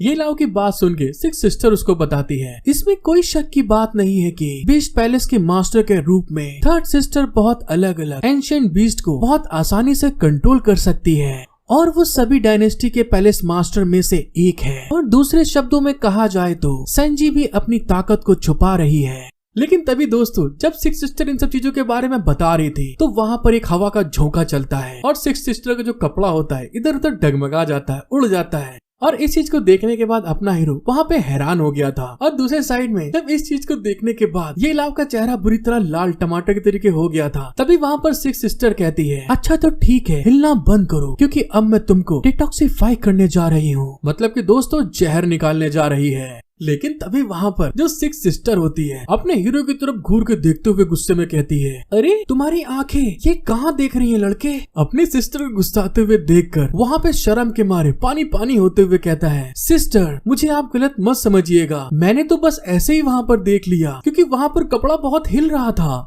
और उसके ऐसा कहने के साथ में वहाँ पर सीन शिफ्ट हो जाता है। फिर हमें एक पैलेस दिखाया जाता है जहाँ पर खूब ज्यादा थंडर बुरी तरह गिर रही थी और वहाँ पर एक अकड़ू लोंडा दिखाया जाता है जो कि बुरी तरह से इरिटेट होते हुए कहता है, क्या तुमने इस चीज के बारे में पता किया कि वो औरतें कहाँ से आई हैं? और तभी हमको पता चलता है वहाँ पर वही मिशनरी ग्रुप का लीडर अपने कटे हुए हाथ के साथ में आकर वहाँ पर दर्द में करारते हुए कहता है, ये गलत नहीं हो सकता, दुनिया में कौन 3 ड्रैगन सील को लगा सकता है। और साथ ही वहाँ पर उसका अपीयरेंस बिल्कुल आपकी तरह पावरफुल हो गया था। उस बड़ों की बात सुनने के बाद में वो जो आदमी था वहाँ पे बहुत जरा खिसियाते हुए अपने दांत को किटकिटाने लगता है। उस आदमी को इतना गुस्साते हुए देखकर बड़ा उससे कहता है, वैसे मैं जानता हूँ कि हम उसे कहाँ पर ढूंढ सकते हैं। बड़ों की ये बात सुनने के बाद वो आदमी बहुत जरा खुश हो जाता है और वहाँ पर क्रीपी स्माइल देते हुए कहता है, 5 साल हो गए हैं, मैं इस बात को जानता था कि तुम कभी न कभी अपने आप को जरूर सामने लाओगी और इस बार मैं अपने बहे हुए खून का पूरी तरह से बदला लूंगा।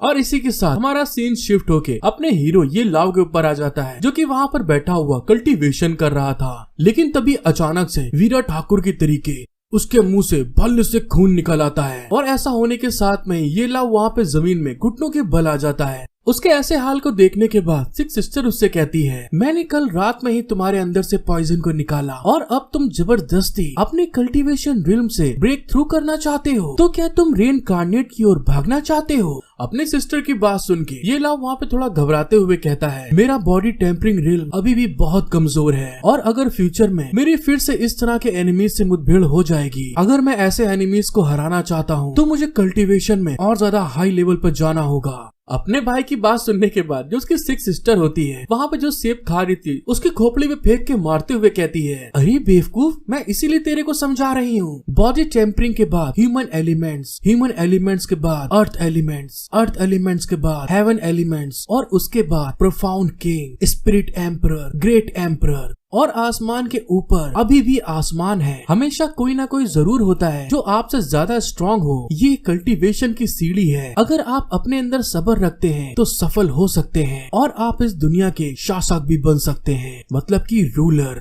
जब सिक्स सिस्टर उसको इन सब चीजों के बारे में बता रही होती है तभी वहाँ पर जो येला होता है उसके डेंटियान में स्पिरिचुअल एनर्जी गैदर होने लगती है, जिस चीज को होते हुए देखकर येला वहाँ पे हैरान होते हुए कहता है, ये कितनी अजीब बात है, मैं अपनी बॉडी के अंदर युआन की को बहुत साफ तरीके से महसूस कर सकता हूँ लेकिन मैं इसे अपनी डेंटियान के अंदर संभाल नहीं सकता। इसका मतलब है क्या मेरी प्रैक्टिस में कुछ गड़बड़ी हो सकती है? अपने भाई की बात सुन के सिक्स सिस्टर वहाँ पे हैरान होते हुए मन में कहती है, ये बच्चा ये क्या है? उन दोनों की बातें सुनते हुए दूसरे साइड से थर्ड सिस्टर नहाते हुए निकल आती है और वहाँ पर अंगड़ाई लेते हुए आगे बढ़ के कहती है, बहुत ज्यादा निराश होने की कोई जरूरत नहीं है, आखिरकार आपके पास 9 राउंड टेरेंट बॉडी है और साथ ही एक वुफेन सॉर्ड और एक होली बीस्ट है जो हेवन को भी निगल सकता है। जब तक तुम अभी के लिए हमारी सारी बातों को मानते हुए प्रैक्टिस करोगे तो तुम पक्के तौर पर इस लायक बन जाओगे कि तुम यहाँ पर ब्रेक थ्रू कर सको। और हाँ, इसके अलावा आपको एक बहुत जरूरी काम करना है। क्या आपको अपने बीस्ट के लिए मेमनों को ढूंढ के भूनना नहीं चाहिए जिसका वादा आपने अपने बीस्ट से किया था? अपने सिस्टर की बात सुन के ये लाव वहाँ पे हैरान होते हुए कहता है, अरे मैंने सोचा कि इस जंगल में आखिर मैं भेड़ को कहाँ पे ढूंढूंगा? थर्ड सिस्टर उसकी बात सुन के एक साइड में इशारा करते हुए स्माइल करके कहती है, तुम्हारे लिए मैंने भेड़ को तैयार करवा दिए हैं। और इसकी ऐसी बात सुन के ये लाव बहुत जरा हैरान हो जाता है, शॉक्ड हो जाता है, उसकी आंखें एकदम फटी की फटी रह जाती हैं। और फिर वो अपनी थर्ड सिस्टर की तरफ घूर के देखते हुए चिल्ला के कहता है, अरे क्या तुमने सुबह सुबह कहीं पे जाकर किसी की भेड़ें चुरा कर ले आई हो? ये लाव की ऐसी बात सुन के उसकी सिस्टर उसकी तरफ प्यार से देखते हुए कहती है, अरे तुम मुझे ऐसे मत देखो, मैं चुराऊंगी क्यों? मैंने तो इसके लिए पैसे दिए हैं। अपनी सिस्टर की बात सुन के ये लाव उसकी तरफ घूर के देख के कहता है, अगर ऐसी बात थी तो तुम उनमें से एक भी तो खरीद सकती थी, तो इतनी ढेर सारी भेड़ें खरीदने की क्या जरूरत है? अपने भाई की ऐसी बात सुन के सिक्स सिस्टर स्माइल करते हुए कहती है, अच्छा तो तुम ऐसे बोल बोलोगे मुझसे? मतलब कि तुम अपनी भेड़ों को सिर्फ स्पिरिट बीस्ट को ही खिलाओगे? क्या तुमको इस बात का डर नहीं लगता कि मैं तुम्हारी 6 सिस्टर यहाँ पर भूख के मारे मर जाऊंगी? अपनी सिस्टर की बात सुन के ये लव वहाँ पे बहुत ज्यादा इरिटेट होते हुए कहता है, अरे क्या तुम्हें ये डर नहीं लग रहा कि मैं यहाँ पर बुरी तरह से थक गया हूँ अब? दूसरे साइड में जब वो लोग वहाँ पर आपस में गलचोदी कर रहे होते हैं, बकवास कर रहे होते हैं, तभी 6 सिस्टर एक जगह पर आते हुए अपने एक स्पिरिट बीस्ट के थ्रू एक मैसेज को भेजते हुए कहती है, जाओ और उसे जाकर बता दो सब। और 6 सिस्टर की बात सुनने के बाद वो स्पिरिट बीस्ट बहुत स्पीड में माउंटेन के आगे जाने लगता है। फिर हमारा सीन शिफ्ट होके एक पैलेस पे आ जाता है जहाँ पर कुछ लोग बहुत ढेर सारे गिफ्ट किसी के लिए लेकर आए थे और एक आदमी आगे की तरफ बढ़ते हुए कहता है, सेकंड अंकल, हम एम्परर डैन से मिलने आए हैं यहाँ पे और मेरी फैमिली के होस्ट ने 10,000 टेल्स गोल्ड को तैयार किया है और मैं आशा करता हूँ कि एम्परर डैन बाहर मेरे से मिलने आएंगी। उनकी बात सुनने के बाद दूसरा आदमी गिफ्ट को आगे लाते हुए कहता है, किंग मोजी ने एम्परर डैन से बाहर निकलने के लिए रिक्वेस्ट करी है। और ऐसे ही दोस्तों बेफालतू की बातें हो रही हैं। एम्परर डैन से मिलने के लिए सारे के सारे अपना पूरा का पूरा सोर्स लगा रहे थे।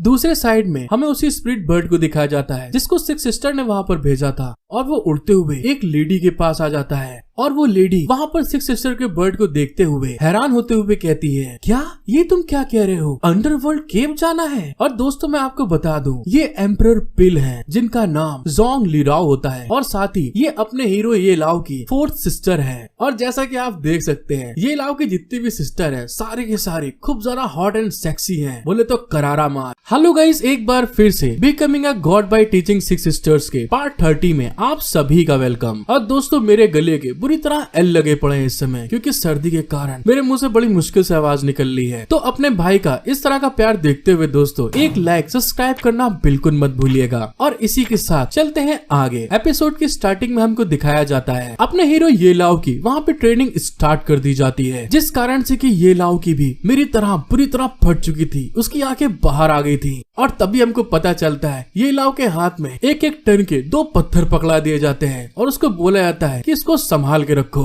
ये लाओ वहाँ पे उस पत्थर को बड़े मुश्किल से पकड़े था, तभी वहाँ पे सिस्टर की तरफ देखते हुए कहता है, सिस्टर्स क्या मैं इसको यहाँ पे रख सकता हूँ? और दूसरे साइड में वो दोनों सिस्टर्स आपस में बहस कर रही थी। और तभी वहाँ पर 6 सिस्टर आगे की तरफ बढ़ते हुए कहती है, हमारे पास बर्बाद करने के लिए ज्यादा समय नहीं है, इसीलिए जितनी जल्दी हो सके उससे मिलने के लिए मुझे जल्द से जल्द नेदर वर्ल्ड में जाना होगा। 6 सिस्टर की बात सुनकर 3rd सिस्टर वहाँ पे स्माइल करते हुए कहती है, अरे इतना घबरा क्यों रही हो, ये सब मुझ पे छोड़ दो। दूसरे साइड में जहाँ अपने हीरो ये लाओ की बुरी तरह से उन पत्थरों को उठाने के कारण फट चुकी थी और जब वो अपनी सिस्टर को इस तरह से बीसी करते हुए देखता है और अपने आप को इग्नोर करते हुए देखता है तो वहाँ पे गुस्साते हुए कहता है, अरे बहरियों सुन लो, क्या मैं इसे उठाना बंद कर सकता हूँ? अपने भाई के ऐसी बात सुन के 6 सिस्टर वहाँ पे गुस्साते हुए कहती है, अगर तुम यहाँ पर जिंदा रहना चाहते हो तो अपनी बॉडी ट्रेनिंग को इसी तरह से करते रहो। 3rd सिस्टर भी बोलती है, इसने बिल्कुल सही पकड़ा है और अब से आपको एक पल के लिए भी स्पिरिचुअल QI का इस्तेमाल बंद नहीं करना चाहिए। अपने 6 सिस्टर की ऐसी बात सुन के ये लाओ वहाँ पे भुने हुए मुर्गे की तरह हो जाता है, इतनी बुरी उसकी लाल हो चुकी थी। और वहाँ पे वो खिसियाते हुए कहता है, नहीं मैं और नहीं कर सकता इस चीज को, इन दोनों चट्टान को इस तरह से उठाना मेरे लिए बहुत मुश्किल है, इससे अच्छा कि हम लोग चलते हुए आगे की तरफ निकलते हैं। जैसे ये लाओ ने वहाँ पे इस बारे में बोला होता है तभी अचानक से दोस्तों एक बीस्ट का पैर जमीन पे धम से पड़ता है और ये लाओ सामने की तरफ देखकर एकदम हैरान हो गया था। और तभी 6 सिस्टर वहाँ पे देखते हुए कहती हैं, हाँ तुमने सही कहा, हम लोग साथ में चलते हैं। और तभी हमको पता चलता है जो 3rd सिस्टर थी उन्होंने फिर से अपने डोरेमन बैग के अंदर से एक एंशिएंट जायंट बीस्ट को बाहर निकाल लिया था और इसका नाम रनिंग गोल्डन आर्मर पेंगोलियन होता है। 6 सिस्टर जब वहाँ पर गोल्डन आर्मर पेंगुलियन को देखती हैं तो बहुत ज्यादा खुश होके उस तरफ भागते हुए कहती हैं, मैं बहुत समय से इसके ऊपर बैठना चाह रही थी, छोटे भाई तुम्हारे कारण मैं आज इस पर बैठ पाऊंगी, इसके लिए थैंक यू। 6 सिस्टर के ऐसे बदले बिहेव को देखते हुए ये लाओ के वहाँ पे पसीने आ जाते हैं, वो शॉक्ड हो जाता है। और इसी के साथ वो सारे लोग गोल्डन आर्मर पेंगुलियन के ऊपर बैठ के बड़ी स्पीड में उस जंगल से आगे की तरफ निकल के जा रहे थे। लेकिन फिर भी उसकी बहनों ने अपने हीरो ये लाओ का बिल्कुल भी ट्रेनिंग का हाथ नहीं छोड़ा होता है। वो भारी पत्थर अभी भी अपना हीरो वहाँ पे पकड़े था, जिस चीज के कारण इरिटेट होते हुए वो कहता है, सिस्टर क्या तुम मुझे बता सकती हो कि मुझे युआन QI का इस्तेमाल लगातार क्यों करना चाहिए?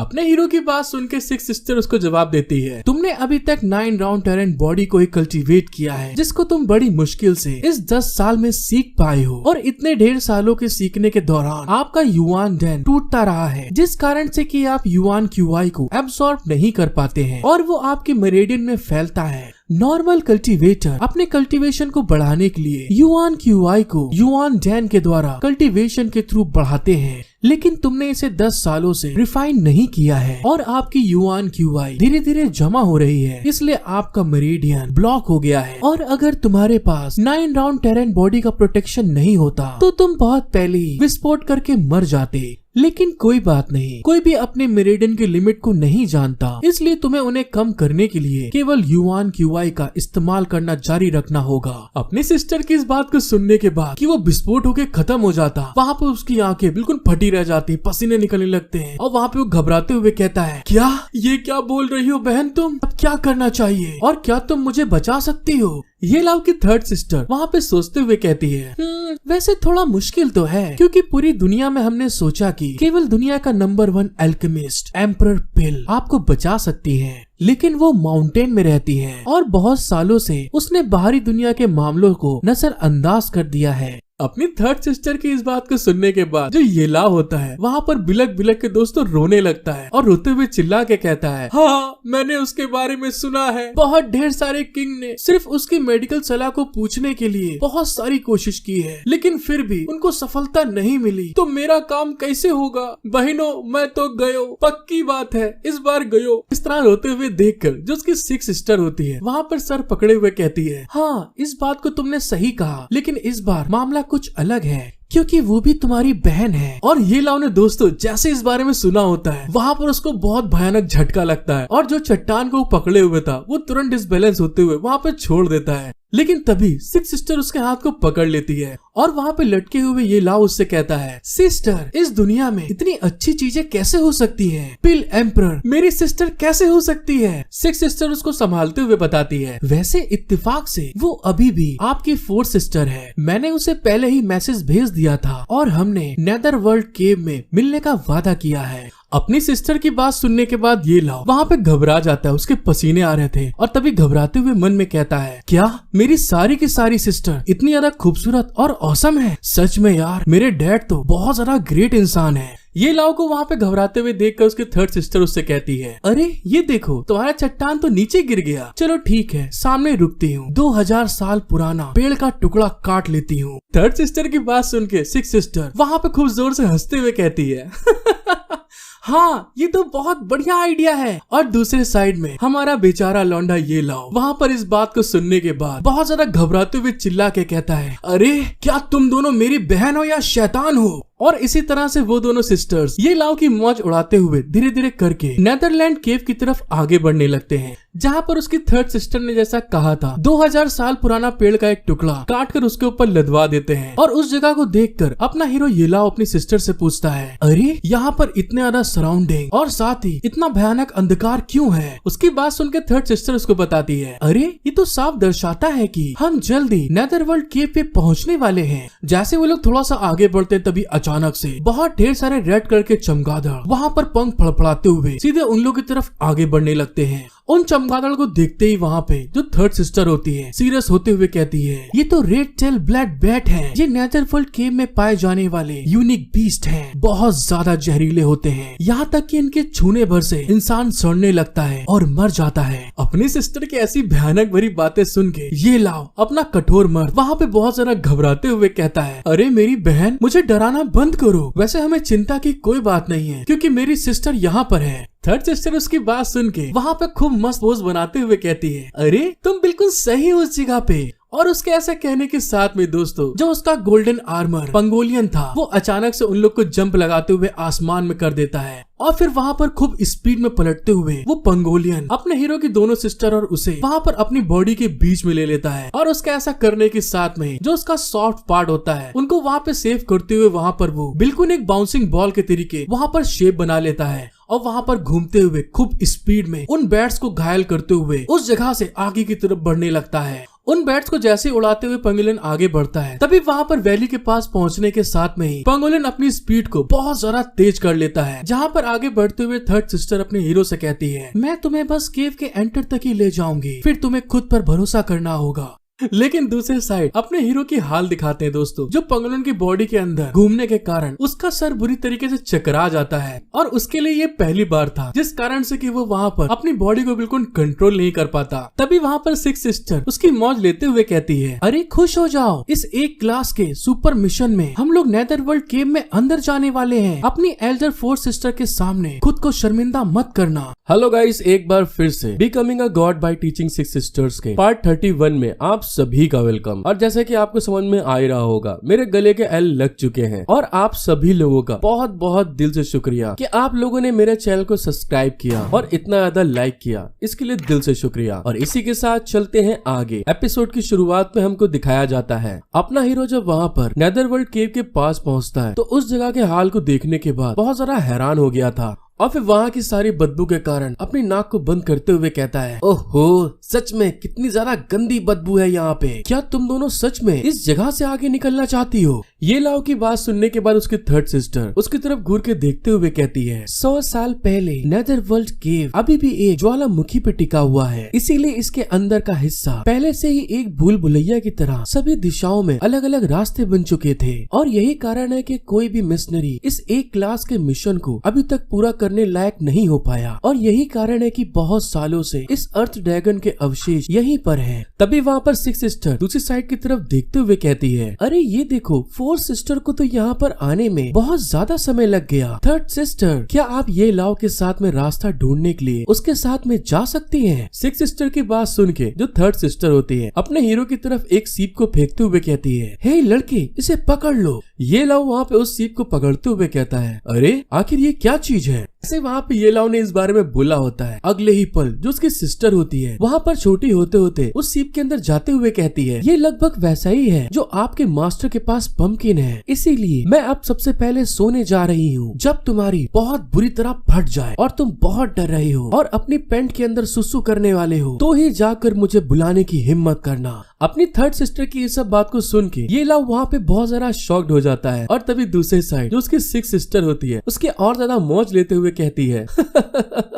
हाँ, ये तुम सही पकड़े हो। तुम अपनी सुसु वाली पैंट को देखने में ज्यादा टेंशन मत लेना, हम किसी को भी इस बारे में नहीं बताएंगे। सिक्स सिस्टर की ऐसी बात सुन के ये लाओ वहाँ पे बहुत ज्यादा झल्ला जाता है और चिड़चिड़ाते हुए कहता है, क्या तुम दोनों मेरे ऊपर थोड़ा सा भी भरोसा कर सकती हो? और तुम दोनों परेशानी पैदा करने वाली शैतान बड़ी बहनें, मुझे समझ में आ रहा है, मैं अब इन सब चीजों के बारे में नहीं जानता। भले ही तुम दोनों अब रो या हंसो, मुझे उससे फर्क नहीं पड़ता। ये लाओ की बात सुनने के बाद सिक्स सिस्टर वहाँ पे बहुत जरा गुस्सा जाती है और उसके पास आते हुए भयानक सा मुंह बना के कहती है, दिखावा करना बंद करो तुम लौंडे, कि तुम सच में बहुत ज्यादा स्ट्रांग बन चुके हो। अपनी सिस्टर की ऐसी बात सुनने के बाद ये लाओ वहाँ पे बहुत ज्यादा डर जाता है। और तभी वहाँ पर जो उसकी सिक्स सिस्टर होती है ये लाओ को उस क्लिप के ऊपर से धक्का दे देती, नीचे फेंक देती है। इसीलिए कहा जाता है दोस्तों, बड़ी बहनों से ज्यादा पंगा नहीं लेना चाहिए। अपनी सिस्टर को ऐसा करते हुए देखकर ये लाओ की दोस्तों सच में वहाँ पर पैंट गीली हो जाती है और क्लिप से नीचे गिरते हुए वो बहुत ज्यादा डर जाता है और बुरी तरह चिल्ला रहा था।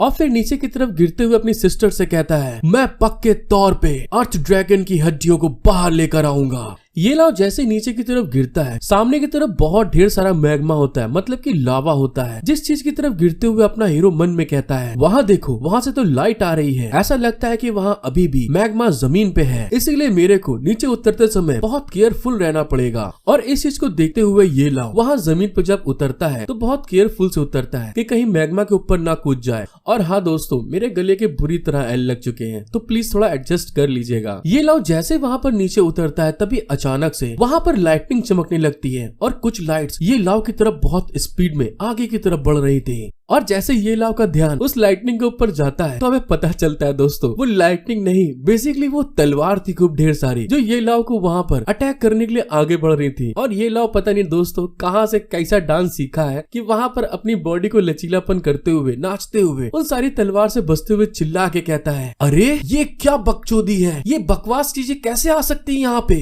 और वो जितनी भी तलवार थी सारी की सारी दूसरे साइड दीवार के अंदर जाके धंस जाती है। और उन तलवार से बचते हुए अपना हीरो मन में कहता है, क्या मेरे यहाँ पर नीचे उतरने के बाद यहाँ पर सब कुछ ठीक है? ये लोग वहाँ पर इस चीज को देखने के लिए आगे की तरफ जब देखता है तो वहाँ पर एक लावा की नदी आगे की तरफ से बह रही थी। और उस जगह को देखते हुए अपना हीरो मन में कहता है, अरे नहीं, ये तो किसी और के द्वारा पहले से बिछाया गया जाल था। इसका उद्देश्य ट्रेजर की तलाश में होल में जाने वाले कॉम्पिटिटर को मारना है। इसीलिए ये सफर न केवल सभी प्रकार के डीमंस और इतने कठिन वातावरण से अपने आप को प्रोटेक्ट करने के लिए है, बल्कि मुझे उन एनिमीज से भी अपने आप को प्रोटेक्ट करना होगा जो यहाँ पर छिपकर मुझे मारना चाहते हैं। इसीलिए जल्दी करना होगा, मुझे यहाँ से जल्द कहीं पे जाकर छिपना है, वरना अगर वो कमीने लोग जिन्होंने मेरे लिए जाल बिछाया था वो आगे निकल गए तो मेरे लिए और ज्यादा मुसीबत पैदा हो जाएगी। और इस बात को बोलते हुए वहाँ से वो खूब स्पीड में आगे की तरफ भाग के जा रहा था। जब ये लोग आगे की तरफ जाता है तो वहाँ पर एक इंसान को तलवार घुसेड़ के बुरी तरह मार डाला गया था। और उसको इस तरह से मरे हुए देखकर ये लोग थोड़ा सा हैरान हो गया था।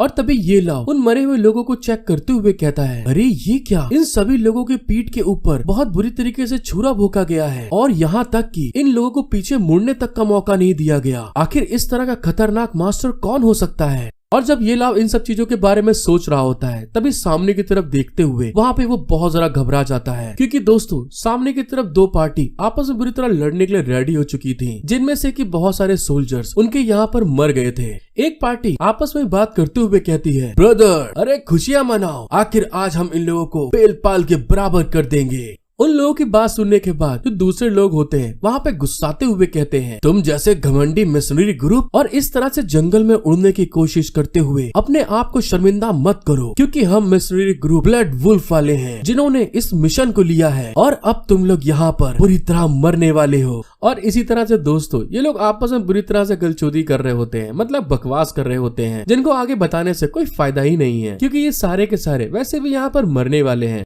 अपना हीरो उन दोनों टीमों को आपस में लड़ते हुए देख के एक चट्टान के पीछे छुपते हुए अपने मन में कहता है, अरे वाह, ये तो एक सुपर लेवल का मिशन है जो कि बहुत ज्यादा मशहूर है, जिनमें से कुछ मिशनरीज ग्रुप आपस में यहाँ पर बुरी तरीके से लड़ मर रहे हैं। और जैसे अपने हीरो ने कहा होता उतने में दोस्तों वहाँ पर वो लोग आपस में बुरी तरह से कुत्ते बिल्ली की तरीके लड़ना स्टार्ट कर देते हैं। और कोई चिल्ला के कहता है, इनको पेल डालो, झेल डालो, तुम साले कमीने हमें मारने की कोशिश करते हो। और इसी तरह से दोस्तों वहाँ पर इतनी भयानक लड़ाई शुरू हो जाती है कि वहाँ पर एक दूसरे के अंदर से वो लोग टमाटो केचप पुच पुच पुच पुच करते हुए बाहर निकालना स्टार्ट कर देते हैं, और जिसके कारण वहाँ पर लोग बुरी तरह चिल्ला रहे थे, मर रहे थे। लेकिन तभी उनकी लड़ाई के बीच में से एक पावरफुल स्लैश आगे की तरफ बढ़ता है, जिसको आगे की तरफ बढ़ते हुए देख के अपना हीरो मन में कहता है, अरे ये तो वैसा ही अटैक है। और हमको पता चलता है ये कोई और नहीं मिशनरी ग्रुप का वही लीडर था जिसने वहाँ पर बचने के लिए अपने हाथ को काट लिया था। अब वहाँ पर उसके बगल वाले आदमी को ग्रीट करते हुए कहता है, यंग मास्टर, हमने यहाँ से जाने वाले रास्ते को पूरी तरह से साफ कर दिया है। उसकी बात सुनकर यंग मास्टर कहता है, उन सभी लोगों को ढूंढो जो वहाँ पर पीछे छुप गए हैं। उन लोगों के आने में अभी कुछ दिन लगेंगे, इसीलिए बदला लेने से पहले मैं अर्थ ड्रैगन के अवशेष को ढूंढना चाहता हूँ।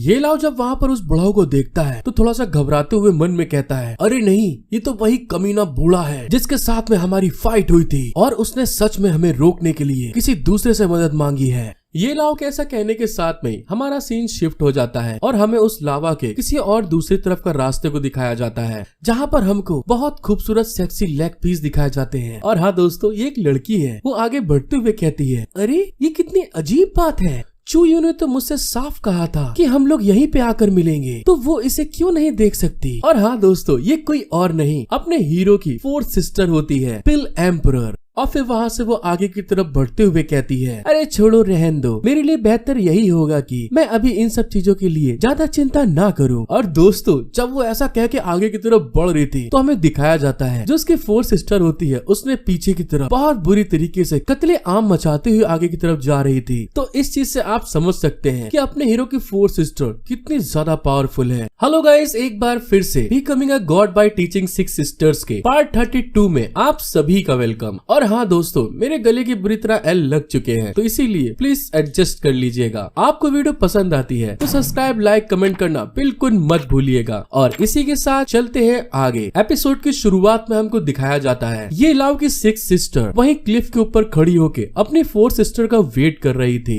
लेकिन तभी वहाँ पर 2 आदमी आ जाते हैं और एक चट्टान के पीछे से एक आदमी उसको देखते हुए कहता है, हे तू क्या कर रहा है, जल्दी कर, दूसरे रास्ते से नीचे जाओ और यंग मास्टर को इस चीज के लिए बताओ कि हमारा टारगेट यहाँ पर आ गया है। अपने दोस्त की बात सुन के थोड़ा सा वो हैरान होते हुए कहता है, अबे यार वो सब कुछ तो ठीक है, लेकिन इन्फॉर्मेशन देने वाले ने क्या ये नहीं कहा था कि इन लोगों को यहाँ पर आने में कम से कम 2 दिन लग जाएंगे, तो फिर ये लोग इतनी जल्दी कैसे आ गए। अपने दोस्त की बात सुनने के बाद दूसरा बंदा गुस्साते हुए कहता है, अब बहुत हो गई, बेफालतू की बातें, बकचोदी करना बंद करो और जल्दी जाओ यंग मास्टर को रिपोर्ट दो इस चीज के बारे में। उसका दोस्त वहाँ से भाग के जाते हुए कहता है, हाँ ठीक है, तुम उस लड़की के ऊपर आंखें धसा दो अपनी, बिल्कुल भी वो तुम्हारी आंखों के सामने से हटनी नहीं चाहिए। वो आदमी वहाँ पर 6 सिस्टर को बुरी तरह से उसको घूरते हुए देख के अपने मन में कहता है, अरे वो आखिर अकेले क्यों है और बाकी 2 लोग कहाँ चले गए, कहीं ऐसा तो नहीं कि वो लोग नीचे गए हो। लेकिन तभी अचानक से जब वो इन सब चीजों के बारे में सोच रहा था, दूसरे साइड में खड़ी हुई 6 सिस्टर अचानक से वहाँ पे गायब हो जाती है और उसको गायब होते हुए देखकर वो लौंडा वहाँ पे बुरी तरह घबरा गया था।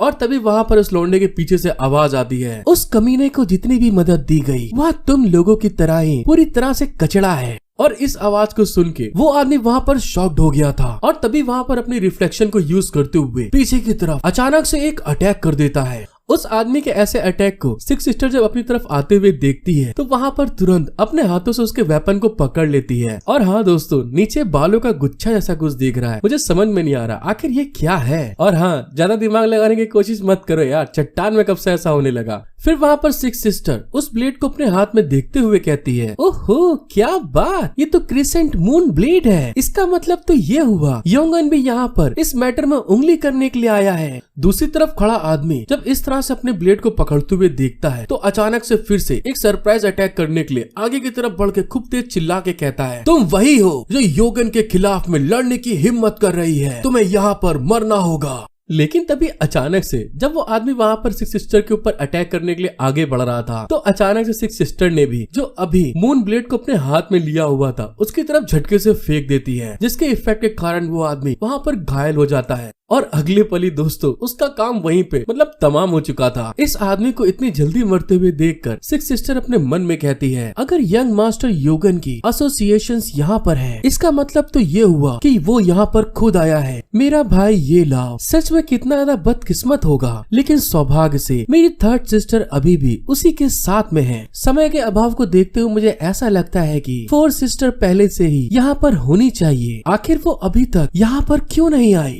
ओहो, क्या मेरी 4 सिस्टर फिर से कहीं ऐसा तो नहीं फिर से रास्ता भूल गई हो। और उसके ऐसा कहने के साथ में ही हमारा सीन शिफ्ट हो जाता है और यंग मास्टर योगन को दिखाया जाता है जो कि अपने असिस्टेंट्स के ग्रुप के साथ वहाँ पर आगे की तरफ बढ़ रहे थे। और दूसरे साइड अपना ये लाव यंग मास्टर योगन का छुप छुप कर पीछा करते अपने मन में कहता है, आखिर इतने बड़े ट्यूब के अंदर क्या चीज छुपी हो सकती है। जब वो लोग आगे की तरफ बढ़ रहे थे तभी अचानक से अपना बुढ़ाऊ एक खूबसूरत लड़की को पकड़ के लाते हुए कहता है, यंग मास्टर, मैंने मिशनरी के मिस्ट्री ग्रुप से एक मस्त लड़की को पकड़ के लाया हूँ। और जैसा कि दोस्तों आप देख ही सकते हैं कितनी खूबसूरत हॉट एंड सेक्सी लौंडिया होती है ये। और वहाँ पर वो लड़की घबराते हुए कहती है, प्लीज मुझे जाने दो, मेरे साथ कुछ मत करो। उस लड़की की बात सुनने के बाद यंग मास्टर कहते हैं, तुम अपने मिशन को पूरा करो। और मैशनरी मिस्ट्री ग्रुप ने सच में एक बहुत बड़ा प्रयास किया है। कुछ महीनों तक यहाँ पर देखने के बाद पक्के तौर से इस चीज का हमें फायदा हुआ है। क्यों, मैंने सही कहा ना। यंग मास्टर की बात सुनने के बाद बुढ़ाऊ वहाँ पर अपनी ताकत को यूज करते हुए उस लड़की को घुटने के बल ले आता है और वो लड़की वहाँ पर गुस्से में छटपटाते हुए कहती है, मुझे तुम्हें सब कुछ क्यों बताना चाहिए, अगर तुम मारना ही चाहते हो तो तुरंत मुझे मार डालो। उस लड़की को ऐसा कहते हुए देखकर जो बुढ़ाऊ होता है बहुत सारा गुस्सा आ जाता है और खींच के उसके गाल के ऊपर एक छम से तमाचा मारता है। बदतमीजी करती है यंग मास्टर के सामने। और बुढ़ऊ के तमाचा खाने के बाद वो लड़की थोड़ी वहाँ पे ठंडी हो जाती है और फिर वहाँ पर बुढ़ा उससे कहते हैं, हे तुम छोटी लौंडिया, मैं बस तुमको यहाँ पर ईमानदार रहने की सलाह दे सकता हूँ। मेरे आसपास खड़े इतने ढेर सारे लोगों को देखो जो आपकी इतनी खूबसूरत शरीर को देखने के बाद अपनी राल टपका रहे हैं और तुम्हारे लालच में खड़े हैं कि तुम्हें वो कैसे हासिल कर सके। बुढ़ाऊ की बात सुनने के बाद वो लड़की अगल बगल देखते हुए कहती है, तुम्हारी माँ का पकौड़ा, हरामखोर कमीनो, तू है तुम जैसे इंसानों के ऊपर। उस लड़की की ऐसी बात सुनने के बाद यंग मास्टर वहाँ से आगे बढ़ते हुए बुढ़ाऊ से कहते हैं, अब मुझे ये नहीं पता क्या अच्छा है और क्या बुरा, और अब ये लड़की तुम्हारी हुई, बस इस चीज का याद रखना कि यहाँ पर निपटाने के बाद में साफ सफाई कर देना। यंग मास्टर की बात सुन के बुढ़ाऊ बहुत ज्यादा खुश हो जाते हैं और स्माइल करते हुए कहते हैं, यंग मास्टर आपका बहुत बहुत शुक्रिया, तुसी ग्रेट हो यार। और यंग मास्टर के वहाँ से पीछे हट जाने के बाद जो अपना बुढ़ा होता है, साला लूला है, लेकिन अपने हरामीपन से बाज बिल्कुल नहीं आता। अब वहाँ पर खूबसूरत लड़की को देखने के बाद अपने वहाँ पर कपड़े उतारने लगता है, जिस चीज को होते हुए देख के वो लड़की वहाँ पे घबराते हुए कहती है, तुम मेरे पास मत आओ, तुम मेरे साथ में क्या करना चाहते हो। बुढ़ा वहाँ पर अपनी राल चिवाते हुए क्रिपी स्माइल देते हुए कहता है, मेरी खूबसूरत लल्लन टाप पटाखा सुंदर माल, तुम्हें डरने की कोई जरूरत नहीं है, तुमको जल्द ही पता चल जाएगा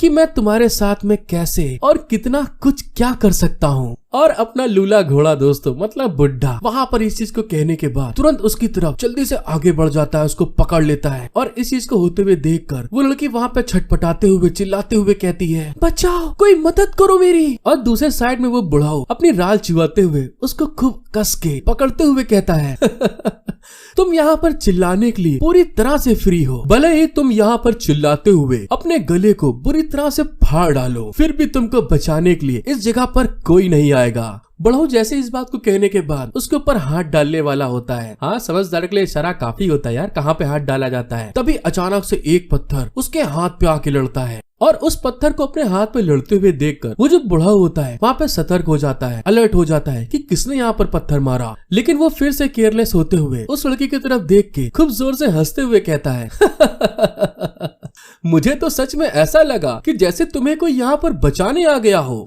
बुढ़ाऊ ने जैसे इस बारे में बोला होता है तभी अचानक से ये लाओ वहाँ पर अपनी एक लात खूब जोर से उसके मुंह के ऊपर चपका देता है और फिर वहाँ पर फिर से ये लाओ खूब जोर से 2-3 लाते बुढ़ाऊ की छाती के ऊपर मार देता है, जिसके इफेक्ट के कारण बुढ़ाऊ वहाँ पे पीछे जाके गिरते हैं। ये लाओ वहाँ पे उस लड़की को बचाते हुए बुढ़ाऊ से कहता है, अरे बुढ़ाऊ मुझे माफ कर देना यार, मैंने तुम्हें डिस्टर्ब किया, मैं तो बस यहाँ पर इस लड़की के लिए आया हूँ। और फिर वहाँ पर अपने मन में कहता है, ये लड़की बहुत लंबे समय से इस गुफा के अंदर घूम रही है और ये पक्के तौर से सुपर ग्रेड के एक क्लास के मिशन के लिए है। हो सकता है कि इस लड़की के पास अर्थ ड्रैगन की हड्डियों के बारे में भी बहुत ढेर सारी जानकारी हो और इस तरह से इस लड़की को बचाने से वह मिशन को जल्दी से पूरा करने और इस जगह को जल्दी से छोड़ने में मेरी मदद कर सकती है। जब ये लाओ को वहाँ पर वो लड़की अपने आप को बचाते हुए देखती है तो वहाँ पे ब्लश करते हुए अपने मन में कहती है, ये इतना हैंडसम लौंडा आखिर यहाँ पे कैसे आ गया। और दूसरे साइड में ये लाओ अपनी एंशिएंट स्वॉर्ड को बाहर निकाल लेता है और उस बुढ़ाऊ के ऊपर अटैक करने के लिए आगे की तरफ बढ़ते हुए चिल्ला के कहता है, मैंने ये कभी नहीं सोचा था कि हम लोग इतनी जल्दी दोबारा मिल जाएंगे।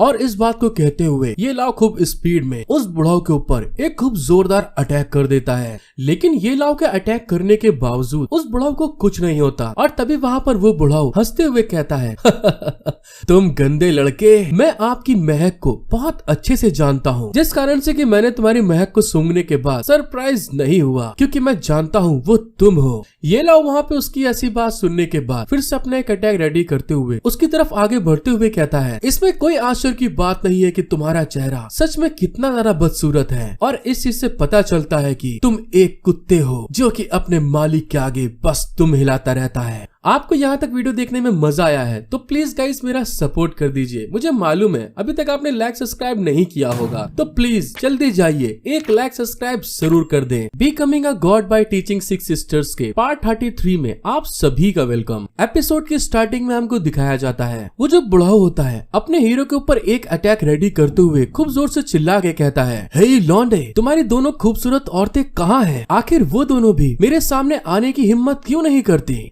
ये लाओ उस बुढ़ाऊ की बात सुनते हुए बड़े एटीट्यूड में कहता है, अरे बुड्ढे, बात ये थी कि मुझे तुम्हारी बहुत चिंता थी, क्योंकि अगर वो दोनों बाहर आ जाएंगी तो तुम यहीं पे डर के मारे अपनी पेंट में पेशाब कर दोगे। और दूसरे साइड उस लड़की को अभी इन सब चीजों का मतलब समझ में नहीं आ रहा था ये लाओ के इस तरह से मौज लेने के कारण वो जो मर्सनरी ग्रुप का लीडर होता है गुस्से के कारण अपना एक स्लैश अटैक उसके ऊपर रेडी करते हुए चिल्ला के कहता है, तू लौंडे, मैं तो बस यही देख रहा हूँ कि तू बस यहाँ पर उछल उछल के मेरे अटैक से बचने की कोशिश कर रहा है। बस तू थोड़ी देर इंतजार कर, तुम्हारे ये अंकल तुम्हारी बहुत अच्छे से देख रेख करेंगे और साथ ही मैं तुम्हारी दोनों बीवियों का भी बहुत अच्छे से ख्याल रखूंगा। और इस बात को कहते हुए वो अपने हीरो के ऊपर खूब ढेर सारे अलग अलग जगह से स्लैश चला रहा होता है और ये लाओ भी वहाँ पर अपनी स्पीड को यूज करते हुए उसके सारे अटैक से बच रहा था। और फिर वहाँ पर उसके अटैक से बचते हुए वो उस लड़की से कहता है, तुम बस मेरे पीछे ही रहना और अपना सिर भी मत उठाना। ये लाओ की बात सुन के वो लड़की वहाँ पे हैरान हो गई थी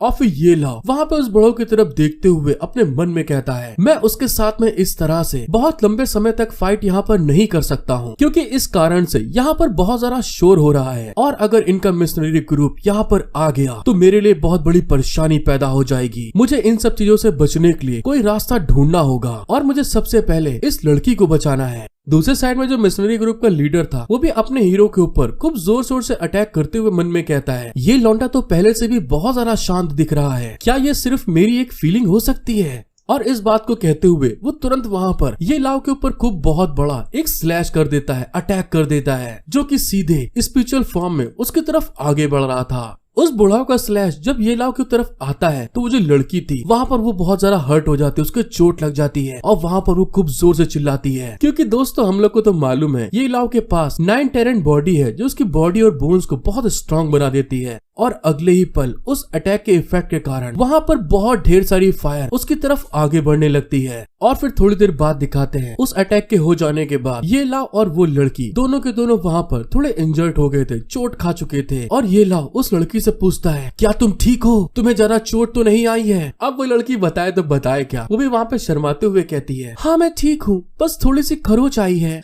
तभी वहाँ पर पीछे की तरफ से जोर से आवाज आती है, अरे आखिर वहाँ पर क्या हो रहा है? ऐसा लगता है कि ब्रदर लाओ किसी से वहाँ पर लड़ रहे हैं, चलो जल्दी चल कर देखे वहाँ पे। ये लाओ वहाँ पे उस आवाज को सुन के अपने मन में कहता है, मेरे सामने का दुश्मन बहुत ज्यादा स्ट्रॉन्ग है और जो मेरे पीछे मर्सनरी ग्रुप है, अब उनका क्या किया जा सकता है? और तभी ये लाओ की आंखें वहाँ पे एक क्रैक की तरफ जाती है। फिर ये लाओ उस क्रैक की तरफ देखते हुए मन में कहता है, अरे इसके अंदर से तो हवा का झोंका आ रहा है। लेकिन दूसरे साइड में वो लड़की ये लाओ को ऐसे देखते हुए थोड़ा सा हैरान हो गई थी। और तभी अचानक से फिर से वो जो बुढ़ाऊ था अपने हीरो की तरफ अटैक करने के लिए आगे की तरफ बढ़ते हुए कहता है, हे लौंडे, आखिर तुम यहाँ से कहाँ भाग कर जाने वाले हो? ये लाओ वहाँ पे उस बुढ़ाऊ की बात सुन के कहता है, ऐसा है बुढ़ाऊ, अभी मैं बहुत जल्दी में हूँ, जब हम लोग दोबारा मुलाकात करेंगे तब मैं तुम्हें पूरी तरह से पक्का करूंगा कि मैं तुम्हें खत्म करके जाऊँ। बुढ़ा उसके ऐसी बात सुन के वहाँ पे गुस्साते हुए कहते हैं, तुम घमंडी लौंडे, अपने इन शब्दों को अपने अगली जिंदगी के लिए बचा के रखो। और फिर वहाँ पर अपने मन में कहता है, धत तेरे की, मुझे जिस तरह की फीलिंग आ रही थी ना चाहते हुए भी मेरे अंदर वही फीलिंग आ रही है कि ये लड़का पहले से बहुत ज्यादा शांत है, आखिर ये क्या करने वाला है? जैसे वहाँ पर बुढ़ा इस चीज को बोलते हुए ये लाओ के ऊपर अटैक करने के लिए बढ़ रहे थे, तभी अचानक से ये लाओ ने वहाँ पर अपने स्पिरिट बीस्ट को बाहर निकालते हुए उस बुढ़ा के ऊपर अटैक करने के लिए छोड़ते हुए कहता है, स्वॉलो हेवन, जाओ और इसको झेल दो। जैसे ये लाओ का स्पिरिट बीस्ट बाहर निकलता है वो अपनी एक रोर स्किल को एक्टिवेट कर देता है, जिसके इफेक्ट के कारण वहाँ पर बहुत जोर से चिल्लाने की आवाज आने लगती है। और बुढ़ाऊ इस रोर को देखते हुए वहाँ पर हैरान होकर चिल्ला के कहते हैं, अरे आखिर ये क्या चीज है? और सॉलो हेवन के रोर करने के कारण वो जो बुढ़ाऊ था उसके ऊपर इतना ज्यादा स्पिरिचुअल प्रेशर पड़ता है कि वो लुढ़कता हुआ पीछे की तरफ जाने लगता है।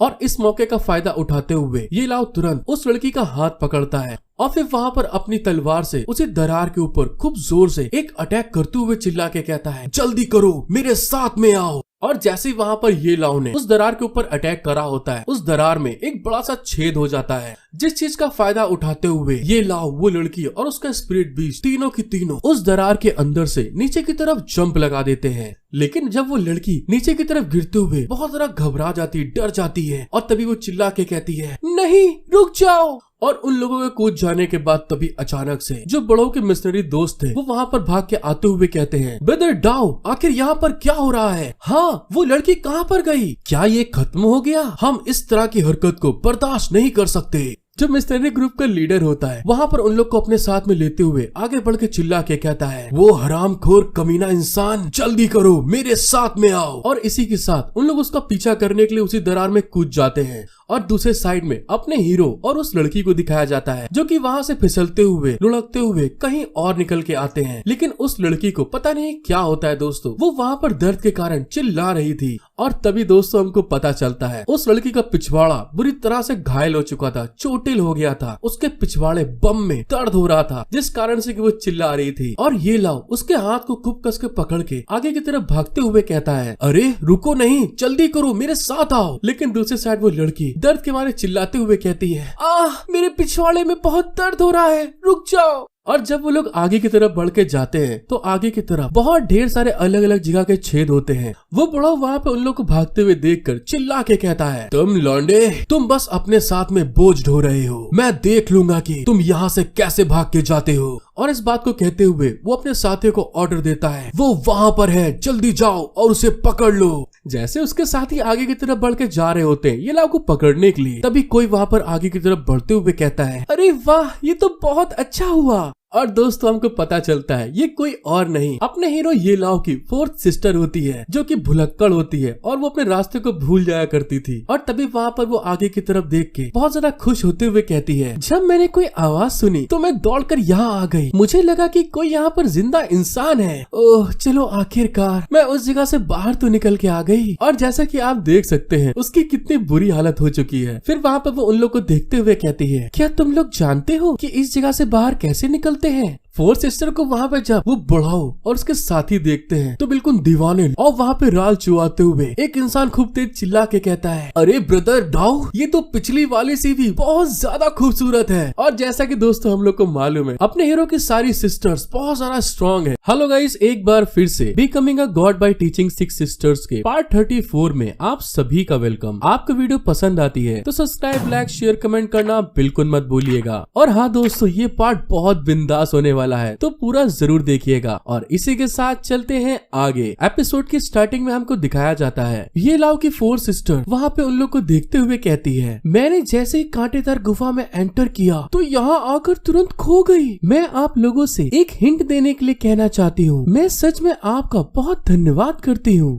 अरे तुम सब ये क्या कर रहे हो? क्योंकि दोस्तों वहाँ पर जितने भी लोग थे ये लाओ के फोर्थ सिस्टर को चारों तरफ से घेर लेते हैं। और तभी आगे बढ़ते हुए एक काले मास्क वाला आदमी कहता है, अरे इतनी खूबसूरत लल्लन टाप पटाखा माल हो तुम, आखिर इतने खतरनाक जगह पर यहाँ अकेले रहना बहुत खतरनाक है। हम आपका अच्छी तरह से साथ देंगे, तुमको डरने की कोई जरूरत नहीं है, हम सारे मिल के तुम्हारे साथ में प्यार करेंगे। और जैसे ही वहाँ पर उस मास्क वाले इंसान ने फोर्थ सिस्टर से ऐसा कहा था तभी अचानक से फोर्थ सिस्टर के सिर्फ एक तमाचा मारने के कारण वो आदमी उड़ता हुआ सीधे दीवार पे जाके गिरता है। और फिर हमको पता चलता है फोर्थ सिस्टर के पास इतनी ज्यादा पावर होती है कि वो आदमी दीवार में बिल्कुल दोस्तों जैसे पोस्टर होता है बिल्कुल पोस्टर के तरीके वहाँ जाकर चिपक गया था। और अपने साथी के ऐसे हाल को देखने के बाद वो सारे के सारे वहाँ पे डर गए थे, घबरा गए थे। और फिर वहाँ पर फोर्थ सिस्टर अपने पास से एक रेलिक निकालते हुए हंसती है तुम कमजोर लोग मेरा साथ दोगे? ग्रुप के लोग अपने साथी को इतना भयानक तरीके से मरते हुए देखते हैं तो वहाँ पे बहुत ज्यादा गुस्साते हुए फोर्थ सिस्टर के ऊपर अटैक करने के लिए आगे बढ़ते हुए चिल्ला के कहते हैं, तू कमीनी बच्चे खाने वाली डायन, तू तो एक मास्टर अल्केमिस्ट है। हमारे युवा मास्टर पक्के तौर से तुम्हारे साथ मिलके काम करेंगे और खुश भी रहेंगे। हाँ जूनियर ब्रदर, तुमने बिल्कुल सही कहा। अल्केमिस्ट सिस्टर, हम तुम्हारे पास आ रहे हैं। जैसे उन लोगों ने इस चीज को बोलते हुए आगे बढ़ रहे थे तभी अचानक से फोर्थ सिस्टर ने अपनी कोई स्किल को यूज करते हुए उन सभी के मुंह में एक रेड कलर की पिल घुसेड़ देती है जो कि अचानक से उनके मुंह के अंदर जाने लगी थी। उस पिल को निगलने के बाद वो जो बढ़ाऊ था वहाँ पे गुस्साते हुए कहता है, तो बदबूदार लड़की, तुमने हमारे मुंह में क्या डाल दिया है? जैसे वहाँ पर बुढ़ाऊ ने इस बारे में बोला होता है तभी अचानक से फोर्थ सिस्टर वहाँ पे अपने कॉल्ड्रॉन को एक्टिवेट करते हुए कहती है, तुम अपने गंदे बदबूदार मुंह की तरफ देखो, मैंने तुम्हारी बॉडी को बिल्कुल खत्म करने के लिए एक बहुत बढ़िया पिल दी है ताकि तुम लोग आगे कभी भी अच्छे लोगों को नुकसान न पहुँचा पाओ। और उसने जैसे ये बात कही होती तभी अचानक से उन लोगों की बॉडी के अंदर से बहुत ढेर सारा ब्लड जम्मू से बाहर निकलता है। फोर्थ सिस्टर की इस तरह की पावर को देखते हुए और उसके प्रेशर को आते हुए देखकर जो बुढ़ाऊ था वहाँ पर अपने स्पिरिचुअल कुल्हाड़ी के थ्रू उस अटैक को डॉज करने की कोशिश करते हुए मन में कहता है, धत तेरे की लग गए घोड़े, ये तो एक बॉडी डिस्ट्रॉइंग पिल है, एक ऐसा जहर जो अर्थ एलिमेंट में मौजूद लोगों को तुरंत मार सकता है चाहे वो किसी भी रिल्म में हो। मेरा लक, आज सच में मेरा आखिरी दिन है। और जैसे उसने इस बारे में बोला होता तभी अचानक से फोर्थ सिस्टर के एलेक्जेंडर के अंदर से इतना ज्यादा प्रेशर बाहर निकलता है कि बड़ाऊ वहाँ पर उस प्रेशर को नहीं रोक पाते और उसकी कुल्हाड़ी वहाँ पर टूट जाती है और वो उड़ता हुआ पीछे जाके गिरता है। और फिर हमें दिखाया जाता है बड़ाऊ वहाँ पर इतनी पावर को देखने के बाद डर जाते हैं और वहाँ से भागने के लिए ऊपर की दीवार में धमाका करके जाने की कोशिश करने लगते हैं। जब फोर्थ सिस्टर उनको ऐसा करते हुए देखती है तो वहाँ पर अपना एलेक्जेंडर को फिर से एक्टिवेट करते हुए कहती है, अच्छा तो तुम यहाँ से जाना चाहते हो। और उसके ऐसा कहने के साथ में हमें थोड़ी देर बाद का सीन दिखाया जाता है जहाँ पर फोर्थ सिस्टर ने बड़ाऊ के साथ में क्या किया है ये तो समझ में ही नहीं आया कि वो दीवार में धसे हुए हैं कि इनकी इतनी बॉडी डिस्ट्रॉय हो चुकी है, लेकिन फोर्थ सिस्टर वहाँ से चलते हुए आगे की तरफ जा रही थी। दूसरे साइड में हमें अपने हीरो को दिखाया जाता है। वो दोनों एक जगह पर आके छुप गए थे और तभी अपना हीरो कहता है, चलो ठीक है अब कोई पीछा नहीं कर रहा है, ऐसा लग रहा है कि वे सारे लोग पीछे हट गए हैं और हाँ अब तुमको डरने की कोई जरूरत नहीं है क्योंकि तुम मेरे हाथों के अंदर पूरी तरह से सुरक्षित हो। और जब दोस्तों वो ऐसा कह रहा होता है तभी अचानक से मिसअंडरस्टैंडिंग के कारण उसका जो हाथ होता है प्रोटेक्ट करते करते उसके बलून के ऊपर जाकर उसको वहाँ पे प्रोटेक्ट करने लगता है और इस चीज के कारण वो जो लड़की थी वहाँ पे अनकंफर्टेबल हो जाती है, उसको बड़ा अजीब महसूस होता है और साथ ही वहाँ पर वो बहुत ज्यादा ब्लश करने लगती है, घबराने लगती है और अगले पल ही वहाँ पर खूब जोर से चिल्लाने की आवाज आती है और हमको पता चलता है वो लड़की वहाँ पे घबराते हुए अचानक से अपने हीरो के वहाँ पे खूब जोर से एक तमाचा धर देती है जिसके इफेक्ट के कारण उसके गालों पे पांचों की पांचों उंगली वहाँ पे छप गई थी और वहाँ पे वो उस चीज को सहलाते हुए कहता है, चलो ठीक है कोई बात नहीं, तुम्हारे जैसी छोटी स्किल वाली लड़की मुझे चोट नहीं पहुँचा सकती। वो लड़की वहाँ पे उसको मारने के बाद घबराते हुए कहती है, सॉरी मुझे माफ कर दीजिए, मैं अपने ऊपर कंट्रोल नहीं कर सकी क्योंकि अचानक से आपका हाथ मेरे बलून के ऊपर आ गया था, मैं इस चीज के लिए सच में माफी चाहती हूँ। वैसे आपने इससे पहले जो कुछ भी किया उन सब चीजों के लिए आपका धन्यवाद। अगर आपने मुझे नहीं बचाया होता तो शायद अभी तक मुझे मर जाना चाहिए था। मैं आपके लिए क्या कर सकती हूँ। अपना हीरो वहाँ पे उसको इतना पोलाइट होते हुए देख के बड़े मजेदार तरीके से हंसते हुए कहता है वैसे आपका भी शुक्रिया, असलियत में देखा जाए तो मेरी उस आदमी से पर्सनली दुश्मनी थी, इसीलिए आपको बचाना महज मेरे लिए एक खाली इत्तेफाक की बात थी। और इस बात को कहने के बाद वो अपने मन में बोलता है, बेशक अगर तुम अर्थ ड्रैगन की हड्डियों के बारे में जितनी भी जानकारी तुम्हारे को मालूम है बता सकती हो तो उन सब चीजों के लिए मैं तुम्हें थैंक यू जरूर कहूंगा और मैं आपकी भलाई से इनकार नहीं करूंगा। दूसरे साइड में वो लड़की भी अपने हीरो की तरफ देखते हुए ब्लश करते हुए मन में कहती है, जाहिर तौर पे उसने मुझे बचाया है लेकिन उसने अभी तक मुझे बचाने का कोई भी दावा नहीं किया और साथ ही मुझे बहुत अच्छे से संभाल के रखा। ये आदमी सचमुच बहुत ज्यादा अच्छा है। दूसरे साइड में ये लाव को दिखाया जाता है जो कि इधर उधर कुछ ताकते हुए कहता है, वैसे मैं यहाँ पर कुछ समझ नहीं पा रहा हूँ, ऐसा लग रहा है जैसे मैंने उसे खो दिया है। वो लड़की उसकी बात सुन के आगे की तरफ बढ़ते हुए कहती है, वैसे मैं आपको अपने बारे में बताना चाहती हूँ, मेरा नाम लिन वानरू है और मेरे फादर लिन जिक्सियाओ हैं जो कि दुनिया के टॉप 5 मिशनरी ग्रुप में से एक हैं। और हाँ दोस्तों, मेरा गला बुरी तरह बोला हुआ है इस समय, आप समझ सकते हैं, तो प्लीज एडजस्ट कर लीजिएगा। और आपने मुझे बचाया है तो पक्के तौर से बहुत आभारी होंगे। लेकिन दूसरे साइड अपना कठोर लौंडा बिल्कुल भी उसके ऊपर ध्यान नहीं दे रहा होता है और इधर उधर देखते हुए कहता है, अरे यार हाँ वैसे मेरा नाम ये लाव है और मैं डिसाइपल हूँ टाई सेट का। आखिर वो रास्ता किधर गया, इधर ही तो था। उसकी ऐसी हरकत को करते हुए देख के लिन वानरू की आंख वहाँ पे चमक जाती है और वहाँ पे ब्लश करते हुए मन में कहती है, मैं सभी उस तरह के आदमियों को जानती हूँ जो कि मेरे परिवार के बारे में जानने के बाद मेरे साथ में फ्लर्टिंग करने लगते हैं, पटाने की कोशिश करने लगते हैं, लेकिन इस लड़के को तो इन सब चीजों की परवाह ही नहीं है। ये तो सचमुच एक बहुत बिंदास लौंडा है, अब तो मुझे भी ये पसंद आने लगा है। ये लव वहाँ पे आगे बढ़ते हुए इस लड़की से कहता है, वैसे मैंने आपके मिस्ट्री ग्रुप के बहुत ढेर सारे लोगों की लाशें देखी हैं जो यहाँ पर आपके साथ आ रहे थे। मैं इस चीज से डरता हूँ कि तुम केवल उन लोगों में से हो जो यहाँ पर जिंदा बचे हैं। ये लव की बात सुनने के बाद वो लड़की वहाँ पे थोड़ा अफसोस करते हुए कहती है, हाँ तुमने बिल्कुल सही कहा, वे सारे लोग मुझे बचाते हुए वहाँ पर मारे गए। हम लगभग अर्थ ड्रैगन की हड्डी को हासिल करने वाले ही थे। ये लाव उसकी इस बात को सुन के एकदम से हैरान होकर पीछे पलट के देख के उससे कहता है, क्या तुम जानती हो कि अर्थ ड्रैगन की हड्डियां कहाँ पर हैं? ये लाव की ऐसी बात सुन के वो लड़की थोड़ा वहाँ पे हैरान होते हुए कहती है, हाँ वो बात ये है लेकिन जब ये लाव देखता है कि वो उसको बताना नहीं चाहती तो वहाँ पे गुस्से में पलट के कहता है, अच्छा तो तुम भूल चुकी हो, तुम मुझे ऐसा दिखाना चाहती हो कि तुम जानती नहीं हो कुछ। आखिरकार उन्हें तुमने मुझसे पहले ढूंढा है तो मैं इसका फायदा नहीं उठा सकता ना। अपने हीरो को इसे किनकिनाते हुए देख के वो लड़की थोड़ा सा वहाँ पे अफसोस करने लगती है। ये लाव को इतना भुनाते हुए देख के वो लड़की वहाँ पे समझाते हुए कहती है, नहीं मेरा कहने का ऐसा मतलब नहीं था आपसे, वैसे देखा जाए तो आप ही हैं जिन्होंने मेरी जान बचाई, केवल अर्थ ड्रैगन की हड्डी, बेशक मैं इसे आपसे नहीं छिपाऊंगी। ये लाव वहाँ पे उसकी बात सुन के थोड़ा शांत होते हुए कहता है, अरे ऐसी बात नहीं है, ये मत कहो आप। और फिर वहाँ पर वो जो लड़की थी उसके थोड़ा पसीने आ रहे थे और वो घबराते हुए कहती है, लेकिन बात ये है कि मुझे डर है कि इस दुनिया में कोई भी जिंदा इंसान अर्थ ड्रैगन की हड्डी को हासिल करने के लिए वहाँ तक नहीं पहुँच सका है। उस लड़की की बात सुनने के बाद तो ये लाव भी थोड़ा सा डर जाता है, उसके भी वहाँ पे पसीने निकलने लगे थे। और इसी के साथ हमारा सीन शिफ्ट हो जाता है और हमको एक लावा की टॉप दिखाई जाती है जिसके ऊपर से खड़े होके वो लोग नीचे की तरफ देख रहे थे। और तभी वहाँ पे वो लड़की थोड़ा अफसोस करते हुए रोते हुए कहती है, ड्रैगन की हड्डी की जगह तक पहुँचने के लिए इस लावा की नदी के अंदर गोता लगाना ही एकमात्र रास्ता है। हमारे बहुत ढेर सारे लोगों ने इस चीज की करने की बहुत कोशिश की, लेकिन वो सारे के सारे मारे गए, लेकिन कोई भी इसका फायदा नहीं निकला। उस लड़की की बात सुनने के बाद ये लाव वहाँ की तरफ देखते हुए हैरान होके कहता है, मतलब ये सब करना कुछ भी काम नहीं आया। आखिर तुम ये कैसे जानती हो कि अर्थ ड्रैगन की हड्डियाँ लावा के थ्रू नीचे की तरफ रखी हुई हैं? अपने हीरो की बात सुन के वो लड़की अपने हीरो को पहले हुई यादों के बारे में बताती है। जब हम लोगों ने कोशिश करी एक अर्थ एलिमेंट रियल मास्टर बनने में कामयाब रहा, लेकिन वो पहले से ही बहुत गंभीर रूप से घायल हो गया था और उन अर्थ ड्रैगन की हड्डियों को बाहर निकाल नहीं सका। वो ऐसा कर सकता है, केवल उसके पास इस चीज की जानकारी है कि वो बाद में जाकर उसको निकाल ले, लेकिन अब वो मर गया।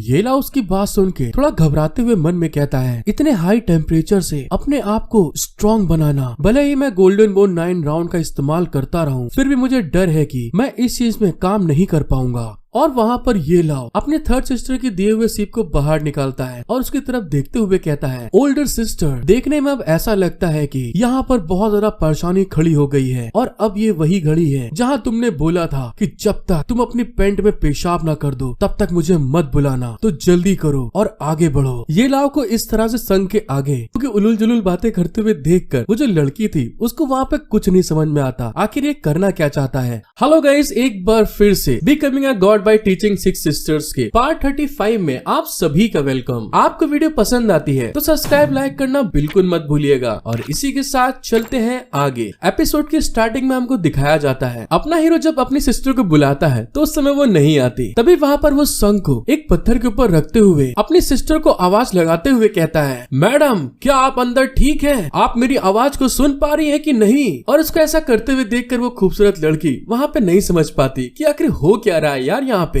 लेकिन तभी अचानक से उस संग में से धुआं निकलने लगता है और ऐसा होते हुए उन लोग को वहाँ पे अपने मुंह के ऊपर हाथ रखना पड़ता है, आंखें बंद करनी पड़ती हैं। और फिर वहाँ पे अचानक से उसकी थर्ड सिस्टर अपेयर होते हुए कहती है, हाँ बताओ क्या हुआ यहाँ पे, तुमने मुझे अचानक से क्यों बुला लिया? ये लाव जब वहाँ पे अपनी सिस्टर को इस तरह के कपड़ों में देखता है तो अपने सर के बाल नोचते हुए चिल्ला के कहता है, अरे आखिर तुमने इस तरह के कपड़े क्यों पहने हुए हैं? उसकी सिस्टर वहाँ पे बड़े कूल अंदाज में कहती है, तुम ऐसे कैसे बोल सकते हो? मैं इंतजार करते हुए बहुत ज्यादा ऊब गई थी और सिर्फ एक झपकी लेने के लिए सोई थी, और मुझे बताओगे नहीं ये तुम्हारे साथ में कौन सिस्टर आई है? सुन के ये लाव उस लड़की से अपनी बहन को मिलाते हुए कहता है, ये मिशनरी मिस्ट्री ग्रुप में से लिन वानरू है और ये अर्थ ड्रैगन की हड्डियां कहाँ पर है वो जगह जानती है। उसकी सिस्टर अपने भाई की बात सुनने के बाद आगे की तरफ बढ़ते हुए गुस्सा के कहती है, तुम शैतान कमीने इंसान, तभी तुम वहाँ पर अपनी सिस्टर को उससे मिलाना भूल जाते हो और तुम बस ये दिखावा करना चाहते हो कि तुम यहाँ पर अकेले नहीं हो। क्या मुझे समझ में नहीं आता? अपने सिस्टर की ऐसी बात सुनने के बाद उसके ऊपर से निकल रही होती है क्या आखिर उसका कहने का मतलब क्या है। और तभी वहाँ पर वो उससे आगे कहता है, ऐसा है मजाक करना बंद करो, अब तुम वापस अपने काम पर आ जाओ।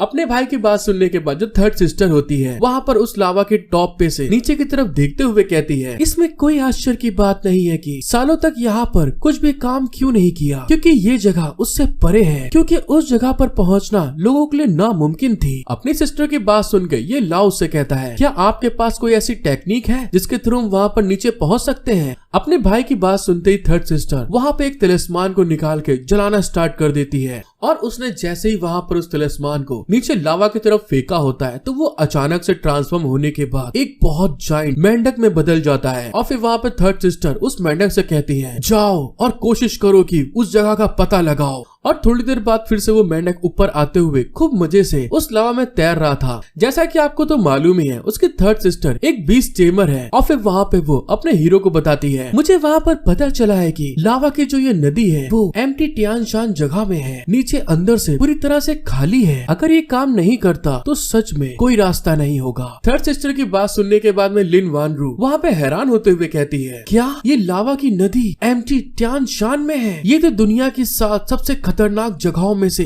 एक है। आखिर आप इस बारे में कैसे जानती हैं? और आप हैं कौन? उस लड़की की बात सुनने के बाद उसकी सिस्टर वहाँ पे चुटकी बजाते हुए कहती है, अरे छोड़ो ये सब बातें, ये सब हम रास्ते में बात करेंगे। उसका भाई अपनी सिस्टरों की हरकत के बारे में जानता है कि जब वो बहुत ज्यादा चिल्ली दिखाई देती है तो कुछ ना कुछ खतरनाक होने वाला है। जिस चीज को फील करने के बाद वहाँ पे उसके पसीने आ रहे थे और वो हैरान होते हुए कहता है, लेकिन अब लावा में कौन सा रास्ता है? और जैसे ही उसने इस बारे में बोला होता है तभी अचानक से वो जो टोड नीचे लावा में तैर रहा था दोस्तों, मेंढक, उसका मुंह खुलता है और वो सारे के सारे लोगों को वहाँ पे सोलो कर लेता है, मतलब कि खा जाता है, खींच लेता है अपने अंदर। और अपना हीरो ये लाव अचानक से हुई ऐसी हरकत के कारण एकदम से घबराते हुए वहाँ पे बुरी तरह चिल्ला रहा था। और कुछ ही देर में वो जो टोड होता है अपने वैक्यूम के थ्रू उन लोगों को, सब लोगों को अंदर की तरफ अपने पेट में डाल लेता है। जब ये सारी चीजें हो रही थी तभी वहाँ पर वही अपना बुढ़ाऊ साला पता नहीं बिल्ली के तरीके 9 जिंदगी लेके पैदा हुआ है, मरने का नाम ही नहीं ले रहा है, वहाँ पर उन लोगों को देख लेता है लावा के अंदर जाते हुए। और उसने उन लोग की बात भी सुन ली थी।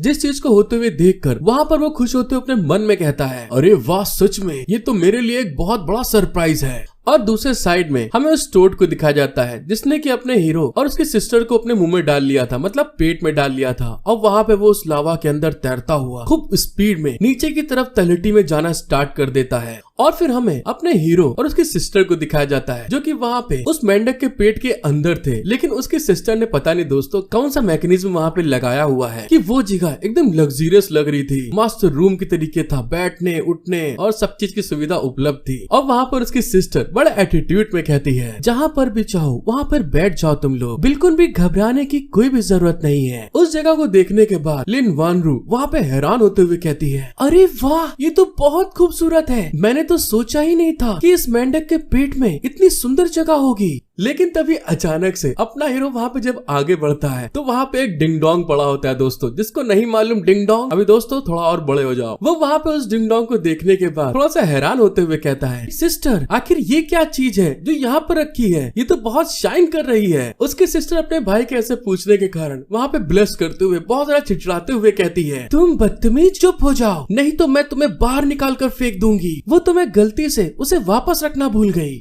जब ये लाव देखता है उसको इतना चिड़चिड़ाते हुए तो फिर से अपनी बात पे वापस आते हुए कहता है, चलो छोड़ो कोई बात नहीं, हम लोग अपने काम पे वापस आते हैं। मर्सनरी आयरन ब्लड ग्रुप से चाओ गे भी यहाँ पर आया है और वो अपनी मदद लेने के लिए किसी और ग्रुप में से किसी को लेके आया है। ऐसा लगता है कि वो ताकत में कमजोर आदमी नहीं है। उसकी सिस्टर जब ये लाव को वहाँ पे थोड़ा नर्वस होते हुए देखती है तो उसको समझाते हुए कहती है, हे लॉन्डे, जरा ठंड रख अपने अंदर, इतना टेंशन लेने की जरूरत नहीं है, बस तुम अपनी फोर्थ सिस्टर के आने का इंतजार करो, तुम उसकी देखभाल करने के लिए ही काफी हो जाओगे। जब वहाँ पे उसकी थर्ड सिस्टर कुछ बोल रही थी तभी अचानक से उन लोगों को वहाँ पे एक जोर का झटका लगता है, जिसको महसूस करते हुए ये लाव घबरा के चिल्ला के कहता है, अरे क्या डोंगजी किसी चीज से टकरा गया है। उसके सिस्टर भी वहाँ पे खड़े होते हुए कहती है, तुम बेवकूफ लौंडे, डोंगजी मेरे फ्रॉक का नाम है, मुझे ऐसा लगता है कि उसे वो चीज मिल गई है। और उसके ऐसा कहने के साथ में हमारा सीन शिफ्ट हो जाता है और हमें उसी फ्रॉक को दिखाया जाता है जो कि वहाँ पर अर्थ ड्रैगन के अवशेषों के पास में, हड्डियों के पास में आ गया था और उन लोगों को वहाँ पे बाहर निकालता है। जब वो लोग वहाँ पे अर्थ ड्रैगन की हड्डियों को देखते हैं तो सारे के सारे बिल्कुल हैरान होके कहते हैं, अरे वाह, ये तो सच में बहुत भयानक है। और फिर हमें अर्थ ड्रैगन की हड्डियों को दिखाया जाता है जो कि सच में दोस्तों उसका साइज बहुत ही जायंट होता है। और उसको देखते हुए अपना हीरो हैरान होके कहता है, इससे पता चलता है कि अर्थ ड्रैगन की हड्डियां बहुत ही बड़ी थी। और दूसरे साइड में लिन वानरू वहाँ पे अफसोस करते हुए रो के कहती है, मैंने इतने ढेर सारे भाइयों को खोने के बाद आखिरकार मैं इसे अपनी आंखों से देख सकती हूँ।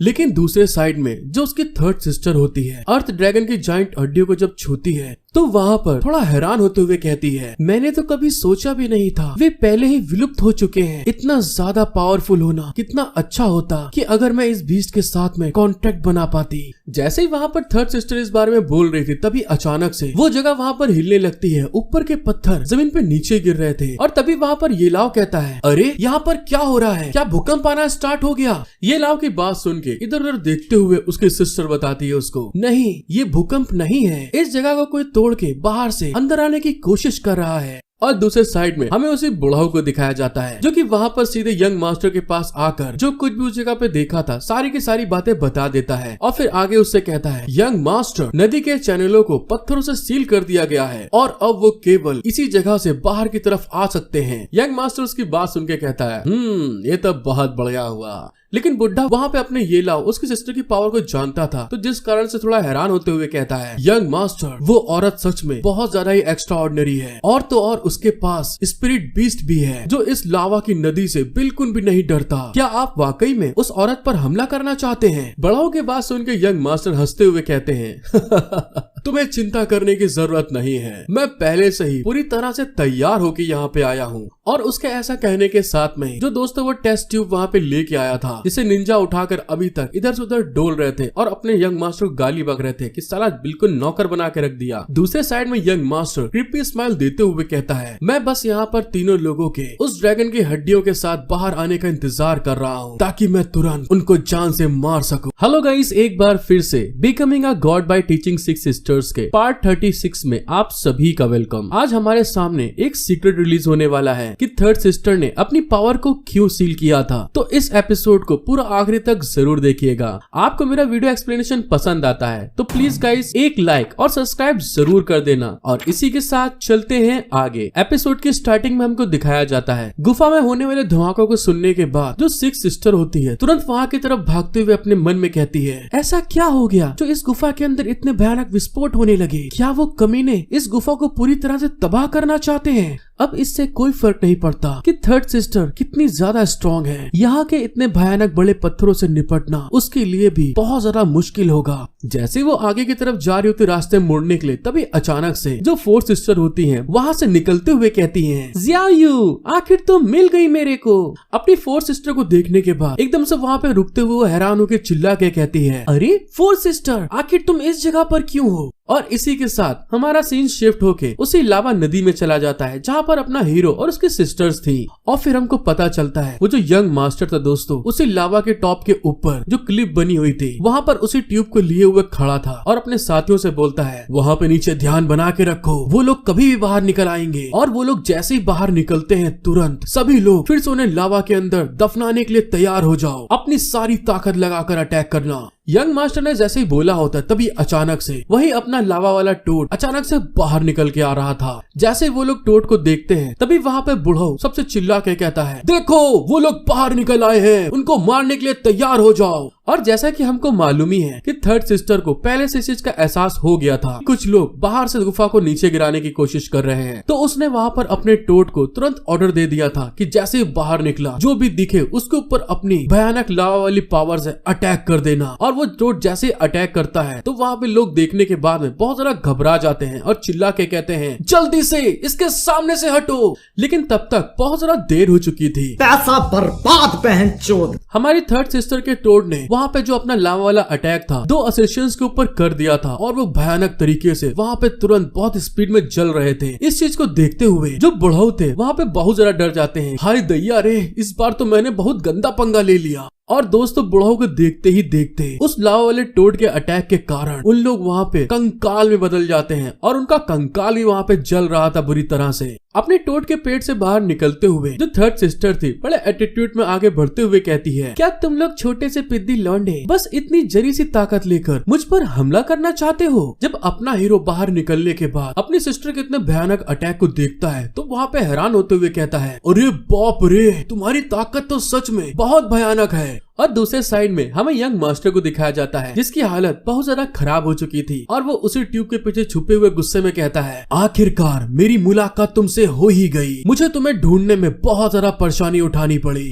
तुम बदबूदार कमीनी औरत, मैं 5 साल से तुम्हें ढूंढ रहा हूँ और हर बार मैं सोचता हूँ कि इस एहसास का बदला मैं तुम्हें 10 गुना, 100 गुना, 1000 गुना इसका दर्द मैं तुम्हें कैसे दूं। आज आखिरकार मेरी इच्छा आज पूरी हो गई। और इस बात को कहते हुए वहाँ पर उसकी आंखें बुरी तरह लाल हो गई थी। वो बहुत ज्यादा गुस्सा गया था। जब थर्ड सिस्टर उसको इतना चिल्लाते हुए देखती है तो उसको समझ में नहीं आता आखिर ये लौंडा यहाँ पे इतना गरमाया और पगलाया हुआ काहे खड़ा है। और तभी वहाँ पर वो यंग मास्टर से कहती है, ऐसा लगता है कि तुमने अपने लोगों को बहुत ज्यादा ठेस पहुंचाई है। हे लड़की, क्या तुम्हें इस बारे में पता है? थर्ड सिस्टर की बात सुनने के बाद लिन वनरू वहाँ पे बहुत ज्यादा हैरान होते हुए घबरा के कहती है, नहीं नहीं, मेरे को इसके बारे में कुछ भी नहीं पता है। फिर वहाँ पे थर्ड सिस्टर अपनी तरफ उंगली से इशारा करते हुए कहती है, अच्छा तो बताओ मैं कौन हूँ? थर्ड सिस्टर की ऐसी बातें सुनने के बाद वो जो यंग मास्टर था वहाँ पे बुरी तरह झल्ला जाता है और गुस्साते हुए चिल्ला के कहता है, ऐसा दिखावा करना बंद करो कि तुम्हें कुछ भी नहीं पता। मैं तुम्हारे बारे में ही बात कर रहा हूँ, बदबूदार बुढ़िया। उस लड़के को इस तरह से गुस्साते हुए देखकर जो ये लाव होता है अपनी सिस्टर की मौज लेते हुए कहता है, अरे सिस्टर, कहीं वो तुम्हारा आदमी तो नहीं जिसको तुमने अपने पीछे ऐसे ही तेजी में छोड़ दिया हो और उसकी बहुत बुरी तरह लाल हो गई हो। अपने छोटे भाई की बात सुनने के बाद जो थर्ड सिस्टर होती है वहाँ पे बुरी तरह गुस्साते हुए चिड़चिड़ा के कहती है, तुम बेफालतू की बातें करना बंद करो। मैं इस तरह के छोटे से चेहरे को कैसे पसंद कर सकती हूँ? और तो और मैंने इसे कभी नहीं देखा है।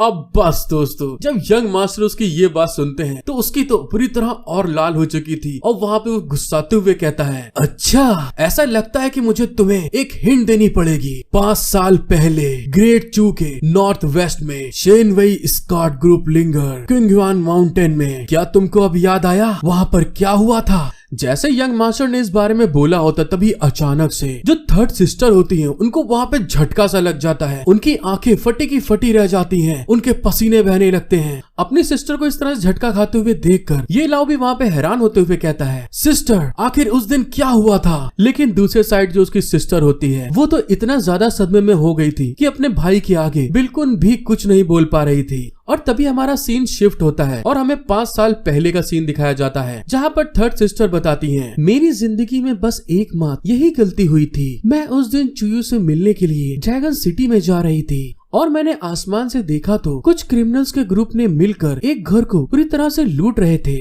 और तभी वहाँ पर उनका लीडर कहता है, जल्दी करो, समय को बर्बाद मत करो, सारे ट्रेजर्स और बॉक्सेस को बाहर निकाल के लाओ। और दोस्तों वहाँ पे कुछ ब्लड भी पड़ा हुआ था जैसे कि वहाँ पे फाइट हुई हो। इस चीज को देखने के बाद थर्ड सिस्टर अपने आप को रोक ना पाई और वहाँ पर अपने स्पिरिट बीस्ट के साथ में अटैक करते हुए उस जगह पर आ जाती है। और जैसा कि आप देख सकते हैं कि उनका स्पिरिट बीस्ट कितना ज्यादा भयानक पावरफुल है। इस तरह के अटैक को देखने के बाद जो निंजास होते हैं वहाँ पे हैरान होते हुए कहते हैं, यंग मास्टर वहाँ पे देखिए कोई आ रहा है। यंग मास्टर भी हैरान होते हुए कहता है, क्या वो एक मास्टर है? और तभी दोस्तों हमें 5 साल पहले वाली थर्ड सिस्टर दिखाई जाती है, मतलब बोले तो युवेल लिन। और वहाँ पर अपने स्पिरिट बीस्ट के साथ एंट्री मारते हुए कहती है, घबराने की कोई जरूरत नहीं है, एंटरटेनमेंट के लिए मैं तुम लुटेरों का अच्छे से ख्याल रखूंगी। उसकी ऐसी बात सुनने के बाद यंग मास्टर अपने निंजा से बोलते हैं, जल्दी जाओ, अटैक करो और उसको यहीं पे खत्म कर दो। लेकिन दूसरे साइड में जो युवेल लिन होती है बहुत ज्यादा पावरफुल थी और अपने स्पिरिट बीस्ट की पावर को लेते हुए वहाँ पर वो उनके ऊपर अटैक कर देती है। और सिर्फ उसके जरिए से प्रेशर और स्पिरिचुअल एनर्जी के रिलीज करने के कारण वहाँ पर जितनी भी जगह थी पूरी तरह से तबाह हो गई थी। वहाँ पे हर चीज तितर बितर हो गया था। फिर थोड़ी देर बाद युवेल लिन वहाँ पे आगे बढ़ते हुए यंग मास्टर से कहती है, तुम लुटेरे कमीने, सिर्फ तुम्हें ही मारना काफी नहीं होगा। युवेल लिन की बात सुन के वो जो यंग मास्टर था वहाँ पे गुस्साते हुए गुस्से में घूर के उसके ऊपर चिल्ला के कहता है, आखिरकार हम तो सिर्फ यहाँ पर पैसा ही चुराते हैं लेकिन किसी भी लोगों को चोट नहीं पहुँचाते। अगर हम लोग यहाँ पे कूड़ा हैं तो तुम तो कूड़े से भी ज्यादा बदतर हो। सही से अपनी आंखें खोल के देखो कि तुमने यहाँ पर कितनी बर्बादी कर दी है। और जब युवेल लिन सामने की तरफ देखती है तो वहाँ पे वो बहुत ज्यादा घबरा गई थी, उसके बुरी तरह पसीने आ रहे थे क्योंकि दोस्तों सामने की तरफ बहुत ढेर सारे लोगों की लाशें पड़ी थी जो कि मलबे के नीचे बुरी तरह से दबे हुए थे। फिर यंग मास्टर चिल्लाते हुए कहता है, मैंने अभी अभी उन्हें घर के अंदर बंद किया था लेकिन तुम्हारा बहुत धन्यवाद। शेनवेई स्क्वाड ग्रुप के 34 आदमी और 1 औरत और बच्चे सब आपकी वजह से आज मारे गए। और तुम मेरे को कह रही हो, तो अब मुझे बताओ कि मेरे से ज्यादा कमीना कौन हुआ? यंग मास्टर की बात सुनने के बाद जो युवेन लिन होती है वहाँ पे दोस्तों कुछ भी कह नहीं पा रही थी। उसकी आंखें बंद थी और वो वहाँ पे सदमे में चली गई थी। और तभी वहाँ पर यंग मास्टर फिर कहता है, तो मुझे बताओ, क्या तुम्हें लगता है कि ये सही हुआ? अगर मैं यहाँ पर सिर्फ पैसे लूटता हूँ तो मुझे मरना होगा ना? तो क्या अब तुम खुद को मार डालोगी और भरपाई कर पाओगी? युवेन लिन यंग मास्टर की बात सुनने के बाद बहुत ज्यादा गुस्सा आ जाती है और तभी वहाँ पर जायंट एरेंगोटॉन की पावर को यूज करते हुए बहुत ज्यादा प्रेशर रिलीज करना स्टार्ट कर देती है और चिल्ला के कहती है, तुम चुप हो जाओ। और इसी के साथ वो यंग मास्टर के ऊपर एक जोरदार घूसा मारती है और उसके घूसे के कारण यंग मास्टर जमीन में जाके धड़ाम से गिरता है और उसकी वहाँ पर बुरी तरह हालत खराब हो गई थी। उसके पेट से वहाँ पे खून बहने लगता है और वो जमीन में भी वहाँ पर बुरी तरह से दरार पड़ गए थे। युवेन लिन ने इतने ढेर लोगों को मारा होता है तो वो अपने ऊपर से आपा खो बैठती है। वो सिर्फ उन लोगों की जान लेने के कारण वहाँ पे अपोलोजाइज करते हुए अपने हाथों में स्पिरिचुअल एनर्जी को गैदर करने लगती है और उसके पीछे 9 हेड ड्रैगन दिखाई दे रहे थे। अपनी एनर्जी को रिलीज करते हुए कहती है, मास्टर और डिसाइपल ने आज गलती से बेकसूर लोगों की जान ले ली है और इसीलिए आज मैं अपनी कल्टीवेशन को सील कर दूंगी। मेरे हाथ को कल्टीवेट करके मेरे खून का कर्ज चुकाओ। The 3 dragon soul seal. और इस बात को कहते हुए वो वहाँ पर अपने ऊपर 3 ड्रैगन सोल सील को अपेयर कर देती है और उसके ऐसा करने के साथ में ही जो उसके 3 सबसे ज्यादा पावरफुल स्पिरिट बीस्ट होते हैं वो वहाँ पर सील होते हुए उसके अंदर डिसअपियर होने लगते हैं, एब्जॉर्ब होने लगते हैं। युवेन लिन के ऐसा करने के कारण वो वहाँ पे वीक पड़ जाती है और उसको वहाँ पर खून की खांसी आने लगी थी और इसी तरह से युवेन लिन ने बेकसूरों को मारने के कारण पश्चाताप करने के तौर पे अपनी बॉडी के अंदर 3 ड्रैगन सोल सील को लगाया था। आपको वीडियो पसंद आती है तो प्लीज गाइस मेरा सपोर्ट करें, एक लाइक सब्सक्राइब जरूर कर दीजिएगा। और इसी के साथ चलते हैं आगे। एपिसोड की स्टार्टिंग में हमको दिखाया जाता है यंग मास्टर वहाँ पे बहुत ज्यादा गुस्साते हुए कहता है, जब तुमने मुझे बहुत बेइंतहा से मारा था उस समय मैंने अपनी सारी स्पिरिचुअल एनर्जी को अपने दिल को प्रोटेक्ट करने और अपनी जिंदगी को प्रोटेक्ट करने में लगा दी थी, लेकिन सच में उस बंदर ने मेरी जिंदगी के बहुत जरूरी हिस्से पर हमला किया था। यंग मास्टर की बात सुनकर थर्ड सिस्टर उससे कहती है, तुम गलत समझ रहे हो, वो बंदर नहीं है, वो एक विलुप्त हो चुका आयरन आर्म मंकी है। यंग मास्टर उसकी बात सुन के वहाँ पे किड़किड़ाते हुए कहता है, चाहे कुछ भी हो बेफालतू की बात करना बंद करो। मेन मुद्दा ये है कि उस दिन उसके हमले के कारण मैंने अपने सामान को खो दिया और अब मैं चाहता हूँ कि जो तुमने किया है उसका कर चुकाओ। ये लाभ यंग मास्टर की बात सुन के अजीब सा मुंह बनाते हुए कहता है, ओहो सच में यार ये तो बहुत गलत हो गया। औजार के बिना तो जिंदगी एकदम बेकार हो जाती है। इसमें कोई आश्चर्य की बात नहीं है कि आपने इस लड़की को किसी और के पास जाने क्यों दिया। अब मुझे पता चला जाके तुम्हारे पास तो खिलौनों में डालने वाली चाबी ही नहीं है, तो तुम खिलौना कैसे चलाते।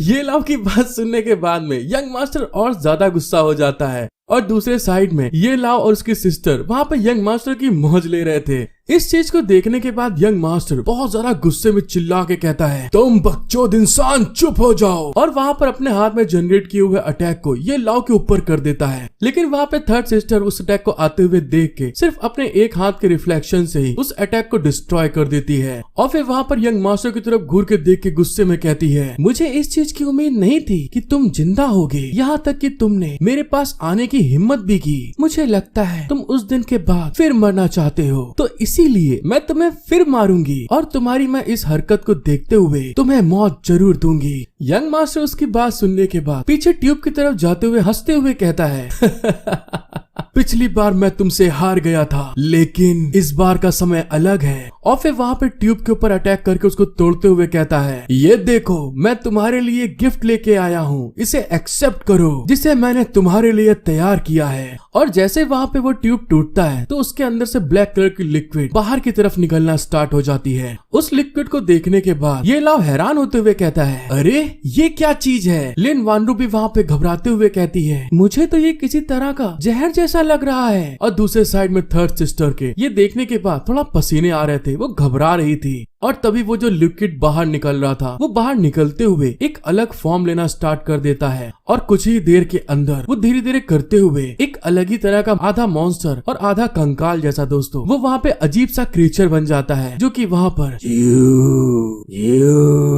कर रहा था। ये लाओ जब उस क्रीचर को देखता है तो वहाँ पे अपने नाक को बंद करते हुए गुस्से में चिल्ला के कहता है, तो कमीने हरामखोर, ये सच में कितना ना घिनौना है कि मैं इसकी महक से ऐसे डर गया हूँ। यंग मास्टर वहाँ पे थर्ड सिस्टर की तरफ घूर के देखते हुए कहता है, ये तुम्हारे लिए मेरा इस समय दिया हुआ सरप्राइज है, तो मुझे बताओ तुम्हें देखकर कैसा लगा? क्या तुम मेरे इस गिफ्ट को पहचान पाई कि ये क्या है? यंग मास्टर की बात सुनकर थर्ड सिस्टर उसको घूर के देख रही थी और समझने की कोशिश करती है कि आखिर क्या हो सकता है। और तभी उसके दिमाग की बत्ती जलती है और वो हैरान होते हुए कहती है, ये कहीं वो तो नहीं है? फिर यंग मास्टर थर्ड सिस्टर को बताता है, हाँ तुमने सही पकड़ा है, ये वही शेनवे स्कॉट के ग्रुप के 34 आदमी, एक औरत और बच्चे हैं जो तुम्हारे हाथों वहाँ पर मारे गए थे। उन 5 सालों से आज तक मैंने इसका ध्यान रखा है, बस तुम्हें खुद उनकी शिकायतों का एहसास कराने के लिए। तो तुम बताओ, इसे देखकर तुम्हें खुशी हुई? और यंग मास्टर के कहने के साथ में वो जो अजीबोगरीब क्रीचर था वो वहाँ पर थर्ड सिस्टर और अपने हीरो की तरफ अटैक करने के लिए आगे बढ़ने लगता है और आगे बढ़ते हुए वहाँ पे अटैक करने के लिए जंप लगा देता है। जिस चीज को देखते हुए थर्ड सिस्टर वहाँ पे सबको पीछे करते हुए कहती है, तुम सभी लोग मेरे पीछे आ जाओ।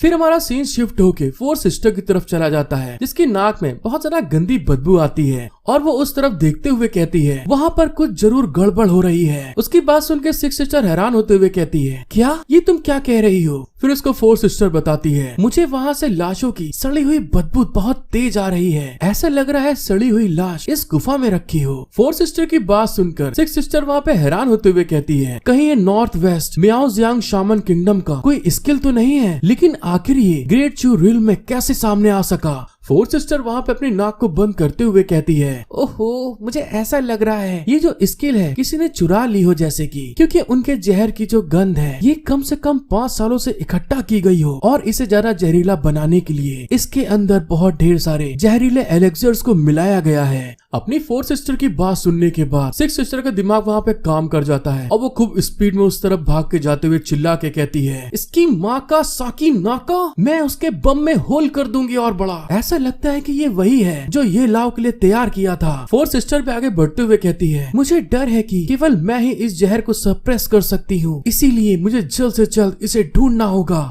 और दूसरे साइड में हमें अपने हीरो का सीन दिखाया जाता है। जब उस क्रिएचर ने वहाँ पे अटैक किया था तो थर्ड सिस्टर ने वहाँ पे अपने स्पिरिट बीस्ट को बाहर निकाल लिया था जिसने कि वहाँ पे उसके अटैक को ब्लॉक करके रखा था। और इस चीज को देखकर ये लाव घबराते हुए चिल्ला के कहता है, सिस्टर संभल के। लेकिन तभी वहाँ पे जो क्रिएचर था उसके अंदर जो जहर होता है वो एसिड के तरीके काम करते हुए जो वुल्फ की तरीके मॉन्स्टर खड़ा था उसकी ढाल को वहाँ पे पिघलाना स्टार्ट कर देता है। और इस चीज को देखकर वो स्पिरिट बीस्ट वहाँ पर उस क्रिएचर के ऊपर अटैक करता है। लेकिन तभी उसका जो अटैक होता है वहाँ पे उसकी बॉडी में फंस गया था। और इस चीज को देखते हुए थर्ड सिस्टर वहाँ पे घबराते हुए मन में कहती है, इससे निपटना इतना आसान नहीं है, अगर ये ऐसे ही चलता रहा तो मुझे कुछ भी करके अपनी सील को तोड़ना होगा। जब थर्ड सिस्टर इस बारे में सोच रही थी तभी अचानक से जो उसका स्पिरिट बीस्ट होता है वो मॉन्स्टर अपने अंदर एब्जॉर्ब कर लेता है, पिघला देता है उसको बुरी तरह से, जो कि देखने में दोस्तों सच में बहुत भयानक था। ये लाव जब वहाँ पे इस चीज को होते हुए देखता है तो हैरान होते हुए कहता है, अरे ये मॉन्स्टर तो बहुत अजीब है, अगर कोई ऐसा आर्टिफैक्ट होता जो जहर को पल भर में ही खत्म करके बचाव कर सके तो इस समय वो बहुत बढ़िया होता। ये लाव जैसे इस बारे में बोलता है तभी वहाँ पे उसके दिमाग की कुछ बत्ती जलती है और वहाँ पे वो हैरान होते हुए कहता है, हाँ मैं सही हूँ। हेलो गाइस, आई होप कि आप लोग वीडियो देखने में मजा आ रही होगी। और मुझे ये भी मालूम है आप में से बहुत से लोगों ने अभी तक वीडियो देखी है लेकिन सब्सक्राइब लाइक नहीं किया। मैं आप लोगों से रिक्वेस्ट करता हूँ कि प्लीज गाइस सब्सक्राइब लाइक जरूर कर दें। पार्ट 38 की स्टार्टिंग में हमको दिखाया जाता है ये लाव वहाँ पे अपने दिमाग की बत्ती को जलाते हुए कहता है, सिस्टर ये लो, इससे लड़ने के लिए अर्थ ड्रैगन की हड्डियों का इस्तेमाल करो। थर्ड सिस्टर उसके ऐसे मूव को देखने के बाद खुश होते हुए कहती है, अरे वाह तुम तो बहुत स्मार्ट बन गई हो। लेकिन तभी दूसरे साइड में वो जो जाइंट अजीबोगरीब मॉन्स्टर होता है वो थर्ड सिस्टर की तरफ आगे बढ़ रहा था और उस मॉन्स्टर को इस तरह से अपनी तरफ आते हुए देखकर थर्ड सिस्टर उसके अटैक के आगे अपना भी अटैक रिलीज कर देती है और उन दोनों का अटैक वहाँ पे आपस में टकरा जाता है। और इस चीज के होने के कारण जो क्रीचर था मौका निकालते हुए तुरंत थर्ड सिस्टर के ऊपर अपना वही पिलपिला अजीबोगरीब जो उसका हाथ था दोस्तों उससे मुक्का बनाते हुए थर्ड सिस्टर के ऊपर छोड़ देता है उसके ऊपर अटैक करने के लिए। और वो अटैक सीधे थर्ड सिस्टर के ऊपर जाके लगता है और उसका प्रेशर इतना होता है कि थर्ड सिस्टर लड़खड़ाती हुई पीछे की तरफ जाने लगती है। और उसके अटैक से चोट खाने के बाद वहाँ पे वो दर्द में अपने मन में कहती है, तेरे की मैं तो बहुत केयरलेस हो गई थी। और तभी वहाँ पर उस अटैक के इम्पैक्ट के कारण हवा में उछलते हुए वो वहाँ पे रोल खाने लगी थी और उसके पास जो अर्थ ड्रैगन का बैग था छोटा, वो वहाँ पे उसके हाथों से छूट जाता है और वो सीधे जमीन में आके गिरता है। तो यंग मास्टर उस बैग को देख के उसकी तरफ भाग के जाते हुए कहता है आज तो मेरा दिन बहुत लकी है। लेकिन तभी अचानक से कुछ होता है और वो जो बैग था दोस्तों वहाँ पे फूट जाता है और उसके टुकड़े यंग मास्टर के चेहरे पे लगते हैं और यंग मास्टर को समझ में नहीं आता कि अचानक से ये क्या हो गया। और हमें पता चलता है ये किसी और ने नहीं, ये लाओ ने किया था। ये लाओ वहाँ पे अर्थ ड्रैगन की बोन को अपने हाथ में लिए हुए यंग मास्टर की मौत लेते हुए कहता है, हे किन्नर, तुम दूसरे लोगों की चीजों को कैसे लेने के बारे में सोच सकते हो। यंग मास्टर वहाँ पे ये लाओ के ऐसे हरकत के कारण बहुत ज्यादा गुस्सा आ जाता है और चिड़चिड़ाते हुए कहता है, तुम बस अपनी मौत की तलाश कर रहे हो। ये लाओ वहाँ पे तुरंत अर्थ ड्रैगन की हड्डियों को दूसरे बैग में डाल देता है और लिन वानरू की तरफ फेंकते हुए कहता है, जल्दी करो और इसको ले लो। ये लाओ की ऐसी हरकत के कारण लिन वानरू वहाँ पे हैरान हो गई थी कि इसका करने का मतलब क्या है। और फिर वहाँ पर ये लाओ उस लड़की चिल्ला के कहता है, वानरू जल्दी करो, वहाँ से भागो तुम। क्योंकि दोस्तों अपना लूला बुड्ढा वहाँ पे वानरू के सामने आ गया था उसको पकड़ने के लिए, जो कि वहाँ पे उसका पीछा करते हुए कहता है, ये बैग मुझे दे दे लौंडिया। लिन वानरू खूब स्पीड में आगे की तरफ भागते हुए कहती है, चल जा बुड्ढे,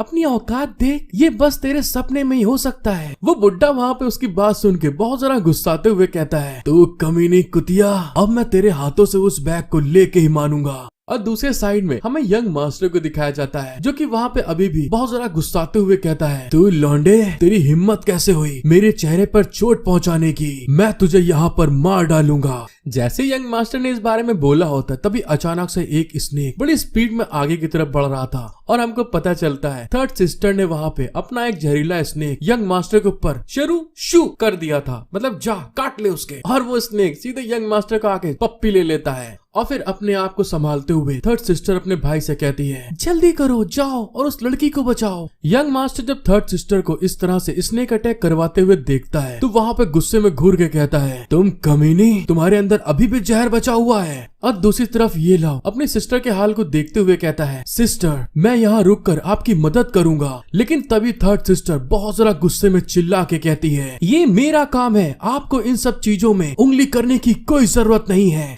ये लाओ वहाँ पे अपनी बहन की बात को समझते हुए कहता है, हाँ ठीक है, मुझे समझ में आता है तुम्हारी बात, चिल्लाने की क्या जरूरत थी। और फिर वहाँ से लिन वानरू को बचाने के लिए भाग के जाते हुए अपनी सिस्टर से कहता है, और हाँ अगर समझ आए तो मेरी बात को सुन लो, अपनी 3 ड्रैगन सोल सील को रिलीज कर दो और इतना ज्यादा घमंडी बनने की जरूरत नहीं है तुमको, वरना इस तरह से तुम्हारी जिंदगी के एल लग जाएंगे और तुम यही निपट जाओगी। उन सभी के जाने के बाद में यंग मास्टर थर्ड सिस्टर के सामने आकर खड़े होकर कहता है, अगर तुम सच में 3 ड्रैगन सोल सील को रिलीज करती हो तो मेरे पास मौजूद ये भयानक क्रीचर तुम्हारे लिए काफी नहीं होगा, लेकिन दुर्भाग्य से अगर तुम अपनी 3 ड्रैगन सोल सील को रिलीज करती हो तो तुम इसकी मदद नहीं कर सकते। यंग मास्टर की बात सुनने के बाद जो थर्ड सिस्टर होती है उसको कुछ समझ में नहीं आता, आखिर मैं करूँ तो करूँ क्या। और फिर वहाँ पर यंग मास्टर उसकी और उंगली करते हुए कहता है, तुम ऐसा नहीं कर सकती, अपने डीमन हार्ट से छुटकारा पाओ, भले ही तुमने अपनी सील को तोड़ दी हो, तुम डीमन वर्ल्ड में गिर जाओगी। क्या मैंने सही कहा? और दूसरे साइड में हमें उसी बुढ़ऊ को दिखाया जाता है जिसने कि वहाँ पे लिन वानरू को पकड़ लिया था और वहाँ पे उसको जमीन में गिराते हुए कहता है, तो बताओ छोटी छोकरिया,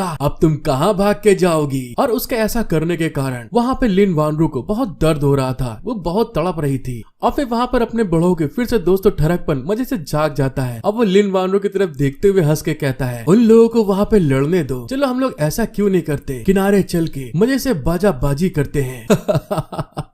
तुम्हारा क्या ख्याल है इस बारे में? उसकी ऐसी बात सुनने के बाद लिन वानरू वहाँ पे बहुत ज्यादा डर जाती है और घबराते हुए चिल्ला के कहती है, बचाओ, कोई तो बचा लो मुझे, ये बुढ़ा साला फिर से ठरकी हो गया है। लिन वानरू की आवाज सुन के ये लाओ तुरंत वहाँ पे आ जाता है और बुढ़ऊ के गाल पे एक जोर से घूंसा मारता है, जिससे कि उसके हाल वहाँ पे बुरे हो जाते हैं, जिससे कि उसके हाल वहाँ पे बुरे हो गए थे। और ये लाओ के सिर्फ एक घूंसे के कारण वो बुढ़ऊ सीधे उड़ता हुआ चट्टान में जाके लड़ता है और वो चट्टान वहाँ पे क्रैक हो गई थी। ये लाओ वहाँ पे उसको मारने के बाद उसकी तरफ देखते हुए कहता है, अरे हाँ बुढ़ऊ, वैसे भी मैंने तुमसे पहले ही कहा था कि अगली बार मिलूंगा तो मैं तुम्हारे साथ जो भी मैटर होगा सब क्लियर कर दूंगा। ये लाओ की बात सुनने के बाद बुढ़ऊ वहाँ पे उठ के अपने हाथ में वही सुनहरी कुल्हाड़ी उठा लेता है और ये लाओ की तरफ देखते हुए कहता है, तो लौंडे बस मौत की तलाश कर रहा है और तुमको क्या लगता है इस समय तुम्हारी मदद करने के लिए यहाँ पर कौन आ सकता है? जैसे बुढ़ो ने इस बारे में बोला होता तभी अचानक से जो 4 सिस्टर थी वहाँ पे आते हुए कहती हैं, तुम्हें डरने की कोई जरूरत नहीं है मेरे भाई, तुम्हारी सिस्टर यहाँ पर आ गई है। 6 सिस्टर जब अपने भाई को देखती है सही सलामत तो भी खुश होते हुए कहती है, छोटे भाई तुम्हारा बहुत बहुत शुक्रिया, आपके चिल्लाने के बिना हम इस जगह को कभी ढूंढ नहीं पाते।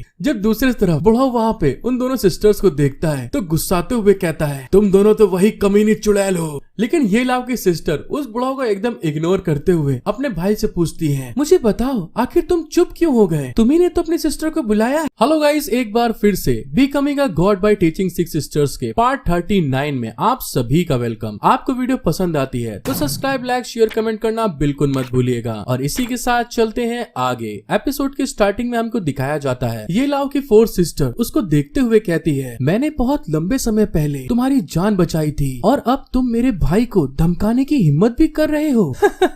तुम्हारी हिम्मत तो सच में तारीफ करने लायक है। 4 सिस्टर की बात सुनने के बाद वो जो बुढ़ाऊ था पीछे की तरफ हटते हुए गुस्सा के अपने मन में कहता है, आखिर इस बच्चे ने पिछली जिंदगी में किस तरह की ब्लेसिंग को इकट्ठा किया था। इसके आसपास की औरतें इतनी ताकतवर हैं और उसके साथ साथ सब बहुत सुंदर हैं। चलो छोड़ो, इस लौंडे को भूल जाता हूँ। यहाँ से निकलने का रास्ता ढूंढना मेरे लिए बहुत जरूरी है। उस बुढ़ाऊ को जाते हुए देखकर जो 6 सिस्टर थी उसको छेड़ते हुए कहती हैं, अगर तुम्हारा बिहेव बहुत अच्छा है तो हम दोनों तुमसे वादा करते हैं कि हम लोग हिलेंगे भी नहीं, लेकिन अगर तुम यहाँ से भागने के बारे में सोचते हो तो मैं एक पल में तुम्हारे सर को झुका सकती हूँ। 6 सिस्टर की बात सुनने के बाद में वो जो बुढ़ाऊ था वहाँ पे बहुत तेज तेज रोने लगता है और सफेद झंडी दिखाते हुए कहता है, अरे मेरी चाची मुझसे गलती हो गई, अब मैं नहीं करूँगा। फिर तुम लोग मुझसे क्या चाहते हो जबकि मैं यहाँ से भाग भी नहीं सकता। 6 सिस्टर वहाँ पर उस बुढ़ाऊ की तरफ देखते हुए कहती है, नहीं नहीं ऐसी कोई बात नहीं है, तुम्हें बस मेरे भाई से लड़ते रहना होगा, उसे हराना होगा। अगर तुमने उसे हरा दिया तो तुम यहाँ से जा सकते हो, अगर तुम हार गए तो तुम्हें यहाँ पर मरना होगा। 6 सिस्टर के ऐसी बात सुनने के बाद बुढ़ाऊ को कुछ समझ में नहीं आता। आखिर ये अपने भाई की बहन है कि दुश्मन है। अब इसे क्या मालूम कि अपने हीरो के ऊपर ये सारी बहनें मिलके कितना ज्यादा अत्याचार करती हैं। और फिर हमको 4 सिस्टर को दिखाया जाता है जो कि वहाँ पर ये लाव के पास आकर उसके सर में कुछ देखते हुए कहती हैं, नीचे देखो, मुझे अपने बाई हुई पॉइंट को देखने दो। और नीचे दोस्तों आप देख ही सकते हैं क्या बड़े बड़े अरमान हैं, जिसको देखते हुए अपना हीरो वहाँ पे हैरान हो जाता है। ब्लश करते हुए कहता है, अरे आखिर तुम्हें वहाँ पर क्या दिखाई देगा। अपने भाई की बात सुन के 4 सिस्टर उससे कहती है, ज्यादा हिलने की जरूरत नहीं है तुमको। और जब वहाँ पे वो ये लाव के सर में देखती है तो वहाँ पर देखते हुए अपने मन में कहती है, बे हुई तो पर्पल हो गया है, पूरी बॉडी की जेन क्यूआई पॉइंट बंद हो गई है। अगर ये रिफाइन नहीं हो रही है तो ये पक्के तौर पे मर जाएगा। किस्मत से मुझे इसके बारे में पता चल गया। और इस बात को कहते हुए 4 सिस्टर वहाँ पे बे हुई पॉइंट को फोड़ देती है और फिर अपने हीरो से कहती है, बिल्कुल शांति से खड़े रहना, हिलने की जरूरत नहीं है, इससे तुमको थोड़ी सी चोट लग सकती है। मैं कोशिश करूंगी इस टेक्निक को बहुत आराम से करूं। अपना हीरो 4 सिस्टर की बात सुन के हंसते हुए कहता है, हाँ हाँ ठीक है, कोई दिक्कत नहीं है। और फिर अपने मन में कहता है, आज मुझे इतना अजीब क्यों लग रहा है। फिर हमें उसके 4 सिस्टर को दिखाया जाता है जो कि वहाँ पर अपनी टेक्निक को परफॉर्म करने के लिए बहुत ढेर सारी नीडल्स को बाहर निकाल लेती है और उन सारी सुइयों के अंदर अपनी स्पिरिचुअल एनर्जी को डालते हुए कहती है, secret technique Qi Huang 10 soul of acupuncture. और इस बात को कहने के साथ में वहाँ पर उसके पास जितनी भी नीडल्स थी वो बहुत ज्यादा स्पीड में अपने हीरो की बॉडी के अंदर धांस देती है और उसकी स्पीड इतनी ज्यादा होती है कि वो सारी की सारी नीडल्स अपने हीरो की बॉडी के अंदर एंटर करने लगती हैं। जिस चीज को होते हुए देखकर ये लाव वहाँ पे बुरी तरह घबरा गया था और उसकी बॉडी में भी बहुत ज्यादा पेन होने लगता है। उसकी नसें वहाँ पे तनने लगती हैं। वो वहाँ पे दर्द के मारे करहार रहा था। अपने छोटे भाई की ऐसी हालत को देखकर उसकी 4 सिस्टर के वहाँ पसीने आ गए थे और तभी अपने मन में कहती है, जेन क्यूआई का रिफाइनिंग इफेक्ट मेरी सोच से भी बहुत ज्यादा हो गया है। आखिर इसने ऐसी कौन सी टेक्निक को कल्टीवेट किया है, बहुत ज्यादा स्पीड में एब्सॉर्ब कर रही है। और दूसरे साइड में अपने हीरो को दिखाया जाता है जिसके हाल और ज्यादा खराब हो गए थे। उसकी नसें और ज्यादा तनने लगी थी और वहाँ पे वो और ज्यादा बुरी तरह से करहाने लगता है। और कुछ ही देर में हमें दिखाया जाता है ये लाव वहाँ पर अपनी खूब ढेर सारी स्पिरिचुअल एनर्जी को वहाँ पे एक झटके में रिलीज करता है, जिसके इफेक्ट के कारण वहाँ की जमीन भी उस समय कलर चेंज हो गया था और इस चीज को होते हुए देखकर उस बड़ों की हालत खराब हो गई थी और वहाँ पे वो पसीने पसीने होते हुए अपने मन में कहता है, धत तेरे की लग गए घोड़े, मुझे यहाँ आने से पहले ही अपना लाइफ इंश्योरेंस कर लेना चाहिए था। जब वहाँ पे सिक्स सिस्टर उस बुढ़ाओ को इतना घबराते हुए देखती है तो वहाँ पे उसकी तरफ घूर के देखते हुए कहती है, बुढ़ाओ तुम्हें हिलने की जरूरत नहीं है, कोई चाल चलने की सोच भी मत लेना, वरना तुम्हारी दोनों टांग और हाथ में यहीं पे काट डालूंगी। और इस समय के लिए तुम बस इतना सोचो कि तुम यहाँ पर अंधे हो गए हो। और हाँ, वैसे आपकी उस जहरीली गैस का इफेक्ट मुझ पर कुछ भी नहीं होता है। सिक्स सिस्टर की ये सब बातें सुनने के बाद बुढ़ाओ तो वहाँ पे बिल्कुल जम सा जाता है, इतना ज्यादा डर गया था। और फिर वहाँ पर एक ब्लू कलर की पिल को निकाल के खाते हुए कहता है, नहीं नहीं, ये सिर्फ मेरी किडनी की बीमारियों की दवाइयाँ हैं जो मैं ले रहा हूँ। और फिर वहाँ पे सिक्स सिस्टर की तरफ देखते हुए मन में कहता है, अरे यार, आखिर ये औरत किस तरह की पैरासाइट है। और सिक्स सिस्टर भी बुढ़ाओ की ऐसी हरकत को देख के हंसते हुए कहती है, ठीक है, ले लो, कोई दिक्कत नहीं है, देखते हैं तुम क्या कर लोगे। दूसरे साइड में वो बुढ़ाओ वहाँ पे दवाई को लेते हुए मन में कहता है, वो बिल्कुल सही थी, जहरीली गैस का इफेक्ट ह्यूमन एलिमेंट रिल्म से ऊपर के लोगों के ऊपर बहुत कम इफेक्ट होता है और कम से कम वे दोनों स्पिरिट एम्परर रिल्म पे हैं। मैं अपनी अभी की ताकत से केवल उस लड़के को मार सकता हूँ, शायद अभी भी मेरे पास मौका है। जब वो इस बारे में बोल रहा था तो फोर सिस्टर वहाँ पे अपने हीरो का ट्रीटमेंट पूरी तरह से कंप्लीट कर चुकी थी और ये लाओ से कहती है, हाँ ठीक है, मेरी टेक्निक कंप्लीट हुई। जब फोर सिस्टर ने ऐसा कहा तो अपने हीरो की बॉडी के अंदर से बहुत ढेर सारी ब्लैक कलर की ऑरा बाहर की तरफ रिलीज हो रही थी। लिंग वानरू अपने हीरो से पूछती है, तो मुझे बताइए आपको कैसा लग रहा है इस समय। ये लाओ वहाँ पे अपनी स्पिरिचुअल एनर्जी को अपने हाथ में जनरेट करके देखते हुए कहता है, मेरी बॉडी पहले से बहुत ज्यादा अच्छा महसूस कर रही है, मानो मेरी बॉडी के ऊपर से बहुत भारी वजन हटा दिया गया हो। ये लाओ की बात सुन के जो उसकी फोर सिस्टर थी उसके पसीने आ रहे थे। ये लाओ की बात सुन के फोर सिस्टर उससे कहती है, अगर आपकी किस्मत बहुत अच्छी हुई तो आपको मेरी थेरेपी के बाद बहुत ज्यादा अच्छे सरप्राइज मिल सकते हैं।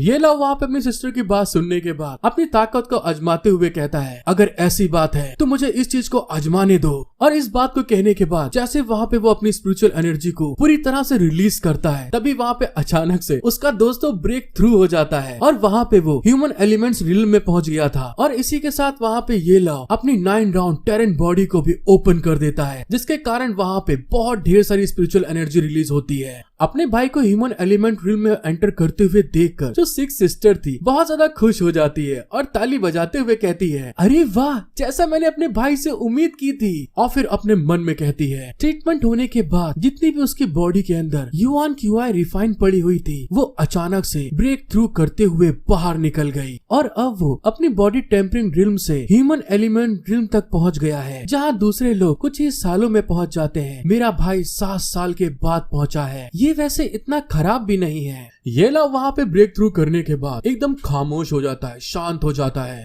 और फिर उस बुढ़ाओ की तरफ देखते हुए कहता है, तो बुढ़ाओ बताओ, क्या हम लोग स्टार्ट करें तुरंत, क्योंकि हम लोग की फाइट अभी भी आधे पे ही रुकी हुई है। ये लाओ को अपने सामने ब्रेक थ्रू करने के बाद इतनी पावरफुल बनते हुए देखकर वो बुढ़े की तो आंखें बाहर आ गई थी, उसकी जवान मुंह का साथ छोड़ चुकी थी और वहाँ पे वो हकलाते हुए कहता है, तुम फाइट करना चाहते हो लेकिन इसका कोई मतलब नहीं है। अब दोस्तों आया है ऊंट पहाड़ के नीचे।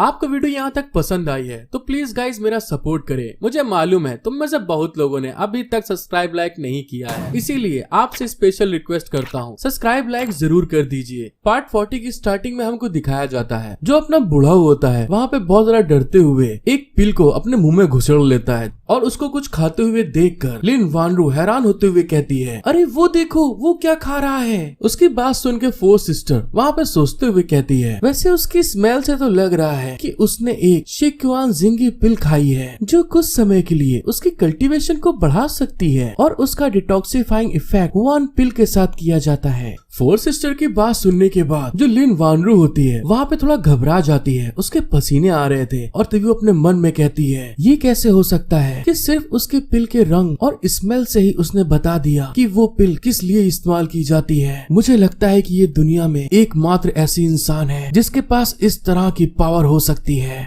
और तभी दूसरे साइड जो अपना ये लाव होता है वहाँ पर अपनी स्पिरिचुअल पावर को बढ़ाते हुए और साथ ही 9 टायरेंट बॉडी को भी एक्टिवेट करके आगे की तरफ जब बढ़ता है तो सामने के पत्थर वहाँ पे टूटने लगते हैं, हवा में उड़ने लगते हैं और वो उस बढ़ाव की तरफ आगे बढ़ रहा था। ये लाओ जब इतनी पावर को यूज करते हुए आगे की तरफ बढ़ रहा था तो पत्थर कुछ पीछे लिन वानरू के ऊपर पड़ते हैं, जिससे कि वहाँ पे वो डर जाती है। और दूसरी तरफ जब बुढ़ाऊ ये लाओ को अपनी तरफ आते हुए देखता है तो वहाँ पे अपने मन में घबराते हुए कहता है, अरे वो तो गायब हो गया है। और जैसे उसने बोला होता तभी अचानक से ये लाओ को एक बहुत पावरफुल पंच उसकी ठुड्डी के ऊपर पड़ता है और वहाँ पे ये लाओ अपनी स्पीड को यूज करते हुए दोबारा से उसके ऊपर अटैक करने के लिए उसके पीछे आ जाता है। ये लाओ के ऐसे मूवमेंट को देखने के बाद वो जो बुढ़ाऊ था वहाँ पे घबराते हुए अपने मन में कहता है, ये तो बहुत तेज हो गया है, यहाँ तक कि मैं इसको देख भी नहीं पा रहा हूँ। और बुढ़ाऊ के पीछे आने के साथ में ये लाओ फिर से उसको घूंसा मारता है और वो उसके पावर के इफेक्ट के कारण सीधे जमीन पे जाके गिर रहा था। और इसी तरह से ये लाओ ने जिस तरह से धोबी घाट पे धोबी अपने कपड़ों को धोता है, उसी तरह से ये लाओ कभी आगे कभी पीछे कभी ऊपर कभी नीचे हर जगह से उस बुढ़ाऊ को बुरी तरह से पेल रहा था। उसकी हालत वहाँ पे ये लाओ ने खराब कर दी थी, यहाँ तक कि उसको चिल्लाने तक का मौका नहीं मिल पा रहा था। सिक्स सिस्टर जब अपने भाई को इतना पावरफुल देखती है तो उसको भी थोड़ा पसीने आ गए थे और वो हैरान होते हुए अपनी बहन से पूछती है, ये कितनी अजीब बात है, ये लाओ की स्पीड बहुत तेज हो गई है। अपनी सिक्स सिस्टर की बात सुन के फोर सिस्टर उसको बताती है वो अपनी 9 राउंड टेरन बॉडी के साथ में अवेक हो गया है और जेन क्यूआई का ब्लड में इंजेक्ट होने के कारण उसका खून बहुत ज्यादा स्ट्रॉन्ग उबलने वाले प्रेशर के साथ में ताकत लगा रहा है, इसीलिए उसके हमला करने की गति और पावर 2 गुना हो गई है।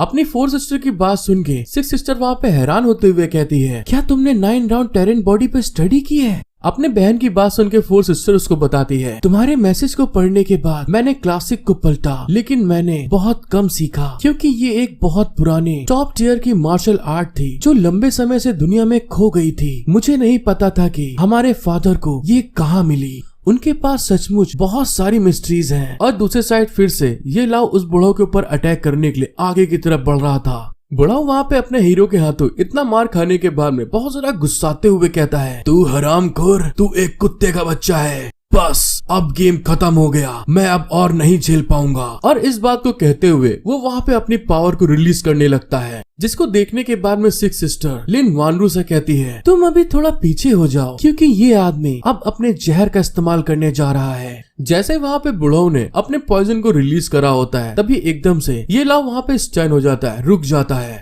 जिस चीज को देखते हुए बुढ़ाऊ वहाँ पे बड़ा खुश होते हुए कहता है चलो फिर से मेरे ऊपर हमला करो, आखिरकार मैंने अपने पॉइजन से लड़ने वाली दवा को खा लिया है, अगर तुम में हिम्मत है तो मुझे मार के दिखा। ये लाओ वहाँ पे उसकी बात सुन के वहाँ पे बहुत गुस्सा रहा था और तभी बुढ़ाऊ की बात सुनने के बाद वो गुस्साते हुए सीधे उसकी तरफ उसको पेलने के लिए आगे की तरफ बढ़ने लगता है, जिसको देखने के बाद लिन वानरू वहाँ पे हैरान होते हुए चिल्ला के कहती है, ये लाओ इतने उतावले होके काम मत करो। और जब वो बुढ़ाऊ देखता है ये लाओ को अपने पास आते हुए तो बहुत ज्यादा खुश होते हुए अपने मन में कहता है, ये लौंडा सच में अभी भी छटाक भर का ही है और मेरी कुछ बातों को सुनने के बाद उसका दिमाग पूरी तरह से खराब हो गया, इसीलिए केवल एक समझदार इंसान आखिरी तक जिंदा रहने का हकदार होता है। जब बुढ़ाऊ वहाँ पे बहुत जरा खुश हो रहा था तभी ये लाओ आगे बढ़ते हुए अपने स्पिरिट बीस्ट को बाहर निकालते हुए कहता है, टुनटियान जाओ और उसके पॉइजन स्मोक के इफेक्ट को पूरी तरह से हटा दो। ये लाओ की बात सुनने के बाद स्पिरिट बीस्ट सीधे अपनी पावर को यूज करते हुए जितना भी पॉइजन बुढ़ाऊ के आसपास जमा था गैस के रूप में वो सारा का सारा वहाँ पे हटाने लगता है और उसके स्पिरिट बीस्ट के प्रेशर को अपने ऊपर देखते हुए वो बुढ़ाऊ वहाँ पे बहुत ज्यादा डर जाता है, घबरा जाता है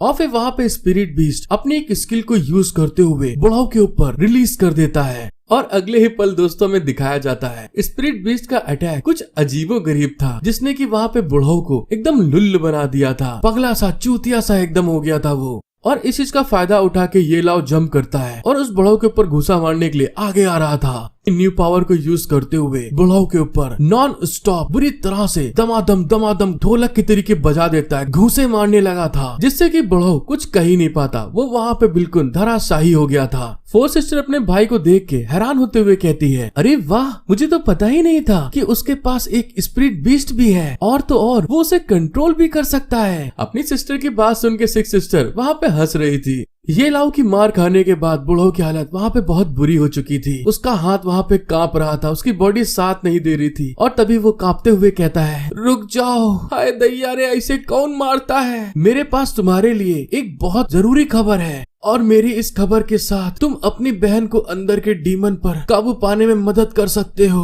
और जैसा कि दोस्तों आप देख सकते हैं, ये लाओ ने इतना भयानक तरीके से पेला होता है कि उसके घूंसे के निशान उसकी छाती पे छप गए थे। बस यहाँ पर पिसा हुआ चावल डालो और इडली तैयार हो जाएगी। उस बुढ़ाऊ की बात सुनने के बाद ये लाओ रुकते हुए अपने मन में कहता है, हाँ थर्ड सिस्टर। फिर बुढ़ाऊ उसको बताता है, अगर तुम मुझे नहीं मारोगे मैं तुम्हें सारी बात को बता दूंगा कि तुम कैसे उसको कंट्रोल कर सकते हो। उसके ऐसे हाल को देखने के बाद ये लाओ वहाँ पे हंसते हुए कहता है, अगर ऐसी बात है तो चलो ठीक है, मुझे बताओ कि तुम्हारे पास क्या जरूरी जानकारी है। Becoming a god by teaching six sisters के पार्ट 41 की स्टार्टिंग में हमको दिखाया जाता है जो अपना बुढ़ाऊ अभी बुरी तरीके से पेला गया था उसकी जवानी के दिन, और उसने वहाँ पर कुछ लोगों को बंधक बना के रखा था और उसमें से एक बुढ़े के ऊपर लात मारते हुए कहता है, जल्दी आगे बढ़ो तुम बेकार कचड़ा बुढ़े। और दोस्तों ये वही जगह थी जहाँ पर थर्ड सिस्टर ने आकर अटैक किया था और ये सब मर गए थे। उस समय शेन वेई स्कॉट में मैं खुद 34 लोगों को घर के अंदर ले जा रहा था और युवा मास्टर ने मुझे उन्हें ब्लैक पोशन पिलाने के लिए कहा, जिसके बारे में कहा जाता है कि ये फ्यूचर में पूरी दुनिया पर कब्जा करने के लिए आखिरी हथियार होगा। लेकिन मुझे इस चीज के बारे में नहीं पता था कि ये कौन सा पोशन है। लेकिन जैसे ही मैंने वहाँ पर उन सभी लोगों को वो ब्लैक पोशन पिलाया तो वो सारे के सारे लोग खुद ही अपने आप मर गए। और जैसा कि आप देख सकते हैं उस ब्लैक पोशन के इफेक्ट के कारण उन लोग वहाँ पर बुरी तरह से तड़प रहे थे। और जब मैं ये सब देखने के बाद जल्दबाजी में युवा मास्टर को रिपोर्ट करने के लिए भागा, तभी अचानक से वहाँ पे एक बहुत बड़ा भयानक एक्सप्लोजन हो गया था जिसमें कि वहाँ की सारी जगह तबाह हो गई थी। ये लाओ बुढ़ाऊ की बात सुनते हुए कहता है, इसका मतलब है कि मेरी बहन के वहाँ पहुँचने से पहले ही वो गंदा काम कर चुका था। तुम लोगों ने पहले ही उन्हें जहर देकर मार डाला था। ये लाओ की बात सुनने के बाद वो बुढ़ाऊ शॉक्ड हो गया था, घबराने लगता है और वहाँ पर गिड़गिड़ाते हुए ये लाओ से कहता है, मैंने वैसा ही किया जैसा कि मुझसे कहा गया था और मुझे इस चीज की उम्मीद भी नहीं थी कि वो सारे लोग वहाँ पर मर जाएंगे। सिक्स सिस्टर इस बात को सुनने के बाद वहाँ पे गुस्साते हुए कहती है, तुम कमीने, तुम्हारी हिम्मत कैसे हुई? तुम सभी लोगों ने मिलकर मेरी थर्ड सिस्टर को इतनी गंदी तरीके से फंसा दिया और अब तुम अपना इल्जाम दूसरे के ऊपर लगा रहे हो। सिक्स सिस्टर की बात सुन के बुढ़ाऊ वहाँ पे रोते हुए कहता है, इसका मुझसे कोई लेना देना नहीं है और जब मैं उस धमाके के बाद जागा तो तुम्हारी सिस्टर पहले ही जा चुकी थी। ये लाओ बुढ़ाऊ की बात सुन के अपनी फोर सिस्टर की तरफ देख के कहता है, क्या उसने जो कहा वो सच है? उसकी फोर सिस्टर वहाँ पे सोचते हुए कहती है, इन सड़ी हुई जहरीली लाशों को फिर से जिंदा करने के लिए मरने से पहले लोगों को जहर को खिलाना सबसे अच्छा है। मुझे पहले इस बारे में यकीन नहीं था, लेकिन आज जहरीली लाशों को खुद अपने आंखों से सामने देखकर मुझे ये पता चला कि उनकी मौत का थर्ड सिस्टर से कोई लेना देना नहीं है। ये लाओ अपनी बहन की बात सुन के वहाँ से आगे बढ़ते हुए कहता है, तो ठीक है, मैं अपनी थर्ड सिस्टर को ये बताने जा रहा हूँ। और दूसरे साइड में बुढ़ाऊ वहाँ पे घबराते हुए कहता है, हीरो क्या मैं अब यहाँ से जा सकता हूँ? उस बुढ़ाऊ की बात सुन के ये लाओ उसकी तरफ देखते हुए कहता है, मैं हमेशा अपना वादा निभाता हूँ और जो तुमने मुझे बताया वो बहुत जरूरी जानकारी है, इसीलिए मैं तुमको अब नहीं मारूंगा। ये लाओ की बात सुन के बुढ़ाऊ वहाँ पे थोड़ा रिलैक्स करते हुए कहता है, चलो बस तो गया मैं। और जब वहाँ पे रिलैक्स कर रहा था वो, तभी वहाँ पे ये लाओ लिन वानरू को डैगर देते हुए कहता है, वानरू मैं उसे अब तुम पर छोड़ता हूँ। वानरू इस चीज को करते हुए देखकर वहाँ पे हैरान होते हुए कहती है, क्या तुमको पक्का लगता है? और दूसरे साइड बुढ़ाऊ वहाँ पे बुरी तरह घबरा जाता है, हैरान होने लगता है कि साला अभी तो बचा था, फिर ये पेलने के लिए दूसरा प्लान बनाने लगा। और फिर वहाँ पे वो चिल्ला के कहता है, तुमने तो मुझसे वादा किया था कि तुम मुझे नहीं मारोगे। लिन वानरूस की बात सुन के डैगर को अपने हाथ में लेके आगे की तरफ बढ़ते हुए कहती है, हाँ उसने वादा किया था कि तुम्हें नहीं मारेगा, इसीलिए मैं तुमको मारने जा रही हूँ। और जब वो इस बात को कह के आगे की तरफ बढ़ रही थी तो उसके वहाँ पे पसीने आ रहे थे और इस चीज को देखते हुए सिक्स सिस्टर उससे कहती है, वैसे लड़की मुझे तुम बहुत जरा कंफ्यूज दिख रही हो, लेकिन उसने जब तुम्हारे साथियों को मारा था तो क्या उसने दया दिखाई थी? नहीं ना। और फिर फोर सिस्टर भी लिन वानरू के पास आकर उसको हिम्मत देते हुए कहती है, हम लोग यही हैं, तुम्हें डरने की कोई जरूरत नहीं है, जाओ उसने जो तुम्हारे साथियों के साथ में किया, उन्हें जान से मार डाला, उसका आज बदला ले लो, ये डैगर उसके सीने में उतार दो। लिन वानरू फोर सिस्टर की बात सुनकर वहाँ पर रोने लगती है अपने साथियों को याद करते हुए, और तभी वहाँ पर गुस्से में उस डैगर को उठाते हुए बड़ों की तरफ देख के कहती है, तू हरामखोर कमीने ठरकी बुड्ढे, तूने मेरे साथियों को मार डाला और साथ ही कई बार मेरे साथ बाजाबाजी करने की कोशिश की, तो अब तुम्हें इसका कर चुकाना होगा। और इस चीज को कहते हुए लिन वानरू उस बुढ़ाऊ की तरफ डैगर लेके आगे बढ़ रही थी और अगले ही पल वो अपने साथियों को याद करते हुए कि उसने उसको कैसे मारा था, वहाँ पे वो उस डैगर को उसके छाती के आर पार कर देती है और उसने वहाँ पे उसको जान से मार दिया था।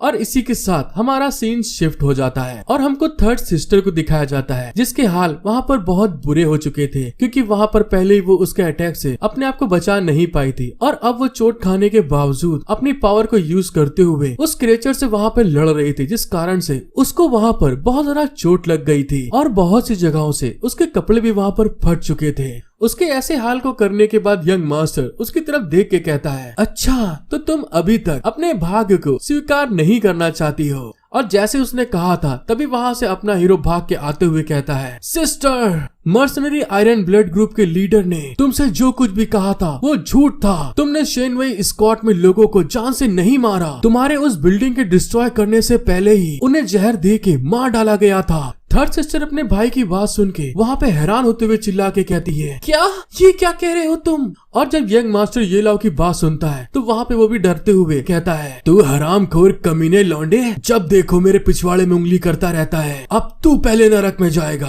और इसी के साथ उसका क्रिएचर वहाँ पे ये लाओ के ऊपर अटैक करने के लिए आगे बढ़ गया था। जैसे उस क्रिएचर का अटैक ये लाओ के ऊपर पड़ने वाला था तभी अचानक से ये लाओ वहाँ पर अपनी 9 टायरेंट बॉडी को एक्टिवेट करते हुए वहाँ से डिसअपियर हो जाता है। और जैसा कि हम लोग को तो मालूम ही है कि उसकी पावर और स्पीड दोनों की दोनों बहुत बढ़ चुकी है और इसी चीज को देखकर ये लाओ वहाँ पर हैरान हो रहा था कि मेरी 9 टायरेंट बॉडी ब्लड को ओपन करने के बाद मेरी बॉडी की मूवमेंट बहुत ज्यादा तेज हो चुकी है। और इस चीज को देख के 6 सिस्टर उसको पीछे से छेड़ते हुए कहती है, हे मेरे छोटे भाई, 4 सिस्टर से तुम्हें प्यार मिलने के बाद तुम्हारी ताकत तो सच में बहुत ज्यादा बढ़ गई है। और 4 सिस्टर भी वहाँ पर अपनी सिस्टर की बात सुन के शर्माते हुए कहती है, अरे ऐसी बात नहीं है, हमारे भाई के अंदर बहुत अच्छा पोटेंशियल है। थर्ड सिस्टर वहाँ पर अपनी 4 सिस्टर चिल्ला के कहती है, ली राओ, क्या ये बात सही है? अपनी बहन की आवाज सुन के 4 सिस्टर भी कहती है, थर्ड सिस्टर, ये लाओ बिल्कुल सही कह रहा है। अगर आप इस तरह की जहरीली लाश को फिर से जिंदा करना चाहते हैं तो तुम्हें उन्हें मरने से पहले जहर खिलाने की जरूरत होती है और उन सभी लोगों के मरने का कारण तुम नहीं हो, वो पहले ही मर चुके थे। 4 सिस्टर की बात सुनकर जो यंग मास्टर था उसके बुरी तरह पसीने आ रहे थे और तभी वो घबराते हुए चिल्ला के कहता है, तुम सभी लोग बकवास कर रहे हो। और इस बात को सुनने के बाद थर्ड सिस्टर का पारा तो वहाँ पर 7वें आसमान पर पहुँच गया था और वहाँ पे वो बहुत ज्यादा गुस्साते हुए अपनी ड्रैगन 3 सोल सील को रिलीज करते हुए कहती है, तो इसका मतलब है कि वहाँ पर ऐसा ही हुआ था और तुमने मुझे इस तरह से धोखा देकर जानबूझकर बेकार में ही फंसा लिया। जब यंग मास्टर देखता है कि वहाँ पर थर्ड सिस्टर अपनी ड्रैगन 3 सोल सील को एक्टिवेट करने जा रही है, मतलब रिलीज करने जा रही है, तो वहाँ पे वो अपने क्रिएचर से ऑर्डर देते हुए कहता है, अगर मैंने तुम्हें धोखा दिया भी तो तुम क्या कर लोगी? मैं तो इस बात पे विश्वास भी नहीं कर सकता कि तुम्हारे अंदर इन सब चीजों को बदलने की ताकत भी है। और उसके ऐसे कहने के साथ में ही उस क्रिएचर का अटैक वहाँ पर थर्ड सिस्टर की तरफ आगे बढ़ रहा था, जिसको देखने के बाद में ये लाओ चिल्ला के कहता है, सिस्टर जरा संभल के। और 6 सिस्टर भी वहाँ पे चिल्ला के कहती है, वो बदतमीज कमीना हरामखोर, उसने हमें रोकने के लिए पॉइजन का इस्तेमाल किया है क्योंकि वो पहले थर्ड सिस्टर से निपटना चाहता है। और जब वो लोग ऐसा कह रहे थे, दूसरे साइड में यंग मास्टर का क्रिएचर थर्ड सिस्टर के एकदम क्लोज आ गया था अटैक करने के लिए, जिसको देखते हुए सभी लोग वहाँ पे घबरा रहे थे। और उस क्रिएचर को अटैक करते हुए देखकर थर्ड सिस्टर वहाँ पे गुस्साते हुए कहती है, तो अब ये करने का समय आ गया है, हम दोनों लोग अपने बीच की जो शिकायतें हैं उसको आज यहीं पे निपटा देते हैं। और इस बात को कहते हुए वो वहाँ पर अपनी ड्रैगन सील को तोड़ते हुए कहती है, 3 ड्रैगन सील ओपन, चारों सेक्रेट बीस्ट, मैं तुमको यहाँ पर बुलाती हूँ। और उसके ऐसा करने के साथ में दोस्तों जो थर्ड सिस्टर थी उसके अंदर से बेइंतहा एनर्जी वहाँ पर रिलीज होना स्टार्ट हो गई थी। और अगले ही पल थर्ड सिस्टर के एक बीस्ट ने वहाँ पर जो क्रिएचर अटैक करने के लिए आगे बढ़ रहा था उसके मुंह को अपने हाथों से रोक लेता है। और हमको पता चलता है ये कोई और नहीं मिथिक आयरन आर्म एप होता है। और उसने वहाँ उस क्रिएचर के सर को पकड़ते हुए धड़ाम से सीधे जमीन पे लाके पटक देता है। जब यंग मास्टर इस चीज को होते हुए देखता है तो वहाँ पे वो बहुत जरा घबराते हुए चिल्ला के कहता है, तुमने ये क्या किया? आपको वीडियो पसंद आई है तो प्लीज गाइज मेरा सपोर्ट करें। जिन्होंने भी यहाँ तक वीडियो देखने के बाद में अभी तक सब्सक्राइब लाइक नहीं किया है, आपसे मेनली रिक्वेस्ट करता हूँ कि प्लीज सब्सक्राइब लाइक जरूर कर दीजिए। Becoming a god by teaching 6 sisters के पार्ट 42 की स्टार्टिंग में हमें दिखाया जाता है जैसे वहाँ पर थर्ड सिस्टर ने अपने चारों सेक्रेट बीस्ट को बुलाया था तो हमें दिखाया जाता है जो उसके बीस्ट होते हैं सारे के सारे बहुत ज्यादा ही टॉप क्लास के हाई पावर वाले बीस्ट थे, जिसमें से एक जाइंट रॉक जुआनवू गोलम होता है और दूसरा स्काई फायर किलिंग था, तीसरा फीनिक्स फायर लावा, जिसने कि पीछे के एपिसोड में थर्ड सिस्टर के साथ में उस बिल्डिंग को तोड़ दिया था, और चौथा मैथिक आयरन आर्म एप, जो कि देखने में दोस्तों सच में बहुत ज्यादा लाजवाब और ताकतवर लग रहे थे। जब सिक्स सिस्टर वहाँ पे थर्ड सिस्टर के बीस्ट को देखती है तो वहाँ पे खुश होते हुए कहती है, तो आज आखिरकार 3 ड्रैगन सोल सील ओपन हो चुकी है और थर्ड सिस्टर की कल्टीवेशन भी अपने टॉप पर लौट आई है। वो चारों के चारों सेक्रेट बीस्ट 5 सालों से सील्ड थे, आखिरकार वो फिर से दिन की रोशनी देखने लायक वो बन गए। ये ला वहाँ पे सिक्स सिस्टर की बात सुन के वहाँ पे घबरा जाता है, उसके पसीने आ रहे थे और शॉक्ड होते हुए कहता है, क्या ये चारों सीक्रेट बीस्ट हैं? उन बीस्ट को देखने के बाद फोर्थ सिस्टर बताती है, secret beast master imperial beast palace को तब से सील कर दिया गया जब उसने अपनी कल्टीवेशन को सील किया था और उन्हें बुलाया नहीं जा सका। सच में उनमें से हर एक क्रिएचर पूरे के पूरे देश को खत्म कर सकता है। लिन वानरू जब फोर्थ सिस्टर की बात सुनती है तो वहाँ पे शॉक्ड होते हुए चिल्ला के कहती है, क्या इम्पीरियल बीस्ट पैलेस, क्या वो सचमुच इम्पीरियल बीस्ट पैलेस की सोवरेन है? और जिसे नहीं मालूम मैं आपको बता दूं, सोवरेन पैट्रियार्च को भी कहा जाता है। लिन वानरू को इतना घबराते हुए देखकर जो अपना हीरो होता है उसकी तरफ देखते हुए कहता है, क्या मैंने तुमको इसके बारे में पहले नहीं बताया? लिन वानरू वहाँ पे पसीने छोड़ते हुए कहती है, नहीं, अभी तक तो तुमने मुझे कुछ नहीं बताया। और उसको इतना हैरान होते हुए देखकर ये ला वहाँ पे अपनी सिस्टर से उसको इंट्रोड्यूस कराते हुए कहता है, अच्छा तो ठीक है, मैं तुमको इन लोगों से मिलवा देता हूँ। ये मेरी fourth sister emperor Dan Jong Li Rao, और उसके बगल में जो खड़ी है वो मेरी सिक्स सिस्टर है ग्रेट चू इंपीरियल मिलिट्री कमांडर चू यू। लिन वानरू जब उसकी सिस्टर से इंट्रोड्यूस होती है तो उसकी आंखें एकदम फटी की फटी रह जाती है, मुंह तो बेचारा बंद होने का नाम ही नहीं लेता और पसीने बिल्कुल पानी की तरह बह रहे थे। वो इतना ज्यादा वहाँ पे शॉक्ड हो चुकी थी। फिर हमारा सीन शिफ्ट होके यंग मास्टर को दिखाया जाता है। थर्ड सिस्टर के ऊपर गुस्साते हुए कहता है, अगर आज मैं यहाँ पर मर भी जाऊँ तो मर जाऊंगा, लेकिन फिर भी तुम्हें अपने साथ में नरक तक खींच के लेके जाऊंगा। और इस चीज को कहते हुए वो भी अपनी वहाँ पर एनर्जी को रिलीज करने लगता है, जो कि मेरे ख्याल से पॉइजन वाली एनर्जी होती है। यंग मास्टर के ऐसा करने के साथ में ही उसके चारों तरफ बहुत ज्यादा डार्क कलर का लिक्विड फॉर्म होना स्टार्ट हो जाता है, और उसके ऐसा करने के साथ में ही यंग मास्टर भी वहाँ पे जिस तरह का घोल वहाँ पे मॉन्स्टर के ऊपर था वैसे ही उसी घोल के अंदर वहाँ पे ट्रांसफॉर्म हो गया था। जिस चीज को देखते हुए थर्ड सिस्टर थोड़ा हैरान होके कहती है, तुम तो सचमुच बहुत बड़े बेवकूफ हो जिसने अपनी टट्टी निकलने तक हार नहीं मानी, और जब तक तुम खत्म नहीं हो जाते मैं कभी भी नहीं मरूंगी। थर्ड सिस्टर की बात सुन के जो यंग मास्टर था जो घोल में कन्वर्ट हो रहा था वहाँ पर जोर जोर से हंसना स्टार्ट कर देता है। उसकी जो बॉडी थी वहाँ पर उसी घोल के फॉर्म में कन्वर्ट होना स्टार्ट हो जाती है, और वो वहाँ पर जोर जोर से पागलों के तरीके बुरी तरह से हंस रहा था। इन सब चीजों को होते हुए देखकर फोर्थ सिस्टर कहती है, उसके बदलाव को देखते हुए थर्ड सिस्टर को हराने के लिए उसने अपने आप को सच में सड़ी हुई जहरीली लाशों में बदलना चुना। फोर्थ सिस्टर की बात सुन के सिक्स सिस्टर भी कहती है, उसकी ताकत तो सच में 2 गुना हो गई है। लेकिन थर्ड सिस्टर, और जैसे ही वहाँ पर सिक्स सिस्टर ने बोला होता है तभी अचानक से यंग मास्टर अपना मुंह खोलता है और वो जो घोल था उसके मुंह के अंदर जाना स्टार्ट हो जाता है। यंग मास्टर ने जैसे ही ऐसा किया था तभी अचानक से जो उसके चारों तरफ का घोल होता है वहाँ पर हरकत करने लगता है, और वो जो क्रिएचर था उसके अंदर का घोल भी धीरे धीरे वहाँ पर निकलने लगा था। इस चीज को होते हुए देखकर थर्ड सिस्टर अपने वही स्काई किलिंग वुल्फ को बुलाती है, जो कि वहाँ पर आते ही अपनी एक स्किल को एक्टिवेट करता है जिसके अंदर से स्काई कलर की लाइट वहाँ पर निकलने लगती है, और वो यंग मास्टर पे भी जाकर लड़ती है। जैसे ही वो स्काई लाइट यंग मास्टर के ऊपर लगी थी, जितना भी घोल उसके आसपास लगा हुआ था वो अपने आप वहाँ से हटने लगता है, और इस चीज को होता हुआ देख के यंग मास्टर वहाँ पे और जरा गुस्साने लगा था।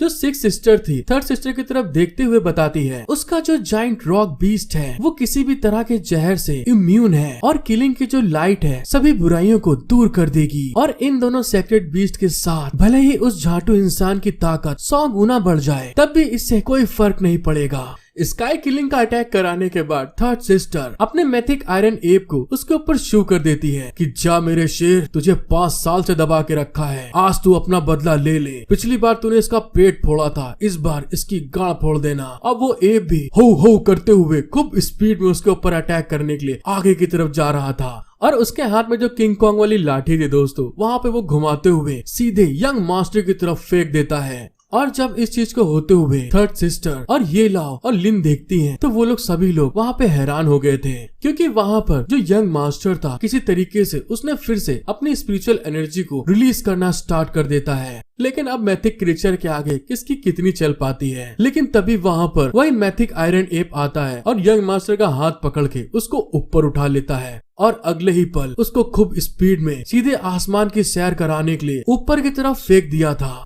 जब आयरन एप वहाँ पर उसको ऊपर की तरफ फेंकता है तो दूसरी तरफ फीनिक्स लावा की बारी आती है, जो कि अभी तक गुस्से में बैठी थी क्योंकि इसी के ऊपर इल्जाम लगा था सारा। और वहाँ पे वो अपनी एक फ्लेम स्किल को एक्टिवेट करती है सीधे यंग मास्टर के ऊपर अपना अटैक करने के लिए। और वो बर्निंग फ्लेम अटैक सीधे यंग मास्टर के पास आता है और जैसे यंग मास्टर के लड़ता है आके यंग मास्टर पूरी तरह चिल्लाता है और अगले ही पल उसका बर्निंग फ्लेम इतना ज्यादा हाई पावर का था कि वहाँ पे एक बहुत पावरफुल फ्लेम की बीम ऊपर आसमान की तरफ निकल के जाती है, जो कि देखने में सच में दोस्तों बहुत पावरफुल लग रही थी। उस यंग मास्टर को निपटाने के बाद जो थर्ड सिस्टर थी उसके सारे के सारे घोल को वहाँ पे डिस्पेयर करना स्टार्ट कर देती है और सीधे अपने भाई की तरफ आते हुए कहती है, मुझे माफ कर देना इतना इंतजार के लिए। ये लाओ अपनी थर्ड सिस्टर को अपने सामने देख के बहुत ज्यादा खुश होते हुए ताली बजा के कहता है, सिस्टर तुम तो सचमुच बहुत कमाल की हो। फोर्थ सिस्टर थर्ड सिस्टर को देख के कहती है, वैसे इसे एक अच्छे काम के तौर पे माना जा सकता है ताकि उन मरे हुए लोगों को फिर से दूसरी दुनिया में नई जिंदगी मिल सके।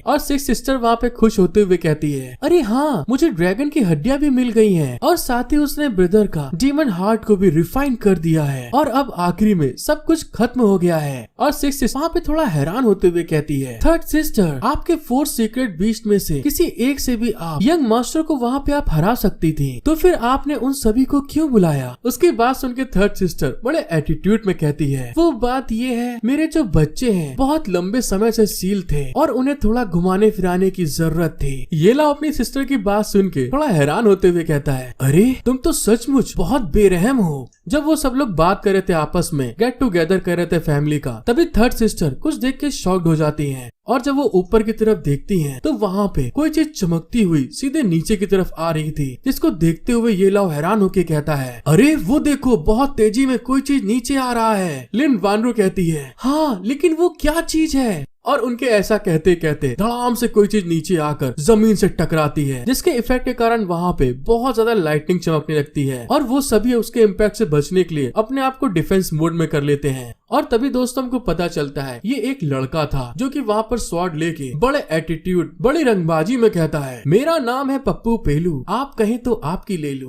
जब सिक्स सिस्टर वहाँ पे उस लड़के को देखती हैं तो अपने मन में कहती हैं, ये तो बहुत कम उम्र का है, फिर भी वो पहले से ही तियान युआन रिल में है, क्या ये हमारा कोई नया दुश्मन है। लिन वानरू जैसे उस लड़के को देखती है अपने सामने बहुत ज्यादा खुश होते हुए चिल्ला के कहती है, भाई तुम आ गए। ये लाओ वहाँ पे लिन वानरू की बात सुन के हैरान होते हुए कहता है, क्या भाई। हेलो गाइस, एक बार फिर से becoming a god by teaching six sisters के पार्ट 43 में आप सभी का वेलकम। आपको वीडियो पसंद आती है तो प्लीज मेरा सपोर्ट करें, एक लाइक सब्सक्राइब करना बिल्कुल मत भूलिएगा। और इसी के साथ चलते हैं आगे। एपिसोड की शुरुआत में हमको दिखाया जाता है अपनी बहन की आवाज सुनने के बाद वो लड़का उसकी तरफ देखते हुए कहता है, यहाँ पर आखिर क्या हुआ है और तुम्हारे साथ जो लोग आए थे वो कहाँ है अभी। अपने भाई की बात सुनने के बाद लिन वानरू वहाँ पे रोते हुए कहती है, वो सारे के सारे लोग मेरे को प्रोटेक्ट करते हुए मारे गए। अपनी बहन की बात सुनने के बाद वो लड़का वहाँ पे गुस्सा आ जाता है और तभी वहाँ पर उसको ये लगता है कि ये लाओ जो वहाँ पे जितने लोग थे वो उसके सिस्टर को नुकसान पहुंचाने के लिए हैं। और तभी वहाँ पर वो अपनी तलवार का एक स्लैश चलाया था ये लाओ के ऊपर, जिससे कि वो जंप करते हुए वहाँ से बच जाता है। और जब उस लड़के को अपने भाई के ऊपर अटैक करते हुए उसकी सिस्टर्स देखती हैं तो तुरंत वहाँ पे आगे बढ़ जाती हैं उसको बचाने के लिए। और जब इस चीज को होते हुए लिन वानरू देखती है तो वहाँ पे अपने भाई से चिल्ला के कहती है, ब्रदर उसके ऊपर अटैक मत करो, ये लाओ वो है जिसने मुझे बचाया है और वो एक बहुत अच्छा इंसान है।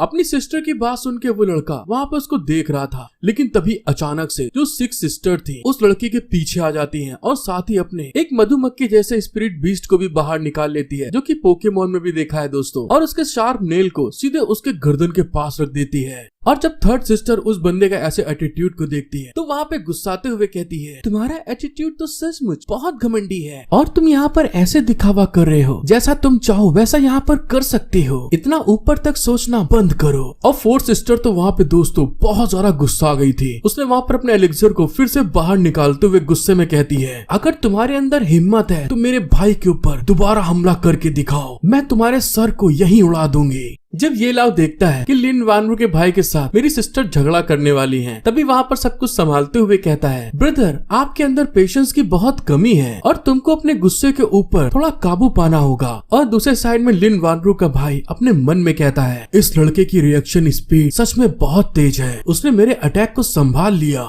दूसरे साइड में लिन वानरू की बहुत बुरी तरह फट रही थी क्योंकि वो अपने येलाओ के सिस्टर के बारे में बहुत अच्छे से जान चुकी है कि वो कितनी ज्यादा पावरफुल है और इसीलिए वहाँ पर वो अपने भाई को समझाते हुए कहती है, ब्रदर तुम यहाँ पर क्या कर रहे हो। उसका भाई जब अपनी सिस्टर को थोड़ा घबराते हुए देखता है तो वहाँ पर वो उससे पूछता है, ये सारे लोग कौन हैं। और इसी के साथ हमारा सीन थोड़ी देर बाद शिफ्ट हो जाता है जहाँ पर सारी की सारी मांडवाली हो चुकी होती है और लिन वानरू का भाई कहता है, उनकी इतनी हिम्मत कि दूसरे मर्सनरी ग्रुप के लोग मेरी सिस्टर को मारना चाहते थे, अच्छा हुआ कि उनका बॉस मारा गया और इस चीज को मैं अपनी सिस्टर का बदला मान सकता हूँ। और इन सब चीजों को जानने के बाद वो लड़का वहाँ पे ये लाओ और उसके सिस्टर्स के आगे ग्रीट करते हुए कहता है, मेरा नाम लिन जीजी है और मैं मिस्टी मर्सनरी ग्रुप का हेड हूँ और तुम सभी लोगों का मेरी सिस्टर की जान बचाने के लिए बहुत बहुत धन्यवाद। और तभी वहाँ पर उसकी सिक्स सिस्टर उस लड़के को ऐसा करते हुए कहती है, Misty mercenary group top 5 mercenary group में से एक है और इसमें कोई आश्चर्य की बात नहीं है कि इस ग्रुप का हेड इतना जवान है। उसके भाई का ऐसा बिहेव देखने के बाद ये लाओ वहाँ पे उसको समझाते हुए कहता है, वैसे हम आपका स्वागत करते हैं और मैं आपको बता दूं कि मैं उसके साथ में सिर्फ काम कर रहा हूँ। वैसे आपके पास भी अर्थ ड्रैगन की हड्डियों का एक हिस्सा है तो इसीलिए हम लोग को इसे बराबर से बांटना होगा। लिन वानरू का भाई जब ये लाओ की बात सुनता है तो उससे खुश होते हुए कहता है, नहीं नहीं इसकी कोई जरूरत नहीं है, तुम लोगों ने पहले से हमारे लिए बहुत अच्छा किया है और अर्थ ड्रैगन की हड्डियों का हमारे साथ में बांटना एक गिफ्ट है और अगर फ्यूचर में तुमको कभी भी हमारी जरूरत होती है तो तुम मुझे खोजने के लिए मिस्टी मर्सनरी ग्रुप में आ सकते हो, भले ही आग का समुंदर पार करके मुझे आना पड़े, फिर भी मैं तुमको कभी मना नहीं करूंगा।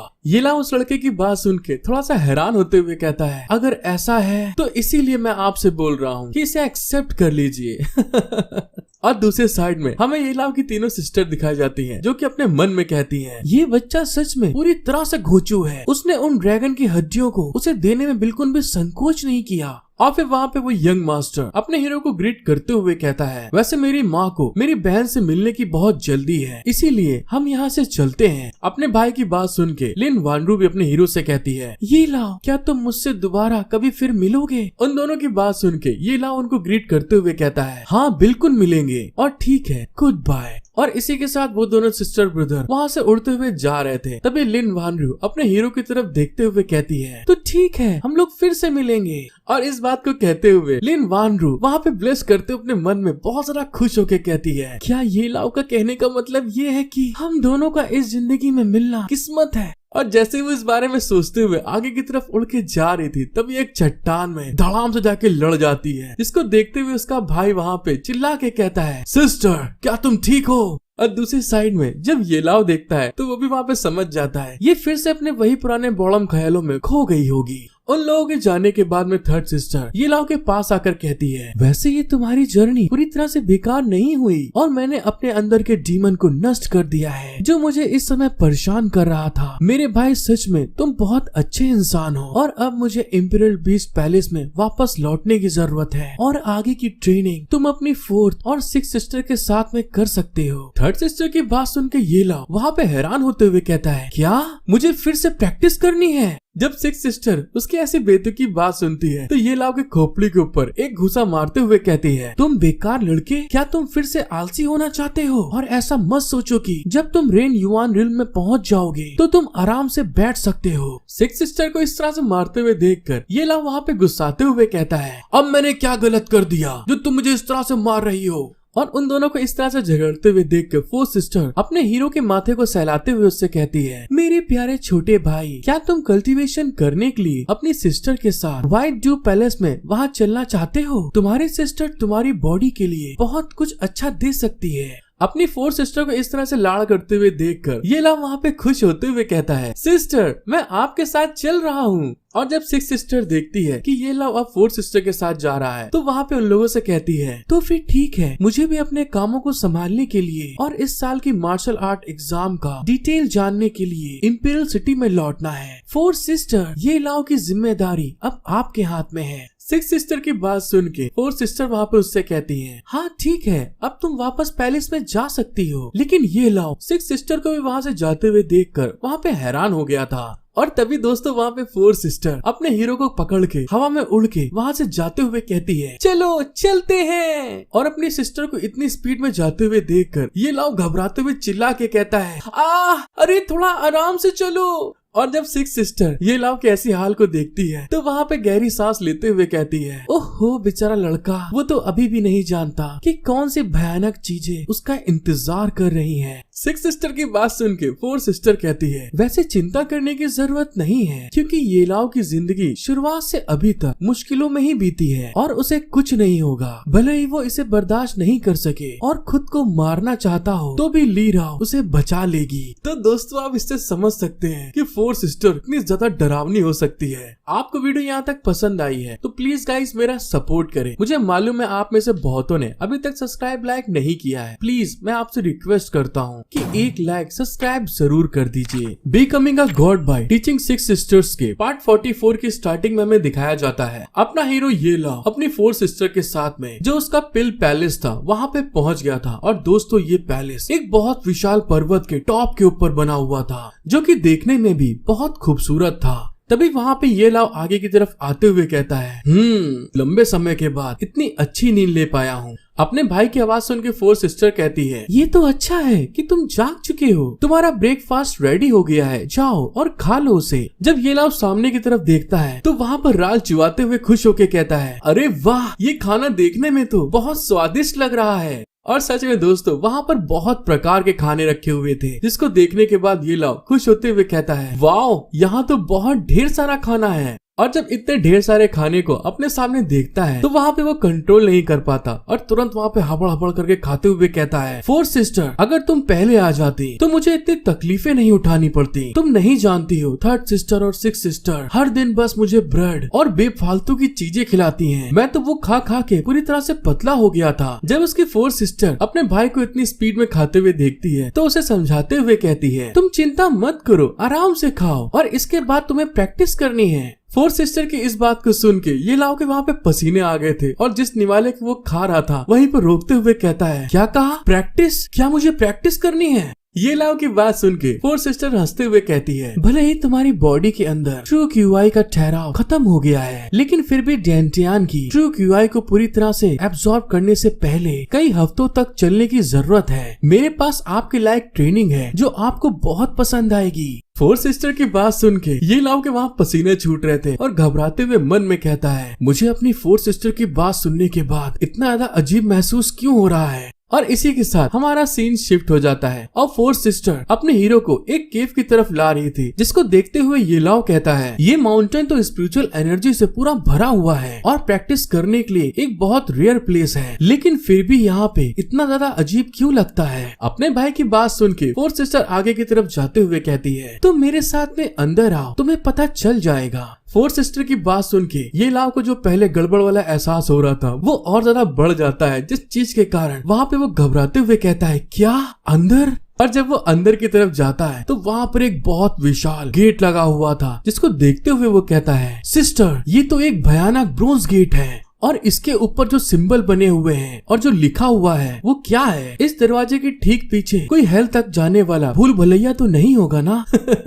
अपने भाई की बात सुनने के बाद जो फोर्थ सिस्टर थी उसकी तरफ देखते हुए स्माइल करने लगती है, सही पकड़े हो। और अपनी फोर्थ सिस्टर की इस बात को सुन के ये लव के शरीर से तो आत्मा बाहर निकल आती है और वहाँ पे वो पूरी तरह से डर चुका था और फिर उसकी 4 सिस्टर उस गेट को खोल के ये लाओ को अंदर की तरफ धक्का देके ला रही थी और इस चीज के कारण ये लाओ वहाँ पे अपने आप को रोकते हुए कहता है, सिस्टर मैं यहाँ पे प्रैक्टिस करना चाहता हूँ लेकिन मरना नहीं चाहता। 4 सिस्टर अपने भाई को समझाते हुए कहती है, अरे डरने वाली कोई बात नहीं है, मैं तुम्हारे साथ में यहाँ पर हूँ और मैं तुम्हें ब्रिज नाहे तक पहुँचने पर भी वापस यहाँ पर ला सकती हूँ। और जिसे नहीं मालूम मैं आपको बता देता हूँ, ये जो ब्रिज नाहे है ये चाइनीज ट्रेडिशनल के अकॉर्डिंग वो जगह होती है जहाँ पर मरने के बाद आपकी आत्मा पहुँच जाती है दूसरा जन्म लेने के लिए। जब उसकी 4 सिस्टर अपने हीरो को अंदर ले आती है तभी अचानक से वहाँ पर गेट धड़ाम से बंद हो जाता है और जब अपना हीरो वहाँ केव में अंदर आने के बाद देखता है तो देख के हैरान होते हुए कहता है, सिस्टर यहाँ पे तो कुछ नहीं है। उसकी इस बात को सुन के 4 सिस्टर उससे कहती है, आगे बढ़ो जरा पास से जाकर देखो।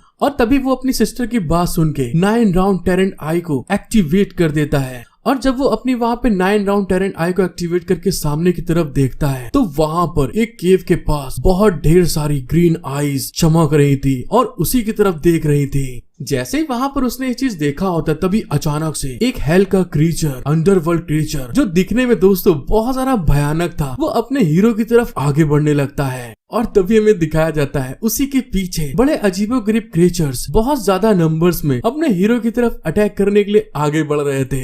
जैसे वहाँ पर वो क्रिएचर ये लाव के ऊपर अटैक करते हैं तभी ये लाव वहाँ पे जंप करते हुए उनके अटैक से बचते हुए चिल्ला के कहता है, अरे आखिर ये क्या है। और उन क्रिएचर्स के अटैक को देखते हुए ये लाव वहाँ पे घबराते हुए मन में कहता है, इनकी ताकत तो बहुत भयानक है। दूसरी तरफ 6 सिस्टर को दिखाते हैं जिसने कि अपनी बॉडी के चारों तरफ एक प्रोटेक्शन बैरियर लगा लिया था और वहाँ पर ये लाव से कहती है, ये जगह एंशिएंट गॉड की बैटल फील्ड है और यहाँ पर अनगिनत क्रिएचर्स हैं। ये इविल क्रिएचर्स एंशिएंट गॉड की लाशों को खाने वाली बुरी चीजें पैदा हुई जिन्हें हम जी युआन कहते हैं और मैंने जी युआन को गार्ड करने के लिए यहाँ पर अपना पैलेस बनाया है ताकि ये क्रिएचर्स बाहर की दुनिया में ना भाग जाएं और किसी आपदा का कारण ना बने। अपनी सिस्टर की बात सुन के ये लाव वहाँ पर उन क्रिएचर्स के ऊपर अपनी स्पीड को यूज करते हुए अटैक कर रहा था और तभी अपने मन में कहता है, इन क्रिएचर्स की स्पीड तो बहुत ज्यादा तेज है, इन क्रिएचर्स की स्पीड तो बहुत तेज है और इनका हमला भी तेज है और साथ ही जो इनकी नंबर है वो भी बहुत है और तो और जो इनका शेल है वो भी बहुत हार्ड है। आखिर इनके साथ में कैसे लड़ा जा सकता है।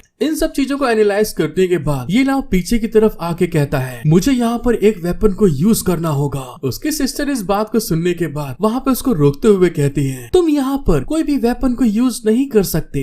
अपनी 4 सिस्टर की बात सुन के ये लाव वहाँ पे हैरान होते हुए कहता है, अगर ऐसी बात थी तो तुमने मुझे इसके बारे में पहले क्यों नहीं बताया। 4 सिस्टर उससे कहती है, वैसे ये रूल तो मैंने अभी बनाए हैं, क्या आप मुझे कोई और राय देना चाहते हैं। अपनी 4 सिस्टर की बात सुन के ये लाव वहाँ पे बहुत ज्यादा भड़क जाता है और तभी अपनी 9 टेरेंट बॉडी को ओपन करते हुए कहता है, नहीं मुझे तुमसे कुछ नहीं कहना है अब। और उसके ऐसा करने के साथ में उसके पास से बहुत ढेर सारी स्पिरिचुअल एनर्जी रिलीज होने लगती है। और तभी दूसरी तरफ वो जो क्रिएचर्स थे वहाँ पर सामने की तरफ देखते हुए एकदम से शॉक्ड हो जाते हैं और तभी दोस्तों हमको पता चलता है ये लाव वहाँ पे अपनी 9 राउंड टेरेंट बॉडी को यूज करते हुए खूब स्पीड में उन क्रिएचर को मारते हुए आगे की तरफ निकल जाता है और उसके सिर्फ एक मुक्के के कारण वहाँ पर पूरी तरह से डिस्ट्रॉय होने लगा था। और ये सारा कांड होते हुए 4 सिस्टर पीछे वहीं खड़ी हुई मजे से देख रही थी और फिर वहाँ पर सारी चीजें एनालाइज करते हुए कहती है, क्या बात, उसने तो कर दिखाया। और सच में उसने अपनी 9 राउंड टेरेंट बॉडी की हार्डनेस को 9 राउंड टेरेंट ब्लेड की स्पीड के साथ मिलाने के बारे में सोचा ताकि वो अपनी बॉडी को एक डिस्ट्रॉयर पावर वाले वेपन में बदल सके।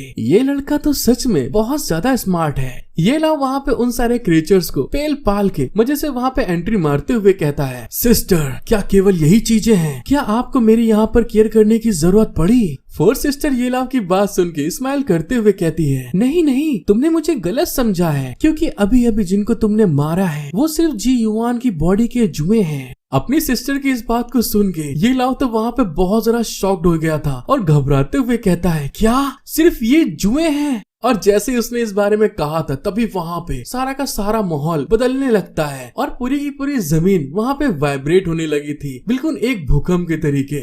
और जब ये लाव पीछे की तरफ देखता है तो वहाँ पर उसके सामने एक बहुत बड़ा क्रिएचर आ गया था, जिसका फेस थोड़ा थोड़ा ह्यूमन के तरीके मिल रहा था। और उस क्रिएचर के अंदर से और उस क्रिएचर की बॉडी में से बहुत ढेर सारी स्पिरिचुअल एनर्जी रिलीज हो रही थी, जिसको देखने के बाद तो ये लाव पक्की बात है वहाँ पे बुरी तरह घबरा गया था। हेलो गाइस, एक बार फिर से becoming a god by teaching 6 sisters के पार्ट 45 में आप सभी का वेलकम। आपको वीडियो पसंद आती है तो प्लीज गाइस मेरा सपोर्ट करें, एक लाइक सब्सक्राइब जरूर कर दीजिएगा। और इसी के साथ चलते हैं आगे। जब वो अंडरवर्ल्ड क्रिएचर वहाँ पे ये लाव के सामने आता है तो उसके अंदर से बहुत ढेर सारी स्पिरिचुअल एनर्जी रिलीज हो रही थी। और उसको देखने के बाद ये लाव घबराते हुए चिल्ला के कहता है, इसकी बॉडी तो बहुत ज्यादा बड़ी है। जैसे ये लाव ने वहाँ पे इस बारे में बोला था, तभी अचानक से वो क्रिएचर आगे बढ़ते हुए ये लाव के ऊपर एक जोर से मुक्का मारता है, जिसके अटैक को आते हुए देख के ये लाव वहाँ पे जंप करते हुए अपने आप को बचा लेता है। लेकिन तभी जैसे वहाँ पे जंप करने के बाद ये लाव हवा में ही था, तभी उस क्रिएचर ने दोबारा अपने हाथों को यूज करते हुए ये लाव के ऊपर एक और अटैक करने के लिए रेडी हो जाता है।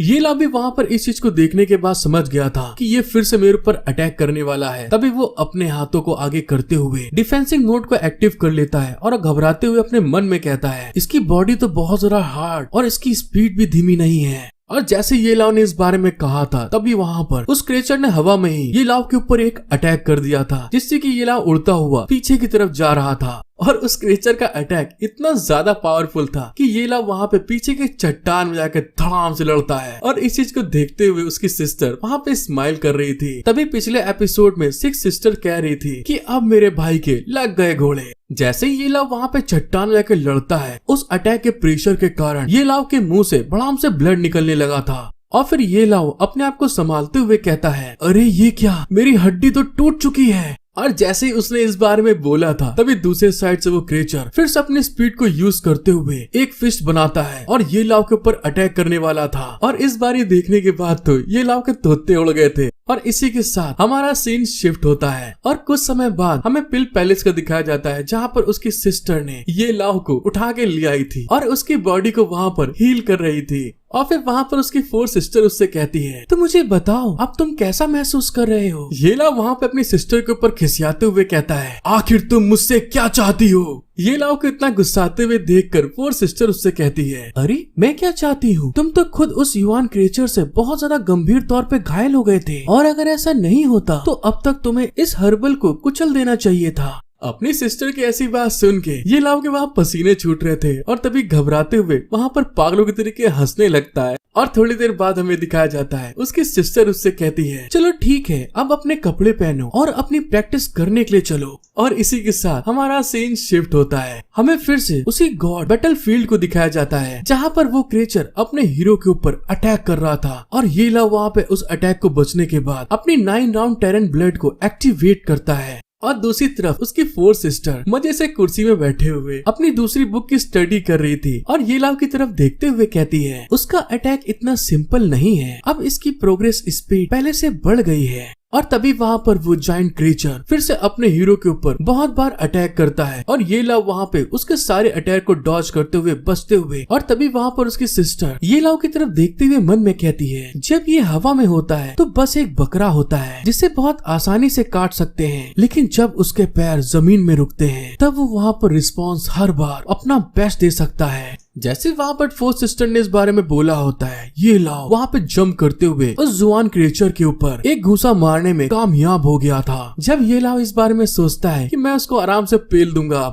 तभी वहाँ पर उसको पता चलता है ये लाव का पंच नीलबट्टा सन्नाटा हो जाता है, किसी काम का ही नहीं था उसके आगे। और इस चीज को देख के ये लाव वहाँ पे घबरा गया था कि अब मैं क्या करूँ। और फिर वहाँ पे गुस्साते हुए मन में कहता है, ये क्या हो रहा है, मेरे अटैक का तो इसके ऊपर कोई इफेक्ट ही नहीं पड़ रहा। जैसे ये लाव ने इस बारे में बोला होता है, दूसरी तरफ उस क्रिएचर ने अपना एक जोरदार मुक्का ये लाव के ऊपर धम से दे दिया था और ये लाव सीधे जमीन में आके धड़ाम से गिरता है। और इसी के साथ हमारा सीन शिफ्ट होता है और ये लाव फिर से पूरी तरह से पिल पाल के वही हीलिंग लिक्विड के हर्बल टब में आ गया था, जहाँ पर वो चिड़चिड़ाते हुए कहता है, तेरे की, मैं तो इस चीज पे भरोसा ही नहीं कर सकता हूँ। और इसी तरह से ये लाव फिर से हील होता है और जुआन क्रिएचर के पास जाकर बुरी तरह से अटैक करता है, लेकिन उसके ऊपर घंटा कोई फर्क नहीं पड़ता। फिर से वो उसको पेलता है, सीन शिफ्ट होता है और फिर से ये लाव उसी हर्बल टब के अंदर आकर अपने आप को हील करते हुए दिखाई देता है। तभी वहाँ पर उसकी सिस्टर हंसते हुए कहती है, यहाँ तक कि एक जुआन क्रिएचर भी वोंग रिल में एक्सपर्ट होगा और तुम उसे कभी भी इतनी आसानी से हराने लायक नहीं बन पाओगे, क्योंकि अभी तुम जुआन से बहुत कम हो। और मेरे लिए इस प्रैक्टिस का मोटो आपको उन्हें हराना नहीं है, बल्कि ये सिखाना है कि स्ट्रॉन्ग लोगों से कैसे बचाव किया जाता है।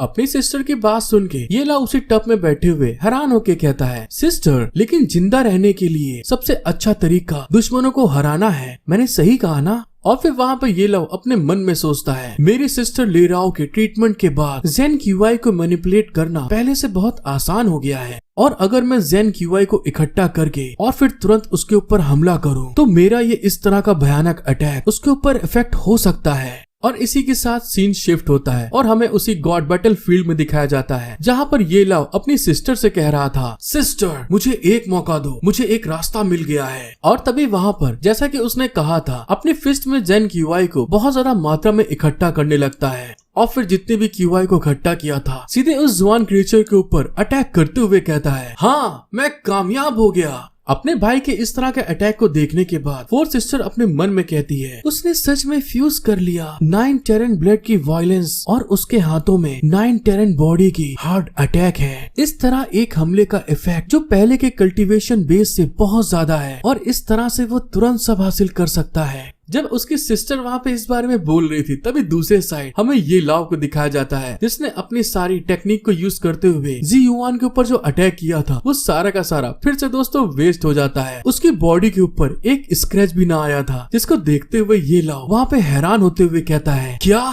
ये कैसे हो सकता है? और जुआन फिर से वहाँ पे उसके ऊपर एक जोरदार घूंसा उसकी बॉडी पे दे मारता है और वहाँ पे वो टेनिस बॉल के तरीके टप्पा खाते हुए सीधे जमीन पे आके गिरता है धड़ाम से। उसकी फोर्थ सिस्टर ये लाव की तरफ देखते हुए मन में कहती है, एक बार जब इस बच्चे के पोटेंशियल पूरी तरह से उजागर हो जाएगा तो वो सच में जी युआन के साथ में कॉम्पिटिट करने लायक हो सकता है। हेलो गाइस, आपको यहाँ तक वीडियो देखने में मजा आया है तो प्लीज गाइस मेरा सपोर्ट करें। मुझे मालूम है आप लोगों में से बहुत से लोगों ने यहाँ तक वीडियो देखने के बाद में भी सब्सक्राइब लाइक नहीं किया होगा। आप ही से बोल रहा हूँ, प्लीज एक लाइक सब्सक्राइब जरूर कर दीजिए। Becoming a god by teaching 6 sisters के पार्ट 46 की स्टार्टिंग में हमें दिखाया जाता है, ये लाव की फोर्थ सिस्टर अपने गार्डन में से हर्ब को तोड़ के अपने घर की तरफ वापस आ रही थी और वहाँ पर अंदर आते हुए कहती है, ये लाव आज के लिए ऐसा करो, इतनी चोट लगने के कारण तुम आराम कर लो। लेकिन जब वो वहाँ पे उस हर्बल टब के अंदर देखती है तो ये लाव नहीं था, जिस चीज को देख के वहाँ पे वो हैरान हो गई थी। फिर हमें ये लाव को दिखाया जाता है जो कि अपनी सिस्टर के उसी हर्बल गार्डन में बैठा हुआ एक बुक को पढ़ रहा था और उस बुक को पढ़ते हुए वहाँ पर एक घास को उठा के मजे में चबाते हुए मन में कहता है, धत तेरे की, इस जुआन को हराना मेरे लिए बहुत ज्यादा मुश्किल होता जा रहा है। केवल मेरी बॉडी में स्ट्रॉन्ग जेन क्यूआई से उसे हरा पाना मेरे लिए काफी नहीं है, मुझे कुछ पिल्स की जरूरत है।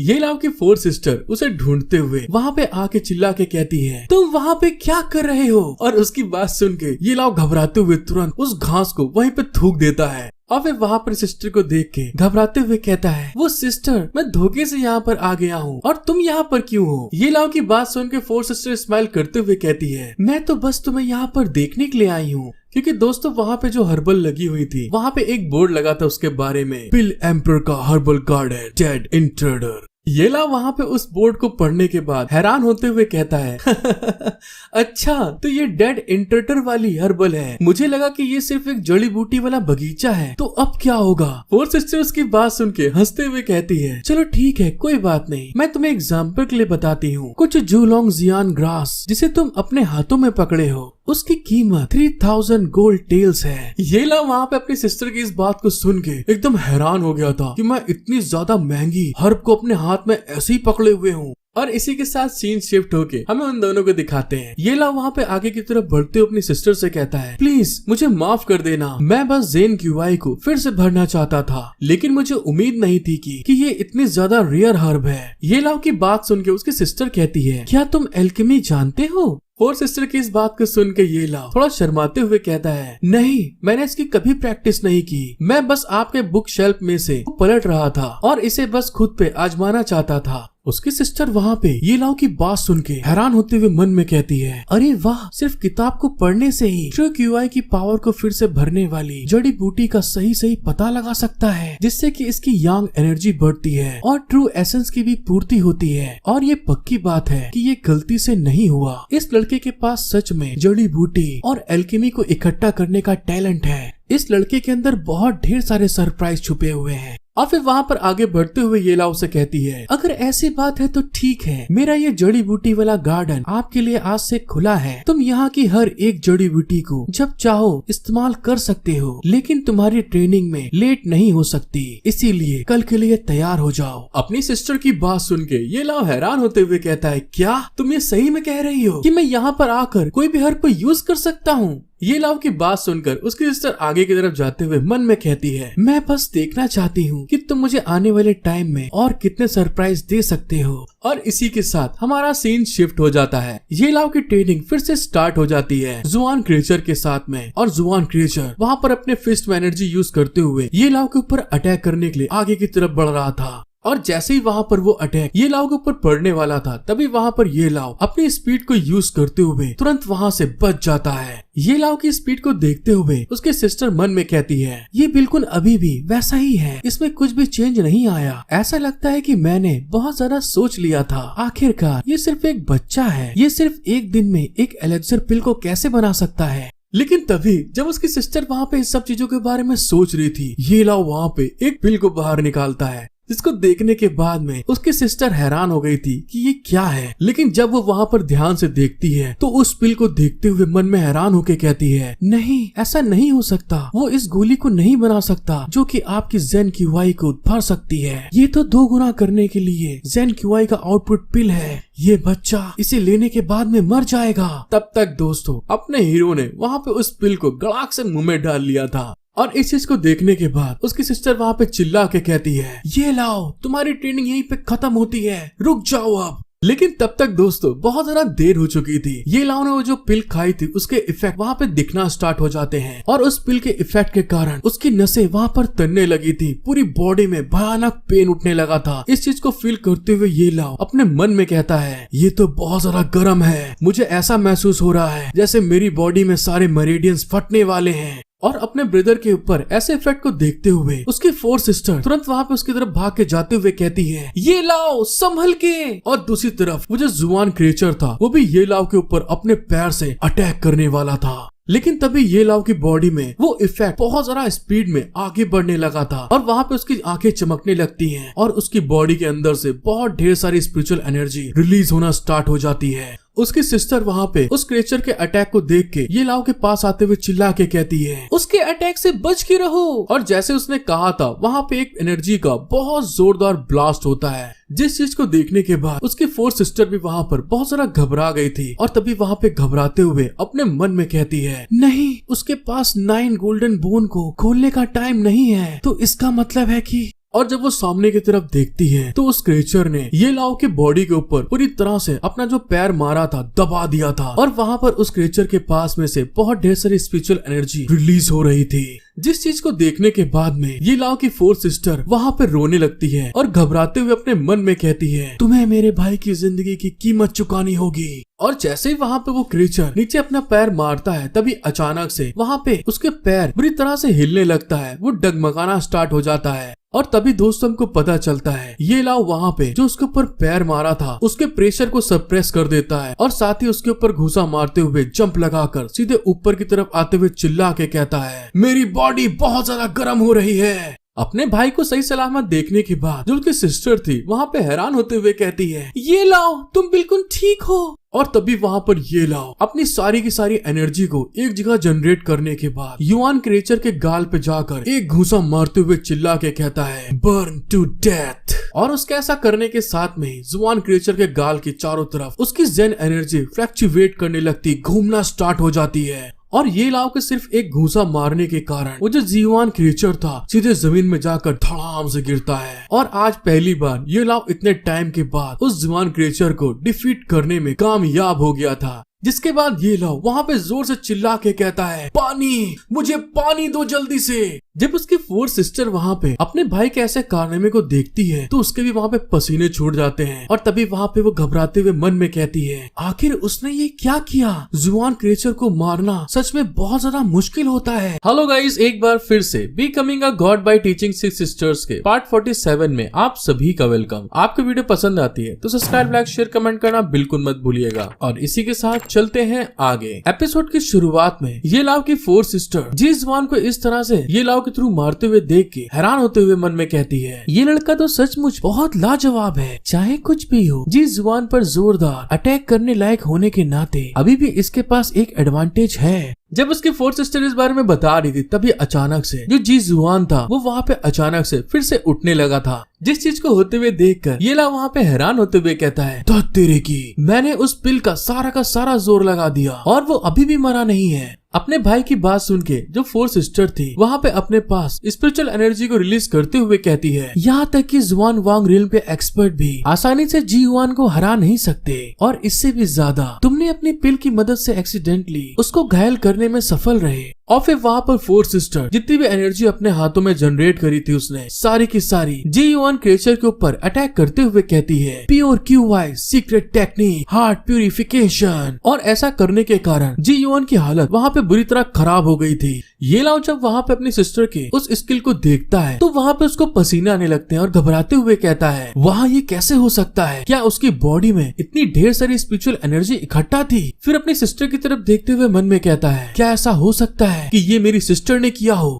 जब उसकी बहन उसको इस तरह से घूरते हुए देखती है तो ये लाओ से कहती है, तुम क्या कर रहे हो? इतने शांत क्यों हो? इस मौके का फायदा उठाओ, तुरंत जाओ उसके ऊपर अटैक करो। अपनी सिस्टर की बात सुन के ये लाओ हंसते हुए कहता है, हाँ ठीक है, मैं समझ गया। और फिर ये लाओ भी अपने चारों तरफ स्पिरिचुअल एनर्जी को गैदर करते हुए कहता है, जी युआन एक इविल क्रिएचर है जो एंशिएंट गॉड की लाशों को खाता है। जब तक वो गंभीर रूप से घायल था तो मेरे पास स्पिरिचुअल पिल की मदद से रिफाइन करने का मौका है। वो आखिरकार अपनी बॉडी से बहुत ज्यादा मात्रा में स्पिरिचुअल एनर्जी को हासिल करने में सक्षम होता है। और इस बात को कहते हुए ये लाओ जितनी भी एनर्जी जी युआन क्रिएचर के अंदर से निकल रही थी वो सारी की सारी स्पिरिचुअल एनर्जी को अपनी टेक्निक के थ्रू रिफाइन करना स्टार्ट कर देता है। जी युआन क्रिएचर के अंदर जितनी ज्यादा इविल एनर्जी होगी प्यूरिफाई करने के बाद मुझे उतनी ज्यादा ही स्पिरिचुअल एनर्जी हासिल होगी। मेरी बहन बिल्कुल सही है। जब उसके सिस्टर वहाँ पे ये लाओ को जी युआन की एनर्जी को रिफाइन करते हुए देखती है तो वहाँ पे खुश होते हुए कहती है, हाँ अब तुम सही पकड़े हो। अगली ट्रेनिंग पूरी करने के लिए आपको सबसे पहले अपनी स्पिरिचुअल एनर्जी को एब्सॉर्ब करना होगा और अपने डेंटियान को डेवलप करना होगा।